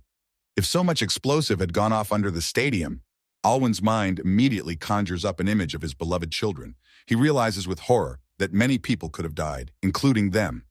Alwyn doesn't even look in the direction of the Payat monster. Shifting his gaze a little farther away, he notices a familiar face. Not believing his eyes, he realizes that among the pile of rocks lies the breathless body of Andreas Cromwell. Andreas lies unconscious on the floor. Mr. Alwyn wonders what he is doing here. He steps closer to him. Around Andreas, there are huge stones lying around that he tried to make a shield out of. There is blood all over the place. Mr. Alwyn feels that this is the place where Andreas lies that has the strongest trace of dark magic. His pupils constrict to the limit. He can't believe his eyes. The image of Andreas Cromwell's father, Cain Cromwell, appears in his mind. Behind him is a terrible tree blazing with fire. Alwyn wonders if Andreas has inherited original sin from his father. The electronic scoreboard reads that there is 0 time left until the end of evolution. It goes on to write that Andreas Cromwell has evolved. His transformation is complete. It goes on to write that the epic double core trait has disappeared and the unique vessel trait has been added. Andreas slowly regains consciousness and tries to open his eyes. He thinks about the fact that evolution happened. He tries to remember that he said he accepts it. Andreas slowly opens his eyes, trying to focus his gaze. There is a band-aid on his nose. Andreas wakes up in a hospital room, on a couch. It is a bright, sunny day outside the window. The rays sneak right through the window, falling on the bed. Andreas hears a familiar voice, but cannot turn his head, only casting his eyes in the direction of the voice. He is informed that his wounds were so serious that he had to die. Next to the bed, Mr. Alwyn sits blindfolded and continues to say that after 2 weeks, Andreas has made a full recovery. Andreas jumps up from the bed in surprise and sits on it. Alwyn, who was unperturbed, sat with his arms folded across his chest. Alwyn asks Andreas about what exactly he was doing there. His look is nonchalant and serious. Andreas is confused by this question. He looks at Alwyn carefully, trying to read at least some emotion from his face. Receiving no answer, Mr. Alwyn does not back down. He asks him again about what happened in the sewer. Andreas remains silent. Standing up a little from the bed, Andreas tries to find the words to say something back to Alwyn. Andreas frowns his eyebrows slightly and squints his eyes. He decides it's not worth telling what happened in the sewers just yet. Without giving the appearance that he's lying, he tells of how he was just walking near a stream of water and saw some suspicious people fighting, that he tried to run away, but they ended up dragging him into it. Mr. Alwyn listens to his story in silence. Frowning slightly and tilting his head, Alwyn questioned him incredulously about just being dragged into this. Mr. Alwyn rises from the table and asks him about where everyone else went then, for when he got there, he was the only one there. Andreas confidently looks him straight in the eye. He is absolutely certain that no matter how much Alwyn questions him, he will still say that he knows nothing. Mr. Alwyn continues to stare piercingly at Andreas, waiting for him to respond. Sensing that Andreas is not telling him something, he openly asks him about something he is obviously hiding from him. Andreas stares at him silently, without getting up from the bed. Closing his eyes and tilting his head slightly, Andreas replies even more confidently than before that he's already said everything, that he's not hiding anything from him. At that moment, Mr. Alwyn recalls the image of Cain Cromwell and how he asked him to take care of his children after his death. Alwyn backs off. Instead of asking someone who knows nothing, he decides to catch Zapar's lackey who is hiding in the city. Andreas looks away. Just then, Alwyn adds that he doubts the barely surviving man has any useful information. Andreas opens his eyes wide in surprise. He is surprised that Mr. Alwyn has backed away from him so easily. Mr. Alwyn heads for the exit. He says that this is the end of the interrogation and asks Andreas to forgive him. As he leaves, he reminds Andreas that they are having an argument about creating a potion and that he has 1 week left. Smiling slightly, he says he will look forward to it. After saying these words, Mr. Alwyn dissolves and disappears. Andreas remains alone in the room. Andreas is disturbed that Mr. Alwyn let him go despite knowing who he is. He wonders why he did that. Andreas remembers them flying over the forest. He remembers that Salem also spoke as if he didn't care that Bach might find out that he was a dark mage. Andreas recalls the face of Bach and Alwyn. He saw them in a vision he had in the Cromwell mansion. So he is sure that Mr. Alwyn knows perfectly well who he is and who his father was. At this moment, Andreas casts a glance towards the open door. He's a little shaken from what he's seen. His lips pressed together, his eyes wide open. This was not the kind of guest he had expected to see. Dina and her older brother Carlos enter the room. They smile good-naturedly. Dina asks Andreas how he is feeling. She heard that he was badly hurt. Carlos waves at him and says cheerfully that they haven't seen each other in a long time. They stop in front of his bed. A surprised Andreas tries to ask them why they are here. Dina says her father told her about him. Smiling cheerfully, Carlos says that his condition is better than he thought it would be. Andreas thanks them for stopping by. Carlos, smiling, says he is pleased to see the three of them gathered together. It reminds him of the good old days. Smiling slightly, Dina asks her brother to stop embarrassing her. Andreas feels very pleased to hear Carlos say that. Carlos asks him about the fact that he feels the same way. Andreas thinks about the fact that in his past life, he tried to save others, but only met with failure.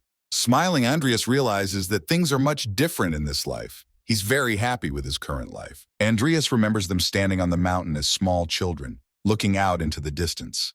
Little Dina is sitting carefully on the grass. He tells Carlos that he is very glad they are together again, because now he can protect what is dear to him. Andreas is walking along the road along the park's alley. He is holding his tablet in his hand and scrutinizing something in it. He reads the news where it says that Manhwa Recap has won. A lot of people came, but thanks to the organizers, Andreas realizes that Bach seems to have had a good eye on the news. Andreas stared at the tablet screen with great surprise. He was amazed that there was not a single entry in the news about the Zepar cult's terrorist attack. Andreas puts the tablet back in his bag. He realizes that this isn't surprising, given that the outside threat has penetrated the heart of the academy, and the primary sin in the basement has been quiet. Andreas is relieved that there is no need to worry. A guy with glasses walks up to meet Andreas. He notes that Andreas is quite early. The guy with glasses informs Andreas that Mr. Bach is expecting him. He invites him to follow him. A guy with glasses walks ahead on the stairs leading up. Andreas follows closely behind him. There are gears moving around them. They stop at a golden door. The guy with glasses loudly announces that Andreas Cromwell is here. After a moment's thought, they are told to enter the door. The guy with the glasses walks ahead, Andreas tentatively trailing behind. They enter a large hall decorated with gold. Behind a massive desk sits Mr. Alwyn. In front of him are various records. He says they have come just in time. Smiling evilly, Alwyn turns to Andreas and tells him to immediately show him the potion he created. Andreas frowns. He notes that Mr. Alwyn is acting as if the incident never happened. Mentally, he turns to him, questioning which side he is on. The Empire's side or Andreas's father Cain's side? Undeterred, Andreas pulls out a flask of the potion he created and uncorks it. The potion is red in color and shimmers slightly. Without thinking, Mr. Bach Alwyn brings the potion to his mouth and tastes it. Andreas stands silently in front of him, waiting for a reaction. With a satisfied expression on his face, Mr. Alwyn looks admiringly at the flask and immediately realizes that Andreas has created a radiation potion. He notes that Andreas has gotten rid of the side effects, just like last time. Andreas bows slightly to him and says he thought he would understand. Alwyn holds out a flask of potion to Andreas and says he's being cheeky. How dare he test it? Here Andreas holds up another potion colored blue and says he has another one. He also adds that he's removed the side effects from Darren's potion as well. Mr. Bach Alwyn stares at him in amazement, mouth slightly ajar, and can't believe his ears. The guy in glasses standing next to him is also frozen with amazement. He examines the flask with the second potion and marvels at the fact that Andreas was able to brew 2 potions in such a short time. His brows furrowed, a look of undisguised admiration on his face. Andreas bows to Alwyn, holding the map in his hands. His eyes are covered. He speaks sincerely about how all this has come about because of his material and moral support. Smiling slyly, Alwyn tells Andreas that even though he made them quickly, he still made him wait until now. He notes that that's very brave. A little while later, he adds that Andreas won the argument. Snapping the fingers of his left hand, he tells Andreas that they will now head to the warehouse. He wants to reward him as he promised. In front of Andreas's face floats a glowing strip with some kind of writing on it. He looks at it closely and realizes that it is a spell. He is amazed that he can see it. Mr. Alwyn and Andreas are enveloped by a glowing circle and drawn into a warehouse, where they find themselves in the same second. Around them is a huge hall with many exhibits. The shelves of the warehouse are filled with items ranging from antique clocks to a wide variety of flasks and test tubes. Other shelves hold a variety of valuable crystals in many different colors. On the bottom shelf are some extraordinary cold objects. Mr. Alwyn offers Andreas to choose anything he wants. Andreas looks around confused and thanks Mr. Alwyn for such a generous gesture. Andreas scrutinizes the racks of various magical paraphernalia. His eyes go wild. There are many more of these items than he expected. The electronic scoreboard reads of the cursed Orgel Knakta. His music is full of magical power. The more one listens to it, the more helpless one becomes. Andreas draws his attention to one of the shelves, on which there is an antique gold watch. He lingers for a while near it. At that moment, the electronic scoreboard explains to him that this is Mitra's pocket watch. They can store mana, 0 out of 500. In front of Andreas, there are many electronic boards, each with a detailed description of each of the items on the shelves. Also, Andreas estimates that each item is worth more than 10 million wills. Another electronic scoreboard appears in front of Andreas, and Andreas lingers near it longer than anyone else. The scoreboard describes a sword on a wooden stand. It takes Andreas' breath away. His eyes involuntarily widen. In front of him is that sealed sword Galaxir. Its mana conductivity is 73%. Andreas looks at the presented sword with admiration. Its hilt is made of gold. This item Andreas knew only from the name in the game. He didn't realize that this sword would be in Bach's vault. Without a second's hesitation, Andreas picks up the Galaxir sword and informs Mr. Alwyn that he has made his choice. Andreas takes the sword out of its sheath and looks at it with admiration.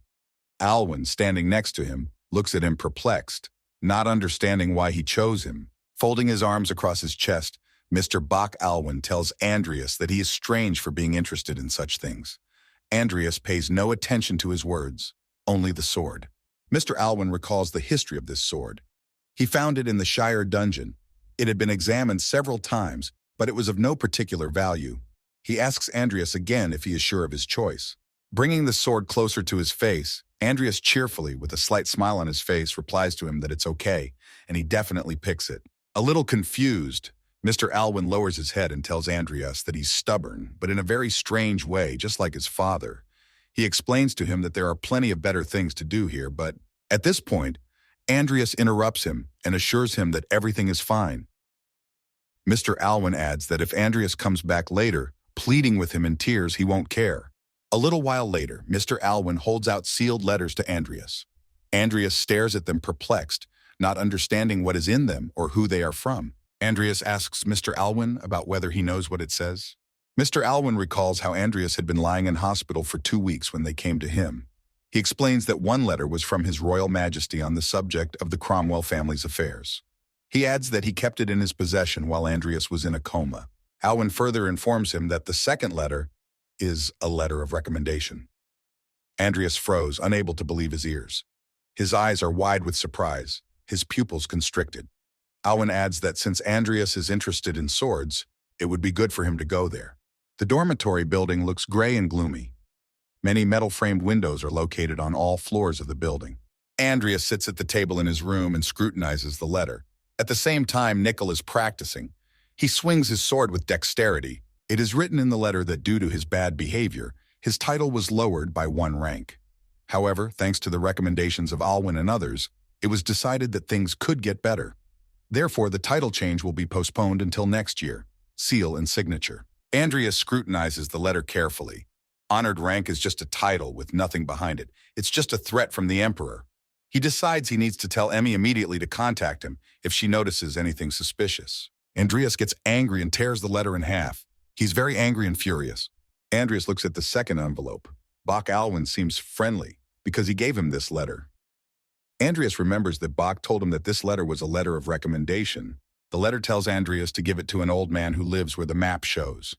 Below is a picture of the map. It goes on to say that if he finds out that the letter is from Bach Alwyn, he will teach Andreas some important things. Andreas sits slightly pensive, leaning on one arm, holding the letter in the other. He feels as if this map is familiar to him. Suddenly, Andreas remembers about Deschrun. His eyes go wide with surprise. He can't quite believe it. He recalls the image of Deschrun. He looks pumped up and muscular. This is the place where Deschrun IV is supposed to reside after he retires. Without a letter, he was immediately rejected by Andreas. But thanks to Bach, he can learn from this master. Mr. Deschrun looks serious, even menacing. His hair is in a ponytail and his eyebrows are furrowed. Andreas looks puzzled. As far back as he can remember, there must be a secret place nearby. He thinks of a dark creature dressed in black with burning eyes. Andreas resolutely gets up from the table. He decides that he will need to stop by this secret place on his way to Deschrun as soon as the holidays are over. Stony hills are located in front of Andreas. Many sharp cliffs and sharp rocks look majestic. On one of the cliffs is a huge beetle of unreal size. It lies peacefully on a flat surface. As you get closer to it, you can see that it is eating the remains of a human skeleton. It has a predatory muzzle and blue eyes. Andreas raises a sharp stone spear above his hand, flaming sparks emanating from it. While higher up on the mountain, Andreas points a stone spear directly at a huge beetle. The stone spear moves at a tremendous speed precisely into the target. It hits the beetle. The beetle flies away from the impact. The beetle's side of its body is damaged and its wing is hit. Andreas slowly approaches Beetle, who is lying on his back. Andreas' reward for fighting Pyatt turned out to be huge. He approaches the bug, taking off his mask. One of his eyes is squinted. From the blending of mana and aura, his even basic skills have become many times stronger. The electronic scoreboard reads that the unique trait Vessel has removed the boundary between Dantian and Heart. Aura can be converted into mana, and mana into aura. Andreas's body was like a vessel, a perfect version of the transfer skill. The mana and aura lines seem to intertwine with each other, running all over Andreas's body. The total number has increased so much that there is no longer a need to switch between them. Andreas stabs his sharp spear straight into the beetle's torso. Andreas concludes that his strength is unlikely to run out. He squats down next to the bug and decides to take the most useful things from it in case he needs any of it. Andreas is getting a little tired of cutting up this huge bug. He wipes the sweat from his forehead. He turns his head to the left. Before him is a view of Mount Clayton, the highest peak of the monster-infested Krat mountain range. It is in that place that he will be able to meet Deshroon. Andreas pensively looks away and decides, first of all, to look into the hidden point of these mountains where there is a giant's lair. A huge and scary monster in a Viking helmet looks very dangerous. His face is grinning so that all his teeth are visible. His eyes are filled with red light. He stands leaning on a huge sword. Andreas decides that this is the place where he can get his corpse. Andreas tightly closes the lid of a clear jar with the collected parts of a huge beetle. He tucks the jar of loot into his large brown bag. Andreas moves away from the bug, and Nickel appears behind him in the magic hole. Andreas gives the bag he just stowed the jar into Nickel and tells him that he has collected all the useful materials. He calls out to him to get out of here. Suddenly, Andreas hears some sharp sound and tries to figure out where it is coming from. Putting a mask over his face so no one can recognize him, he runs up to the mountain cliff where the sound is heard from and looks down. A big leopard falls off a cliff, who is carrying a bag tied around his waist. He's dressed like a man. After falling off the cliff, the leopard lands with its muzzle right on the ground, writhing. Andreas realizes that it is a human leopard. Andreas comes down to him and leans over, holding his head. He injects him with elixir from a flask, trying to bring him to his senses. The leopard regains consciousness. Andreas addresses him, asking if he can speak and what happened to him. The leopard man continues to lie motionless on the ground. The leopard wrinkles and cries out in pain. It's hard for him to say anything. A troop of leopard men reside in this area. Though they are forced to live in remote regions due to persecution from the emperor, each leopard man is a skilled warrior in close combat. Andreas turns his head away and perplexedly speculates as to who could have done this to them. Suddenly, Andreas hears a loud buzzing sound to his left. Turning his head, he sees a huge bug flying right at him. It is several thousand times larger than usual. Undeterred, Andreas grabs his sword, a gift from Mr. Alwyn. Wasting no time, Andreas swings his sword and slices the huge insect in half. The huge bug monster falls to the ground with a thunderous crash. He's dead. Putting his sword away in its scabbard and musing that this monster bug is capable of flying at unimaginably high speeds, the image of a bald, thin old man, Ranox, flashes before Andreas. He remembers that only he can control these insects. Ranox is backed by a whole host of horrible insects, including beetles, mantises, centipedes, and other critters. His army is strong enough to wipe out a village in half a day. He's on a treasure hunt at Jester's behest, and since he's here, Andreas hears a quiet voice behind him and turns around. The leopard man tells him that means this bug belongs to Ranox. The angry leopard man tells Andreas that these bugs have attacked their village. There is so much hatred and anger in his gaze. Andreas listens attentively to his story. The leopard explains to him that Ranox has come for the Lunapalt crystal, which is the only treasure the leopards have. Behind Andreas are the tiger Timur and Nickel. Andreas asks the leopard to take them to the village and offers him his help. Bowing his head, the leopard ponders.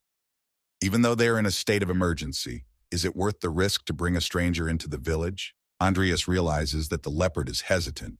He tries to explain to him that if he were his enemy, he would not have offered his help. The leopard is forced to agree. He asks Andreas to help save his village. The leopard leads Andreas and his troop past high cliffs. They run so as not to lose a minute, or it may be too late. A leopard sits on Timur the tiger's neck as he is powerless after falling off a cliff. They are rushing at an unthinkable speed. Andreas wonders if they are not going in the right direction. They run along the mountain peaks without stopping for a moment. Soon it will be known where they are going. As we approach the leopard village, loud noises become audible and bright flashes of light are seen. Andreas walks over to the cliff and looks down. Directly below them, a fierce battle is taking place between leopards and Ranox insects. Everything is ablaze with fire. The insects are mercilessly attacking the villagers. Andreas, his team, and the leopard look down from the heights to see what's going on. Andreas knew this was the place. Looking a little further, he notices a huge cave entrance in front of which the battle continues. In that very cave, a giant is hiding. An enraged leopard girl collapses onto a flying bug with tremendous force. A female leopard with a baby in her arms tries to defend herself from scary insect monsters. Andreas thinks about the fact that in the game, the leopard village in front of the cave was no longer there, as it was attacked by Ranox. The leopard standing next to him is watching with rage at what is happening in his village. He feels resentful that there is nothing he can do to help them at the moment. A glowing orb appears in Andreas's hand.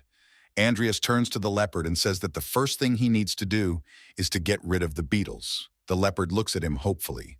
Many insect monsters are covered in glowing mana. They lose their strength and die on the battlefield.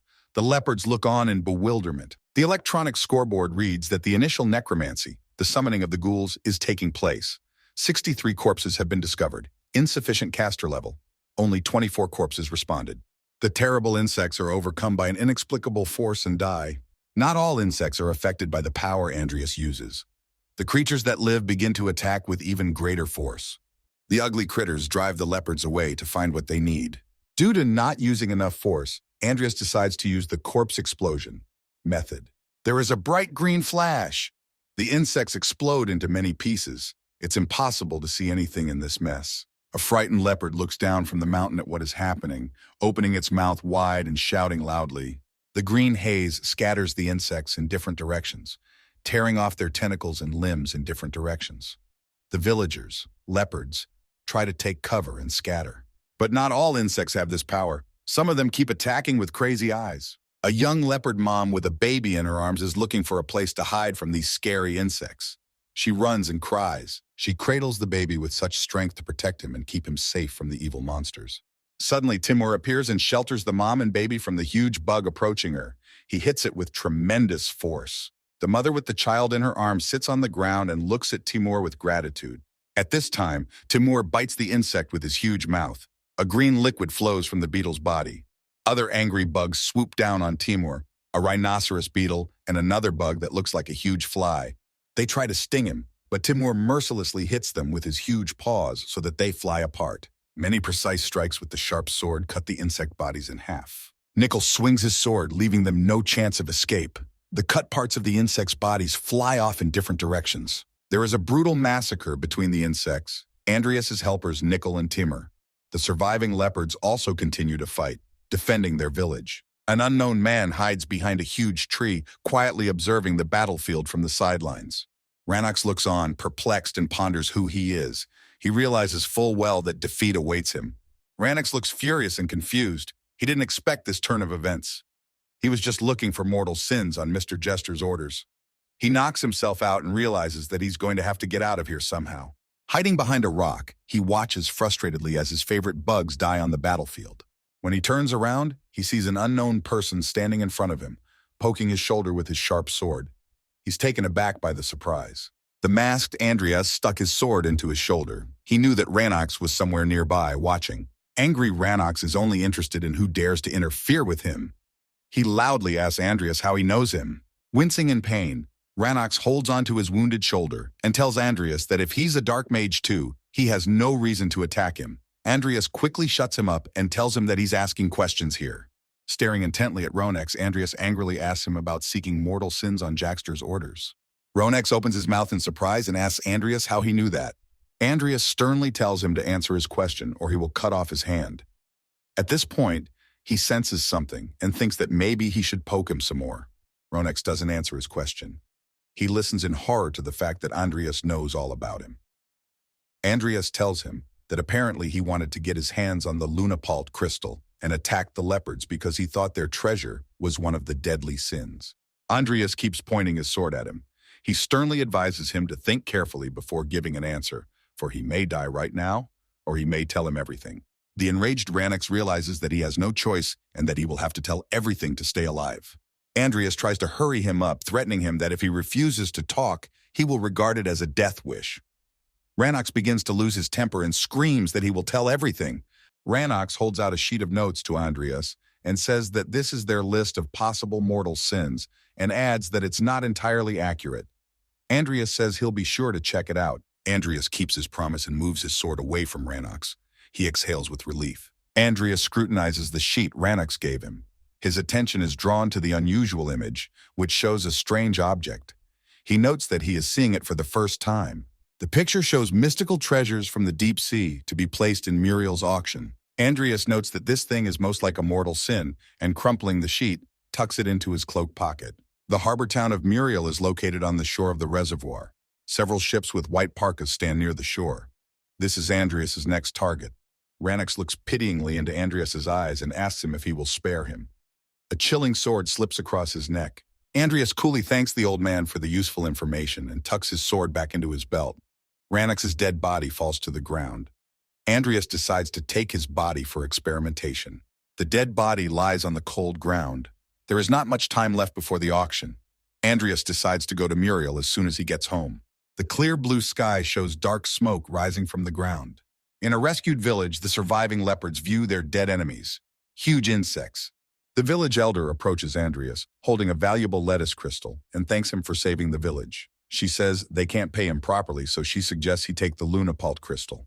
Andreas kindly refuses to take it and explains to her that he is not interested.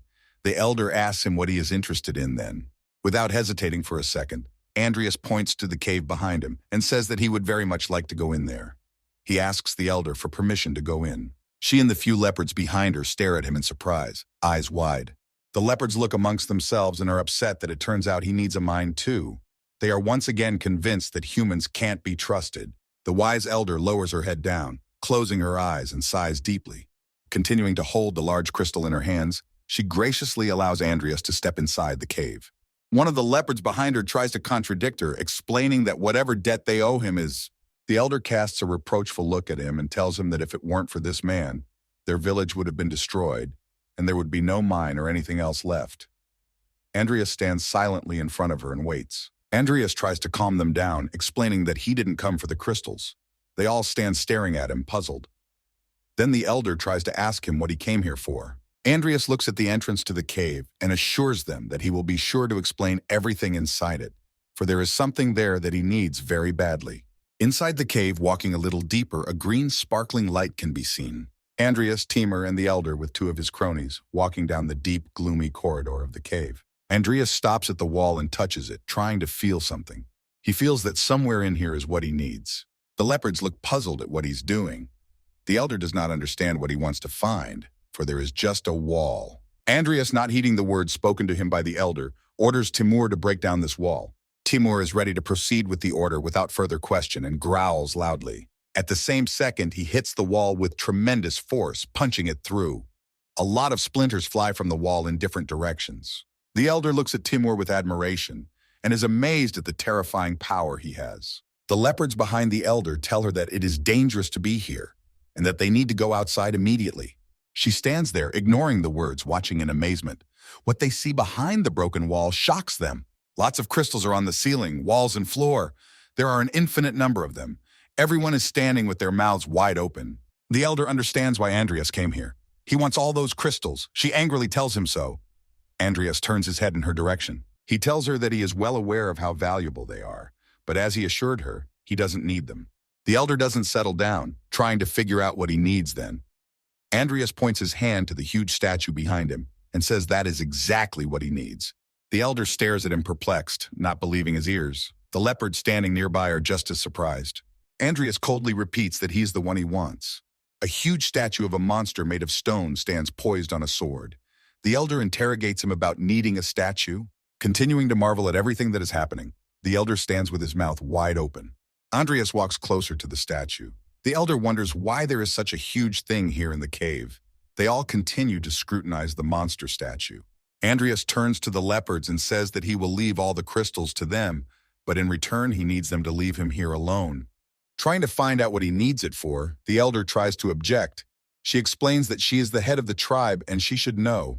Andreas, in a calm voice, tries to reassure her that they have nothing to worry about, and if he wanted to hurt them, he would have done it already. One of the leopards is outraged beyond belief. Grinning, he shouts to Andreas that although he is their savior, it is unacceptable to ask for this. The elder immediately besieges him, preventing him from getting any closer to Andreas. The elder puts her hand to her chest and calmly tells Andreas that he will not take them by force, so she trusts him, but the leopards standing next to her are in complete shock at the words she hears. Andreas looks at her gratefully without interrupting.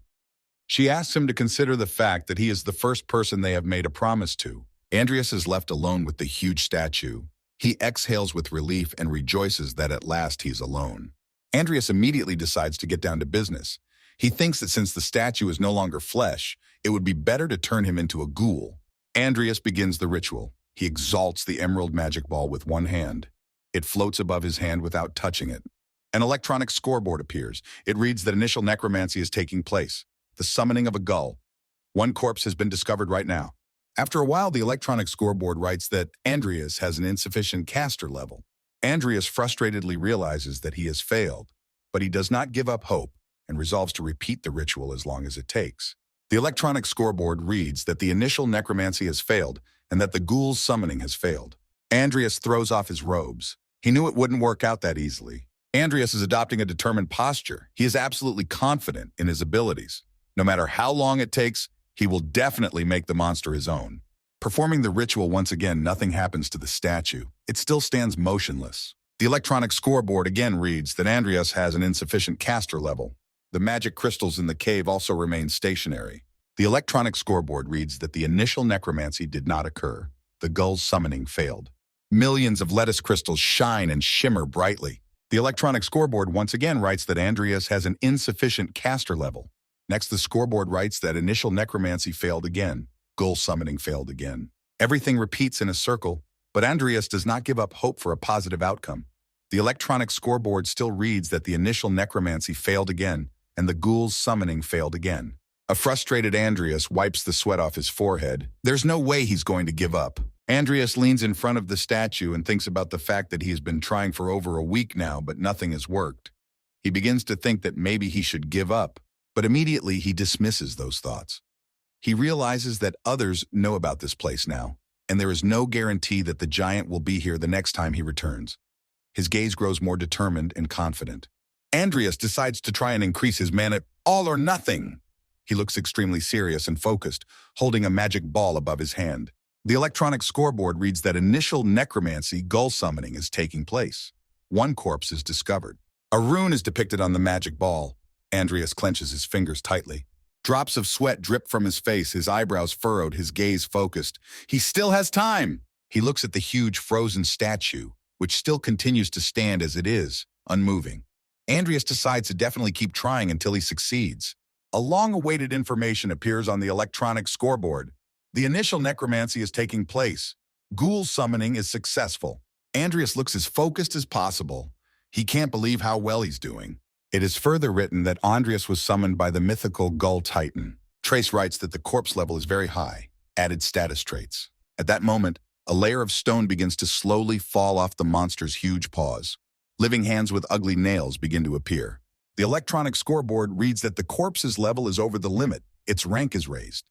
The monster becomes a Ghoul Titan champion. The monster comes fully to life. His face wrinkles, his teeth grind. A layer of stone falls off his body. The electronic scoreboard reads that the level of the finished body is almost transcending. The monster is regaining some of its former ego. Standing in front of Andreas is an animated monster ghoul.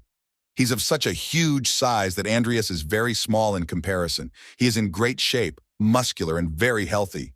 His eyes are burning bright red. Andreas looks down at him admiringly.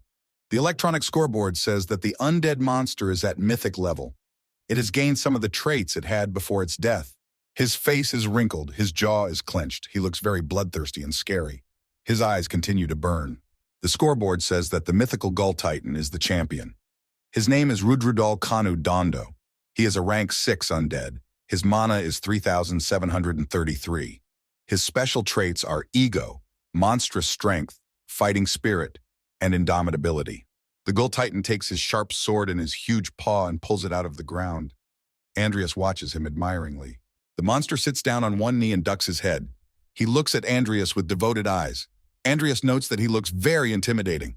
With a smile on his face, Andreas thinks about the fact that he is now the only one who can control a member of the giant tribe. He is glad that he can no longer fear a large number of enemies. He thanks God that his efforts have paid off. An ominous castle with 3 sharp peaks inspires terror. It is a deep, dark night outside. In the sky, you can see a bright moon overlaid by clouds. Mr. Jester is sitting in pitch darkness in one of the rooms of the castle, reading a book. There's a transparent jar with a lid on the table. There's a black fly sitting on the wall of the jar and beating on it. It's like it's mad. As it continues to bang against the wall of the jar, in an instant it simply disintegrates into small particles. Jester is watching carefully. He looks at the fly, which has just died. Mr. Jester immediately figures out what this is all about. He realizes that Ranox is dead. He remembers old Ranox and doesn't get too upset because it's not that big of a deal. He still has plenty of pawns after all. Suddenly, a huge black raven flies in and addresses Jester. He turns to look at it. The raven tells him that His Royal Majesty wants to see him. With a calm visage, Jester tells the raven to tell him that he will come to him right away. Jester looks at the booklet with the list of sins. He has just had a report for His Royal Majesty. On a cliff is a small hut in total abandonment. There is not a single soul around except the owner of the hut. On the wooden floor sits the same Deshroon to whom Andreas was sent by Mr. Bach Alwyn. He is staring off into the distance. Holding a large potato in his hand without turning back, he asks someone about being sent by the Empire. His gaze is frowning. Not far behind him, holding onto a tree, Andreas stands and scrutinizes him. He is surprised that Deshroon has been able to sense his presence. Deshroon turns his head slightly and glances at Andreas. He is perfectly calm and poised. Andreas guiltily holds out the envelope with the letter to Deshroon and tries to explain to him that he has come on Duke Alwyn's recommendation. Mr. Deshroon looks at him angrily, slightly surprised that Bach Alwyn sent him. His eyebrows frown slightly. Andreas draws his sword and points it at Deshroon. He, in turn, stands absolutely calm and serene.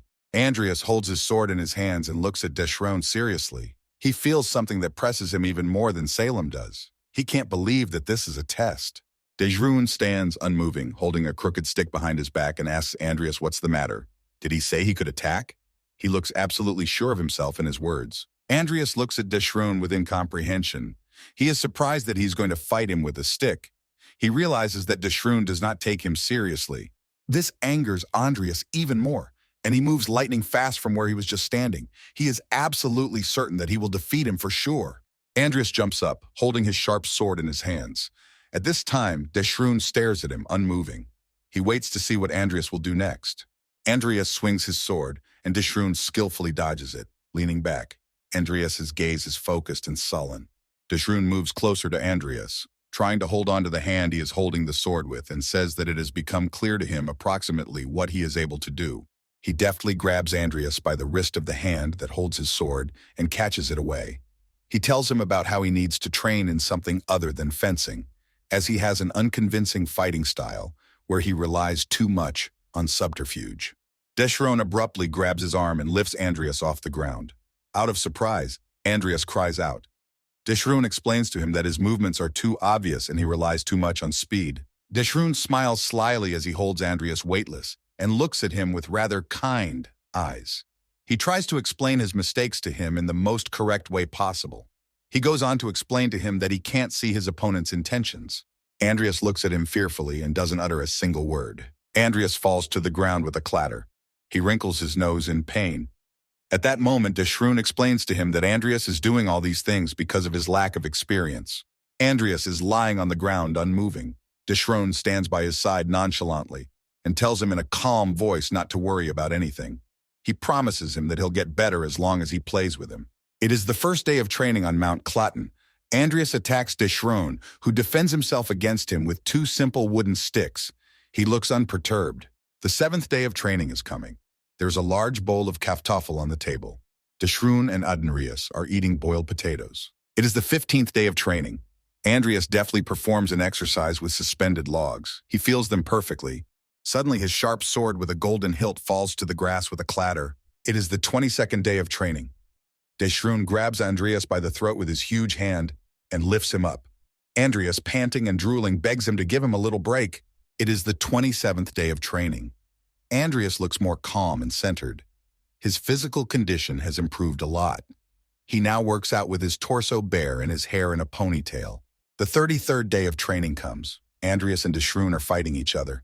Deshroon is already holding a huge sword instead of wooden sticks. Andreas's sword strokes are more confident and calculated. He wields it skillfully. Deshroon, during the fight, observes his ward closely and concludes that he has gotten much better at moving, but Andreas approaches Deshroon with his back to him, sword in hand. At that moment, distracted from the fight, Deshroon loses his guard for a moment. Without thinking, Deshroon hits him in the stomach with his powerful elbow. Andreas cried out in pain. Andreas flies off from the jolt. At this moment, Deshroon is thinking that thinking in the middle of a fight is too naive. Deshroon swings his legs out and lands a crushing blow that sends Andreas flying backwards and falling a great distance. Deshroon, after taking a little breath, looks at Andreas with satisfied eyes and says that he recognizes his will to fight as he has never once complained. Deshroon's gaze changes abruptly. He is surprised at what he sees before him, his brow furrows, one eye squinting. Andreas assumes an attacking posture, as if nothing had happened, with his legs spread wide. His sword is still in his hands. Andreas gives Deshroon a sly look and tells him that even Master Sword can let his guard down, and that next time he won't hold back. Andreas lies on the grass curled up. Deshroon watches him from the side and thinks about the fact that, though not skillfully, he has now gathered his aura and sent it flying. He didn't realize that he was already good enough to use the sword arts. Deshroon becomes very frowning and thoughtful. He is very interested in the fact that Andreas applied this method instinctively or not. Andreas's talent is beyond his expectations. He remembers one of his students, a dark-haired, blue-eyed boy named Luis. Andreas reminds him a lot of him. He too had said he was going to join Rodland soon. An idea pops into his head to put them in sparring matches with each other. It's a warm summer day. There is not a single cloud in the sky. Green leaves rustle in the breeze. A warm summer day is in full swing. Andreas opens his eyes abruptly and doesn't immediately realize where he is. He shrieks in surprise. He turns his head to the right and sees Deshroon sitting on the cliff of the mountain, who asks him about finally waking up. The man glares at him and asks him about whether he can repeat the sword art he used before he passed out. Andreas is holding his head. He hits the ground hard with it. He interrogates him about that thing he did before they made a chop out of him. Andreas gets up from the ground and says that he is just desperate at this point. Deshroon asks to be allowed to use this opportunity to teach him how to use the sword arts. And at one time, the basic skills of aura control. Green leaves sway gently in the wind. The sky is a soft blue color. It's warm outside. Deshroon walks over to a huge tree. At this point, he explains to Andreas about how when he wants to use the sword art, he needs to visualize that he is creating a sheath from his aura around the blade. Andreas looks at him carefully. Deshroon pulls out his huge sword from the sheath on his belt and goes on to say that he must then send these scabbards flying. With deft sword movements, he chops a tree trunk into several pieces in a fraction of a second without much effort. Andreas watches admiringly with his lips pressed together. He is absolutely amazed at his strength and power. Deshroon explains to Andreas in a calm voice that although this is the basic form of a sharp blade, it can be used in a variety of ways, from explosions to shockwave. Andreas is amazed that he was able to chop down such a huge tree so easily. Deshroon steps closer to Andreas and folds his arms across his chest. He teaches him that when he will apply the aura, he needs to stimulate his body, not his sword. Andreas turns his back to him. You can see the doubt in his eyes that he, too, is capable of such a thing. Deshroon continues to explain to him that then he will be able to move at incredible speeds, as he is now. Andreas asks loudly about when this is going to happen. Deshroon laughs and explains to him that the mystic aura technique is the basis of aura application, and it's built on the same theory he just showed him. Trying to get through to Andreas finally, Deshroon smiles and goes on to explain that he needs to surround his body or sword with an aura and put the right amount of power into them. He reminds him that he still has a long way to go. Deshroon tells Yepiam to learn the art of the sword for the time being. Andreas, without delay, gets down to business. Deshroon praises him and tells him to keep at it, and as he gets used to it, tells him to move a little farther away. Andreas deftly swings his sword and approaches the huge tree. An electronic scoreboard slowly appears in front of him. He waits attentively to see what it says. The scoreboard says that all conditions have been met and an object for evolution has been found. The chance of increasing his battle talent is 30%. He is prompted to apply it. He didn't expect his battle skill to reach the next level. Andreas continues to perform sword strokes. He's happy with the way it happened. Besides, he likes this way of training his body better. He makes several precise and powerful strokes on the thick tree trunk. Deshroon looks on dumbfounded. He didn't expect Andreas to learn it so quickly. He looks closely at the focused Andreas and realizes that he is even better than he thought. He would never have thought that such talent existed. Images of those who had also mastered these skills pop into his mind. But Wolg, Luis, and even he weren't that skilled.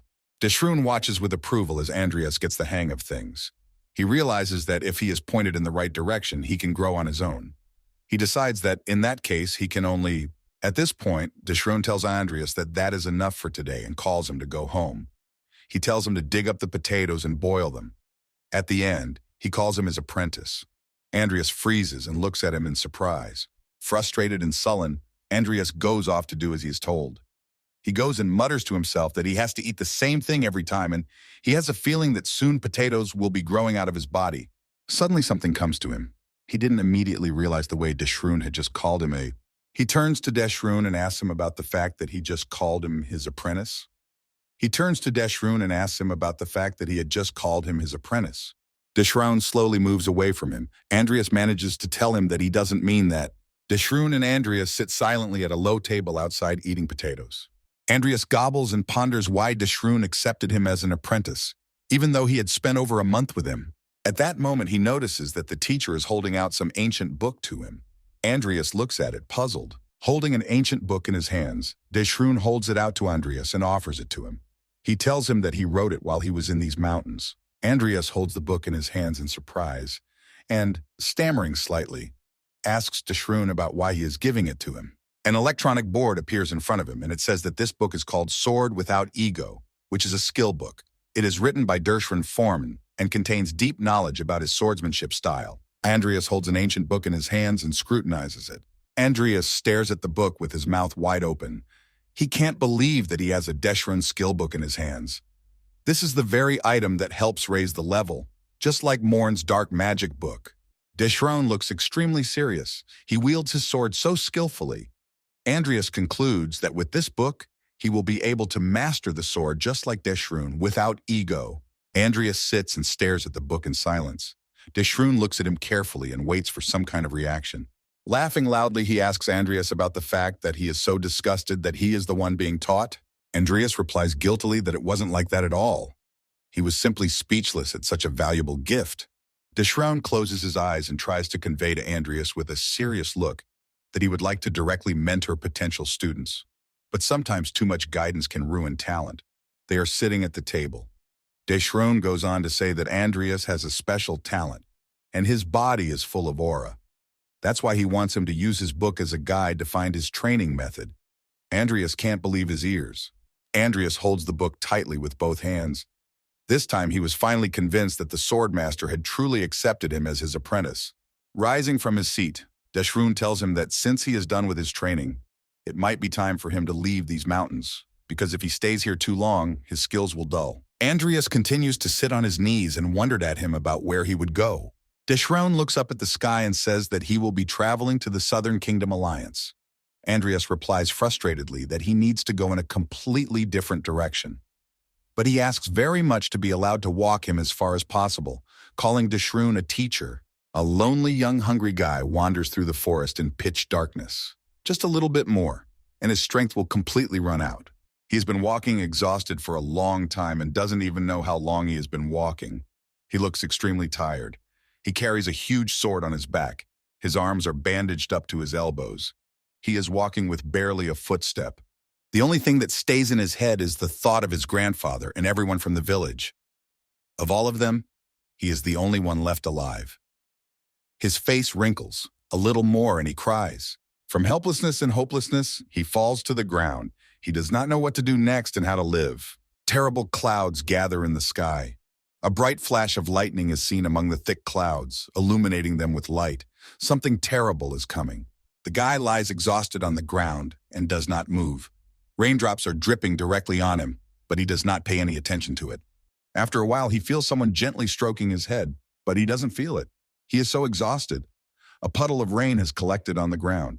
Andreas is squatting in front of him, but the boy doesn't know him. But Andreas recognizes the boy immediately and can't believe his eyes. Slightly removing a strand of hair from his face, Andreas recognizes him. This guy's name is Benjamin Anakis. Benjamin continues to lie on the wet ground. Andreas scrutinizes the boy's face. He didn't think he'd meet a game character in a place like this. The rain kept dripping. Andreas recalls that Benjamin Anakis' main skill is swordsmanship, and he has the Lord of Swords trait. In battle, he is very ferocious. Turning his attention to his back, he immediately realizes that he is wearing his demon sword Rubens. The sword looks very intimidating.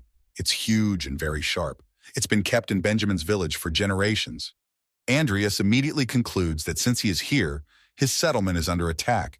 An army of unknown people wearing strange masks and cloaks hide their faces. They look very strange and frightening. Andreas gets to his feet and looks at Benjamin lying on the ground. He remembers that in the game, he was somehow able to escape with a demon sword. He decides he can't pretend he didn't see anything. Ignoring the rain, Andreas decides that he needs the game characters to be indebted to him and that he can't be left to fend for himself here. The rain has stopped. Andreas sits by the fire he's built, cooking some meat. Not far from him, Benjamin is unconscious, leaning against a rock. Andreas has carefully covered him with a plaid. The fire gives off a pleasant warmth and aroma. After a while, Benjamin regains consciousness and struggles to open his eyes. He looks puzzled, not realizing where he is at this moment. Without turning to face him, Andreas asks him if he's awake as he continues to serenely roast meat on the fire. Benjamin finally comes to his senses and fearfully asks Andreas who he is. His eyebrows are furrowed. Andreas nonchalantly hands him the meat on the spit and offers him something to eat. Benjamin pulls away from him fearfully, stumbling backward. His eyes are wide with fear, his teeth clenched. Andreas looks at him like he's insane as he continues to hold out the meat to him. Benjamin asks him what he's up to. With a nonchalant expression on his face, Andreas tells him to calm down. He tries to explain to him in a calm voice that if he wanted to hurt him, he would already be dead. Suddenly, Benjamin remembers his sword and tries to find it with his eyes. Realizing this, Andreas explains that he needs to eat and regain his strength because this sword is very important to him, but he needs to get stronger to carry it. A warm memory from his childhood pops into Benjamin's mind. Little Benjamin and his beloved grandfather hang the sword that he carefully carries on the wall, framed by their family's dear one. His brow furrows, his pupils constrict. The memories of it made his chest ache. A little more, and he'd cry with grief. The good-natured grandfather and little Benjamin hold up a card with some signs to the sword. An excited little Benjamin looks on, eyes wide open. Benjamin can no longer contain his emotions. He begins to sob loudly with hopelessness. Andreas looks at him silently and notices that he reminds him of Shohei, that he's so emotional, just like in the game. All the while, Andreas continues to hold the meat on the spit in his hand, holding it out to Benjamin. He once again offers him something to eat. Back to reality, Benjamin approaches Andreas to take the meat he offered him and eat it sooner because he is so hungry. Benjamin greedily pounces on the meat. Andreas smilingly looks at him and notes that he can clearly eat. A small flask with some kind of potion appears in his hand, which he offers to Benjamin to get him back to normal. Benjamin greedily eats the meat with tears in his eyes. He is very grateful to Andreas. Andreas watches good-naturedly as Benjamin gorges on the meat and smiles slightly. Suddenly, Andreas feels uncomfortable at being stared at so blatantly. A little embarrassed, he turns away from him. Turning to himself, turning away from Benjamin, he says that he's not a beggar and that it's rude to sit and stare while someone eats. Looking up, Benjamin shrieks in surprise. Silhouettes in dark cloaks and masks can be seen at the top of the hill. Some of them hover above the ground. Benjamin abruptly grabs his sword, shouting out to the unknown men that they are bastards. Andreas sits silently without getting up from his seat. Unknown masked men stand silently at the top of the hill and watch Andreas and Benjamin. Their masks have holes on them, varying in number. Benjamin recalls a terrible picture. It was the moment they brutally murdered his grandfather, stabbing him from behind with a sword right through his heart. His eyes are bloodshot. Tears are pouring out of them. He looks very fierce and he wants payback. Andreas watches Benjamin's actions carefully. He guesses from his reaction that it was these unknown men who attacked his village. Andreas's gaze grows harder. He will not tolerate such injustice. These unsubs are acolytes. They're orphans raised by Jester as his personal assassination squad. They are well-trained physically and in great shape. For some reason, they remind Andreas of his past life, where there were only soldiers around trained to the level of special forces and who can even use basic magic. These young guys are like zombifieds who are completely subservient to Jester. And when they get to the point of possessing an aura, Jester gives them a mask that reflects their abilities. Andreas realizes that they are pathetic, but that negotiating with them will not be possible. Suddenly, Benjamin interrupts his train of thought, loudly telling him to stand behind him. Andreas looks at him perplexed. He is amazed at his determination and dedication. Benjamin is ready to tear them all to pieces for revenge for his grandfather and the village he was born and raised in. He sternly tells Andreas that they only have a case against him. Several acolytes loom over him, holding weapons in their hands. They tell him not to joke around like that, calling him a boy. They order him to be obedient and just give them the sword. Benjamin is resolutely advancing to attack with them. His gaze is serious, his eyes are mad, and his teeth are bared. He swings his sword at them. Andreas stands behind him, ready to come to his aid at any moment. Benjamin angrily swings his huge sword, raising dust around him. The acolytes stop and look at him perplexed. It is impossible to read anything on their faces. They begin to form magical orbs around them that allow them to stay safe. Benjamin swings his sword furiously as the acolytes dodge the blows. One of the acolytes, with a dot and cross emblazoned on his mask, looks up somewhere. Benjamin lands a flurry of punches, but he deftly defends against them by setting up his huge sword. The acolytes look at him perplexed, amazed at how he was able to muster the strength to do battle with him. One of them comes close to Benjamin. A sword thrust passes between them. Benjamin is distracted from the fight and turns back. At that moment, he is attacked from behind by two acolytes. Andreas watches worriedly from the sidelines, trying not to get involved, as Benjamin has been doing a great job with the acolytes up to this point. He sees that Benjamin is starting to lose his grip, and he wishes he could say, which is to be expected from the youngest playable character in the game. Benjamin actively tries to defend himself, protecting his sword. Andreas decides that he doesn't see the point of letting him get hurt badly like in the game. One of the acolytes tries to take his precious sword from Benjamin's hands. He gripped the hilt tightly, keeping the sword from him. Since things are taking such a terrible turn, Benjamin can barely control his sword, and with a few strokes he chops the acolytes with it. He screams with all his might because he feels he is starting to lose his strength. But he turns back and sees Andreas laughing to his aid. Andreas decides to end this immediately. He adopted an attack pose while the acolytes stare at him in surprise. Andreas's gaze is full of determination and confidence. He looks at them with unperturbed eyes and gets down to business. The astonished acolytes turn to him and freeze in confusion. They didn't expect that there was anyone left to come to Benjamin's aid, for they had destroyed the entire village. Andreas hears one of the acolyte leaders order the remaining men to take care of him first. He continues to remain unfazed, keeping an eye on what is to come. He watches each of them carefully, waiting for an attack. The acolytes have no time to get close to him, but he deftly cuts their heads and masks in half with a single swing of his sword. Without much effort, Andreas takes down Benjamin's assailants in no time. He in turn stands frozen and watches. He is absolutely stunned by what has just happened. His eyes are wide open, his mouth involuntarily open in amazement. He scrutinizes Andreas and is amazed at how easily he just slaughtered those bastards who attacked his village and killed his grandfather. He continues to scrutinize him, and the bright red light in his eyes begins to slowly fade. After a few seconds, the hatred and anger in his eyes completely disappear, taking on their former appearance. Now they express only mild consternation and admiration. One of the acolytes is still alive, but he falls to the ground, lurching slightly in pain and surprise. A second later, Andreas steps on his face with his mask on and crushes him so that dark blood splatters in different directions. Benjamin watches in amazement from a distance. He continues to look admiringly at Andreas, who is done with the acolytes and stands trying to catch his breath. Benjamin wonders about who he is. Andreas puts his sword away on his belt and makes sure it was all Akalina's. He looks around.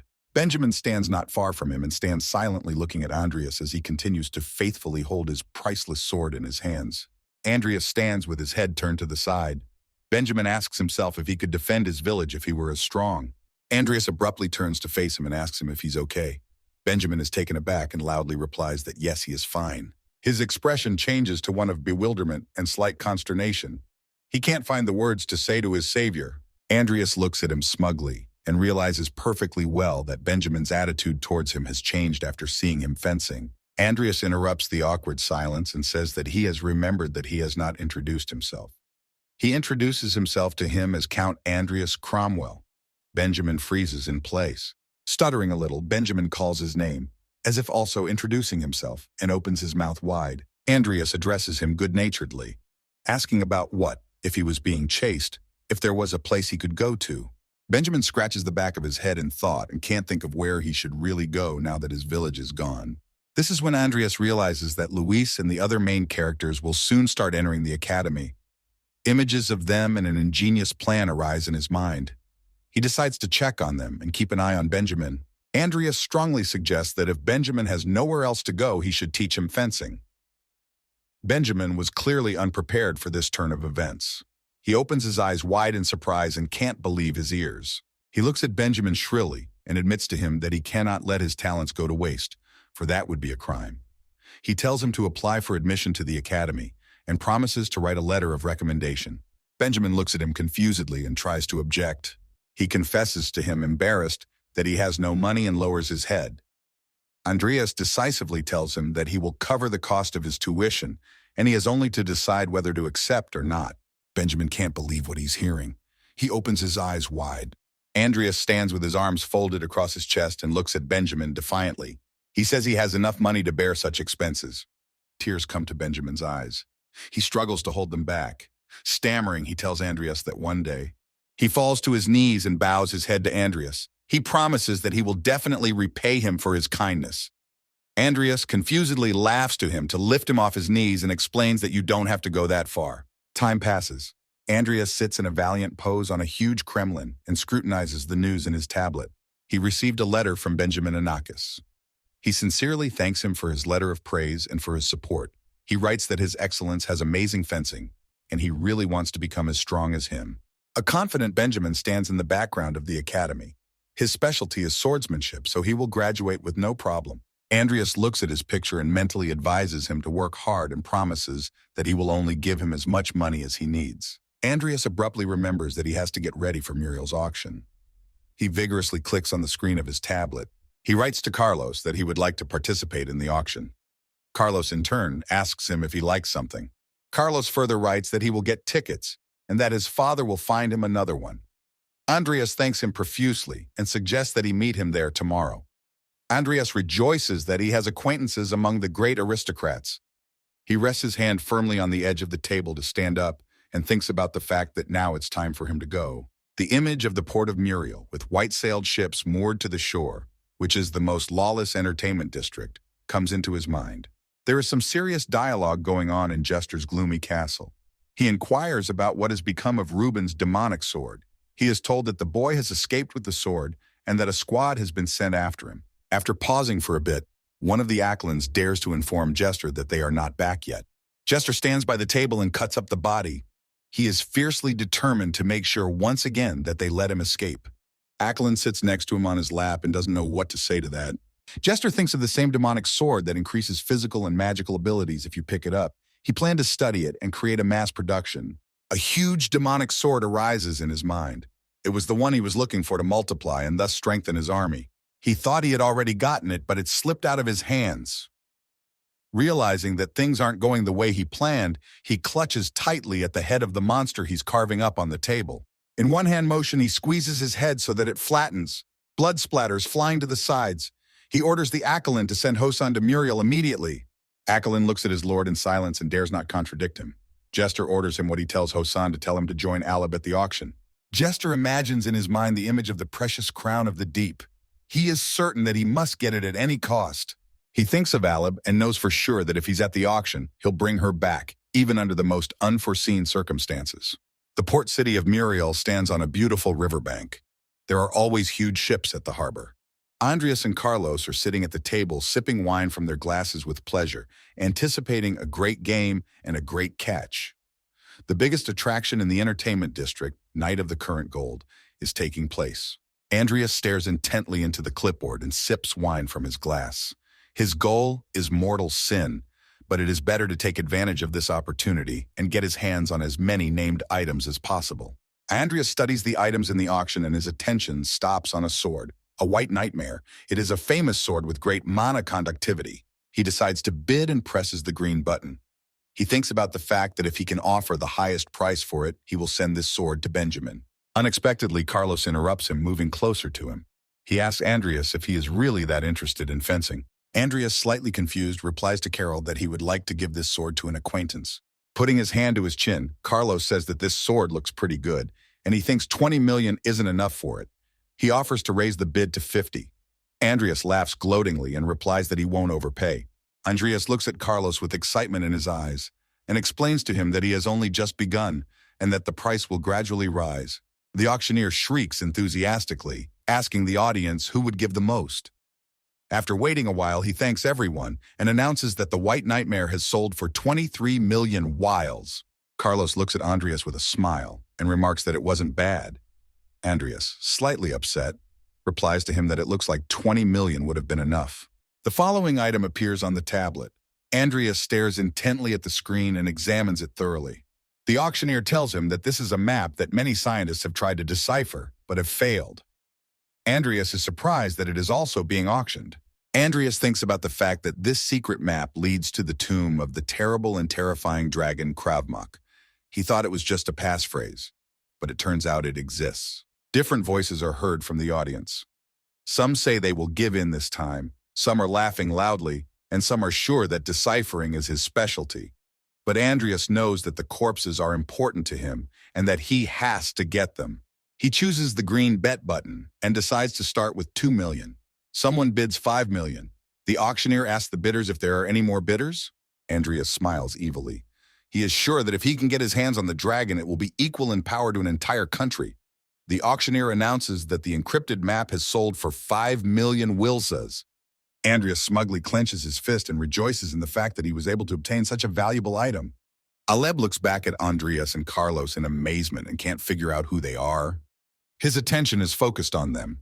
He looks at them angrily and realizes that they have no money. He sits on the other side of the balcony. There's a thick column separating them. He decides it doesn't matter and he wants to play with them. Aleb grinned snidely. To him, the main prize is the crown anyway. He figures the more they spend up to it, the less they can compete with him. The auctioneer announces with excitement that he is moving on to the next item, pointing to a transparent box. It contains a rechargeable teleportation scroll that allows you to move wherever and whenever you want and can be used up to twice a day. Without a moment's hesitation, Andreas presses the green button on the tablet screen. Next, an ancient alchemist device is offered. It is practical and stylish. Andreas decides to pick it up again. Carlos looks with undisguised amazement at the tasteful Andreas and wonders if he even thinks about what he's buying. The auctioneer announces that the time has come for the long-awaited lot. He advises everyone to be patient. He presents a relic that was pulled from the bottom of the deep sea. Observers are mesmerized, open their mouths. What he will present this time. He intriguingly and slowly introduces the Lord of the Seas to everyone. This is the very crown that Andreas and Jester are after. A gorgeous gold crown with stones is flaunting on the podium. An electronic scoreboard appears in front of Andreas, writing that the purest primal reverie has discovered magnanimous greed. Andreas looks at the lot and realizes that this is exactly what he is here for. The auctioneer informs him that his starting price is 1 billion wills, and the minimum amount to raise is 10. Andreas can't believe his ears. Carlos looks at him with bewilderment. Andreas sadly realizes that this is a rather unpleasant price for him, and thinks about how if only he had the money from next month's potion sales. Carlos watches Andreas' reaction carefully and realizes that he doesn't have that kind of money, and he was so excited to pick up the lot. He asks Andreas about wanting that crown too. Andreas, faltering, answers yes. He confusedly explains to Carlos that he wants to offer his amount a couple of times, but if the situation becomes hopeless, he'll just give up. It's very hard for him to realize this. Unexpectedly for Andreas, Carlos good-naturedly tells him that he will buy it for him. Not believing his ears, Andreas asks why he would do such a thing. The smile never leaves his face. Carlos explains that his father briefly told him what happened, about how he was injured in the drains because he was trying to save them. He has a look of gratitude on his face. Andreas absent-mindedly replies that it just happened that way and looks away. He wonders how Bach told him about all this. Carlos taps the tablet screen with frenzied excitement, offering his sum for the crown. He asks Andreas to let him show off the wealth of House Alwyn. Andreas stares at him in silence. Aleb can't believe his eyes. Drops of sweat come to his face. He's amazed that Carlos and Andreas still have the money to continue to participate in the auction. He angrily decides to immediately shut these kids up with the Lord's fortune. He taps the screen of the tablet and offers his sum, 1.5 billion wills. Someone in the auction offers 2 billion wills by tapping on the screen. The two with glasses are also betting their vast fortunes in hopes that this crown will go to one of them. The auctioneer announces that the next bid is 7 billion wills. Andreas realizes that this is an outrageous amount of money. The auctioneer reports that the bid has risen to 8 billion and 7 million wills. Bidders of the auction are actively fighting for such a valuable lot. The auctioneer admiringly reports that the amount has reached 10 billion. Carlos gets up from his chair and realizes that things are taking an interesting turn. He's not ready to give up and decides to go all the way. Andreas looks at him with admiration.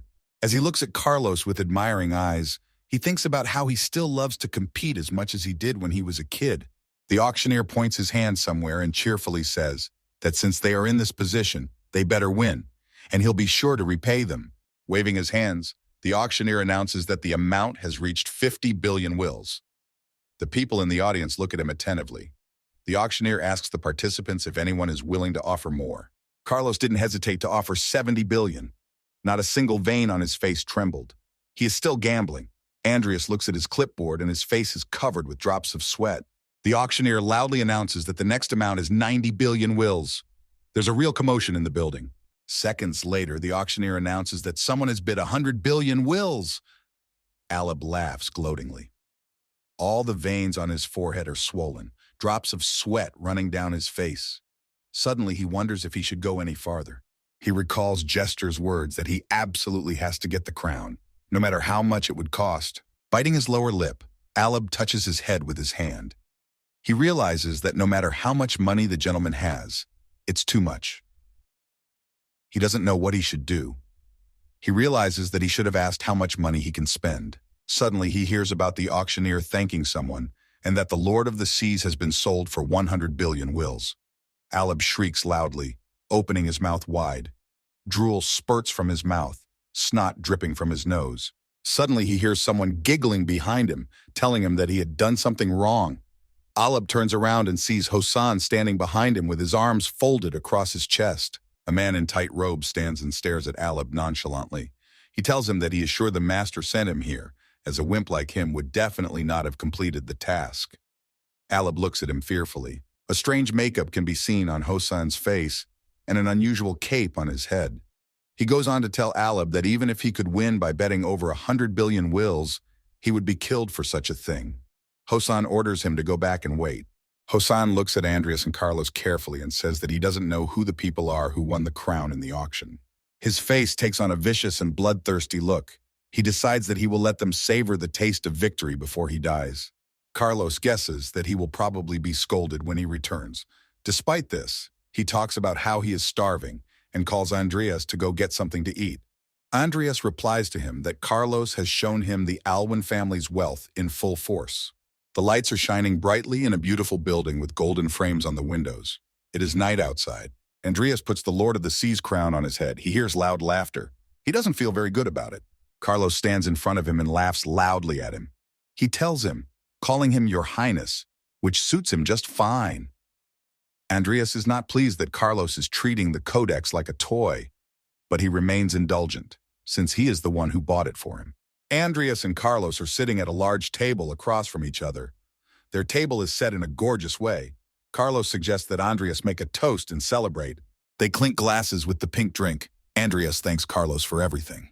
Andreas sips his drink and thinks about the fact that thanks to Carlos, he was able to get greed without being in danger. And it looks like the meeting hasn't made its move yet, as we can now leave with... There's loud yelling outside the door. The guard asks someone who they think they are and loudly yells that they can't go in there. Andreas and Carlos look suspiciously toward the entrance to the hall. The large front door is kicked in with tremendous force. A loud bang is heard. Several men in cloaks, led by Hosan, enter the hall. Smirking, they approach the table where Andreas and Carlos are sitting. He asks them snidely about him interrupting their dinner. Carlos asks them who they are, getting up from the table. Andreas recognizes them and mentally notes that they are light on their feet. Hosan approaches them confidently. The broken door is lying on either side of them. Hosan, with a sly smile on his face, comes closer and closer to them and tells them to give up the crown and that this way they will die without pain. His army follows him. Andreas realizes that their business is bad. His face takes on a wan look. Andreas looks closely at Hosan and realizes that he is Jether's dog. He realizes that although he can't use the arcane arts now, he is as strong as the master of Aura. Andreas recalls Dishroon's fierce face and his words about Hosanna. He said about him that he was very arrogant because of his talent, and he used to fight with his mentor, that is, with him all the time. Eventually he left and went straight into the underworld where Jester is now. Jester and Hosan are standing back to back. They look intimidating. At one time, Jester noticed his talent and hired him. Andreas clutches his bag tightly. At this moment, he thinks about the fact that he was so hopeful that he could quietly get the crown and go. Andreas timidly looks at Carlos and tells him that their business is bad. He suggests that he just run away from here. Carlos answers him firmly that they will not do that. Hosan laughs slyly and tells them he won't let them go. He has a bloodthirsty grin. He orders his army to take Andreas and Carlos immediately. At that very second, the Akalins go on the offensive. In their hands are sharp swords. Carlos and Andreas violently smash the window so that shards fall in different directions. The Akalins catch up with them. Hosan stares after them as they quickly move off into the distance. Hosan stands looking gloatingly at Andreas and Carlos disappearing into the distance. He coolly notes that they did the right thing, thus not making his task too easy, or he would have died of boredom. In the depths of the forest, it's pitch black. A river flows in the deepest part of the forest. A small dock with a boat is visible on the bank. Somewhere nearby, you can hear the voices and grins of Andreas and Carlos approaching. As they make their way through the thick bushes, Carlos and Andreas spot the very same dock. Carlos notes that everything is working out perfectly, and that Hosan and his army won't be able to catch up with them if they cross the river. Carlos decisively climbs into the boat and tells Andreas that Muriel is a lawless land beyond the Emperor's power, but once they get the hell out of here, there's nothing those guys can do. Andreas asks him to go on without him and get someone to help. A surprised Carlos doesn't know what he's talking about. Andreas, turning back, explains to him that it will not be easy to escape from them, and that it is too dangerous to move together, and that it will be easier for him to escape alone. An indignant Carlos sighs deeply and says that Andreas is being his usual. Carlos agrees to Andreas's offer and sets off from the shore in a boat. He tells him that he will try to bring someone to help as soon as possible. Andreas thanks him and tells him that they will see each other soon. Andreas stands on the dock and watches Carlos sail away.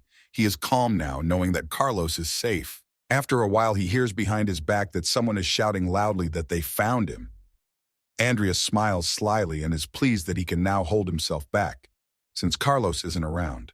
An army of Akalans flank the dock, the Hosan standing behind them. Andreas stands nonchalantly with his back to them. They wonder where the other kid is, and assume Andreas has the crown. Andreas drops his bag on the floor and replies firmly that he has the crown, offering to try and take it away from him. With a confident smile on his face, Andreas glares at them and pulls his sword from his belt. Outraged to the extreme, the acolytes pull out their guns and ask him about how dare he dare laugh at them. They quickly approach Andreas, spreading their arms out to the sides and holding their sharp swords and daggers. They shout loudly to him that they will chop him to pieces. Andreas swings his sharp sword in cold blood, bouncing and moving vigorously in different directions. His movements are coherent and well thought out. One of the Akalans jumps high above the ground and wants to pounce on Andreas. He skillfully dodges it. Suddenly, Andreas shouts out the word Rudrudol. After saying the word, his eyes fill with a bright light and take on an even more serious look. Not realizing what's happening, Hosan looks up from his side and realizes that Andreas has cast an undead summoning spell. Hosan's look becomes a frown. While Andreas is massacring an army of enemies, a huge giant Rudrudal appears behind him. The Akalines fly in different directions in pieces. Not understanding what's going on here, the acolytes stare questioningly at what's going on without taking their eyes off. A huge hand appears in the sky. They raise their heads upward in horror and realize that their affairs are not good. While they stare upward mesmerized, Andreas approaches them and sinks his sharp sword into their bodies. As he does so, he smiles and caustically advises them to try not to get distracted. While Andreas successfully massacres a huge army of Akalans by swinging his sword, Hosan looks on indignantly from the sidelines. Hosan smiles slyly and notes that Andreas is not only strong in dark magic, but also excellent with a sword. He notices that he is a very interesting kid and marvels at his swordsmanship technique. Andreas is very focused in his actions. His gaze is serious and unruffled. Here he casts his gaze sharply at the chief of this army. Hosan! Andreas heads sharply towards Hosan, holding his sharp sword firmly in his hand and pointing it straight at him. Bright flashes can be seen all around, dust flying in different directions. Hosan, smirking and still on the defensive, asks Andreas about who he really is. Andreas nonchalantly suggests he try to guess who he is. Hosan is taken aback by such insolence from such a young mage. He swings his leg and kicks Andreas so hard that he flies backwards. Undeterred, Andreas immediately gets to his feet, still holding his sword. Hosan looks at him coldly and says that he feels like he's seen this sword in some book and that it's disappearing in his hands. Ignoring his words, Andreas reflects on the fact that Hosan is stronger than Payat and that he could defeat him if he used laziness again. But then there would be unpleasant consequences for him. Hosan loudly tells him that so be it, he will add his sword to one of his collections. His eyes are filled with anger, his mouth grinning, mimicking a smile. Andreas nonchalantly answers him, asking what collections are we talking about because he's just a hypocritical thief. Hosan is even more outraged by these words. Hosan furrows his eyebrows and grits his teeth while telling Andreas that he's a bastard. His trusty sidekick, the skeleton Nickel, appears next to Andreas. He stands with his jaw clenched. Andreas stands holding a hovering cube in his palm. From the other side of him, an embittered tiger named Timur appears. Hosan can't believe his eyes. He sees that Andreas is relying on the power of objects. He is angry very much. He looks at his army and his half-dead acolytes who side with Andreas, who decides to take him by numerical advantage. Grinning even harder, Hosan tells Andreas that he is indeed an interesting little boy. The surviving Akalans, Timur, Nickel, and Andreas head straight for Hosan. The one says he never thought he'd meet a sword-wielding necromancer. Hosan pulls his weapon with a golden hilt from his belt. While Hosan's hand is touching the hilt, the sword is possessed by golden mana. Hosan pronounces that he has a select demonic sword, Gainos, in his hand. Andreas stares at the sword wide-eyed in amazement. He sees such a sword with his own eyes for the first time, but he knows of its power. Despite this, it's heading straight for him. Next to him are Nickel and Timur on opposite sides. Andreas swings his sword so that sparkling sparks fly in different directions. Enraged, Timur runs with great speed, almost without touching the floor with his paws. He growls menacingly. His eyes are bloodshot. Hosan knows that the undead are an easy target because they're too dumb. At this time, he is attacked from behind by Nickel, who jumps up high and swings his sharp sword. Tiger Timur hits the ground with tremendous force so that glowing sparks blind him. Hosan dodges them, and in a leap of faith, he notes that they're moving pretty good, for a bunch of corpses.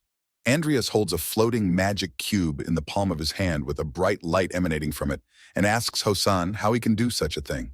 A huge giant with red hair named Rudruddle appears in front of them. His appearance is fierce and very dangerous. His teeth are clenched and his eyes are bloodshot. Hosan looks at him fearfully and doesn't understand what he should do next and how to confront such a huge monster. A huge monster appears out of the glowing haze right above Hosan, swinging its giant sword at him. He in turn looks up frightened. His expression changes. There's a sneer on his face now. He becomes even more interested in this turn of events. He grips his sword tightly in his hand, trying to get it from his belt. When his hand comes in contact with his sword begins to emit a magical light. Andreas watches his sword mesmerized and realizes that it is magical. It temporarily absorbs the power of the enemy and transfers it to the wielder. There is a bright flash of light illuminating everything around and blinding those nearby. Hosan is determined. His gaze is filled with hatred and a thirst for victory over the enemy. He holds a huge steel sword in one hand and a magic sword in the other. He crosses them over his head, pointing them at the enemy. Hosan jumps high up to reach his opponent while swinging his swords. A bright pink light emanates from him. He's insane! There's a look of excitement in his gaze that is frightening. His teeth are grinning in a malicious smile. His eyebrows are furrowed, and his pupils are constricted. Rudruddle grabs Hosan with his huge hands and lifts him up. Millions of light besties emanate from Hosan. Andreas watches frustratedly and realizes that he will steal Rudruddle's enormous power. With a furious clenched fist and clenched teeth, Andreas realizes that things are bad and that Hosan is a tough opponent. Hosan has stolen Rudruddle's power and turned it over to himself. He looks even fiercer and angrier for it. Andreas and the Acolyte army stand and stare at him. Hosan wryly asks Andreas about the fact that it was one of the giant tribe members. He chuckles gloatingly and thanks Andreas for giving him his power. Hosan looks intimidating and vile. The army of Akalans pounce on him with loud cheers. But Hosan, now having great strength, easily chops them to pieces. The body parts of the masked young men fly off in different directions. Hosan mercilessly kicks the head of one of the Akalan boys. As he does so, he coldly thanks Andreas for using these guys, since he only brought them along because they are his client's subordinates. He's wanted to kill them for a long time. Andreas grits his teeth angrily. He realizes that if he hits Timur and Nickel, things will get very bad. Hosan looks at Andreas with an undisguised smile and sums it up. He says that since there are no more pissing idiots, we can move on to the fun part. Then out of nowhere, the skeleton Nickel appears. He tries to attack Hosan with his sword. Moving behind Nickel's back, Hosan jumps up holding his sword in his hand and says he's about to get in on the most entertaining part. Hosan pulls out his sword, which takes on a bright red color from his touch. Hosan looks at Nickel with excitement, holding a sword in his left hand, and says it's been a long time since he's gotten his hands on a sword breaker. He asks Nickel to humor him. Andreas desperately realizes that Hosan is changing swords too fast. He loudly advises Nickel to stop Hosan from hitting him. There is a fierce fight between Hosan and Nickel. Andreas rushes to Nickel's side to help. Timur watches from the sidelines. Once again, there is a bright flash of light, illuminating the entire space around. Andreas rushes to Nickel's aid, approaching Hosan from the back and hits him directly with the purple sword, while Hosan tries to straighten out Nickel with the purple sword. That's when the enraged tiger Timur appears. He swings at his enemy with his huge paws. Only bright red glowing eyes are visible on his muzzle. Hosan glares angrily at his opponents. He can see they have a great tandem working well together. The fierce impact illuminates everything in its path. A multitude of splinters explode, the dust from the impact filling everything around them. Timur the tiger is furious to the extreme. His mouth is clenched and long fangs are visible. Andreas looks disheveled and angry. His teeth are clenched, his eyebrows furrowed. The skeleton Nickel's mouth is just as violently clenched. Bright red lights can be seen in its eye sockets. Hosan smiles widely and giggles at his opponents. It amuses him to see how tense they are. Not far from them, Hosan stands with his legs spread wide and still holding his swords. He says he's sorry. Andreas looks at him perplexed, not sure what he means. Andreas looks thoughtfully at Hosan and realizes he was close. Standing next to Andreas is Nickel. Andreas realizes that if Timur wasn't here with them, either Yeno or Nickel would have been cut in half immediately. Andreas looks at Nickel in horror and sees that his left arm is gone and his sword is broken. Nickel, at this time, feeling no pain, stands and stares fiercely at Hosan. Hosan smiles and says it's time to be done with them. He turns to Nickel and says that fighting against him, an undead with an aura, was fun. Andreas desperately contemplates using laziness again. An electronic scoreboard appears in front of him. He shouts to Nickel to back off. Nickel stands there like a co-panic and doesn't leave. Andreas continues to stare at the electronic scoreboard, not understanding why Nickel doesn't do what he tells him to do.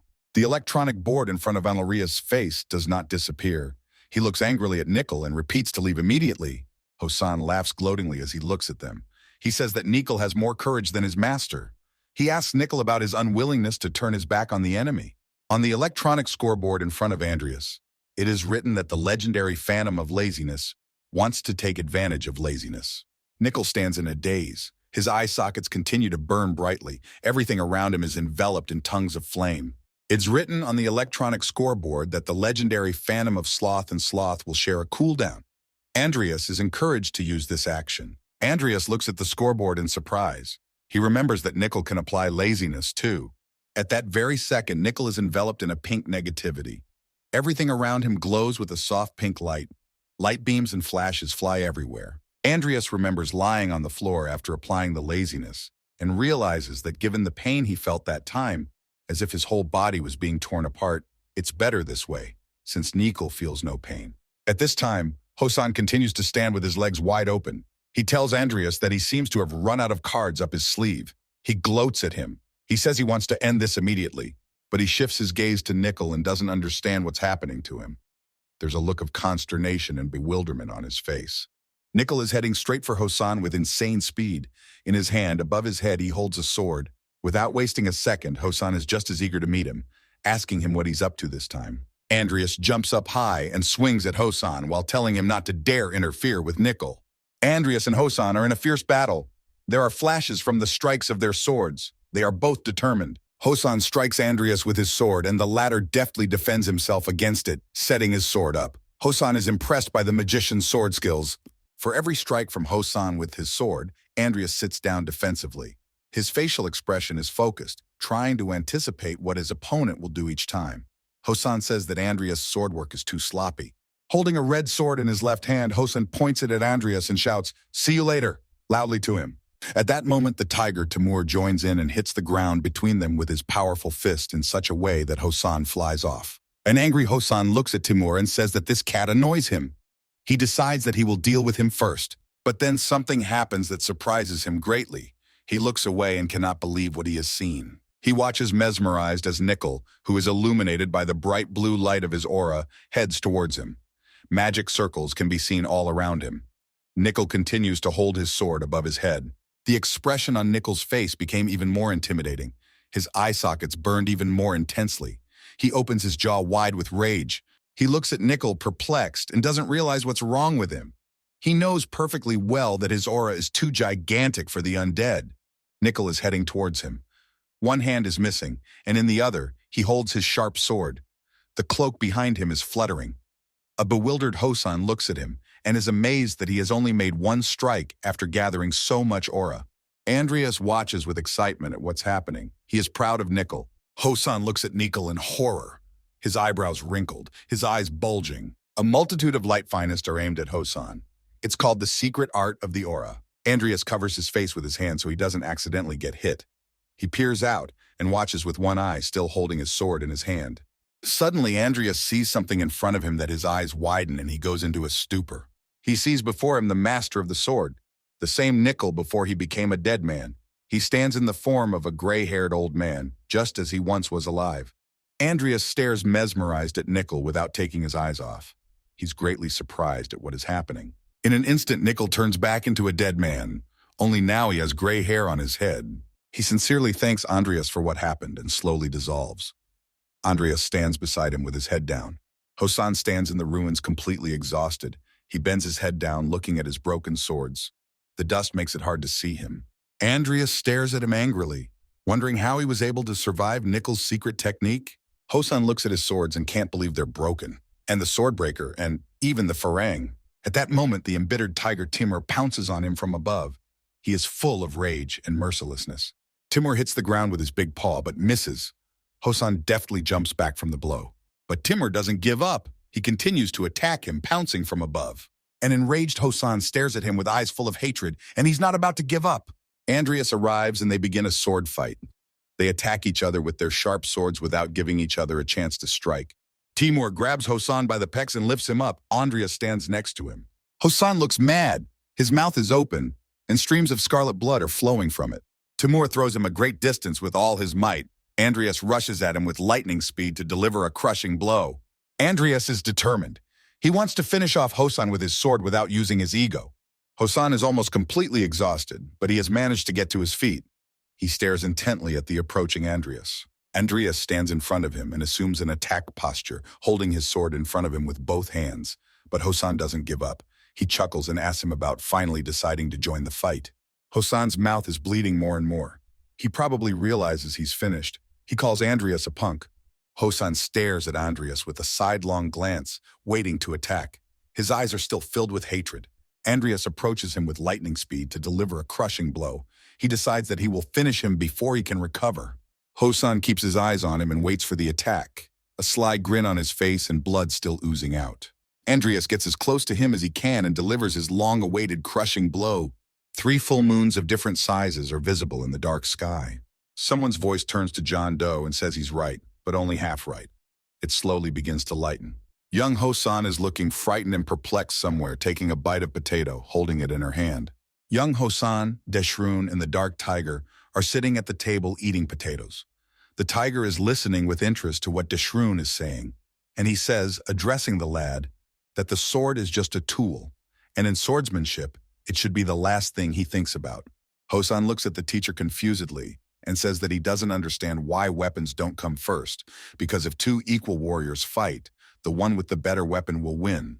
Deshroon puts his hands on his knees and tries to explain to the guy that in a fight between ordinary people, that's why he said he was only half right, and in a fight between aura masters, the one with a deeper understanding of swordsmanship wins. He looks good-naturedly at Hosan and goes on to say that if he doesn't understand swordsmanship well enough, an equal opponent with an ordinary branch could take his life, and that they both have the talent to become aura masters. He holds the potatoes firmly in his hand and concludes by saying that if they rely too much on their instruments, they will ruin their talents. In Hosan's mind, this memory, what Deshroon taught him, arises. He's already spitting the blood that is spurting from his mouth.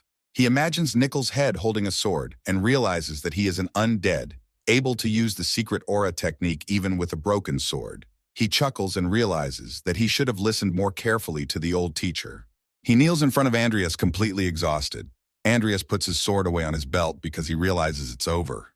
Hosan guesses that Andreas is also a disciple of Deshroon and asks him about it. Andreas coldly replies to Hosan that he is. He learned from Deshroon. Bowing his head down, admitting his defeat, Hosan continues to giggle nervously.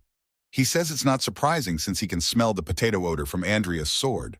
The light of the moons in the sky lightly illuminates the expanse of the forest. At this time, Carlos arrives at the dock with help. An army of cloaked men run after him to help Andreas. Carlos shouts loudly for everyone to climb aboard. They obey him unconditionally and climb into the boat. He nervously tells them to hurry up before it's too late. At that moment, Andreas swims out of the river, trying to swallow as much air as he can. Carlos is surprised to see him and shouts his name loudly. At this time, Andreas swims closer to the boat and tries to climb into it. He is screaming loudly that he thought he was going to die. He desperately tries to climb into the boat and begs to be pulled out of the water as soon as possible. Carlos asks him perplexed, "How did he swim all the way here?" Andreas lies and says that they all attacked him at once, so he left his mark on the ground and swam like a madman. Carlos angrily grabs his sword, calling them freaks. Andreas tries to calm his friend down. Andreas calmly places his hand on his bag containing the ill-fated crown and makes sure it is safe. With a nonchalant smile on his face, he says that Muriel is such a place, trying to finally put Carlos at ease. Carlos looks at Andreas with surprise and feels that something is not right here, for among them was a man with a huge aura. He tells Andreas that he has finally figured it out. Andreas looks at him confused, as if he doesn't know what he's talking about. A bunch of people continue to stand around in the boat. Carlos just decides to make a joke to lighten the mood and says that he understands why they call him Algae Head. The three moons continue to shine brightly in the sky. A bright light can be seen in a cave in the mountain.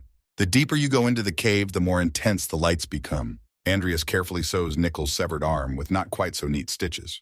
Andreas says enthusiastically that it's ready and asks Nickel to try to move it. He says that it's a sword devil's hand and that it should be pretty good. Nickel tries to make a fist and he's great at it. An electronic scoreboard appears in front of Andreas. Timur and Nickel are sitting motionless. They have built a fire whose light is visible from the street. Andreas looks at the screen in surprise. What it says there strikes him hard. The electronic scoreboard reads that the legendary Phantom Laziness has a 32% chance of evolution. One additional branch is now available to him.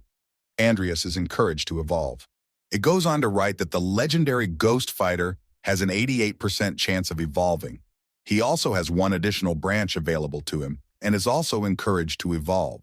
Andreas speculates that after the fight with Hosan, Timur and Nickel's chances have increased significantly. He decides that promoting Timur would be a great decision and accepts the offer by pressing a button on the screen. At this time, Timur perplexedly looks up, illuminated by a blue magical aura. The electronic scoreboard reads that the legendary Ghost Fighter is undergoing an evolutionary process and that there are 342 hours, 28 minutes, and 3 seconds left until the end of evolution. Nickel and Timur look at each other questioningly. Andreas sits nonchalantly a little farther away from them, musing that he might start working on his elemental magic when he gets back. He decides to study something else. A visitor has appeared in Jester's ominous castle. He addresses him, calling him Morn's apprentice, and asks him about why he has come here.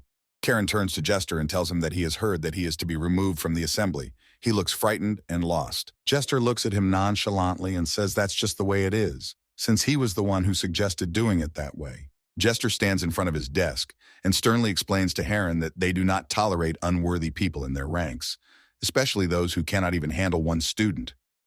Heron stands confused in front of him. Suddenly he explodes with despair and angrily faces Jester, but he doesn't listen to him shouting and asks him that, even if he didn't take it into account, did he ever do anything useful for the meeting? Jester tells him that he hasn't been able to provide a single worthwhile study or artifact. Karen is completely desperate. He listens intently to what Jester tells him, that even on merit he stands below his apprentice. He asks Heron about whether he realizes how important it is to get one codex. Jester stares at Charon unfazed, waiting for some answer from him, but he is silent. Then Jester calls his name. He asks Heron if he wants to stay in the assembly. Heron is outraged beyond belief. Obviously, that's why he came here. Sharon tearfully begs Jester to keep him in the assembly. He says he'll do anything and asks for orders to be given to him. Jester ponders his offer. Jester folds his arms across his chest and tells Heron that they have discovered the location of an ancient magical beast of Kushin near Rodlin. Heron listens to him intently. Heron's eyes suddenly rounded. He becomes very curious. He's amazed that a creature from the age of myths has been found in our time. An ugly beast with 4 paws stands with its head thrown back. It is a beast that lorded over sentient creatures and sucked their power through evil spirits. Several naked people try to escape from it, but all to no avail. A multitude of horrible creatures envelop their bodies. Karen thought he existed only in ancient writings. Jester holds up a hovering stone and tells him that it will tell him where it is, how to free it, and give him the power with which to control it. And after he tames the magical beast, he will have to bring his apprentice to it.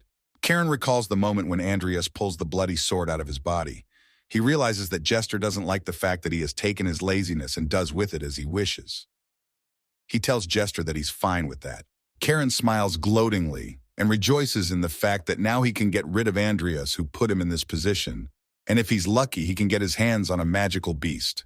Jester orders Heron to pretend this conversation never happened. Heron guesses that it's all about the deal with Salem Adidium. Karen looks calculating and confident.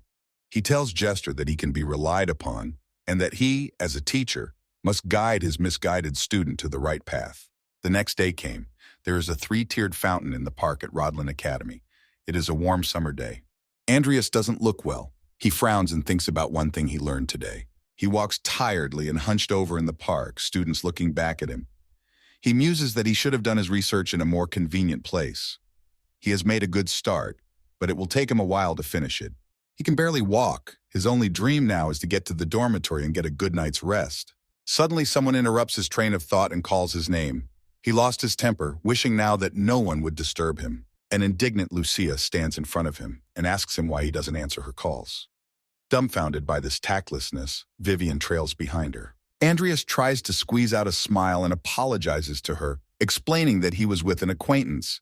He sees Lucia and Vivian walking together and is pleased that they are getting along. Forgetting everything, Lucia pulls out her tablet and turns its screen toward Andreas, asking loudly if he saw the warning posted. Andreas stares intently at the screen, studying what it says. Lucia concludes that they can finally say goodbye to the lame student dormitory. Vivian thinks about the fact that she wants to live under the same roof as Mr. Fairy. The tablet screen says that an unidentified spirit has been sighted in the Tonalico dormitory and that for the safety of the students, it will be temporarily closed. Tonalico residents are encouraged to check the attached list to see where they will be staying. The high mountains are covered with dense vegetation. There was an incident in which the spirits are attacking the students. This means that there is an event with an ancient magical beast going on right now. Andreas looks thoughtfully at the tablet and marvels that this event happened too soon, for in the game it was 6 months after the start of...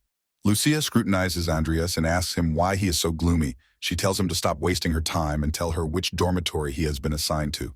Not understanding why Lucius is so angry with him, he guiltily replies that he is temporarily assigned to Delagon. Lucia takes on a mysterious look and tells Andreas that he's very lucky, as he'll be able to live next to you, a beauty like her. Andreas looks at her perplexed and doesn't know what she's even talking about. Andreas sighs deeply and lowers his head. He says that he needs to stop by his place for a bit anyway. He needs to pack his things and check on the dormitory. Lucia smiles good-naturedly, squinting her eyes. Vivian tells Andreas that she will go with him. Andreas agrees and says that she will help him a lot if she goes with him. Vivian smiles timidly at the fact that Andreas let her go with him, and Lucia, for her part, is quite upset. Andreas and Vivian approach the student dormitory where Andreas lives. The building is gray and unassuming. Andreas and Vivian are walking down the hallway of the dormitory. He asks her if she has seen them. She replies that she has seen them in passing, since this is all happening at the magic faculty. She only knows that Professor Heron Diffrin has started an investigation. Andreas recalls the scowling image of his teacher Heron Diffrin.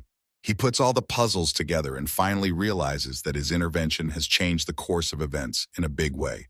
Suddenly, Andreas and Vivian see something in front of them, which makes them stop and freeze, eyes bulging. Dina Allen stands in front of them, leaning her arm against the wall. She doesn't look her best. She looks like she's mesmerized. The only thing she utters is that it's wrong. Saliva flows from her mouth. Andreas runs up to her and touches her shoulder, trying to call her out. Dina backs away from him and tells him not to touch her and not to talk to her at all. Vivian slowly walks closer to them, but tries to keep her distance. Andreas immediately guesses that Dina has been attacked as well. He looks at her confusedly. Dina's gaze is absolutely devastated. Saliva continues to flow from her mouth. Rodlin has 2 middle bosses, including Karen Dufresne. They stand back-to-back against each other. The strange monster Kushane looks incomprehensible. Andreas speculates that only one of the bosses in the game was able to get Kushine. And since the other hasn't made his move yet, so the culprit is... Andreas turns to Dina, who is walking determinedly somewhere, and says that she can't handle it and she'd better leave quietly. Dina looks at Andreas with an incomprehensible look and asks him about what he is carrying. Andreas contemplates telling her his real name. In order to do that, he needs to bring the conversation to that somehow. Without thinking, Andreas says the name Kushane.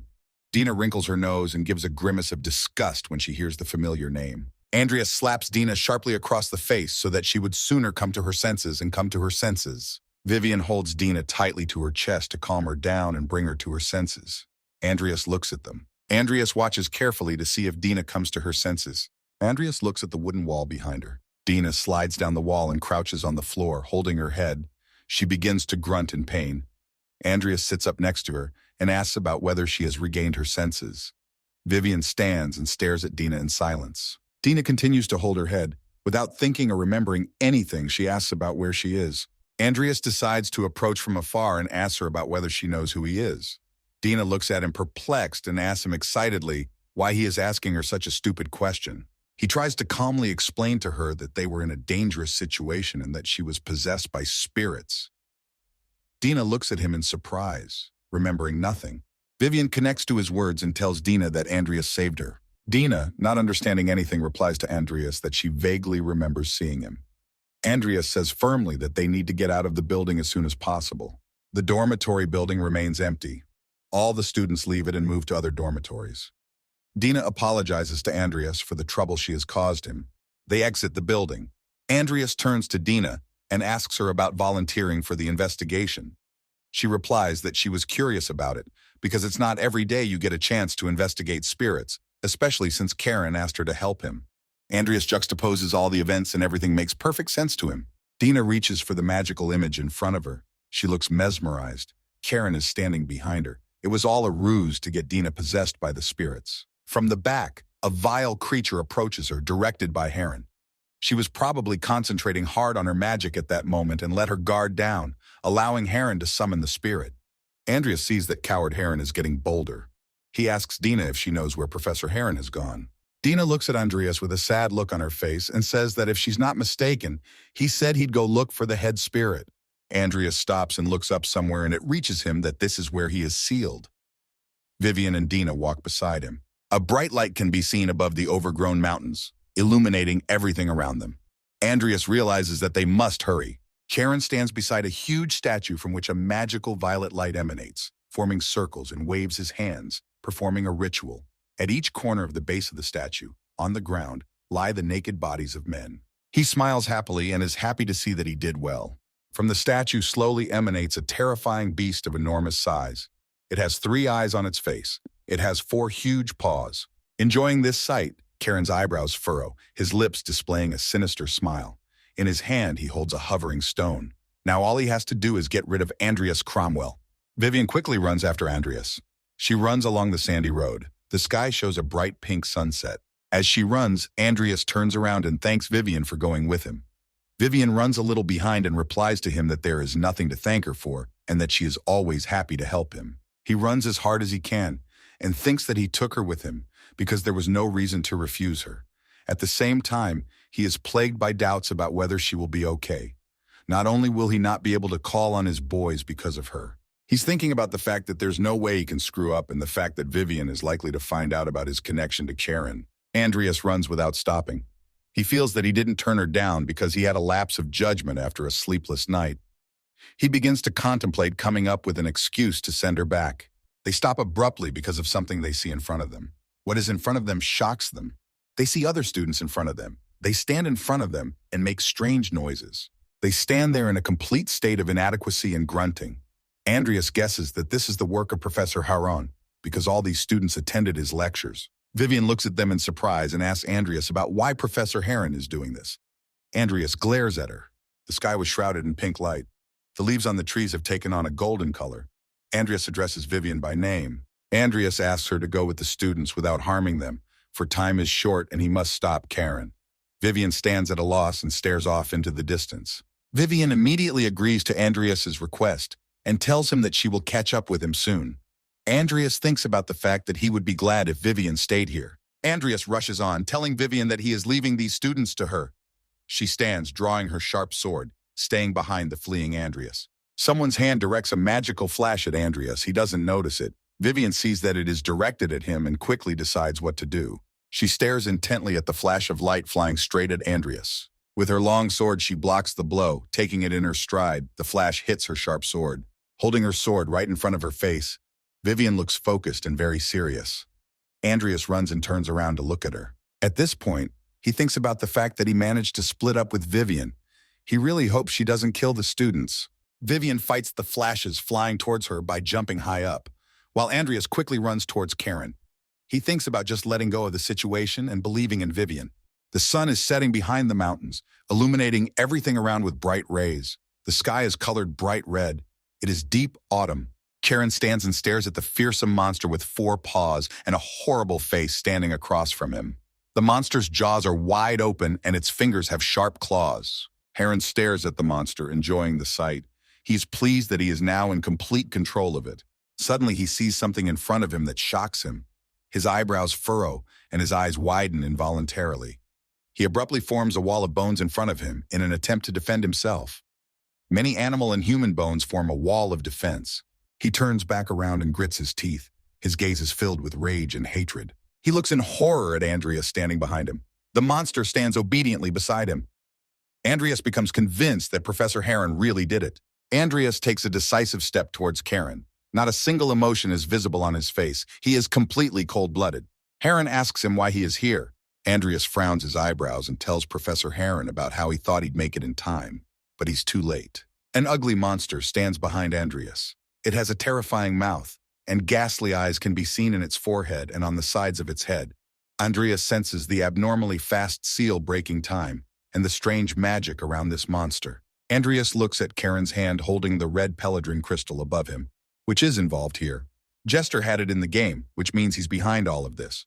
Karen smiles coldly and asks Andreas how he dared to attack him. He remarks that it doesn't matter now because he was just about to look for him. Andreas smiles slyly with his head down and replies to Heron that it's all surprising because he didn't think he'd get to Dina. Karen stands and looks at him. Andreas adds that he is surprised that some worm was able to trick Dina. Heron pressed his lips together. He feels very hurt by the words Andreas has said to him. He wrinkles his forehead.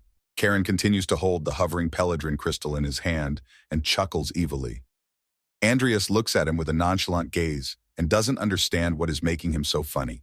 Karen rocks his mouth and wrinkles his forehead. He angrily tells Andreas that he is too arrogant and that he knew he took him in for a reason.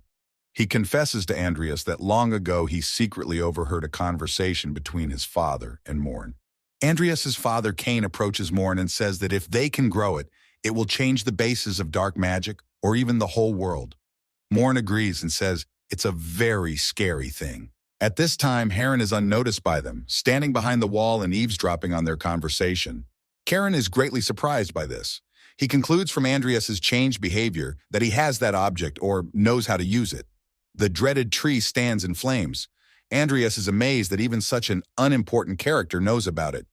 Karen stands, mouth wide open, and orders Andreas to show him the legacy his father, Cain Cromwell, left him. An ugly monster stands behind him, mouth open. Andreas smiles wryly and remarks that this is very silly. He says that he kept wondering what Heron was going to say, and it turned out that he was planning to rob the kid. Heron stares at him angrily with his eyebrows furrowed. His pupils constrict with anger. Andreas holds a hovering circle in his palm. Nickel appears behind him. An enraged tiger Timur appears right in front of him.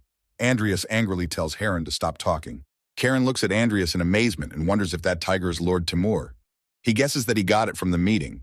Andreas stands focused, with his faithful assistants, Nickel and Timur, standing beside him on both sides. Karen is amazed that Andreas can already control high-level undead, but he immediately realizes that as long as he has the Perterin crystal, he is omnipotent. He turns to Andreas, advising him not to forget who his mentor was. Andreas smiles evilly and tells him that he never taught him anything and that, yet the student was still able to surpass the teacher. Karen chuckles loudly, raising his hand in the air. The raised hand reveals a hovering magic stone. From the dwelling, Heron calls Andreas an insolent brat. With the help of a magic circle, Heron summons a multitude of reanimated skeletons. The main monster, Kushane, stands obediently behind him. The ugly skeletons stare with their empty eye sockets at Andreas, waiting for a command from their master. Many skeleton soldiers were also summoned by Karen to finish off Andreas. A headless knight stands holding a weapon. The moons burn brightly in the dark sky. A fearsome monster with crooked teeth and several eyes also stands waiting for a command from Karen. Andreas looks closely at his opponents and knows that Kushine enhances all of Karan's summoned creatures. Andreas takes up the golden hilt of his sword to finally take down the villainous Karen and his army. Andreas looks at Karen with eyes full of hatred and angrily tells him that he's had enough of him and that here and now he's burning the bridge between them. Karen smiles evilly, showing all his teeth. He laughs and says that he's very interested to see what will come of this because he's going to kill Andreas and take his father's inheritance from him, Cain Cromwell. He goes on to tell Andreas that after this his corpse will become his slave. Andreas gets even angrier at the words he hears. Vivian is fighting with the students at this time. In a leap, she hits one of the guys. Vivian looks at the student flying to the ground and thinks that she must catch up with Andreas to help him. But there's one thing. She looks intently at the students she just fought with and defeated them. She exhales, but then she sees them continue to get up off the ground. It didn't turn out to be that simple. One of the students has a thin trickle of blood running down his face. What has just happened to him makes him even angrier. The face of one of the students is bloody. She looks mad, her mouth wide open. Vivian clutches her sword tightly in her hand and thinks about how she can disarm them. At that moment, the thought of just killing them and ending them once and for all pops into her head. But she remembers Andreas' request. He turns to her with a serious look and asks her to try not to hurt them. She realizes that her plan is impossible, as Mr. Fee won't like it. The students surround her, getting to their feet. One of them stands behind her back, holding a glowing ball of light in his hand. Bright streaks from the glowing orb head straight for her back. Vivian doesn't immediately realize what's happening. These many stripes have no effect on her. She deftly swings her sword away from them. While she is spreading her light influence from behind, one of the students comes at her from the back. He looks furious, his mouth showing sharp fangs, his eyes burning red. Vivian recalls the moment she stands behind Andreas' back and hears him say some secret word. After what he said, he punches Dina to bring her to her senses. Vivian guesses that at that moment he said some spell. As the enraged student attacks, her head lights up this moment. She remembers what word Andreas said then, before hitting Dina. She utters that very secret word. She shouts the word Kushin loudly. At that moment, the student heading towards her falls to the ground with a clatter. Vivian looks at him contentedly. The spell has worked. She looks pleased and walks closer to the student who has just fallen to the ground and holds out her hand. The student fell to the ground with such force that his head smashed through it. He grunts in pain and lies face down. Vivian wonders if she has done something wrong. She tries again to remember what Andrea said at that moment. She turns back and sees that one of the students with pigtails on her head is now holding a glowing ball of light that is about to fly at her. The girl with the glowing orb comes close to Vivian, and without wasting a second, she kicks her in the face with her foot. At that moment, she utters the word Kushuin. But that word doesn't work either. One of the students is trying to shout something loudly. His mouth is wide open.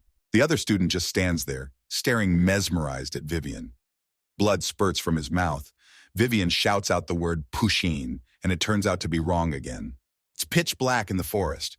Vivian tries all kinds of similar options, but nothing works. The light from the bright moons in the sky dimly illuminates the forest. All around you can see trees colored in gold. Vivian jumps from place to place trying to defend herself from the distraught students. She feels that her affairs are bad, and that at this rate they will die soon. She tries another option by mouthing the word Kushain. At the same instant, the faces of the students change. They open their eyes wide when they hear this word. The exhausted students freeze at that moment. Vivian looks at them perplexed and doesn't understand why they froze. A black haze begins to appear around the students. She wonders if this is the right word, and it worked. She stands in front of them and makes a decision. Vivian strikes an attacking pose and smiling decides that now they just need to be beaten. Horrible worm-like monsters appear behind the students. They try to inhabit them. The students have no pupils in their eyes. Vivian abruptly jumps out of her seat and decides that she needs to end them immediately before they make a terrible mess of things. She is furiously heading straight for them. Her fist is clenched tightly at the same time. Scary monsters are coming to attack her. They have glowing crazy eyes and wide open mouths. The monsters turn into narrow bands trying to attack Vivian and possess her. A strange bardic mask starts clinging to her head and tries to enslave her. Vivian watches this with horror. Vivian lands a crushing blow to that mass and she's tapped out. The huge creature with glowing eyes looks at Vivian slyly and asks her why she is hiding. Vivian freezes at the words spoken. The monster tries to provoke her by saying that she will be left alone anyway. Vivian stands frozen at the words. The monster peers at her with his glowing eye and tells Vivian that this is her fate. The monster keeps pressing on the most painful part and says it's terrible that she's clawing at life with her teeth. Tears come to Vivian's eyes. Vivian remembers how small and defenseless she was. She is handcuffed and looks at her hands in horror. The monster goes on to say that she believed the stranger, even though her mother didn't even want her. Little Vivian has shackles with chains on her arms and legs. She tries to cover her ears so that she won't hear her father's lies about wanting a son and her mother's words about how it would have been better if she hadn't given birth to her. Tears of resentment roll down in Vivian's eyes. The monster keeps saying that her life is a mistake and that everyone around her will die because of her. Vivian opens her mouth wide, tears traitorously starting to flow down her cheeks. The monster looks at her angrily and asks her why she shouldn't die quietly alone. He's blatantly provoking her. At this moment, Vivian's only thought is that if she disappears, will Mr. Faya be safe? She stands with her sword on her shoulder. The mad students are approaching, holding out their hands towards her. Vivian recalls Andrea's promise. Her eyes are sad. She's in utter confusion. She recalls the moment when Mr. Fairy extends his little finger to her and she, in turn, extends hers to him. They hold each other tightly. She recalls the moment when Mr. Fairy asks her to keep her promise to him. Vivian and Mr. Fairy stand holding on with their little fingers, everything around them collapsing into millions of shards, and they continue to stand, not noticing anything around them. She remembers his words that he would always look out for her. Vivian opens her eyes wide and looks somewhere in the distance. Her lips are compressed and a stingy tear runs down her cheek. Meanwhile, Andreas is engaged in a bloodthirsty battle. Bones and skulls are flying in different directions. Tiger Timur, who has come to Andreas' aid, breaks the dead to pieces with a single blow. Nickel is also not left out and skillfully wields his sword. He strikes with such precision that the dead are blown to pieces. Andreas deftly swings his sword, covering his face with his hand. He glances sideways at Nickel and Timer. Heron, mouth wide, mimicking a smile, stares intently at his glowing crystal, holding it above his palm. He is curious to see how far they will go. Heron looks mad. Behind him is a huge monster with a bright flash of light coming out of its mouth. Andreas looks at him fearfully. His face is creased. He makes a lightning-fast decision. He summons the giant Rudol to his aid. A glowing magic ball forms in his hand. Andreas stares at it intently. A huge hand appears from a magical passage in the sky and hits the monster's head with all its might. The monster falls to his knees in surprise. Heron stares at what is happening in amazement, not taking his eyes off. He stares in horror at what is happening behind his back and doesn't realize what this huge monster called Andreas. The giant's huge fist is sticking out of the sky. Heron's monster stares pitifully somewhere, tears appearing in his eyes from the pain. Andreas and Timur angrily run somewhere. Timur looks as focused and dangerous as possible. A terrifying fat monster appears before Andreas. Its mouth is wide open, revealing many small sharp teeth. Andreas shouts to Timur that he is leaving the big guy to him. Timur stares angrily at the fat man and grinds his teeth. His eyes are filled with blood and hatred. Andreas rushes over to Nickel and gets behind him. At that moment, he tells him to get rid of those assholes and hide immediately. Without further ado, Timur rushes to attack the fat monster. He looks fierce and very angry. Andreas exhales and ponders the fact that it's not wise to spend so much mana on a costly Rudos. He looks focused and makes an important decision. He decides to approach Karen and steal the coveted crystal from him himself. Timur and the fat monster hold hands, preventing each other from attacking. Andreas flies over them. Heron looks at his monster and rejoices that he should not have died from such a blow. The monster howled furiously, mouth wide open. Karen looks indignantly at how powerful and fast Andreas and the tiger Timur are attacking. Andreas looks focused. His gaze is filled with confidence and determination. A bright flash of light flies at Karen. The monster's powerful paw takes the blow. Andreas looks on as the horrible monster stands up to Heron's defense, blocking him. The monster's fearsome face is grinning, its eyes burning brightly. Andreas looks at Karen carefully and reasons that mortal sins can help him a lot. But greed has a big payoff, and laziness is still reloading. Karen smiles gloatingly and laughs in his face. He asks Andreas about what he thinks he can pull off against an ancient magical beast. Andreas adopts a determined attack pose. He tells Heron that he seems to like the old toys, but he has a magical beast too. Andreas is reminded of that huge hand that descended from the heavens and struck the monster Karen with incredible force. Karen fearfully wonders if it was really a giant and where he could find it. Andreas smiles slyly and tells Heron that next time he will crack his head open. He decides he needs to intimidate him as much as possible.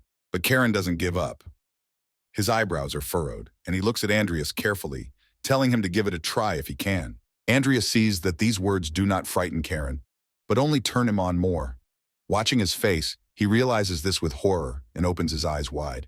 Andreas forms a magical image with mysterious symbols on the ground around him. They are colored red, like blood. A bright column of bloody color soars above the trees and rushes into the sky. It splashes in all directions. Sharon is gloating with laughter. He's enjoying it immensely. Red droplets are scattered near him. Andreas also soars high up and floats above the ground. Bloody rings swirl around him. He's perplexed as to how he was able to do this. Andreas descends to the ground and gets into an attack pose. Karen stands, holding a glowing crystal, while his loyal monster continues to stand behind him and guard. Andreas looks at his palms incomprehensibly and assumes that vampire blood magic has just happened to him. He juxtaposes events and recalls the bite in Angela Lucifer's neck by a vampire girl. He suggests that it is likely that Karen has been studying Angela's blood. Heron asks Andreas about how he survived the high-ranking blood magic. Andreas looks at him silently. Andreas smiles slightly and tells him that it's probably thanks to Angela's gift to Lucifer. Heron instantly changes in his face. His forehead shows wrinkles. His eyebrows are furrowed. His teeth are clenched. He tells Andreas not to say that she ran away because of him. Andreas smiles wryly and apologizes. He tells Heron that he could have treated his apprentice better, meaning himself. Heron can't contain his emotions anymore. He screams Andreas's name loudly. The veins on his forehead swell. His eyes become crazed, and his mouth opens wide. Andreas looks at him coldly and realizes that he has hit the most painful one. Andreas jumps up high with his sword in hand. He tries to attack Karen, but he moves from his seat with lightning speed. Sharon looks at him angrily and asks loudly about how dare he ruin a once-in-a-lifetime opportunity. Heron's scary monster starts attacking Andreas, trying to grab him with its huge paws. Andreas manages to dodge. Andreas turns his attention to Timur fighting behind his back. He realizes that Nickel is already out of sight. He lifts his head up and glares angrily, swinging his sword. Andreas decides that now is the best time to attack Karen and take the magic crystal from him. He tries to get close to him. Andreas jumps up on one leg, arms spread wide. At that moment, he swings his sword skillfully, but the fearsome monster outpaces him and thrusts a huge paw forward just enough to grab Andreas. Heron's face takes on a frightened expression. He's pissed off that this gorilla, meaning Andreas, is stronger than he thought. Andreas approaches Heron from behind as close as possible. He points his sharp sword with its golden hilt at him. But at that moment, the monster's huge paw squeezes him. Andreas, without expecting it, opens his eyes wide. A scarlet trickle of blood spurts from Andreas's mouth. He is lost in space for a moment. The huge monster, without much effort, grabs him and throws him a great distance away. Karen watches the scene carefully. At that moment, someone from behind cuts off Heron's hand holding the glowing magic crystal. Heron doesn't immediately realize what just happened. He gets his arm chopped off by Nickel with his sword. Karen looks at him indignantly, not understanding where he came from. At this moment, it reaches Heron what just happened. He opens his eyes wide with amazement and frowns his eyebrows. Lying on the ground, Andreas lifts his head slightly and chuckles gloatingly. Blood spreads across his face. It is night. Only the light from the moon illuminates the bright leaves on the trees. Karen is screaming furiously. Drool spurts from his mouth. He is filled with hatred and anger. Andreas looks on admiringly at what is happening and tells Nickel that he did well. A slight smile can be seen on his face. Blood continues to flow from his forehead. Karen clutches at his shoulder confusedly, his arm missing at the elbow. He grunts and winces in pain. The monster continues to stand behind him. Only now does Karen realize that his severed hand contained a magic crystal. His eyes go wide with fright. The monster is becoming beastly in front of his eyes. Its four paws are clenched with rage, its muzzle wide open upwards. It howls loudly. A bright light burns from his mouth. Karen turns around and looks at him in surprise. Andreas is also looking at the huge monster with horror. His mouth is open in amazement, his eyes full of fear. He realizes that Kushain is out of control. Karen instantly approaches the crystal and reaches for it with his hand. The horrible monster is heading after him. Karen stares at the ground in horror. His brow furrowed, his face a look of unconcealed fear. There is a bright flash of light that illuminates everything around and blinds those standing nearby. Andreas stands like a stumbling block and cannot help but utter a word. He watches in horror at what is happening without taking his eyes off.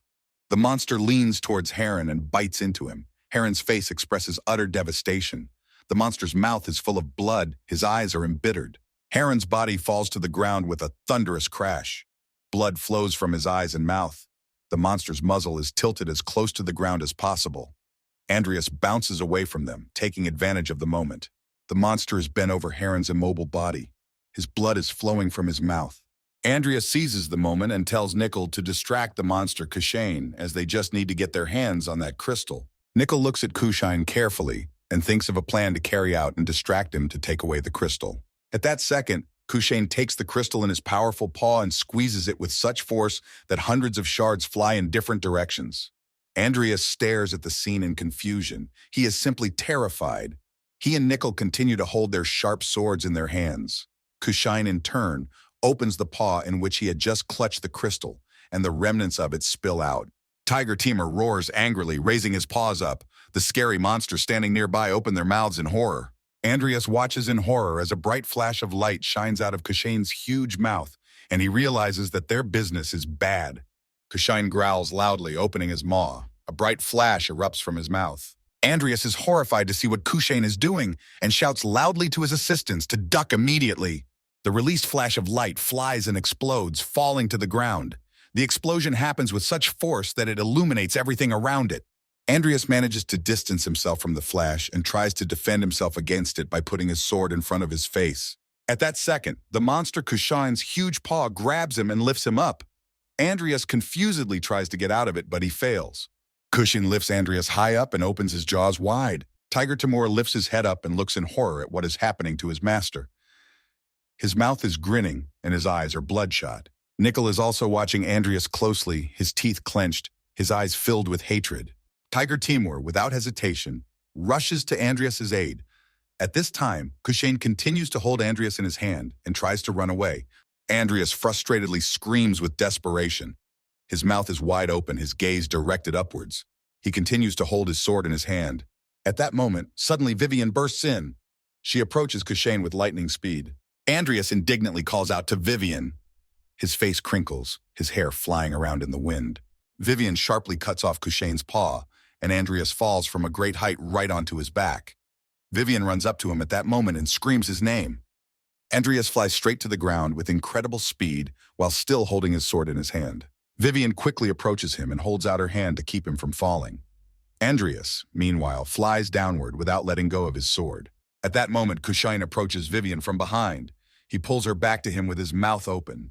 Andreas, watching all this happening, loudly and angrily yells at Vivian to watch her back. A flash from the sword flies right in front of Kushane's face. He watches it with bewilderment. Bright flashes burn everywhere. Andreas exhaustedly tries to find Vivian and make sure she's all right. At a loss, Andreas desperately shouts her name. He realizes with horror that she has disappeared somewhere, and it was he who called her with him to help. Andreas turns around and sees that the tiger Timur has her clasped tightly to him, thus protecting her from what is happening. Vivian is unconsciously in his strong paws. She is like a baby lying motionless. Andreas exhales with relief and realizes that Vivian is perfectly safe and protected. Andreas turns his head in the opposite direction and sees the monster Kushane in front of him. At this time, the tiger Timur continues to sit by the rock and cradles Vivian with all his might, protecting her. Andreas changes in his face. He becomes focused and cruel, realizing that he has no time to worry. He forms a magical hole behind him, from which a bony hand appears, holding a magic crown. Andreas is thinking that he would like to gather more information first, but there is one thing. Andreas puts the magic crown on his head. He looks serious and determined. It is written on the electronic board that the primary sin of greed has been detected. He is invited to apply this function. Andreas realizes that it is better to let things happen this way than to have to die. He decisively decides to use the proposed function. Vivian opens her eyes confusedly and stares questioningly at what is happening, not immediately realizing where she is. In the moment, she fully comes to her senses and opens her eyes wide with horror. Andreas approaches the monster Kushane. A magical light with many light beams from Andreas is directed straight into its open maw. Vivian's eyes fill with tears. She looks at the scene confusedly and says the word fairy quietly. Andreas's grimace takes on a terrifying look. His eyes glow bright red, his mouth expressing an embittered grin. The crown is held firmly on his head. Circles of light surround Kushane. A loud roar is emitted from his mouth. Andreas continues to stand and stare at him. Andreas jumps high up, holding his sword in his hand. He turns to Kushane with a sly smile on his face and calls him a foul ancient beast. He heads determinedly towards the monster, emitting bright beams of light. Andreas shouts at him that he will turn him undead and make him his slave. The expression on Andreas' face depicts utter pleasure at what is happening.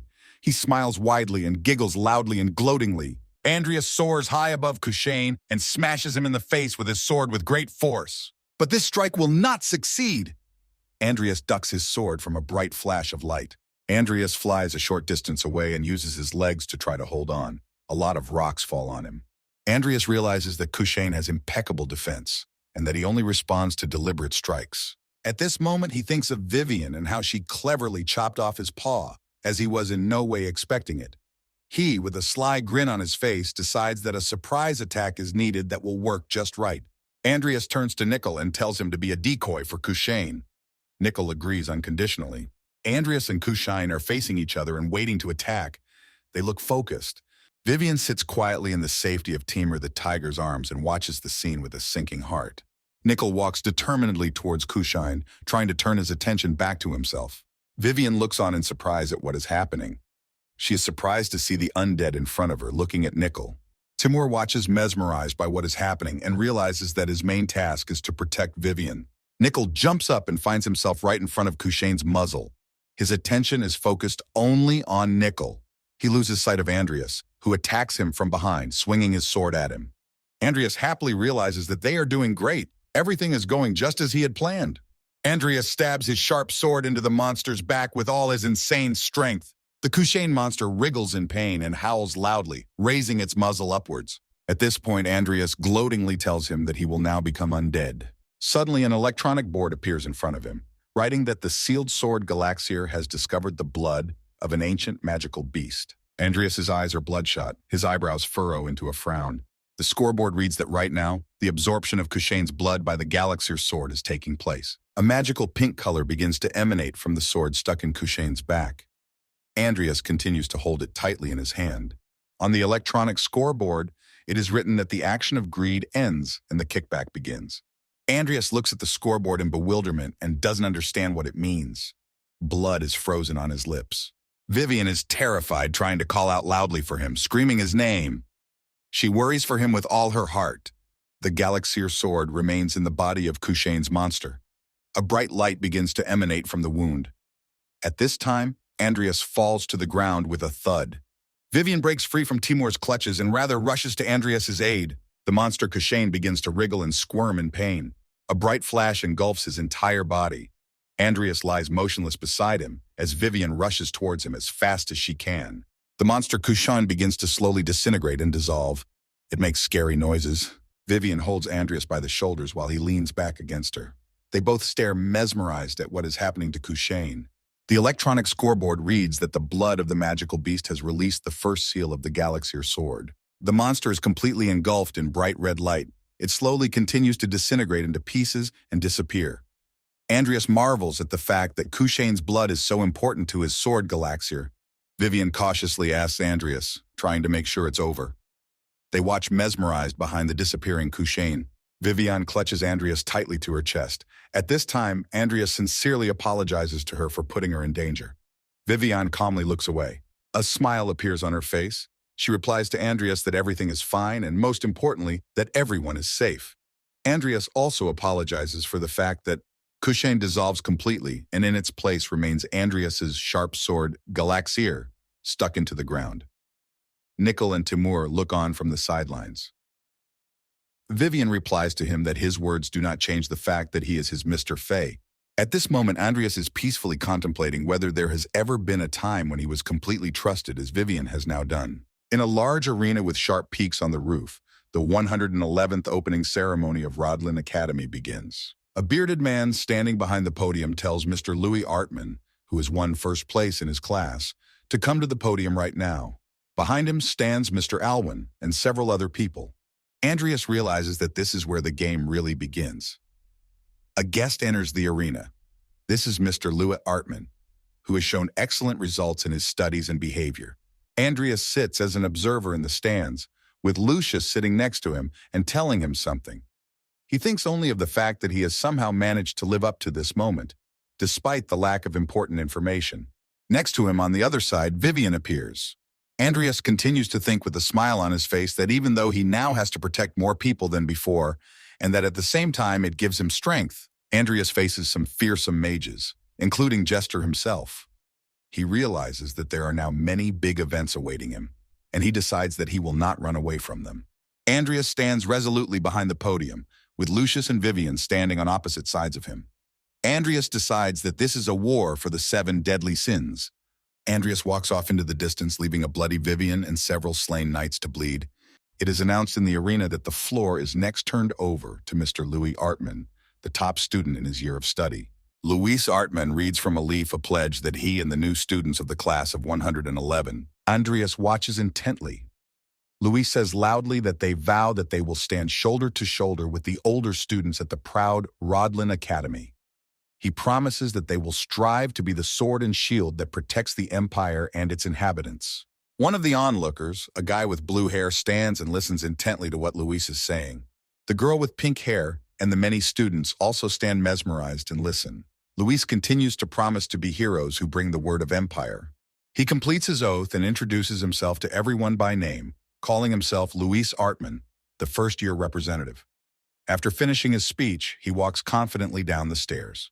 He looks very confident. He's looking somewhere. He looks up at the podium and sees that there are adult undergraduate students seated there. They look down on Luis with undisguised disdain.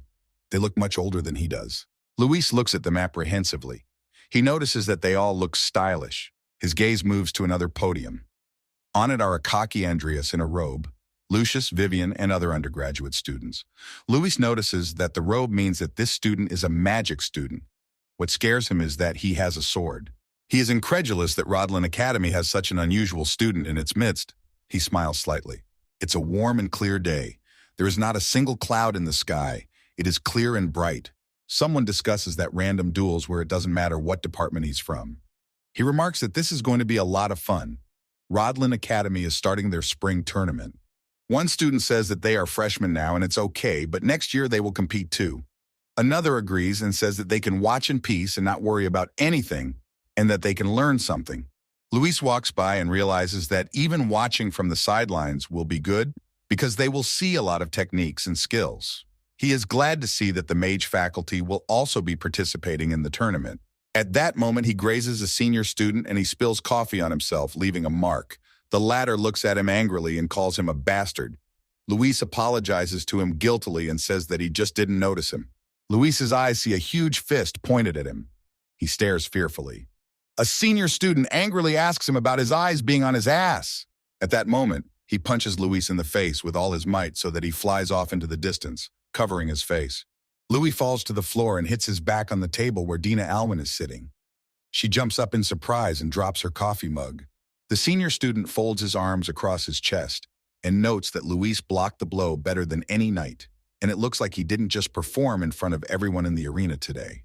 Luis angrily gets down on one knee and stares at him without taking his eyes off. At this time, Lucia, who is sitting next to Lena Alwyn, looks at him fearfully, trying to pull away. Luis looks at his palms and notes that his punch wasn't very fast, but it's very heavy, so he couldn't stop it. A senior student angrily explains to Luis that the uniform he ruined is very expensive. Ott demands 100,000 wills from him, and then he'll let him get away with it. Luis stands there confused and looks at him. At that moment, Lucia jumps out of her seat and indignantly yells that this is extortion. Dina and Lucia look on in amazement. Lucia is outraged beyond belief. She loudly asks the senior student about where his honor is. After all, he is not a poor man.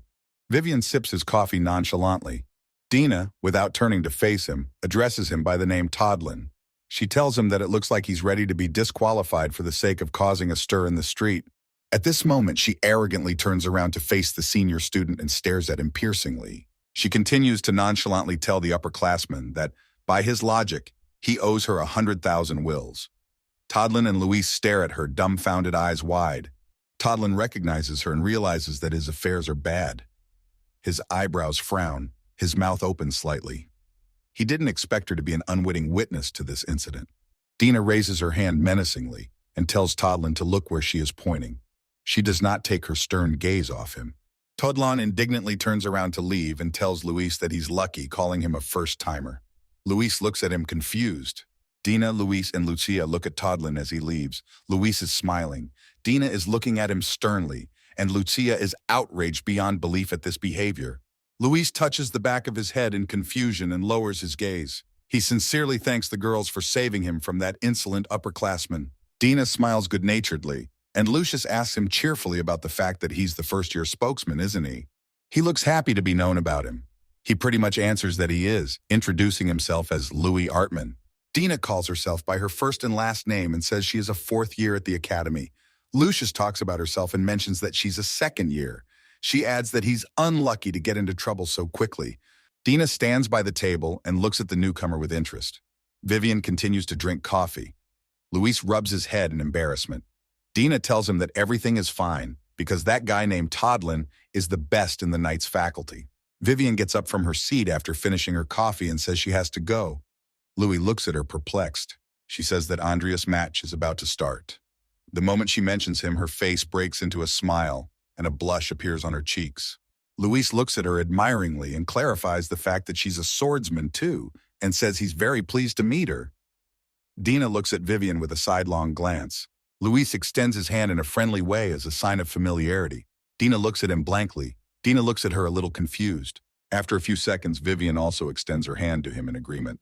Vivian looks extremely serious and closed. Her gaze is indifferent and she wants to get out of here as soon as possible. At this point, Lucia starts giggling to lighten the mood, thinking that Vivian is a very strange girl. She says that she would also like to see Andreas fight and suggests that they all go together. Dina looks at Lucia in surprise and clarifies the fact that she wants to go too. She didn't think she liked that sort of thing. Lucia winks playfully and clenches her fist. She good-naturedly tells Dina not to talk like that because even she sometimes gets breathless at something like that. Dina asks her about whether she herself will be in the tournament. Lucia, embarrassed and slightly averting her gaze, replies to her that no, she is not going to participate in the tournament. Dina looks at Luis and tells him that it's time for them to go and invites him to go with them. Luis is excited about the invitation and says that he would like to watch the tournament too. Dina smiles kindly and finishes by saying that they will all go together then. Many people have gathered in the arena. Everyone is eager for beautiful fights and is waiting impatiently for the start of the competition. Luis looks at the arena with wide-eyed admiration. He talks about how amazing it is and that it's just as he thought it would be. Rodlin Academy is on a whole other level. Vivian sits next to him in silence. Dina and Lucius sit next to them and Dina notes that that asshole wasn't bad. The next contestants are announced. Luis is excited that a new fight is about to begin.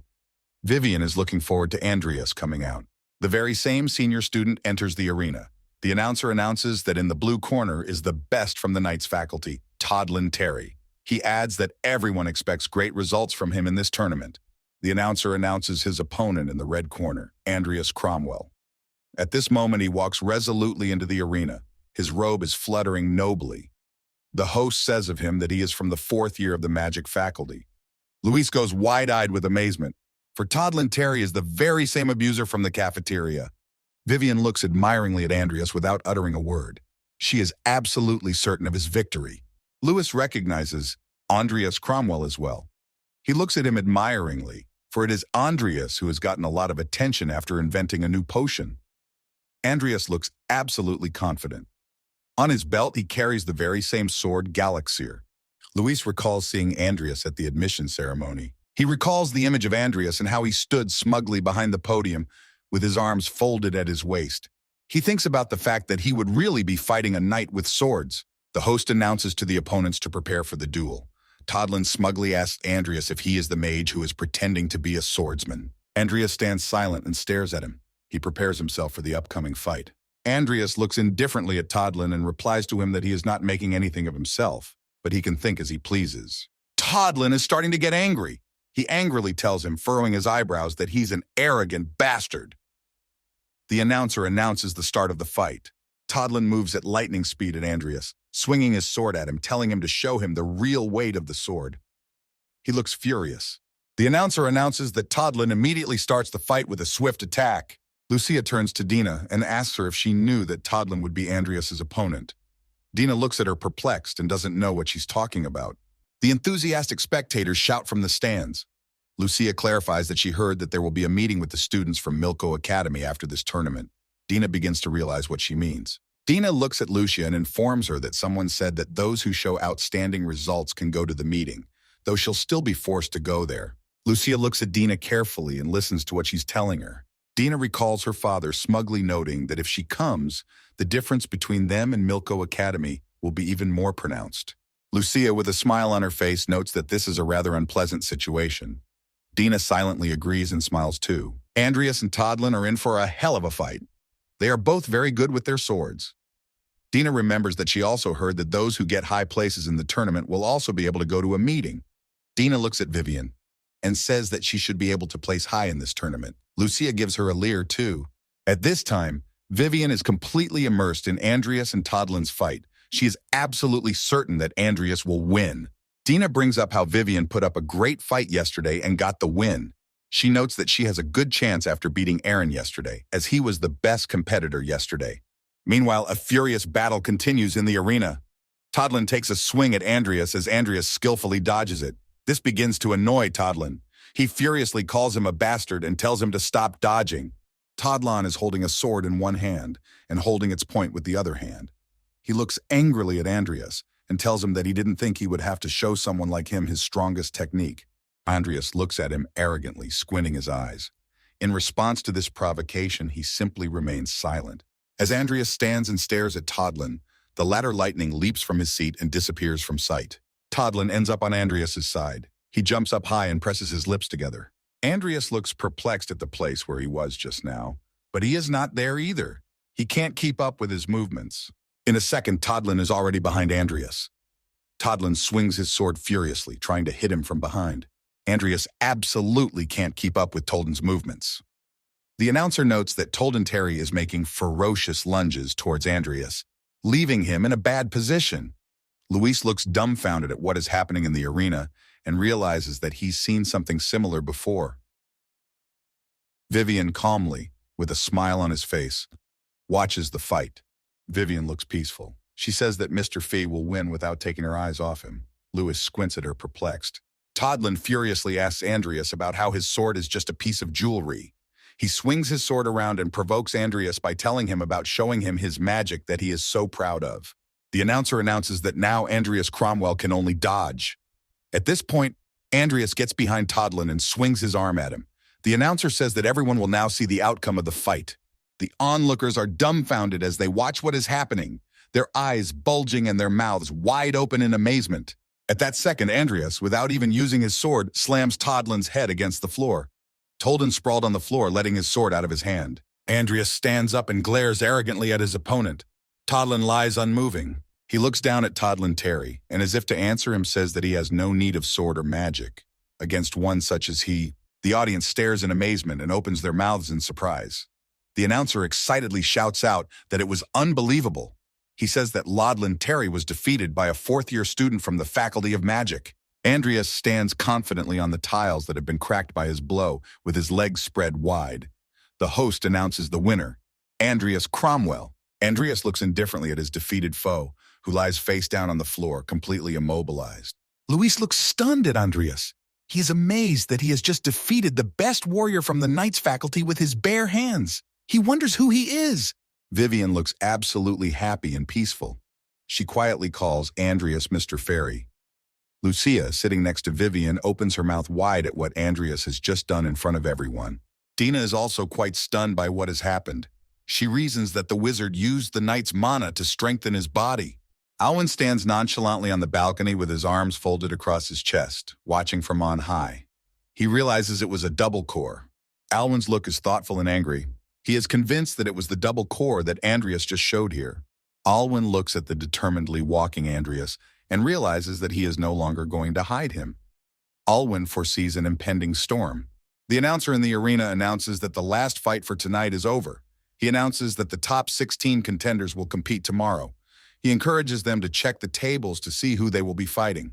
Andreas walks silently down the sunlit corridor. He looks pensive and tired. Someone interrupts his train of thought and calls his name. He sees his friends in front of him. Lucius enthusiastically tells him that he did a great job and congratulates him.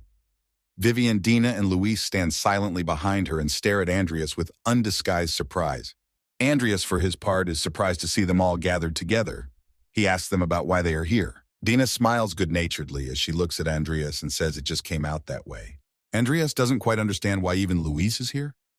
He squints his eyes and frowns his eyebrows slightly. Luis stares at him admiringly, eyes wide, and doesn't take his gaze away from him. Luis introduces himself to Andreas, giving his name, and makes a small bow before him. Andreas in turn says his name. Andreas thinks about the fact that it's quite touching that he sees the first character he played on in Deadly Sins alive. He notices that he's even a little nervous. Dina tells Andreas that he surprised everyone during the fight and that she didn't know he could use aura. Andreas stares at her indifferently without saying a word. Dina puts her hand to her chin and approaches Andreas, asking him about the fact that he never learned swordsmanship before because he didn't know about his abilities. She concludes that this means he recently started learning how to swing a sword. Andreas says that's about right. At that moment, he realizes that Dina is analyzing his every move. They are standing in a small circle, talking about something. Luis asks Andreas about the fact that he has only recently started to learn fencing, so how can he move like that? Vivian is only concerned that Lucius is standing so close to Andreas. Luis persistently asks Andreas what special methods he uses that are not taught at the academy. Andreas becomes annoyed that he is pushing hard, even though they have only just met. Andreas kindly tells him that it's nothing special and that he's just using his aura to strengthen his body. At this point, he reproaches himself for not having reached the speed at which the teacher could move. Lucia stands perplexed and listens to their conversation. She's silent. There is sadness in her eyes. Dejraun angrily stumbles away as Hosan leaves after packing his things. Andreas was the only apprentice Dejraun took in after Hosan left, and he only taught Luis the basics because he was interested in Luis's talent. That's why Luis still doesn't know how to apply the teacher's method of aura control. Luis, after Andreas's words, pensively looks at his hands and tries to understand how it is to strengthen the body by using the aura. Luis, smiling broadly and slightly nervous, asks Andreas, if he doesn't mind, to show him once how it is. He explains that it's hard for him to understand in words.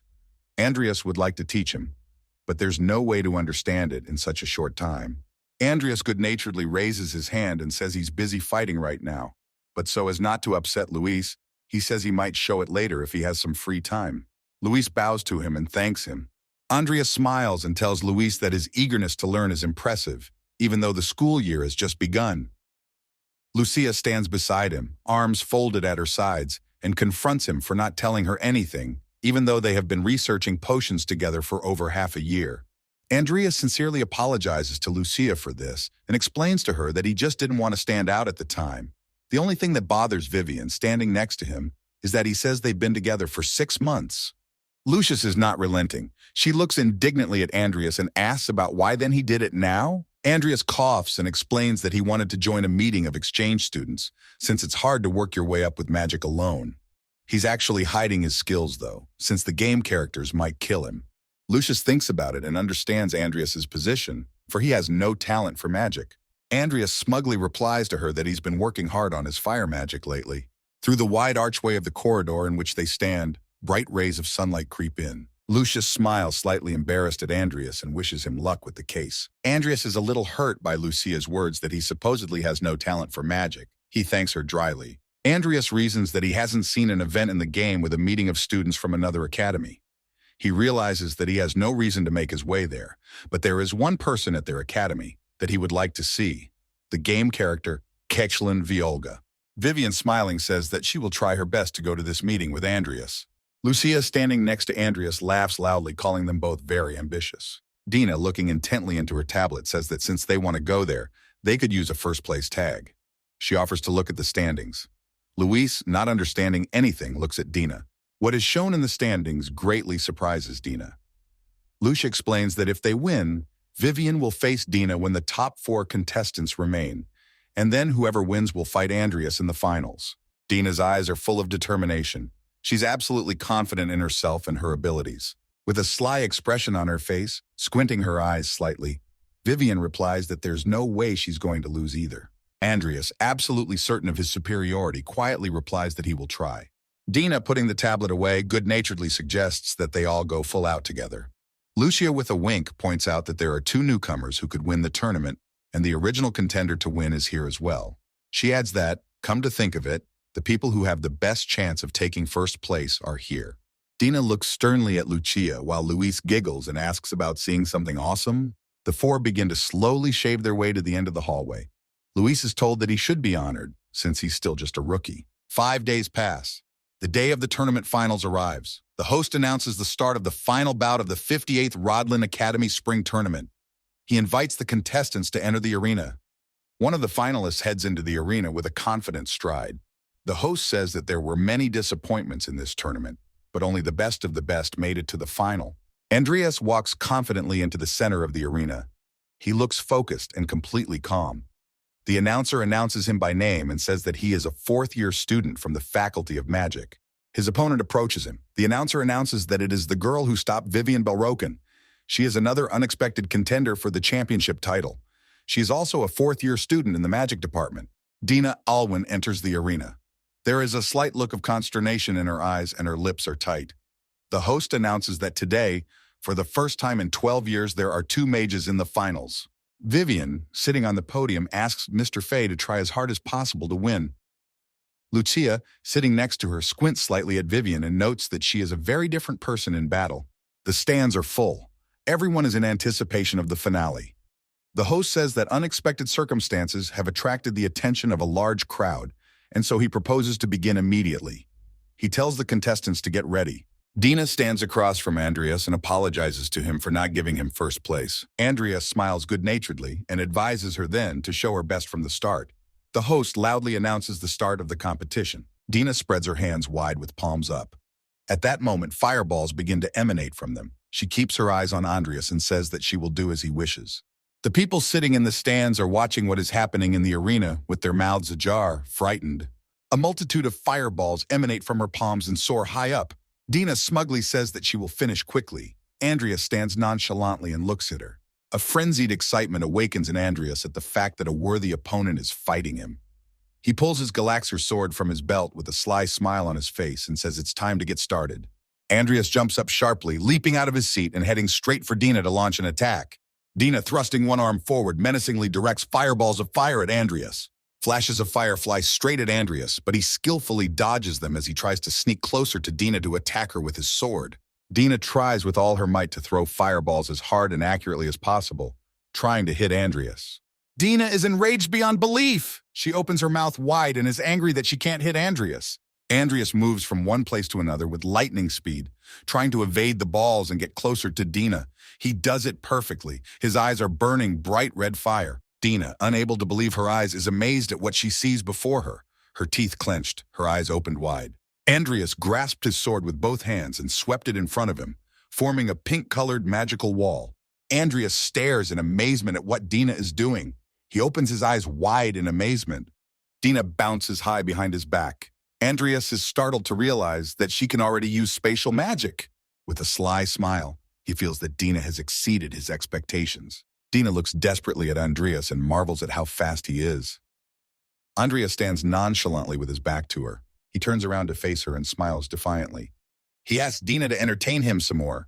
Inside, Dina is getting high that Andreas is enjoying the fight with her, but she doesn't show it to him. She furiously realizes that Andreas is not the least bit afraid of her and is only laughing. She loudly screams at him that he pisses her off. Dina is outraged beyond belief. She raises her hands up, forming a bright flame of fire around her. She commands him not to underestimate her. Andreas stands calmly in front of her and watches carefully for what she will do next. Lucia, watching from the podium, admiringly notes that Dina has amazing mana power and that she is far beyond the level of a student. Vivian, confused, realizes that she is very strong. Dina is very focused. She thinks about the fact that she has never been able to do this trick before, but she feels that now she will succeed. Spreading her legs wide, Dina raises her hands palms up and begins to emit fire spears with explosive effect from them.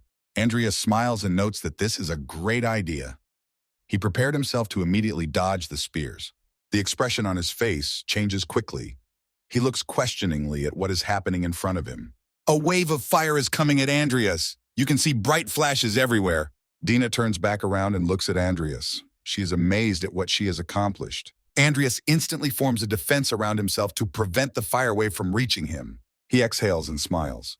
He realizes that if he didn't protect his body with mana, things would be bad. He feels that it's already hard to use spatial magic, but Dina combined attack magic with dual summoning. Dina is absolutely blown away by the fact that Andreas was able to stand up to the fiery spear she fired from the teleporter with just physical strength alone. She starts to wonder if he's even human. Dina's released spears don't come close to Andreas. He is amazed by Dina's speed, which is beyond his expectations. Dina continues to stand in the same pose, but no longer emits anything from her hands. Andreas looks smug. He notes that he loves seeing how quickly the game characters get better. Suddenly, there is such a massive explosion in the arena that it is impossible to see what is left on it. Lucius looks around the arena in amazement and realizes that after being hit by such an explosion in Andreas, Vivian stares embitteredly at the arena, not taking her eyes off. She wonders if Dina is trying to kill someone. Watching the smoke from the explosion and the ashes flying around, Dina laughs evilly. She is happy that she has succeeded. Dina is smiling happily. She's proud of herself and very happy to have defeated such a strong opponent as Andreas Cromwell. Suddenly, a bright red streak bursts through the wall of fire and demolishes Dina. Andreas emerges from the fire unharmed. Dina sits on her knees, confused, and sees that there is a hole in the floor in front of her. She is embarrassed that this has happened to the arena that her daddy has personally repaired and strengthened. Andreas slowly approaches her. He tells her that she made a great showing and thanks her. After a pause, he asks Dina to let him now show something exciting to her as well. Dina looks at him questioningly, not realizing herself how he's still in one piece after such an explosion. Andreas holds the Galaxyr sword tightly in his hand and explains to Dina that he needs to surround it with aura first. At that moment, a black veil begins to form around the sword. He goes on to say that after he rearranges the aura mana, you need to apply a spell on it. At that moment, a black haze completely envelops the sword. Andreas raises his sword right up to his face and smiles. He says that you can cast a spell using aura rather than magic, and that his magic combines mana and sword. A fierce battle between two strong rivals from the Faculty of Magic unfolds in the arena. A black haze envelops the entire arena. Many spectators are mesmerized, waiting for the action. Dina jumps high up, holding a pink-colored magic ball in her hands. Many magical shapes formed around her, resembling honeycombs. Dina gasps as she begins to lose her strength. She looks at Andreas carefully, wrinkling her face. Andreas stands, pulling back his sword with a black haze flickering around him. Dina stands opposite him, holding a magic orb surrounded by a wall. In front of Dina, a black magical mass begins to glow from Andreas's strike with the Galaxyr sword. She looks at Andreas perplexed, her mouth wide open. Andreas smiles, looking at Dina. He can't believe she blocked. Dina tosses her robe aside. She tells Andreas that she didn't think he had such a trump card up his sleeve. She clarifies that it's all thanks to his double core. Andreas smiles slyly and tells her that's the way it is, though technically he does it at the expense of the vessel trait. Andreas squints thoughtfully to the side. He's sure that someone has already realized that he doesn't have a regular double core. Mr. Alwyn stares angrily at what is happening in the arena. He clenches his teeth in indignation. Alwyn is pissed off to the max. He folds his arms across his chest and is amazed at how Andreas dared to hurt Dina with the sword he gave him. The bearded man sitting next to him says he uses magic with his aura. Sweat dripped down the bearded man's face, and he wondered if that was possible. Alwyn looked at him indignantly, but said nothing. Alwyn ponders the bearded man's words. He reasoned that such a thing could be done if there were no boundaries between aura and mana, and if the body were turned into a magical reservoir. Dina stands frustrated and looks at Andreas. She feels her mana is almost running low. She still has energy for 3 big spells, but she'll have to be careful with Andreas's strange sword fire and his melee attacks. Andreas's hand clenches tightly into a fist. He has the advantage in close combat, so Dina has to dodge and land the decisive blow. Andreas looks at Dina thoughtfully and asks her what she's thinking so hard about in the middle of a fight. Vivian lowers her head and smiles enigmatically. She answers him that she is thinking about how she can defeat him. Andreas smiles slightly. It pleases him to hear her say things directly. Andreas prepares to attack. He spreads his legs wide to make a leap. He jumps high above Dina, swinging his sword. At that moment, he says that he wants to win too. Dina stares at him in amazement. Dina is illuminated by a pink light. Andreas runs past her, swinging his sword. Andreas himself does not realize what is happening to him. He looks around in bewilderment. He turns his attention to the robe lying on the ground that Dina had discarded. A glowing image can be seen beneath the robe. Dina throws light balls at Andreas. Andreas manages to jump aside as a huge explosion occurs behind him. Andreas concentrates on trying to get through the bright flashes of fire and pillars of smoke. Andreas moves away from Dina, who is aiming right behind him. She is illuminated by a bright pink light. Dina starts emitting sparkling lightning bolts from his palms. The look on his face is focused and dangerous. Lightning cobras reach massive proportions. Light beams combine into scary monsters with wide-open mouths. Andreas is holding a ball of light in his hand. He tells Dina that lightning won't work on it, since his best element is Earth's. As the bright lightning bolts created by Dina head towards Andreas, he forms an Earth shield in front of him to protect himself. In an instant, the Earth shield begins to crack and collapse right before his eyes. He looks on in horror. Andreas's eyes go wide. He realizes that he's really screwed up. Lightning bolts of light envelop Andreas's body. He wrinkles his nose in pain.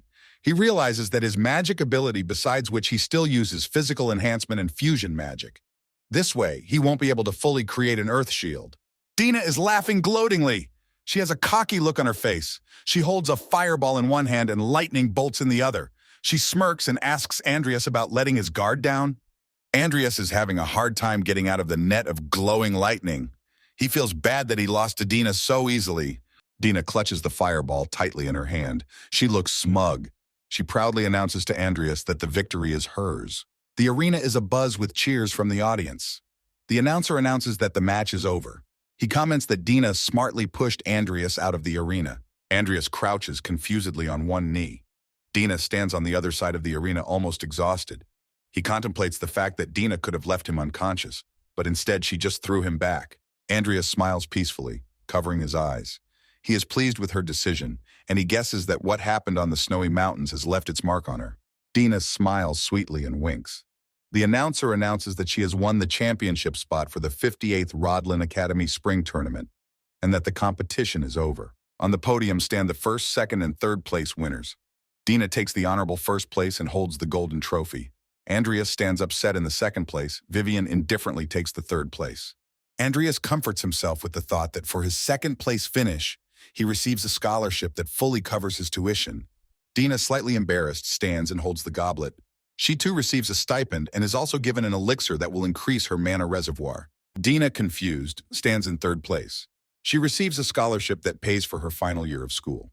On the wooden door number 506 hangs a nameplate that reads, Andreas Cromwell. Andreas stands and looks around the office. He concludes that this lab is a bit smaller than Karen's but will do as well. The security level is exactly the same here.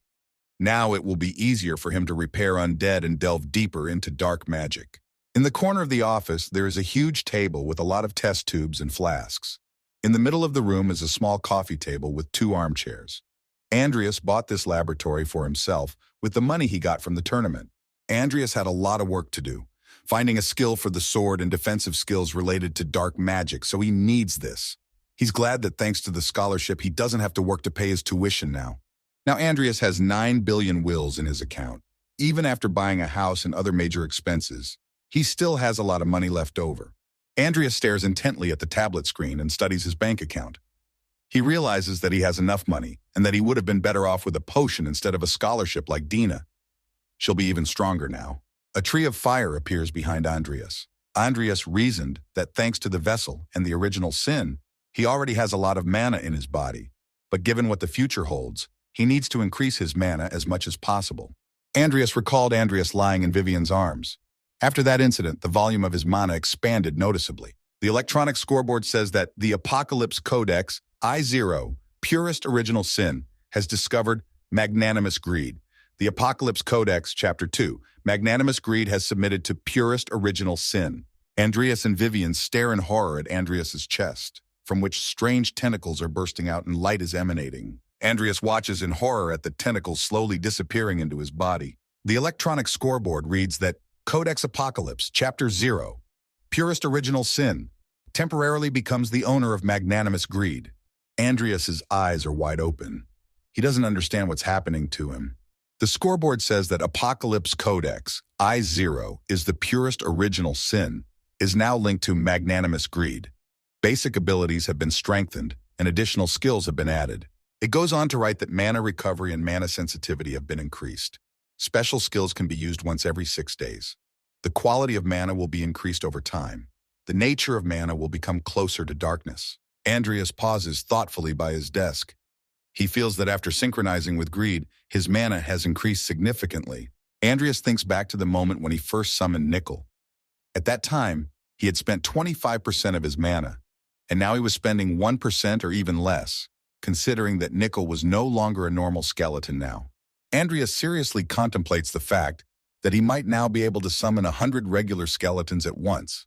The scoreboard says his strongest traits are Vessel, Evolution, Enlightenment, and Original Sin. His talents are Black Magic, Advanced Necromancy, Elemental Magic, Water, Dexterity, Combat, and Mana. Andreas adopts a determined pose. Now he will be able to summon a huge army, use the bond of sword and magic, and even let the Original Sin. He is proud that with such parameters, he does not have to worry about the upcoming events. Andreas looks at the tablet screen and sees a familiar face. His only concern is that his intervention has disrupted the event, and now there is an event with exchange students that was not originally held because of Karen's death. Andreas puts his hand on the tablet. He thinks about what is important now, not that some events have changed because he still has a lot of information. What he needs to know now is how they have changed and who is responsible. Andreas looks confidently away, thinking that he can definitely bring the game to a happy ending. Lucia's surprised face appears in front of Andreas. She asks him with interest that he also goes to the subject. Andreas sits tiredly at his desk. He tells Lucia that she usually skips school, but she always comes to potions class. Lucia walks over to the desk and replies that it's because the professors want geniuses like her to come to them. Lucy remembers something and leans back on her desk. She asks Andreas if he's free after class. Andreas, without looking in her direction, asks her what she wanted. Lucia takes a seat at the desk and explains to him that she's working on a new potion and that she could use his help. Andreas guesses that it concerns a potion for her recovery. Andreas looks askance at Lucia and asks, "What potion are we talking about?" Lucia excitedly tells him that she mixed frog tongue muxus with magic pollen the day before yesterday and then added some yttrium solution and slug kernels. She enigmatically asks Andreas if he has any idea what happened. Andreas' eyes go wide because he immediately guesses what might have happened there. Lucia snaps her fingers and looks slyly at Andreas. Without waiting for him to answer, she says that the solution has dissolved and disappeared. Andreas looks at her perplexed and thinks about the fact that he didn't tell her anything and that she found the cure for her illness on her own. Andreas is sullenly convinced of how talented Lucius and Dina are. At this point, Lucius puts her hands up and starts sobbing loudly. She says then things didn't go as well as she would have liked. Andreas calmly asks her about how he can help her. He guiltily explains that he doesn't have any free time right now, but he'll be sure to find some later. Lucia lies down on her desk and turns away from Andreas resentfully. She tisks and tells Andreas how he can say no when a pretty student calls him for help. Andreas pretends to write something in his notebook and looks suspiciously at a distraught Lucia. Andreas looks at Lucia confusedly and thinks about the fact that they still have time, because Lucia is going to live until her affliction overcomes her. He can't help her now, because there are those who are in more danger than she is. Images of young people appear before Andreas, a girl with pink hair and a guy with blue hair. They are Selena and Chris. They are game characters who have just enrolled in the academy and have become classmates of Luis. A lot of horrible creatures with red eyes look enraged and distraught. Andreas must make Selena and Chris stronger before the first storyline begins. Andreas is seriously thinking about the fact that this is the first plot, so it won't be very difficult. But if they don't get stronger, they might just die. Andreas glances guiltily at Lucia lying on the desk. He's glad that she won't be involved thanks to her work with the potion. He remembers Dina's serious face during the tournament. She had exceeded his expectations. He remembers Luis, who is looking at his hands in amazement. Andreas is sure that he will be all right, because he can get better on his own without his help. Andreas wanted to skip class and go straight to Selena and Chris, but that's when the teacher walks into the office. The teacher places the 2 volumes of magic books on the table and greets the students kindly, wishing them a good morning. The entire auditorium is filled with students. The teacher stands at his desk and announces to them that he will be leading them in mixing and creating potions. A respectable man in a burgundy vest stands in front of the students. He looks serious and focused. He introduces himself as Kyler Schutzman. The teacher squeezes out a smile and frowns his eyebrows. He says it's a pleasure to meet you. He has a very piercing look in his eyes. Andreas knows that he is the boss of the first story. The flask is heated with a candle. The teacher points to it with his hand and explains that if you mix the Platras potion with purified Kala water, red coloring and black bubbles appear. Andreas doesn't listen to what the teacher is telling him. He only thinks about meeting Selena and Chris at the Knights training ground. He is sure that they are practicing hard to catch up with Luis. The teacher announces that this is the end of the lecture and stares intently at Andreas. adjusting his tie. Andreas looks at the teacher and thinks about the fact that he should have realized by now that he's a black mage because of that laziness incident, but he's not really interested in Andreas. Andreas looks at the teacher as he leaves the classroom. He stops in the doorway, feeling someone's piercing gaze on him. Teacher Kyler cautiously watches the entrance and quietly calls someone on a phone that looks like a mere mirror. He says there's something he needs to discuss with him. He stares intently into the phone, his lips tight. He addresses his interlocutor, Mr. Jester. On the other end of the phone is Jester, still in the same attire, wearing a black robe and a hat covering his face. He asks Kyler what's wrong, why he's calling him all of a sudden. Kyler is thinking about Bach Alwyn. He informs Jester that Alwyn is beginning to suspect him of something. With great regret, he says that he will soon have to leave the academy because of this. Jester can't believe what he's saying. He asks if it has to do with Karen's death. A large office with a huge number of rooms looks unremarkable. Kyler replies to Jester that this is not out of the question and that the tip-off leaked from his private office. Jester tenses up. Based on the phone call, Kyler is starting to get really scared. Jester recalls images of his assistants, Rannox, Hosan, and Karen. Rannox and Hosan are dead. The crown is gone. Heron's mistake causes Kyler to leave. Jester clutches the mirror phone tightly in his hand. He is horrified to recognize that the acolytes have suffered heavy losses as well. He is angry that things are not going according to plan. Kyler holds a flask of black liquid with one hand. In front of him lies a dead animal. Jester asks him about when he's going to come out. He answers him that very soon and that there will be a meeting of the students of the Milko and Rodlin academies. Soon. Jester stares incomprehensibly at the mirror phone screen and asks Kyler what he's referring to. Kyler pours the black liquid from the flask into a narrow test tube. He asks Jester a question about whether or not he has ever thought that before Kyler leaves, it would be better to destroy these Imperial youths before they become a problem for them. The thought makes Kyler's face take on a satisfied look. Jester listens intently to Kyler and notes that it's not a bad idea. Kyler stands in front of his desk and informs Jester that he's going to disappear in the middle of the confusion and that he'll report back to him later. Jester says briefly that he understands and disconnects. He puts the mirror phone on the edge of the table. He walks down a dark corridor with a red carpet on the floor. He walks and reflects on the fact that the people he put in the academy are gone. Jester walks slowly down the gloomy corridor. The dim light of street lamps from the street can be seen from the windows. He walks over to the window and looks out into the distance. He decides that since they've come to this, he'll have to drag Andreas Cromwell to the meeting. A gloomy castle with 3 domes with crosses also stands in the forest wilderness. This building is Mr. Jester's home, and the exterior completely describes him. It's a warm day. Selena Arestial is actively practicing with a huge black sword. You can tell by her look that she's tired of pulling it. She grips the hilt of the sword tightly with both hands and tries to swing it as hard as she can. But she doesn't have the strength anymore. The sword point is thrust straight into the ground. She rests her head on a huge sword and tries to catch her breath by bending over slightly. Next to her, on her right side, is a rack of all kinds of swords. A little farther away from Selena, Chris is actively practicing. He has his arm out in front of him and is swinging his sword with the other. He's getting pretty good at it. Drops of sweat run down Selena's face. She feels that she is exhausted and that she urgently needs a break. Chris, ignoring Selena, continues to swing his sword with concentration. Sweat drips down his face, but he's not ready to stop. Selene stands poised on her sword and looks toward Chris, marveling at his stamina. She good-naturedly calls out to Chris and suggests he get some rest, or else if he overdoes it, it will be bad. It's as if Chris doesn't hear her. Chris Unor rests the sharp sword on his shoulder and looks at Selena with arrogance. He tells her to worry about herself, not him. Selena heads closer to Chris, dragging her sword behind her. She calls him impenetrable and asks him if he watched the finals of the competition. Chris, slightly out of breath, continues to train with even more excitement. Swinging his sword, he replies to Selena that he didn't watch the finals because he was practicing. Selena points the index finger of one hand upward in admiration and tells Chris that there was this incredible guy there at the competition who could use a sword and magic at the same time. Chris mockingly clarifies what she means to say that the underdog who couldn't master a single thing made it to the finals. He tells her with indifference that he didn't go there for nothing.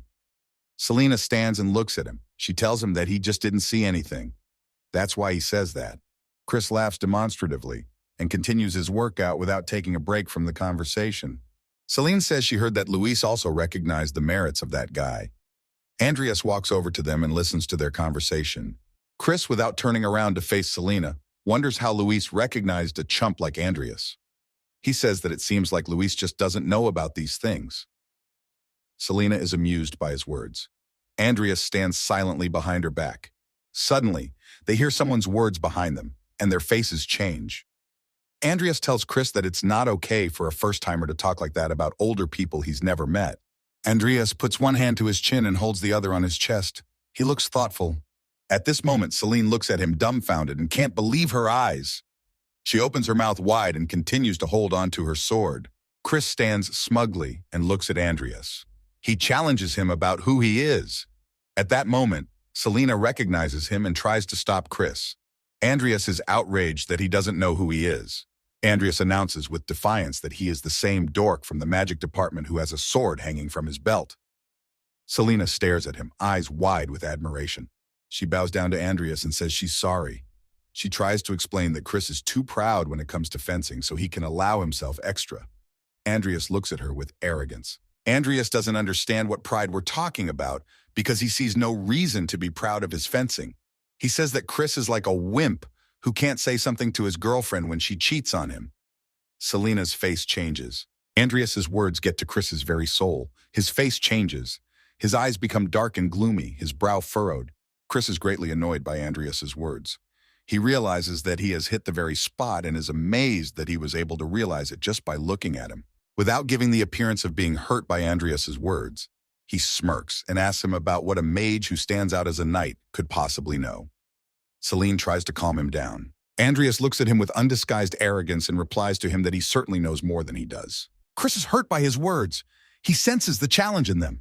He takes an undisguised serious look and offers Andreas to prove it. Andreas, with an undisguised smile on his face, tells him that it would be no problem for him.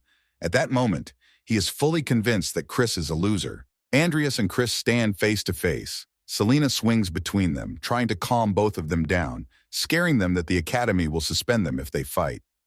Andreas looks cocky and smiles slyly. Chris, on the other hand, looks annoyed. Chris irritatedly replies to Selena that they are just going to spar as practice. Selena gets angry and tells him not to get smart. At this time, Andreas walks over to the table and chooses a sword that suits him. He doesn't use his magic sword to stay on equal footing. Chris and Celine watch him with interest.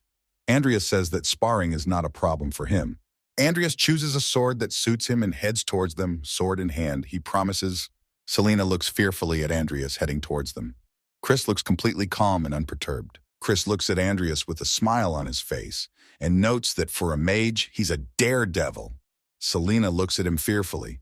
Andreas raises his sword point up and tells Chris to attack him, calling him a first year. The words he says hurt Chris.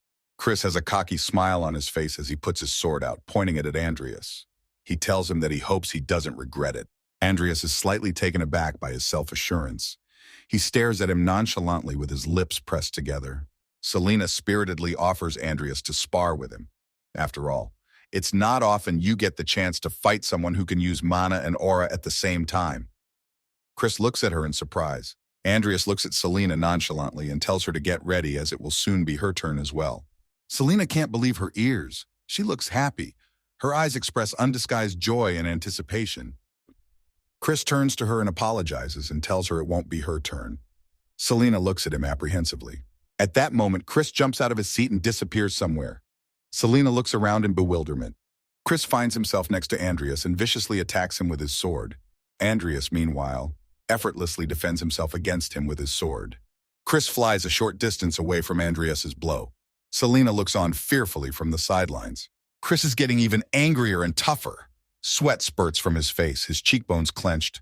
Andreas stands nonchalantly to the side, legs spread wide, and waits for Chris's further attack. Chris jumps up and tries to strike Andreas in the neck with his sword. Andreas at this time nonchalantly puts his sword up to prevent the blow. Andreas smiles. He's convinced that Chris is fast, but it's nothing like the Yunor style, one of the 5 great styles of fencing. He leaps from his seat and heads sharply for Chris, leaving behind him a puff of dust. Andreas actively attacks Chris, professionally swinging his sword. He, in turn, is not badly defended. Selena is watching from the sidelines, frightened. Andreas dodges a punch.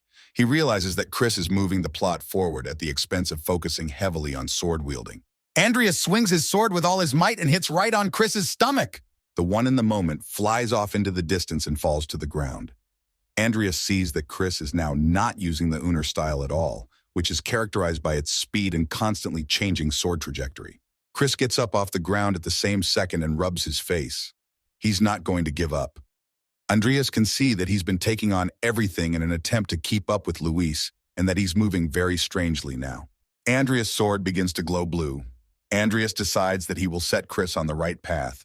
Andreas looks at Chris defiantly, pointing his sword at him, and tells him to stop messing around. He demands that he show him everything he knows. Chris's teeth clenched, drops of sweat are dripping from his face. He defiantly tells Andreas to watch. Chris assumes an attack pose and swings his sword. He tells Andreas not to regret it later. He begins to demonstrate the Unor style. He swings his sword in such a way that a circle of light forms around it and sharp ends. Andreas immediately guesses that Chris is using the sword howl technique. He makes no attempt to attack, but simply stands with his sword held forward. Chris looks confused, his eyebrows furrowed, his mouth wide open. Andreas, for his part, looks calm and calculating. He looks at Chris carefully. There is a loud explosion. It illuminates everything around with a bright flash of light.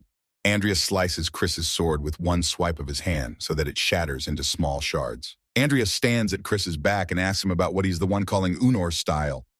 These words hit Chris hard. He stops. Chris drops the severed sword from his hand. Andreas asks him about what he thinks he can become strong if he takes the best aspects of different styles. Andreas turns his head at him and advises him to stick to his own path and not to question it. Andreas, turning his head slightly at him, says that this would be the surest way. The words hit Chris in the heart. He stands thoughtful with his back to Andreas. He feels hurt that he was so quick to kill him. Andreas turns to Selena and says it's her turn to show what she can do. Selena looks at him confused. Selena angrily grabs her sword and yells to Andreas that she's ready. Selena is the complete opposite of Chris. Her family's fencing style kills her good sides. This style only suits those born strong. Andreas stands nonchalantly and looks at Selena. He tells her to start attacking him. Selena jumps out of her seat lightning fast and runs at Andreas, swinging her huge sword. At that moment, she angrily shouts that she is starting. Andreas smiles slyly. He tells her to attack, as he has much to teach her. Andreas hits Selena with such force that she flies off a great distance with her legs held high. Selena is on her knees on the ground, trying to get up from her seat and continue the fight. Andreas waits impatiently for her next move. Chris stares mesmerized at Andreas and is amazed that he immediately recognized Selena's weakness. Selena looks fearfully at Andreas and cannot believe what has happened, for she has put all her power. Andreas puts the sword he was using back in its place. He walks over to Selena and explains to her that the heavy sword is working against her. Selena angrily tries to explain to him that she's always used a sword like this. Standing behind her, Chris folds his arms across his chest and tells Selena that Andreas is completely right. Selena, not believing her ears, turns to Chris and tries to say something to him. But Chris interrupts her and goes on to say that Andreas was right, and in his case, Andreas interrupts their dialogue and asks them what they both picked up their swords for. Selena looks at him in surprise. Chris also looks at Andreas incomprehensibly, frowning his eyebrows. Andreas asks the next question about why they keep going down the path of fencing. Chris and Selena look at him perplexed. Chris asks him why he suddenly started asking such a thing. Andreas' face changes. He becomes stern and serious. Her eyebrows frown. He tells them that he picked up a sword so that he would not die. These words strike Selena hard. She stands and stares at him, eyes wide. Chris at this time is seriously considering the words Andreas said. He casts his gaze downward. Andreas, rolling his eyes slightly, tells them that he's ashamed to admit, but he has no talent for magic. Andreas tells them that due to some circumstances, he almost died. He explains that since then, he always carries his sword with him when touching it. He rebukes them for dedicating half of their lives to fencing, but still losing to him. He looks at them piercingly and asks if they understand what he means. Selena and Chris look at Andreas with a focused look. Selena assumes it's because of the difference in talent. Andreas replies emphatically that it is not. Andreas stands with a calm look and tries to explain that they haven't had to use their swords for real yet. He asks them about them swinging swords to defeat someone. Chris frowns his eyebrows even harder and thinks about his question. Andreas goes on to ask them that perhaps they are waving their swords because of pride, even though the swords don't suit them. Selena realizes that the question is addressed to her and opens her eyes fearfully. Without waiting for a response from them, Andreas proudly replies that he continues to use his sword to live. He looks at Selena and Chris carefully and waits for some sort of answer from them. He asks again about what they need the swords for. Andreas turns to leave and finally tells them to think about it, and, if they find the answers to his questions, to come to him any time, and he will defeat them again. Selena and Chris stare at him in silence. Suddenly, someone's voice calls out to him. Andreas stops. Chris stands behind him and tells him in a serious voice that he will definitely challenge him again. Andreas, without turning to face him, smiles slyly. It is a warm spring day. Andreas replies to Chris in a calm voice that he will look forward to this. A week goes by. There are several people at the entrance to the administration office of Rodlin Academy. Vivian walks down the corridor, ignoring the gawkers who stare at her with undisguised interest. The only thing that worries her is that Andreas is late. Curious students turn around to see that it is Vivian Belroken herself walking down the corridor. They smile enthusiastically. Vivian grabs her sword and pulls it from her belt. The students walking beside her look at her sword in horror and back away. Vivian doesn't care. She simply doesn't pay attention to them. She looks at the reflection in her sword and decides to try to smile, like Lucia did when she met Andreas. She scrutinizes her reflection, and her eyes begin to glow red. She tries to smile to see what it would look like. She looks frustrated at herself in the reflection and is sad that she's not as cute as Lucia. Suddenly, Andreas walks up to her and calls out to her. Vivian starts to fidget and puts her sword back on her belt faster. Andreas looks at her incomprehensibly and asks what she is doing. He explains to her that it's about to start. Vivian smiles embarrassedly and touches her cheek. She says that nothing happened and that she was just waiting for him. Andreas continues to look at her in surprise and says they should go, pointing with his hand in the direction. Andreas steps forward and then Vivian abruptly grabs him by his robe and calls his name. Andreas turns to her and still looks at Vivian, perplexed. He is startled by her strange behavior. He looks at Vivian, who smiles broadly at him. Her eyes are slightly squinted. She greets Andreas good-naturedly and wishes him a good day. The words make him even more surprised, but he is more amazed that Vivian finally smiles. After a second, Andreas himself changes his face, and in response, Vivian smiles too. He decides to wish her a good day. Carpets are spread in the large hall. On the ceiling hang crystal chandeliers covered with gold. Many people have gathered. Louise stands silently in the hall and listens intently to the story that Selena and Chris are having. Selena spiritedly tells him about Andreas defeating Chris. She adds that she's sorry he wasn't there. Chris indignantly tells her to stop talking about it. Senior Todlin is here too. He walks down the hall and sees Andreas. He looks away angrily. Andreas dislikes him. Andreas and Vivian walk through the hall. Andreas notes that everyone here has achieved some kind of success besides them, and that only people with high grades are here among the first years. He looks around and makes sure that Lucia is not here. Suddenly, a woman's voice behind him calls out to Andreas. He casts a suspicious glance. Standing in front of him is a happy Dina. She smiles widely and is happy that Vivian has come along with him. Vivian waves her hand indifferently at Dina. Andreas explains to her that he and she met on the street. He sees that the students from Milko Academy have not arrived yet. Dina argues that since the two academies have agreed, they will definitely come. Suddenly, a crowd of students in red robes walks through the front door. A fat boy walks at the head and chuckles. He gloatingly remarks that there are a lot of cuties in Rodlin. The fat man's name is Gress Malone. He is from Milko Academy and is the principal's delegate. He smiles nastily at Dina and says they haven't seen each other in a while and asks her about when she will come to him and become his wife. Dina notes that he is always arrogant. She looks at Grez in disgust and tells him to stop acting like that and not to talk to her, calling him nasty. Hurt by Dina's words, Gress angrily tells her that with this attitude she will not get any man. Dina gets disgusted by these words and she makes a grimace. An unfazed Vivian asks Dina if she and Grez are going to get married. An exasperated Dina emphatically tells her no. She explains that he's just Principal Milko's son, which is why she met him a couple times when they were kids. Vivian looks at Grez with arrogance and says he's a strange pig. Andreas looks at her warily. Gray, hearing Vivian say something to him, rushes over to her and asks her about her calling him cute and did she like him? He, fixing his hair, flirtatious, begins to suggest to Vivian that they meet in the evening. Vivian looks at him with rejection. At this point, the announcer begins to welcome the students Rodlin and Milko. An angry Grez turns around to the announcer and tisks annoyed. He says he's ruined everything. Dina, no longer holding back, angrily yells at Grez that he just had his life saved and calls him a pig. The students move closer to the stage and listen to the presenter. He announces that in the coming weeks, there will be a series of meetings where they will be given a chance to develop their skills in friendly competition with each other. The host suggests that they start by standing according to their faculty, knights on the left and mages on the right. Vivian listens to him in surprise. Andreas is confused. Vivian, embarrassed, tells Andreas that she wishes she could have been with him longer. Andreas looks at her good-naturedly and laughs sweetly. The next day comes. Meetings begin that Andreas knew nothing about. The professor draws a magic symbol on a sheet of paper. At this point, he explains that if they cast a reverse spell on the magic associated with the rotation, the gray-haired professor extends his hand in the air. A multicolored magic ball forms above it. He explains that based on the words he said, it turns out to be this. The students are listening to the professor intently. He tells them to try to draw the magic circle themselves. Andreas grew bored. He is bored with the stories about magic circles. He sits leaning on his palm and listens to the lecture without much interest. Behind him, the fat man Gras sits and yawns tiredly. Suddenly, Andreas' attention stops on the guy sitting next to him.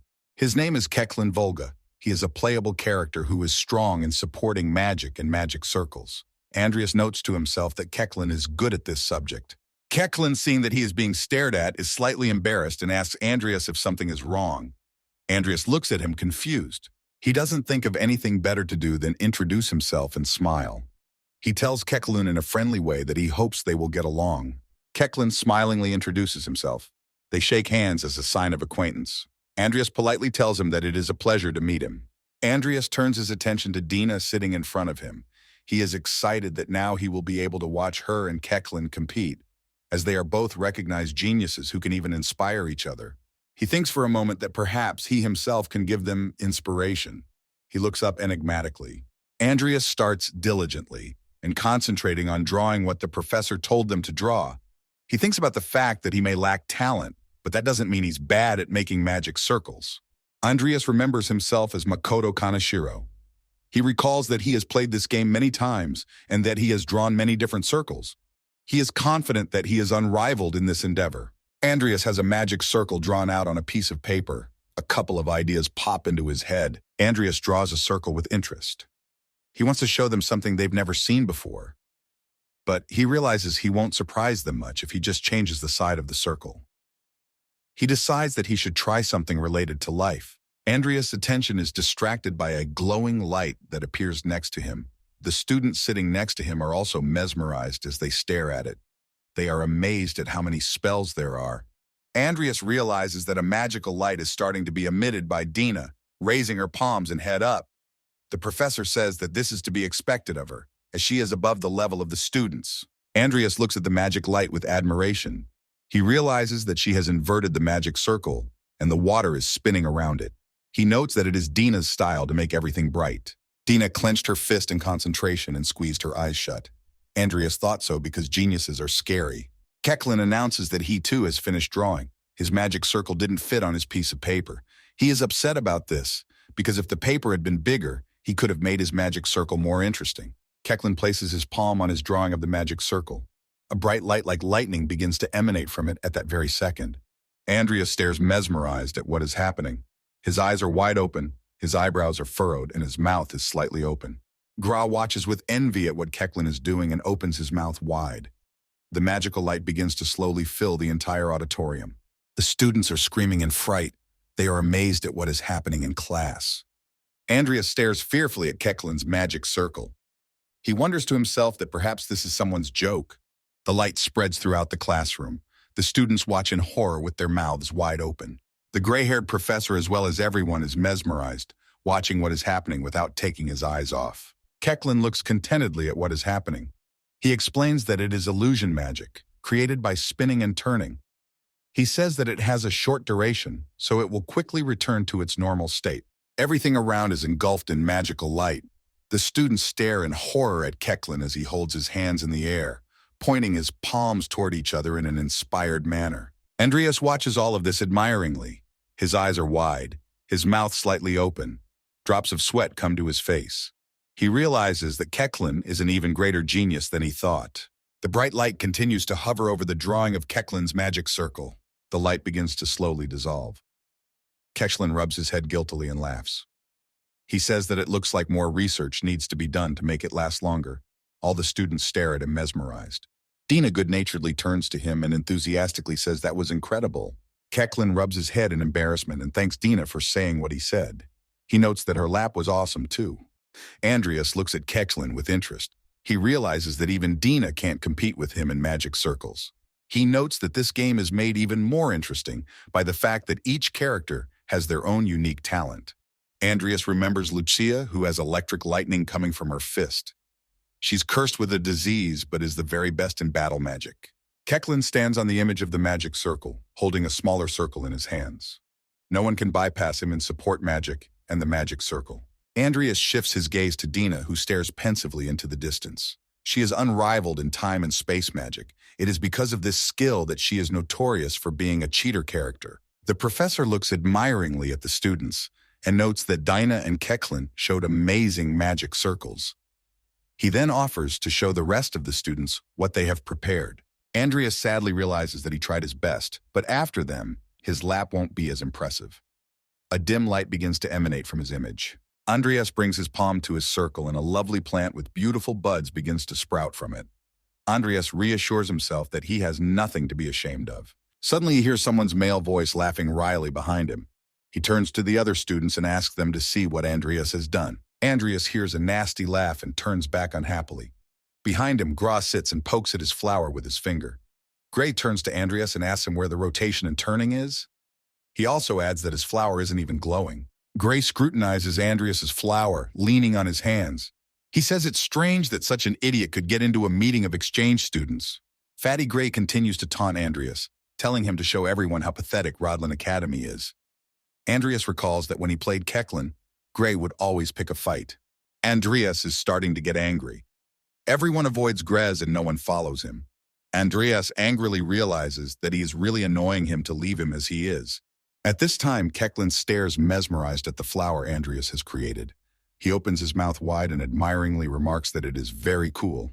Andreas looks at Kechlin perplexed and doesn't understand how a genius like him can be so admiring of his work. Kechlin says that he has never seen such magic before. Gress, sitting behind them, overhears their conversation with envy. Not to be deterred, Gras turns to Kechlin to ask if he is blind. He says that everyone can see that it's the most ordinary flower. Dina can't resist Gress' attacks any longer. He abruptly gets up from his seat and tells him that he's the one who should take a better look. Dina gives Gress a snide look and adds that he wouldn't understand what spell is being used here anyway. Andreas knew it would have to be on Dina and Kechlin's level to realize what he'd done. Dina puts her arms at her sides and asks Andreas to let her explain what he just did. Andreas indifferently lets her. The students stare at the flower with interest. Dina explains that at first, they may all think that the flower was created using the formula nature or life, but that's not all. A beautiful flower creates a bright light around it. Dina goes on to explain that there is a time and rotation formula to complete the cycle of life spell. She says that Andreas added the reverse formula to it and got the flower. The professor listens to Dina's explanation with pleasure. He rolls his eyes and smiles with pleasure. The students are also mesmerized, listening to her explanation. They sit with their eyes and mouths wide open. Gras is starting to get angry. Drops of sweat are actively coming to his face. His eyebrows are furrowed, the corners of his mouth down. A strange young man sits a little farther away from him and watches Gras with a satisfied look. Dina gazes admiringly at the flower, which is beginning to bloom. She finishes by adding that, simply put, this flower is both alive and dead at the same time. Andreas has improved the spin and reverse formula and thus created contradiction. She explains that there's also a formula for life in there as well. Andreas looks at Dina with gratitude and notes that they both explained it very well. Andreas thinks for a moment that it was partly easier for him to create such a spell because he is a necromancer. But it was a bit of a challenge for him not to resort to black magic. Kechlin stares intently at the flower, putting his hand to his chin. He tells Andreas that the more he looks at it, the more he wants to study it. Andreas looks at Kechlin and says that he just wanted to add a contradiction there. Dina turns to Malone with a serious look and asks him about how he must have something mesmerizing too. He replies that he certainly has something that doesn't compare to their actions. He gloatingly puts his hands up to his magic circle and chuckles evilly. Andreas and Dina stare at him nonchalantly. A bright magical flash appears in the air with the inscription. The guy sitting next to Malone looks at him fearfully. He sighs heavily and realizes that this is very bad. Malin himself doesn't realize what he's doing. Sparks begin to fly from the flash he created. The guy sitting next to him asks if he's all right. Malin is covered in drops of sweat. He hopes that no one will notice that he just repeated Dina's actions. Dina looks at him in a stupor and asks him what he's doing. She claims he just repeated after her. An enraged Mason screams loudly, clenching his fists. In desperation, he asks her if she has any proof of her words. Andrea stares dejectedly into nothing. He praises Dina for her courage and for realizing at once what had happened here. Dina arrogantly averts her gaze and tells Mason that except for the element formula, everything else is just like her. The bright purple flash continues to glow.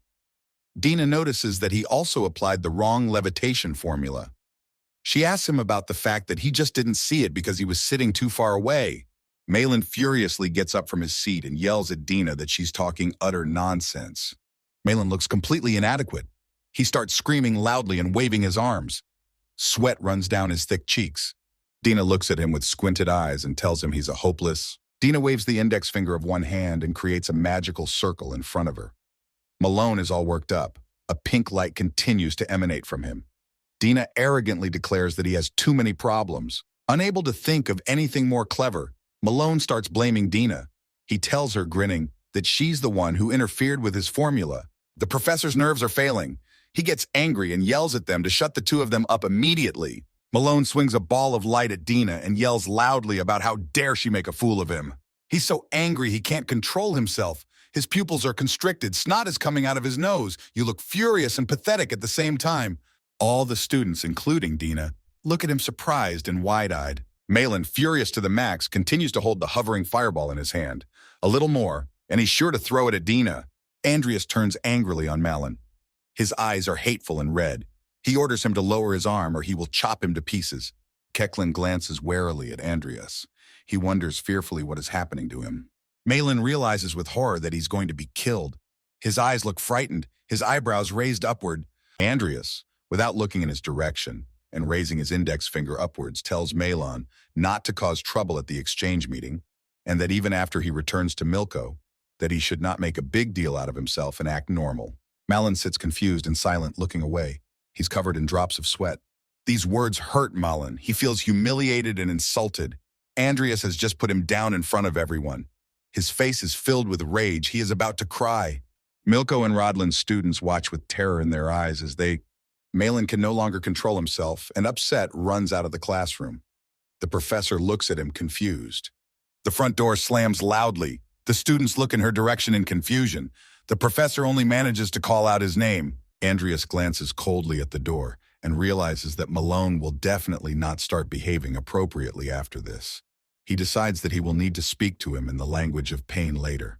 The guy sitting next to him gets out of his seat and runs to catch up with Malone. He tells the professor that he will follow him. The professor bewilderedly agrees. Andreas looks suspiciously at the guy who just ran out after Mayon. He looks familiar to him. It's a warm day outside. Malin, who has run outside, bows loudly and annoyed. He lifted his head up and clenched his fist tightly. He is so angry that thick veins swell on his forehead. He angrily screams and blames Andreas and Dina for everything because they made him look like a complete idiot in front of everyone. He swears he'll kill them. Malin is screaming, oblivious to his surroundings. He's angry to the max. At that moment, the guy who ran out of the classroom after him comes up behind him. Malin turns back around confused. His mouth is open. He's flushed, snot and drool flowing from his nose and mouth. The boy rubs his head guiltily and chuckles. He says that Malin probably has him confused with someone else. He looks at him blankly. Malone looks at the guy suspiciously, putting a hand to his chin. He asks him about who he is. The guy calmly introduces himself as Antonio Holt and says he's in his final year at Rodlin and is interning with Professor Kyler in potions.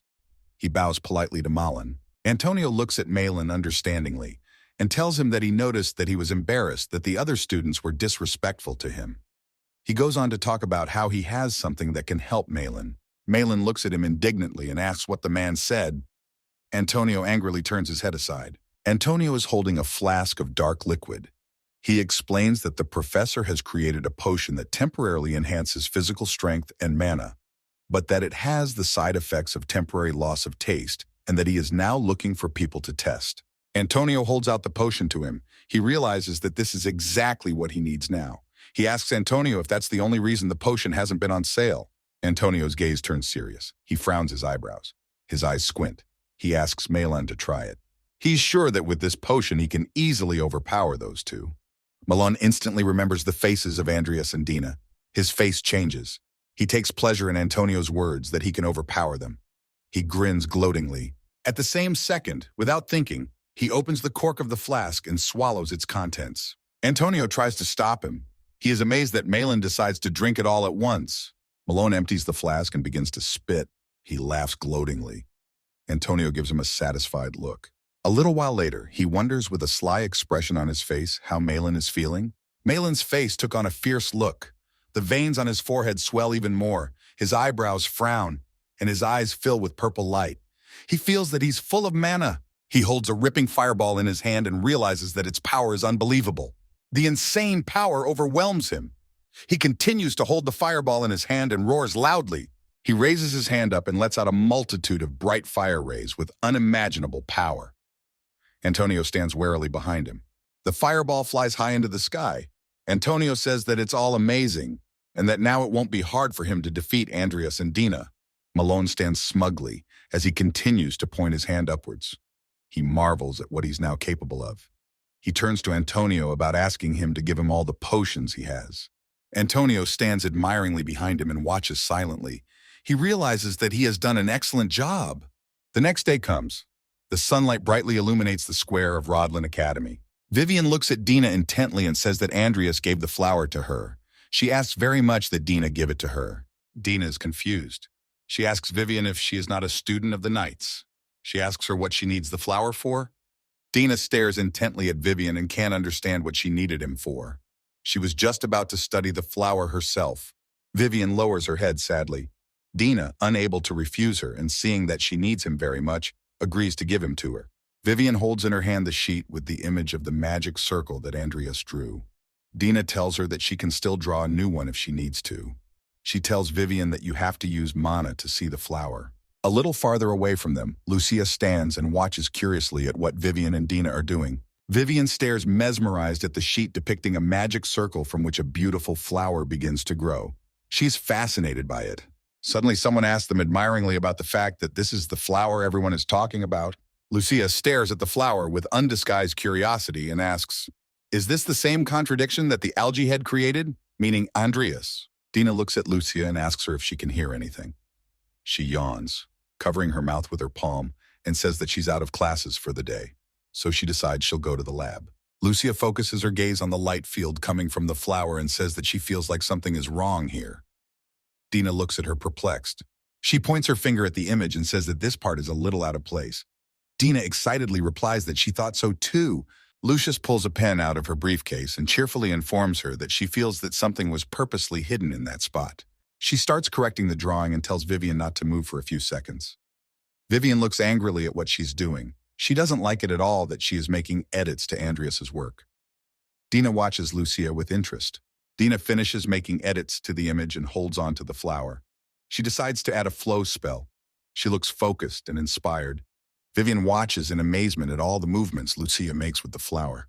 Dina, for her part, looks scared. She is afraid that Lucia might mess things up. The girls notice bright glowing lights all around them. They look at the ground, where many beautiful flowers are blooming. They look around perplexed and do not understand what is happening. Dina looks at the lights with admiration and says that at first she didn't believe it, but the image really was a double magic circle. Lucia, unable to believe her ears, looks at Dina incredulously and asks her if Andreas did it. An unknown long-haired man appears on the grass in front of them. He smirks and says that he has heard rumors about it. The girls look at the unknown man in surprise. The unknown man is the dean of the magical faculty, Belial Costello. He stands mysteriously and holds the very same Andreas flower in his hand. He notes that to create such a contradiction with basic spells is a mesmerizing innovation. Dina bows low before him and apologizes for them activating the magic circle in such a place. Belial, disregarding her words, asks about who created the circle. Dina guiltily replies that it was created by fourth-year student Andreas Cromwell. She looks pityingly at the dean. Dean Belial looks thoughtfully at the flower and realizes that they are talking about someone who has been on everyone's lips lately. A strange man with glowing eyes stands with his hands held high in the air. Belial realizes that for a magic circle that was only created for a task, this is on the verge of creating a stumbling block to immortality. The ultimate contradiction. Belial stands, completely absorbed in his musings. The girls look at him questioningly, afraid to say a word. Dina, noticing that Belial has something to ask, decides to ask him about it. But Belial, without a word, turns and walks away. Dina and Lucia stare after him while Vivian continues to look at the sheet with the image of the magic circle. Dina is outraged beyond belief. She is annoyed that there is something wrong with him, because first he asked a question and then he just ignored her words and left. Lucia, trying to calm her down, tells her to be quiet because he might hear. Belial stops and squeezes his eyes shut. He thinks it's marvelous. He never thought he could be inspired by a student's work. He decides that he will keep one eye on Andreas Cromwell. In the gymnasium, there are sparring matches on fake swords between students. Luis rubs his forehead contentedly and turns to Vivian to thank her for sparring with him. He notes that she is very strong. Vivian sips indifferently from her water bottle. Vivian, without even looking at Luis, says that he is strong too. He is amused by these words and laughs loudly. Luis looks admiringly at Vivian, eyes wide. He gets frustrated that their conversations are always short. They stand in silence, and at that moment someone's familiar gruff voice comes out. Is that all he can do, he asks. In front of them, a fierce sparring match between Chris and a senior student unfolds. The high school student furiously attacks Chris, swinging his sword, while Chris successfully defends himself. Chris angrily swings his sword and yells at the upperclassmen to shut up. At this point, the senior gets even angrier and kicks Chris with such force that he flies off a considerable distance. Chris stands up, holding his chest. That's where the blow came from. He tries to catch his breath and frustratedly realizes that it will be hard to beat a senior student now with his faulty fencing. He thinks back to Andreas. He stands, turning slightly around on Chris and advising him to follow his own path and never doubt anything. Andreas's words give him confidence.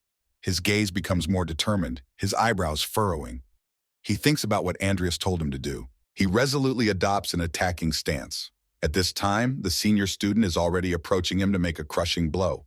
At this moment, Chris thinks about the fact that the very essence of the Uner style is part of his body. The upperclassman is furiously attacking him. His mouth is grinning and wide open. His eyes are insane and very cunning. He tells Chris that whatever he does, the outcome will be the same. A senior student approaches Chris and starts swinging his sword. Chris looks more focused this time and fights him back perfectly. The moment their swords make contact, Chris stares intently and thinks only of his style of Uner. The senior looks at him perplexed. He is amazed at how much Chris has changed in this fight. All Chris can think about is that the Uner style is a sword that confuses the opponent with ever-changing strikes. As the senior swings his sword, Chris is already behind him to make the strike. He recalls Andrea's advice about parrying his opponent's sword and breaking his stance. The senior is glaring at Chris angrily. He is angry that he is moving so fast and agilely like a worm. Chris brings his sword up to the senior's face. He decides to deliver the decisive blow. The senior realizes with horror the hopelessness of his situation. Chris nonchalantly holds his sword right in front of the senior's face and calmly announces that he has won. The senior feels ashamed. He throws Chris's sword away with his hand, admitting his defeat. The senior throws his sword to the floor and clucks. He's shocked that he lost to a scumbag like Chris and thinks it's all a bloody clown and that he's had enough. Chris confidently shouts after him that this is not clowning around and that his swordsmanship is strong enough. These words hurt the older student even more. He stops. Chris is pissed off that the man didn't even turn around to look at him. He tries to call out to him, but all to no avail. The senior frowns and grimaces. He tells Chris to stop flapping his tongue. The senior's patience is completely running out. He throws the sword to Chris. The sword falls to the ground with a clatter. Chris looks at the sword lying in front of him and realizes it's real. Chris is angry and frowning his eyebrows. He doesn't understand what the senior wants from him. After all, he just lost in sparring. The upperclassman is angry enough to make the veins swell on his forehead. He opens the stopper of some kind of flask and orders Chris to shut up and get his sword. He wants to make him sorry for making a fool out of him. Luis and Vivian stand behind him in surprise. Luis advises Chris to just apologize to the senior. Chris, not paying attention to them, focuses his attention on the fact that the senior is taking some kind of potion. Suddenly, some unknown man in a robe comes out from around the corner and addresses them. He asks them what they are doing there. The upperclassman drinks the potion from the flask in one gulp. Chris stands confidently, holding a real sword in his hand. The senior's face changes in an instant. It turns red, veins swell all over his face, and his eyes become bloodshot. He begins to make inhuman noises. Chris, watching him from the sidelines, guesses the effect of the potion he drank. This unknown male is Toddlin. He is confidently walking towards a senior student. The latter asks Toddlin about what a student like him is doing at an exchange meeting. Toddlin, without answering his question, points out to him that it's a real sword. Toddlin, raising one eyebrow, angrily orders him to put the real sword away now. Chris, watching what is going on, is getting very angry. He grits his teeth and bulges his eyes. Luis opens his mouth in astonishment. Vivian, for her part, watches them indifferently. The senior student calmly swings his real sword at Toddlin. He falls to the floor with a thud. The blood splashes with all his might. He holds the bloody sword firmly in his hand and addresses Chris, calling him a fucking first year. The senior smirks wryly. His hair is disheveled, his eyebrows furrowed, his eyes bloodshot. He tells Chris that it's time for round 2. In the middle of the trees stands the Rodlin Academy building. Someone calls out to Andreas, addressing him as Mr. Andreas. Andreas is uncomfortable with this treatment. He looks around questioningly. Keklin stands in front of him, head bowed. He chuckles guiltily. Andreas asks to be addressed simply by his first name. Keklin, embarrassed, replies that he is 2 years younger than he is, and asks him to speak to him more simply. Andreas looks suspiciously at Keklin, not sure what he wants from him. Keklin, with a smile on his face, asks Andreas about the fact that that magic circle was actually a double circle. He asks Andreas about how he was able to come up with it. They walk slowly down the hallway, and Andreas explains to Keklin that it would be more interesting if they added a hidden element. Andreas tried to hide the fact that he had made a double magic circle, but the EVA game characters Keklin and Lucius revealed it in a day. Keklin looks admiringly at Andreas and talks about how he remembered that Everlast potion was also his invention. He asks him about what he's going to show them in potions class today. Andreas gives him a perplexed look. Andreas, with a sly smile on his face, replies to Keklin that he plans to keep a low profile, since he can't reveal all his secrets to the whole class. He also thinks about the fact that he doesn't want to stand out to Kyler. Suddenly, there is a massive explosion in front of them. Keklin covers his face with his hands in fright. Everything explodes into pieces, burning brightly. Andreas and Keklin watch with horror in their eyes. Dina stands in front of them, shielding herself with a magic ball.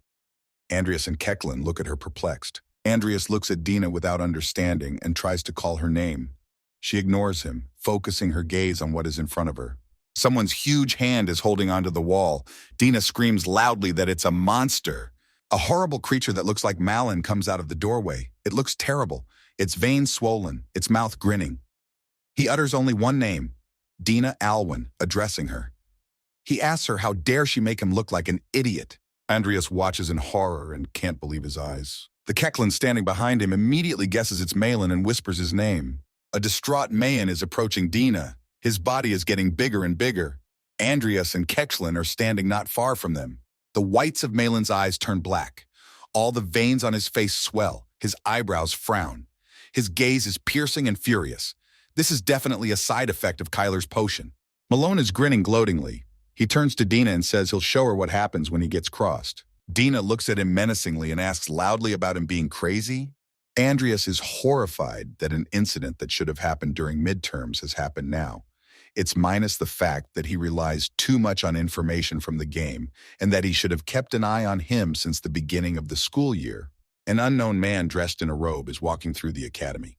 In one hand, he carries a suitcase behind him. The unknown man stops, still holding the suitcase by the handle, and looks around. It's Kyler. You can see the peacefulness and calmness on his face. He tells himself that his farewell party has already started. Meanwhile, a serious fight breaks out between Malin and Dina. Malin raises his hand above his head, from which a ball of fire forms, with lights coming out of it. He furiously tells Dina that he's going to gag her. Dina stares at him silently. Without thinking long, he aims the fireball straight at Dina. She stands a little farther away from him, legs spread wide. At that moment, Andreas intervenes in their confrontation and swings his sword around dramatically. Malone looks at him perplexed, not understanding where he came from. His face is filled with terror and fear. Andreas coldly addresses Malin, calling him a dumbass. Dina, covering herself with her hand, calls out to Andreas. Andreas looks at Malone nonchalantly and tells him that there's no taking it back. Dina stands stunned and watches. Malone instantly recognizes Andreas. He says he's the freak. Drool is flowing from his mouth. Andreas looks at him and realizes that he's not completely out of his mind yet, which means he's recently drank a potion. The clothes are tearing on Malin's body. He clenches his fists tightly and says that everything is going perfectly and that it would be easier for him to kill them both. Keklin approaches Andreas and asks if he's okay. Andreas looks angrily at Keklin and tells him that he is fine. He sternly tells them that they had better step back. Dina stands behind them with her mouth wide open. Kuchlun informs Andreas that Malone has just killed Milko's student. Malone is furiously tearing at his clothes. Andreas looks away in disgust and decides to leave the cleaning to the professors to buy some time. He turns to Dina and tells her to prepare strong magic, the kind that can defeat him with a single blow. Dina looks at him fearfully and instantly agrees. At that moment, she is amazed to think about why Andreas is so calm. Malone stands fully naked to the waist. He rocks, growling and scowling with anger. Andreas looks at him and realizes that his body is incredibly strong. Andreas gives Malin a piercing look and tells Dina that with Keklin's support, she should be able to make it work. Keklin looks at him enthusiastically and smiles broadly. He's glad to see that he's on the subject too. Dina immediately rushes to do what Andreas told her to do and calls Keklin with her. Keklin frowns at Malin and hurries over to Dina. Dina and Keklin move a short distance away from them. Malone stares at them perplexed. Andreas concentrates on his every move. Malone yells angrily after them, asking where they are running to. Drool flows from his huge mouth. He raises one hand up and creates fire mana. Andreas is standing right in front of him. Malone throws a flare of fire directly at Andreas, furiously wishing him dead. Andreas swings his sword to defend himself from the firelight directed at him. Malone grinningly calls him a pig and says he's too loud. Andreas is angry at these words and draws his sword. His face is serious and focused. He tells Malin that if he can't talk properly, he should shut up. He moves in close to Malin and swings his long sword Galaxier at him. Malin looks at him perplexed and amazed at his boldness. There is a bright flash of light that illuminates all around. Malin forms a protective dome around himself in an instant. Dina and Keklin create a magic circle on the floor.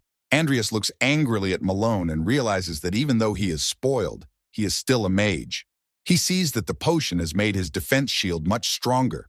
Malin smiles smugly. He gloats at his enemies and opens his mouth wide. Andreas' face changes. His eyes burn brightly, light streaks forming around his sword. He looks seriously at Malin and realizes that none of this matters. He is absolutely certain that he will easily penetrate his shield. Andreas heads lightning fast towards Malone, swinging his sword in different directions to pierce his shield. Dina watches all his actions carefully.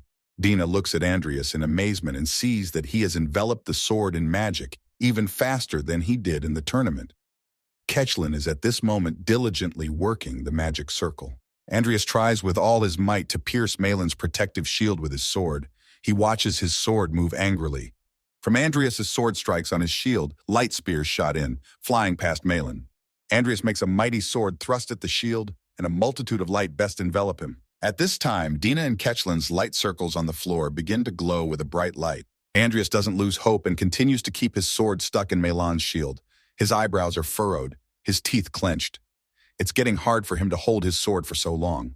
Keklin turns on Andreas and fearfully, with all his might, yells for him to watch out. Malin starts emitting light spears from his hand. At this point, his face is maddened, with a long tongue sticking out of his mouth.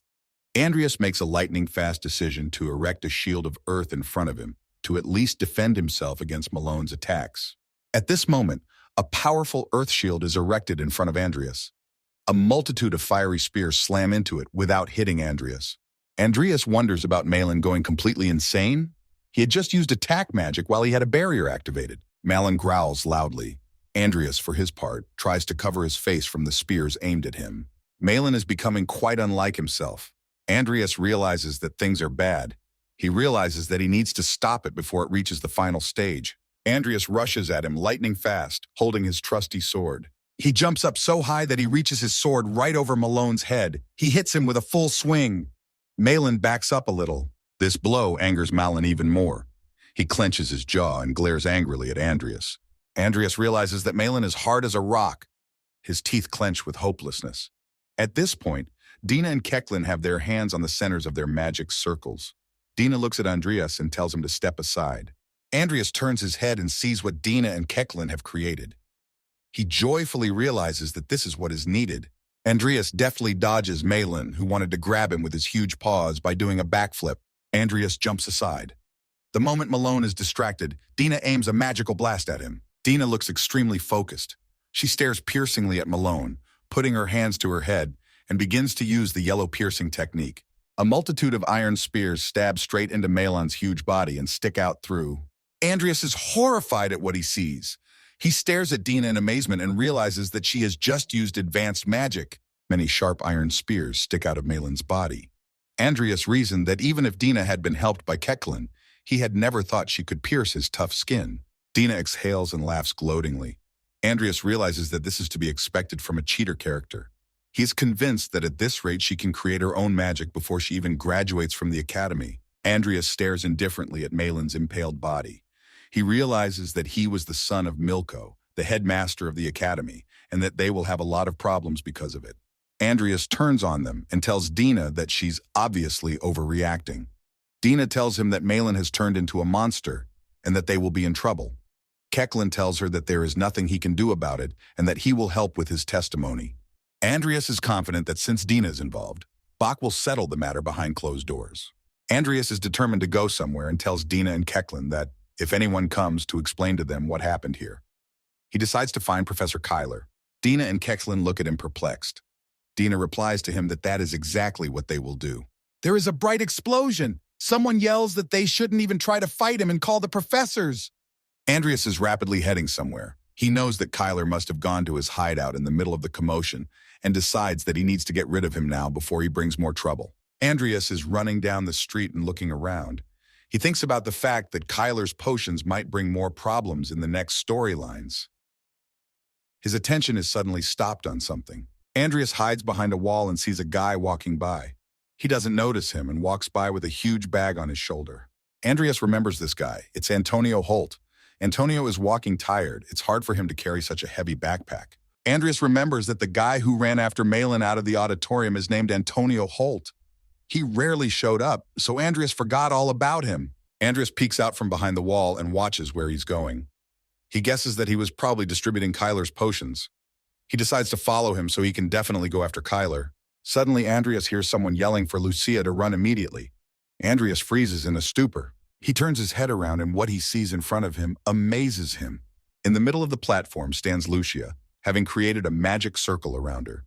Right above her sits a strange girl in tattered clothes. Behind Lucia's back lies a guy in the girl's arms. A terrifying creature sits above Lucia, mouth wide open with a bright flash burning in it. Lucia turns to the students and orders them to run away from here immediately. The girl holding the guy's head by his head asks Lucia fearfully, "What about her?" The guy starts to lose consciousness. Lucia heads swiftly forward as bright walls of light flash in front of her. She flails her arms trying to defend herself against them. A pink glowing wall burns between Lucia and the terrifying creature. From the powerful explosion, the guy and girl sitting behind Lucia fly off a great distance, screaming loudly. The bright pink light comes straight from the huge mouth of the horrible creature. Lucia feels herself getting very hot from the outgoing light. She thinks with horror that she's going to die here. Lucia creates a huge light magic circle in front of her, pointing her hands forward. All she thinks is that if she had known this would happen, she wouldn't have bothered with the treatment. She sadly realizes that she should have just lived carefree. At that moment, without a second's hesitation, Andreas rushed between them and with all his might knocked the fearsome creature down with a single swipe of his foot. The creature flies off to the side with a thud. Lucia watches in amazement. It's all too sudden for her. She realizes that Andreas has just saved her and faints. Frightened students run out of the building in a scattering. One of them runs ahead of everyone else and tells the others that he is running to get the professors. Selena comes out of the gate, holding the hands of an injured Chris. Someone is loudly wondering if everyone has made it out. Luis excitedly turns to Selena and says that he is leaving Chris to her. You can see the congealed blood on Chris's face. Selena fearfully asks Luis about what he is up to. He looks at Selena with a serious look and says that he will rush to help Vivian, as he has a bad feeling. Suddenly, a cold-hearted Ivy appears from around the corner. She turns to the students and asks them what's all the fuss about. Ivy looks serious and very focused. She glares at the students with her cold gaze and waits for them to explain. At this time, a pitched battle breaks out between Vivian and Toddlin. They swing their swords with determination. Vivian realizes with horror that if she doesn't stop Toddlin now, he will definitely go after Andreas. Toddlin looks fierce and angry. He grits his teeth and swings his sword at Vivian with all his might. He approaches Vivian with a frantic look, clenching his jaw and waving his hand. There is a scuffle. Vivian swings her sword at Toddlin, but Toddlin deftly holds her arms back. Vivian has no choice but to swing her head with all her might and hit him. Vivian leans her head down and Toddlin falls to the floor with a thud. He gets up as if nothing had happened. A trickle of scarlet blood flows from his nose. He becomes even more ruthless and fierce. Vivian looks at him questioningly, squinting her eyes slightly. Vivian looks in horror at the huge Toddlin. He's getting bigger and bigger. The clothes on his body are ripping at the seams. Vivian, with blood frozen on her forehead, looks at him confusedly and realizes that this is very dangerous. Toddlin transforms into a mad monster with red eyes in front of his eyes. His mouth is wide open. Vivian looks at him and is finally convinced that this is why she has to finish him off. She is rapidly approaching him, holding a long sword behind her back. Her eyes burn with hatred. Vivian approaches Toddlin. He in turn covers his face with his hands to keep from being struck by the sword. Vivian looks at Toddlin in surprise and fear, her mouth slightly ajar. Without wasting a moment, she leaps from her seat and leaps high. Before he can even get close enough to make a sword strike, Toddlin swings his huge paw as hard as he can and hits Vivian. She flies away from that impact a great distance and rolls on the ground. Vivian finds the strength to kneel down. She sees before her the bright drops of blood that drip from her face. She looks angrily at the slyly laughing Toddlin and realizes full well that she is still weak. She gets into an attack posture, holding her sharp sword out in front of her. Her strength slowly begins to leave her. She sadly realizes that she won't be able to protect Andreas like this. Toddlin angrily opens his huge maw so that all his teeth are visible. He growls loudly in an inhuman voice. Vivian's eyes turn white. No pupils are visible. She looks at Toddlin with hatred. Toddlin furiously tries to pounce on Vivian. A bright pink mana forms around the bottom. Suddenly, Ivy comes up to Vivian and sternly tells her to stop. After all, she doesn't want her to die. Vivian stands in complete shock with her eyes wide open. Ivy nonchalantly walks over to the monster Toddlin and holds his huge hand tightly. She continues to hold up her hand and stares intently at Toddlin. She recognizes that he is the one in monster form and says she is sorry. With one swing of her sword, she slices off his head and the arm she was holding tightly. Vivian looks devastated and surprised at what is happening and says Professor Ivy's name. Ivy stands over Toddlin's body in cold blood and puts her sword away on her belt. She says it's too late. Vivian stands behind her and marvels at how strong she is. Vivian stands behind Professor Ivy and tries to say something to her. Ivy feels a piercing gaze on her. Ivy turns to Vivian and praises her for lasting long enough to fight the Toddlin monster. At that moment, Vivian realizes that she must become even stronger than before. At this point, a battle continues between Andreas and the wild creature. Andreas grabs the unconscious Lucia and runs at high speed away from the furious creature. The wild creature runs after him with great speed. To buy time for a little while, Andreas creates an earthen protective shield between them. At that very second, a stone wall forms in front of the enraged creature. Andreas' only thought is that if Kyler manages to sneak away, the war storyline will become too problematic. He holds Lucia tightly against him and sadly realizes that he can't summon the undead in such a situation, so there's no way he can overpower her. Andreas runs away from the creature while it has already destroyed the earth shield and is running after Andreas with even more fury. Andreas looks at Lucia carefully and decides that he needs to move her to safety first and then go after Kyler. As he tries to run away, a man in a suit stands in front of him.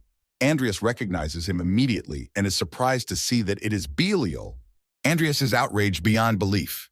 He's amazed that he is standing calmly as if nothing happened while his students are being attacked. Belial stands nonchalantly and silently watches what is happening. Andreas runs past him and says he's leaving the monster on him. Belial continues to stand quietly, folding his hands in his pants pocket. Belial looks after the fleeing Andreas and thinks about what he was hoping he would show him. At that moment, the creature comes at him with its jaws wide open. Belial stands, ignoring her, and does not take his eyes off the receding Andreas. He hears an inhuman growl behind him. He silently turns to the creature and sizzles it with a single glance. A bright flash of light forms around it. Belial nonchalantly huffs. A flash occurs with such force that it illuminates the entire area of Rodlin Academy. Andreas manages to carry Lucia to the hospital. He stands in front of the hospital bed where Lucia is lying unconscious. A nurse is next to her, trying to bring her to her senses. The nurse says that Lucius is fine and that she's just in shock from the mana depletion. She assures her that she will be fine after she rests. She happily reports that Lucia is awake. Lucia tries to open her eyes. Andreas looks at her fearfully and tries to see how she's feeling. The nurse looks approvingly in their direction and says she has to go. Lucius asks Andreas in a weakened voice that it wasn't a dream. She says that she thought she was going to die. Andreas tells her that she was on the edge. He sternly asks her why she even got involved in this. Lucia, annoyed, replies that she didn't really want to do it, but there were people there who couldn't escape, so she had no choice. Andreas, smiling good-naturedly, notes that she says it like a hero. At that moment, he thinks about the fact that if everything had gone according to plan, Lucia wouldn't have been hurt. He feels his guilt towards her. Lucius tries to get out of bed and angrily rebukes Andreas for almost dying. Andreas calmly replies to her that she seems to be fine since she has the strength to be sarcastic. Andreas realizes that she was in such great terror that she can now shut herself away in the lab and devote all her time to research. Lucius looks at Andreas leaving and sits down on the bed. She asks him resentfully about him coming to her just to mess with her. Andreas nonchalantly walks to the door and says he's busy, so he has to go. He stops suddenly at the door and turns his face slightly toward Lucia. He suggests to her that when this is all over, he should start working on her potions. Lucius looks at him in surprise, not believing her ears. Her mind suddenly flashes back to the moment when Andreas bursts into their fight with the fearsome creature. She remembers him violently kicking it with his leg to save Lucia. Lucia remembers that she could hardly see Andreas at that moment. She's wobbling all over the place. Her strength is almost completely gone. The last thing she remembers is Andreas reaching his hand towards her and angrily shouting her name. She lowers her head in embarrassment. She becomes ashamed of her behavior at the hospital. Through the gold-framed hospital window, you can see Lucia, who sits sadly with her head down. It's nightfall. In the forest, a huge owl with glowing eyes sits on the branch of a thick tree. Andreas walks confidently, skirting the huge cobblestones, heading towards the house. He reasons that according to the storyline, the fight with Kyler as boss should be in this hideout. He doubts if it will be here, since everything happens much earlier. In the middle of nowhere, in the middle of the trees, sits a small, unremarkable building. Andreas realizes that he needs partners to defeat Kyler. Next to Andreas appear his invariable assistants, the tiger Timur and the skeleton Nickel. Andreas, with a decisive movement of his hand, directs them straight to the shelter. They obey his orders without question. Brightly colored explosions form around the house. The house explodes into pieces. Timur and Nickel smash it violently. Andreas stands, squinting his eyes slightly. He looks unperturbed. He realizes perfectly well that he doesn't need to go that far. Nickel grabs the man in the shelter by the throat and lifts him high above the ground. The guy screams loudly with desperation, opening his mouth wide. Andreas looks at the guy in amazement and can't believe his eyes. He recognizes him and realizes that it is Antonio Holt. As Timur holds Antonio above the ground, Nickel walks up to him and chops Antonio's body in half with one swipe of his hand. Andreas guesses that Kyler is here as well. Timur is standing on the ruins of the shelter. There is not a living thing left of him. Andreas stands and stares at him in silence. He sees that Timur has become much more powerful after the evolution, and that he easily defeated the monster at the peak of its power. Timur stands with his head down. His eyes burn with a red light. He growls heavily. The electronic scoreboard says that he is a legendary dead berserker. His rank is 6. His mana is 2010, his hallmark is ego, and his skill is melee and berserk. Andreas turns his attention to Nickel's skeleton and speculates that he is enhanced with mortal sins, so a medium difficulty boss won't be a problem for him. Beside Andreas steps huge paws and boots. Andreas humbly crouches down to what's left of the hut. A voice is heard from beneath the ruins, asking who is here. Andreas and Nickel look puzzled at where the voice is coming from. Andreas puts his hand to the floor, creating a magic circle, and fumbles for something. In the floor in front of them, a door to the basement opens. There is absolute darkness. Andreas looks carefully into the passageway where a huge staircase leads. He decides without a fraction of a doubt to go down there to visit the terrorist. He calls his faithful assistants, Nickel and Timur, to follow him. Andreas slowly treads down the stairs leading downstairs. From what he sees, his expression changes and becomes surprised. Black rays begin to emanate from the basement. Andreas, Nickel, and Timur dodge them out of surprise. Kyler stands in the blackness, frowning his eyebrows and squeezing his eyes shut. He asks Andreas about how he knew about this place. Kyler slowly rises from the basement, black mana enveloping his body. Andreas and his aides are waiting for the moment to attack. Timur clenches his fist tightly. Kyler glares furiously at Andreas with a furrowed brow and clenched teeth. He coldly refers to Andreas as Karen's assistant. The powerful arm of a huge giant is visible from the sky. It approaches Kyler to grab him. Kyler freezes, his eyes bulging. A huge hand strikes where Kyler is, and he manages to deftly jump and dodge the blow. Kyler is looking perplexed somewhere, eyebrows furrowed, the corners of his cube pulled down. In an instant, his arm below the elbow flies off. He watches it with horror, unable to believe his eyes. Kyler is starting to feel the pain. His face wrinkles, his jaw clenches, his pupils constrict. He shifts his attention to Nickel, who has ruthlessly cut off his arm and is right now distancing himself from him. Kyler tries to touch his severed arm. He howls in pain. His mouth is wide open. Andreas coldly smiles slyly and apologizes to Kyler, for it was his head that was supposed to fly off, not his arm. Kyler bloodily heads towards him. Black clots envelop his body. He angrily calls Andreas a brat and says that he realized that it was Andreas who killed Karen. At that moment, a tiger named Timur appears behind him. He swings at Kyler, clasping his hands together. Kyler turns back frightened. Timur jumps up and soars high up. He delivers a powerful high kick to where Kyler is. Andreas watches them coolly and tells Timur to finish him off with one punch. Timur looks furious. He opens his mouth wide so that you can see his sharp fangs and growls loudly. He lunges downward, aiming his powerful fist at where Kyler is. From that powerful blow, everything around him shatters into small pieces. Andreas looks questioningly at what's going on, perplexed as to what's going on there. Timur's paw shoots up into the resulting shield of Kyler. Timur growls loudly as he tries to get his paw out of there. At this minute, Timur begins to become completely enveloped by the slimy streaks released by Kyler. He tries to break free of them. Andreas is dumbfounded, saying it's unfathomable. The color of the slurry turns to swampy.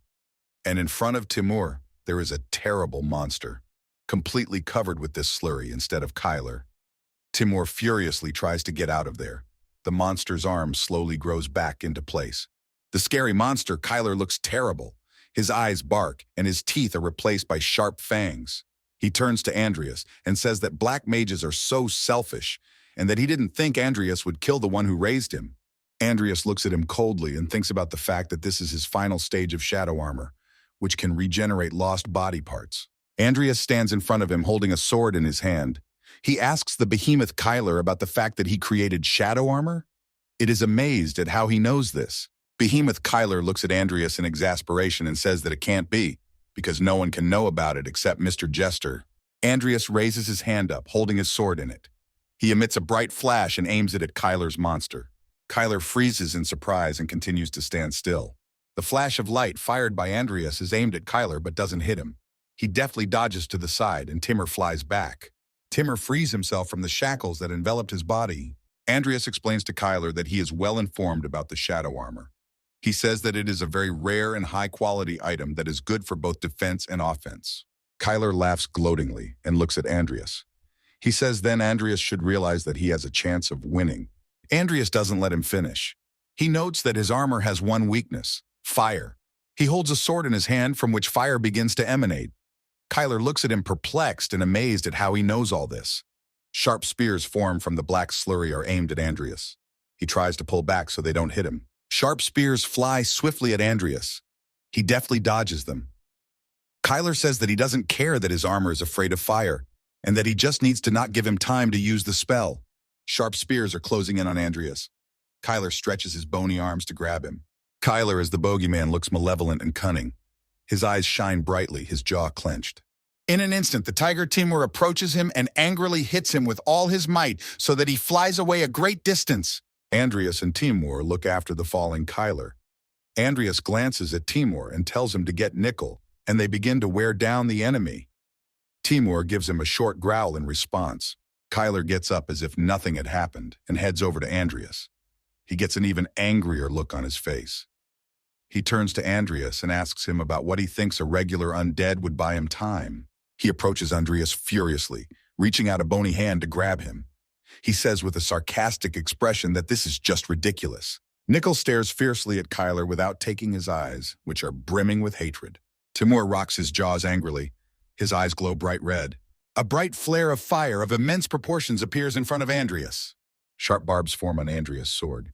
Andreas tries to touch them and exhales. He notes that it took him longer than he bargained for. The swamp sludge begins to envelop Timur again. He tries with all his might to get rid of it, tearing it with his paws.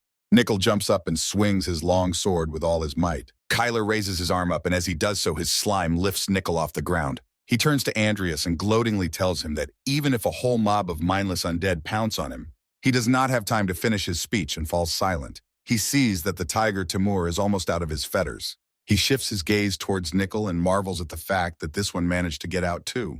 He is enraged beyond belief that mere undead can handle his shadow shackles. He thinks it's completely absurd. While he is musing, Timur and Nickel are already breaking free of their shackles and heading for Kyler at breakneck speed. Kyler wonders who they are. He covers his head with his hands to shield himself from the blows. For a moment, he assumes they are the ones from the meeting.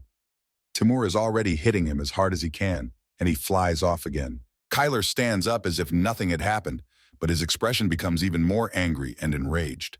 The Galaxer sword in Andreas' hand transformed into a bone whip. Andreas performed fusion magic. Kyler quickly walks through the ruins left of the shelter and is amazed to see Andreas holding a whip in his hand. Nickel is lightning, fast heading towards Kyler, swinging his sword at him. Kyler, in order to keep Nickel from getting any closer to him, emits his shadow shackles from his hand. Andreas rushes rather to Nickel's aid, waving his new weapon. Andreas heads towards Kyler. In his hand is his long whip, the end of which is approaching Kyler. He tries to dodge it in terror, but he fails to do so, and the whip wraps around his body to restrict his movement and bind his hands. The whip pressed tightly against his body, and the sharp barbs dug into him painfully. Kyler stands completely immobilized and looks at Andreas in bewilderment. He rebukes him for saying he would use fire. Andreas pulls the whip even tighter. Kyler's one arm is still free. Kyler tries to get Andreas emotional and asks him not to tell him that he only knows how to use his tongue. He asks him about his inability to use flames. Andreas's gaze is full of hatred. He looks at Kyler and says that this trick could cost him his life. He applies the bone blast. A trickle of blood runs from Andreas's nose down his chin, entering his mouth. The whip on Kyler's body ignites in an instant with bright flames. Kyler realizes with horror that Andreas has used a double spell. A bright explosion envelops the entire space. Andreas stands in front of him. Timur is behind him. Andreas, wiping the blood from his face, notes that it was harder than he expected. He says that Dina is quite something since she was able to pull it off so easily. Andreas is pleased with himself. He says that the new technique worked out well, except that Kyler's body turned to dust because he put in too much mana. Trinity stands and watches what is happening. Timur begins to slowly fade away. Andreas walks off into the distance all alone. He realizes that after a high-profile event like Kyler's death, the assembly is sure to make its move. He decides that for now, he should take the item from the hideout, cover his tracks, and leave. He guesses that the academy must be in chaos right now, so he decides to get back there as soon as possible. Someone's powerful fist hits the table with all its might. Bas Alwyn asks someone to repeat again how many people there were. His face expresses horror and slight consternation. A young guy with glasses fearfully reports that there are 15 people in total, including 4 students from Milko Academy. Bak Alwyn stands angrily, propped up on the table. The guy continues to report that, according to witnesses, the potions were distributed by Antonio Holt, who soon disappeared. He says that Antonio is Professor Kyler's assistant. Bak Alwyn sits down in his chair and sternly interrupts his story, saying that he has had enough. He orders that all academy activities be postponed until the investigation into the case is complete. He says that further details will be announced after a meeting with Principal Zeos. The boy silently removes himself from the office. Bak Alwyn sits angrily at his desk. His face is frowning. He looks fierce and very angry. He's amazed at what is happening at Rodlin Academy. The ruins from the shelter continue to lie motionless in the vacant lot. Andreas walks down the stairs and speculates that maybe it's about the broken course of history, but there are a lot of items he's never seen, and most of them are some kind of bullshit. Andreas scrutinizes the shelf of books. He picks one up and sees that it's Kyler's book, and there are more entries about shadow magic. He, as a black mage, is curious about it, but he has never paid attention to it before. Nickel holds out to Andreas a black book with a golden image of a cross. Without even turning to him, Andreas tells Nickel to put it down as well. Andreas stops his gaze questioningly at something interesting. Against the wall is an unusual red chest with gold inlays. Andreas takes a long look at it. Andreas immediately guesses that it's a chaos chest. Nickel stares at him incomprehensibly. Andreas is shocked that he came so close to it and didn't feel it. An ugly hand with an eye climbs out of the red chest and stares piercingly at Andreas. Andreas stared at the chest in concentration. He concludes that it means someone has separated him and Mimic's body, which means that he can safely take the treasure without having to fight the monster. Andreas resolutely approaches the chest to look inside. Andreas opens the chest and thinks about the fact that he'll only take the contents if Kyler didn't take them. He knows one rule. He can only get 3 items out of there, and it will turn into a regular chest. Andreas reaches out to stick his hand inside. He realizes that it's rare to come across something like this, so all the items inside are very valuable. Andreas resolutely sticks his hand inside the chest, which contains a strange slurry that makes it impossible to see what's inside. The first thing Andreas fumbles and pulls out is a huge golden key. The next thing he pulls out is the Chaos Mimic Core. It's such a black ball with lightning inside. Andreas continues to carefully fumble for something valuable inside the chest. He realizes that he can't use the Chaos Mimic Core right now, but he is confident that it will be of use to him. Suddenly, his hand touches something hard and a loud thud is heard. Andreas stops in surprise. From a trunk, he pulls out a slightly rusted antique sword and is greatly surprised to find that he pulls it completely out of the chest and scrutinizes it closely. The electronic scoreboard says it's an ever-changing sword. Its mana conductivity is 0. The shape and attributes of the sword change depending on who uses it. Andreas takes the sword in both hands and scrutinizes it. He thinks about the fact that he already has a Galaxer sword and that he doesn't need this sword. Behind him, he hears an unintelligible sound and perplexedly turns around to look at it. Nickel stands silently in front of him and holds out his hands, asking for Andreas to give this sword to him. Andreas agrees without objection and gives him the sword. He smiles good-naturedly at Nickel and tells him that he was just about to buy him a new sword. Nickel clutches the hilt of the sword tightly. Andreas looks at him with undisguised surprise. A blue negativity begins to form around him. A confident Nickel stands before him, holding his sword firmly in his hands. His eyes are burning. The electronic scoreboard reads that it is an ever-changing sapling. Its mana conductivity is 150%, and its strike speed is 200%. The damage increases if the wielder takes a stance for a period of time. Andreas looks at Nickel in amazement and marvels that the shape and balance of the sword has adjusted to him. He is pleased that Nickel also has additional parameters and now has a named item. Andreas continues to look at Nickel with his arms folded at his side and tells him to carry his things, as it's time for him to go back to the academy. 5 days pass.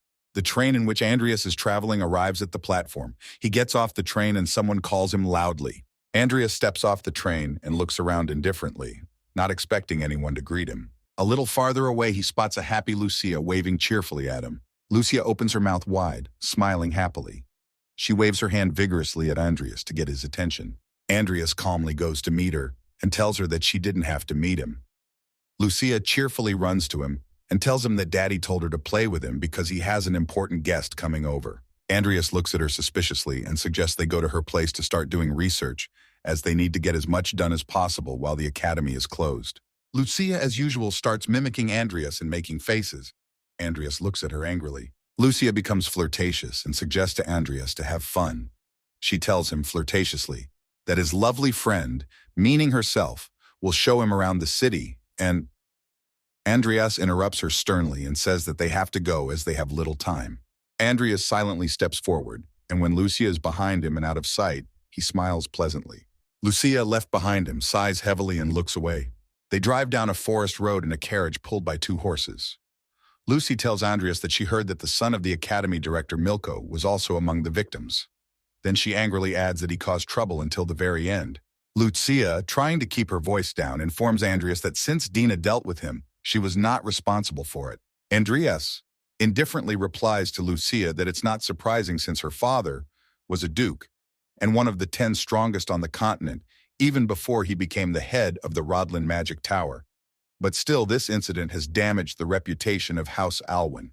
Lucius enthusiastically replies that it's great that Dina has those who can help her.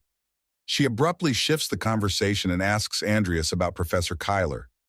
Andreas indifferently replies that he was killed by a monster he created himself.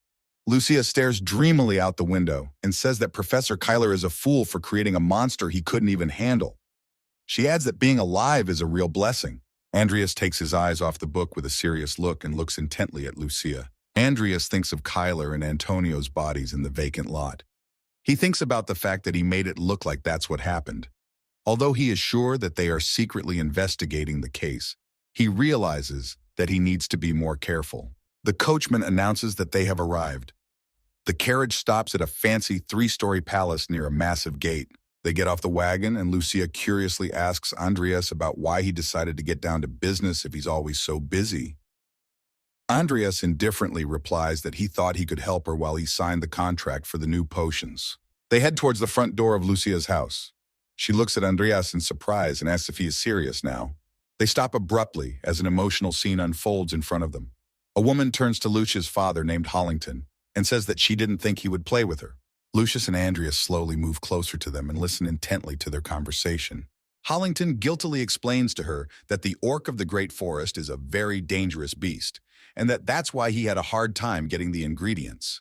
The girl turns to him frustrated and asks about the fact that he thinks orcs are scarier than her.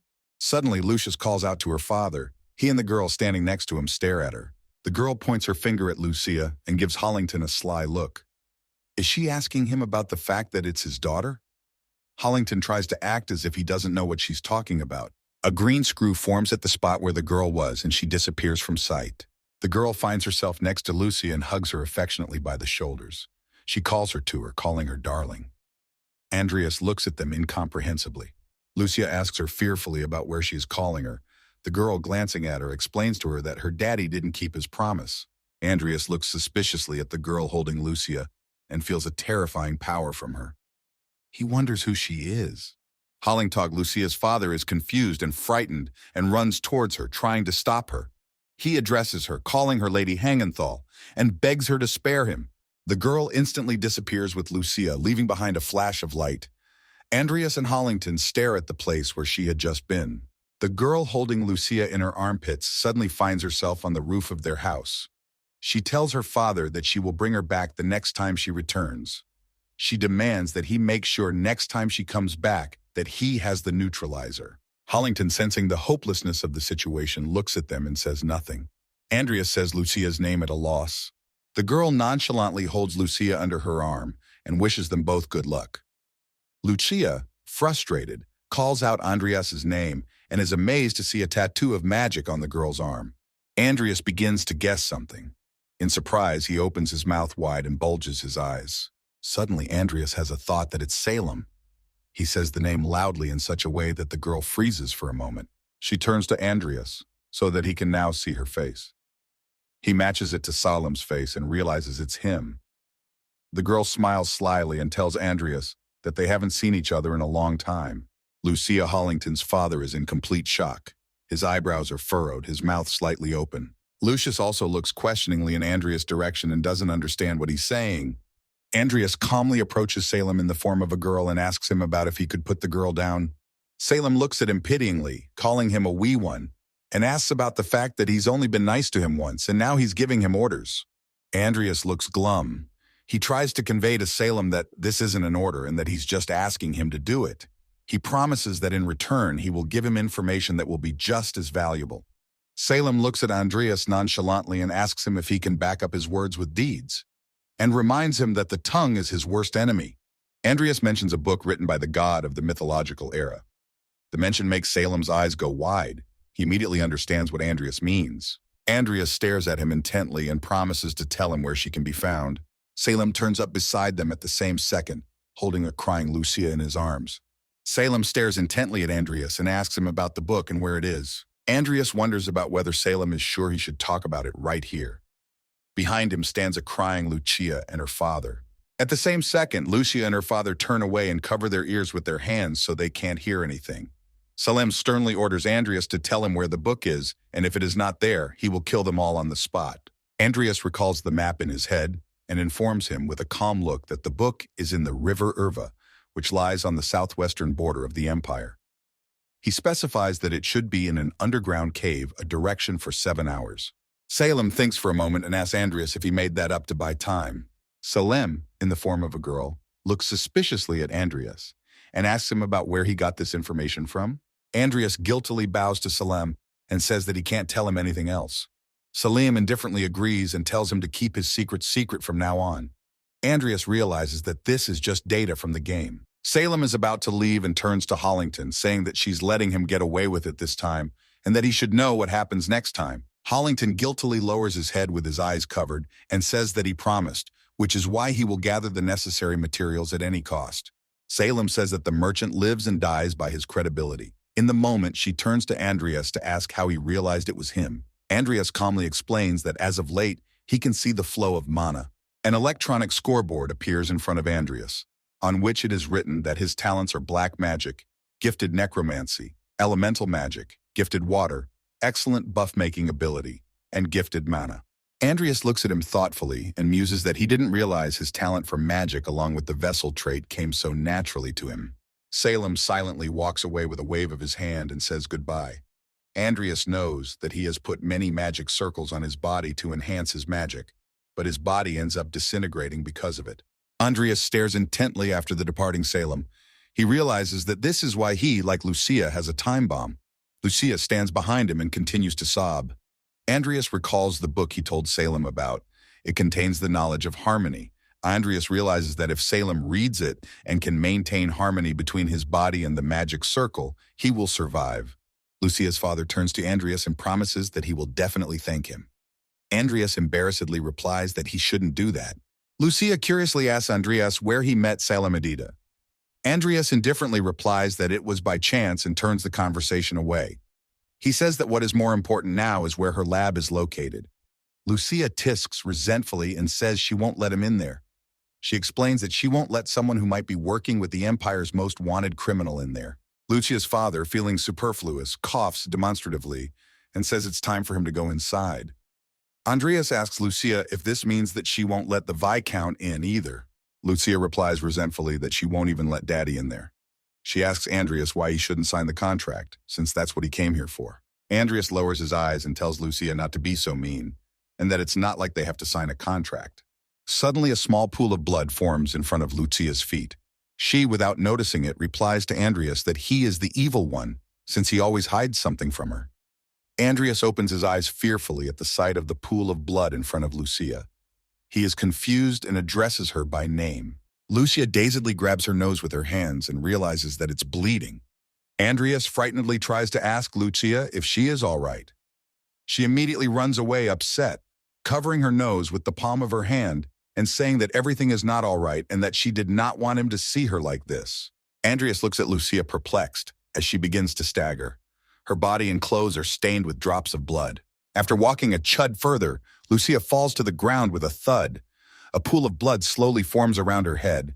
Andreas runs up to her and tries to call out to her, but it proves unsuccessful.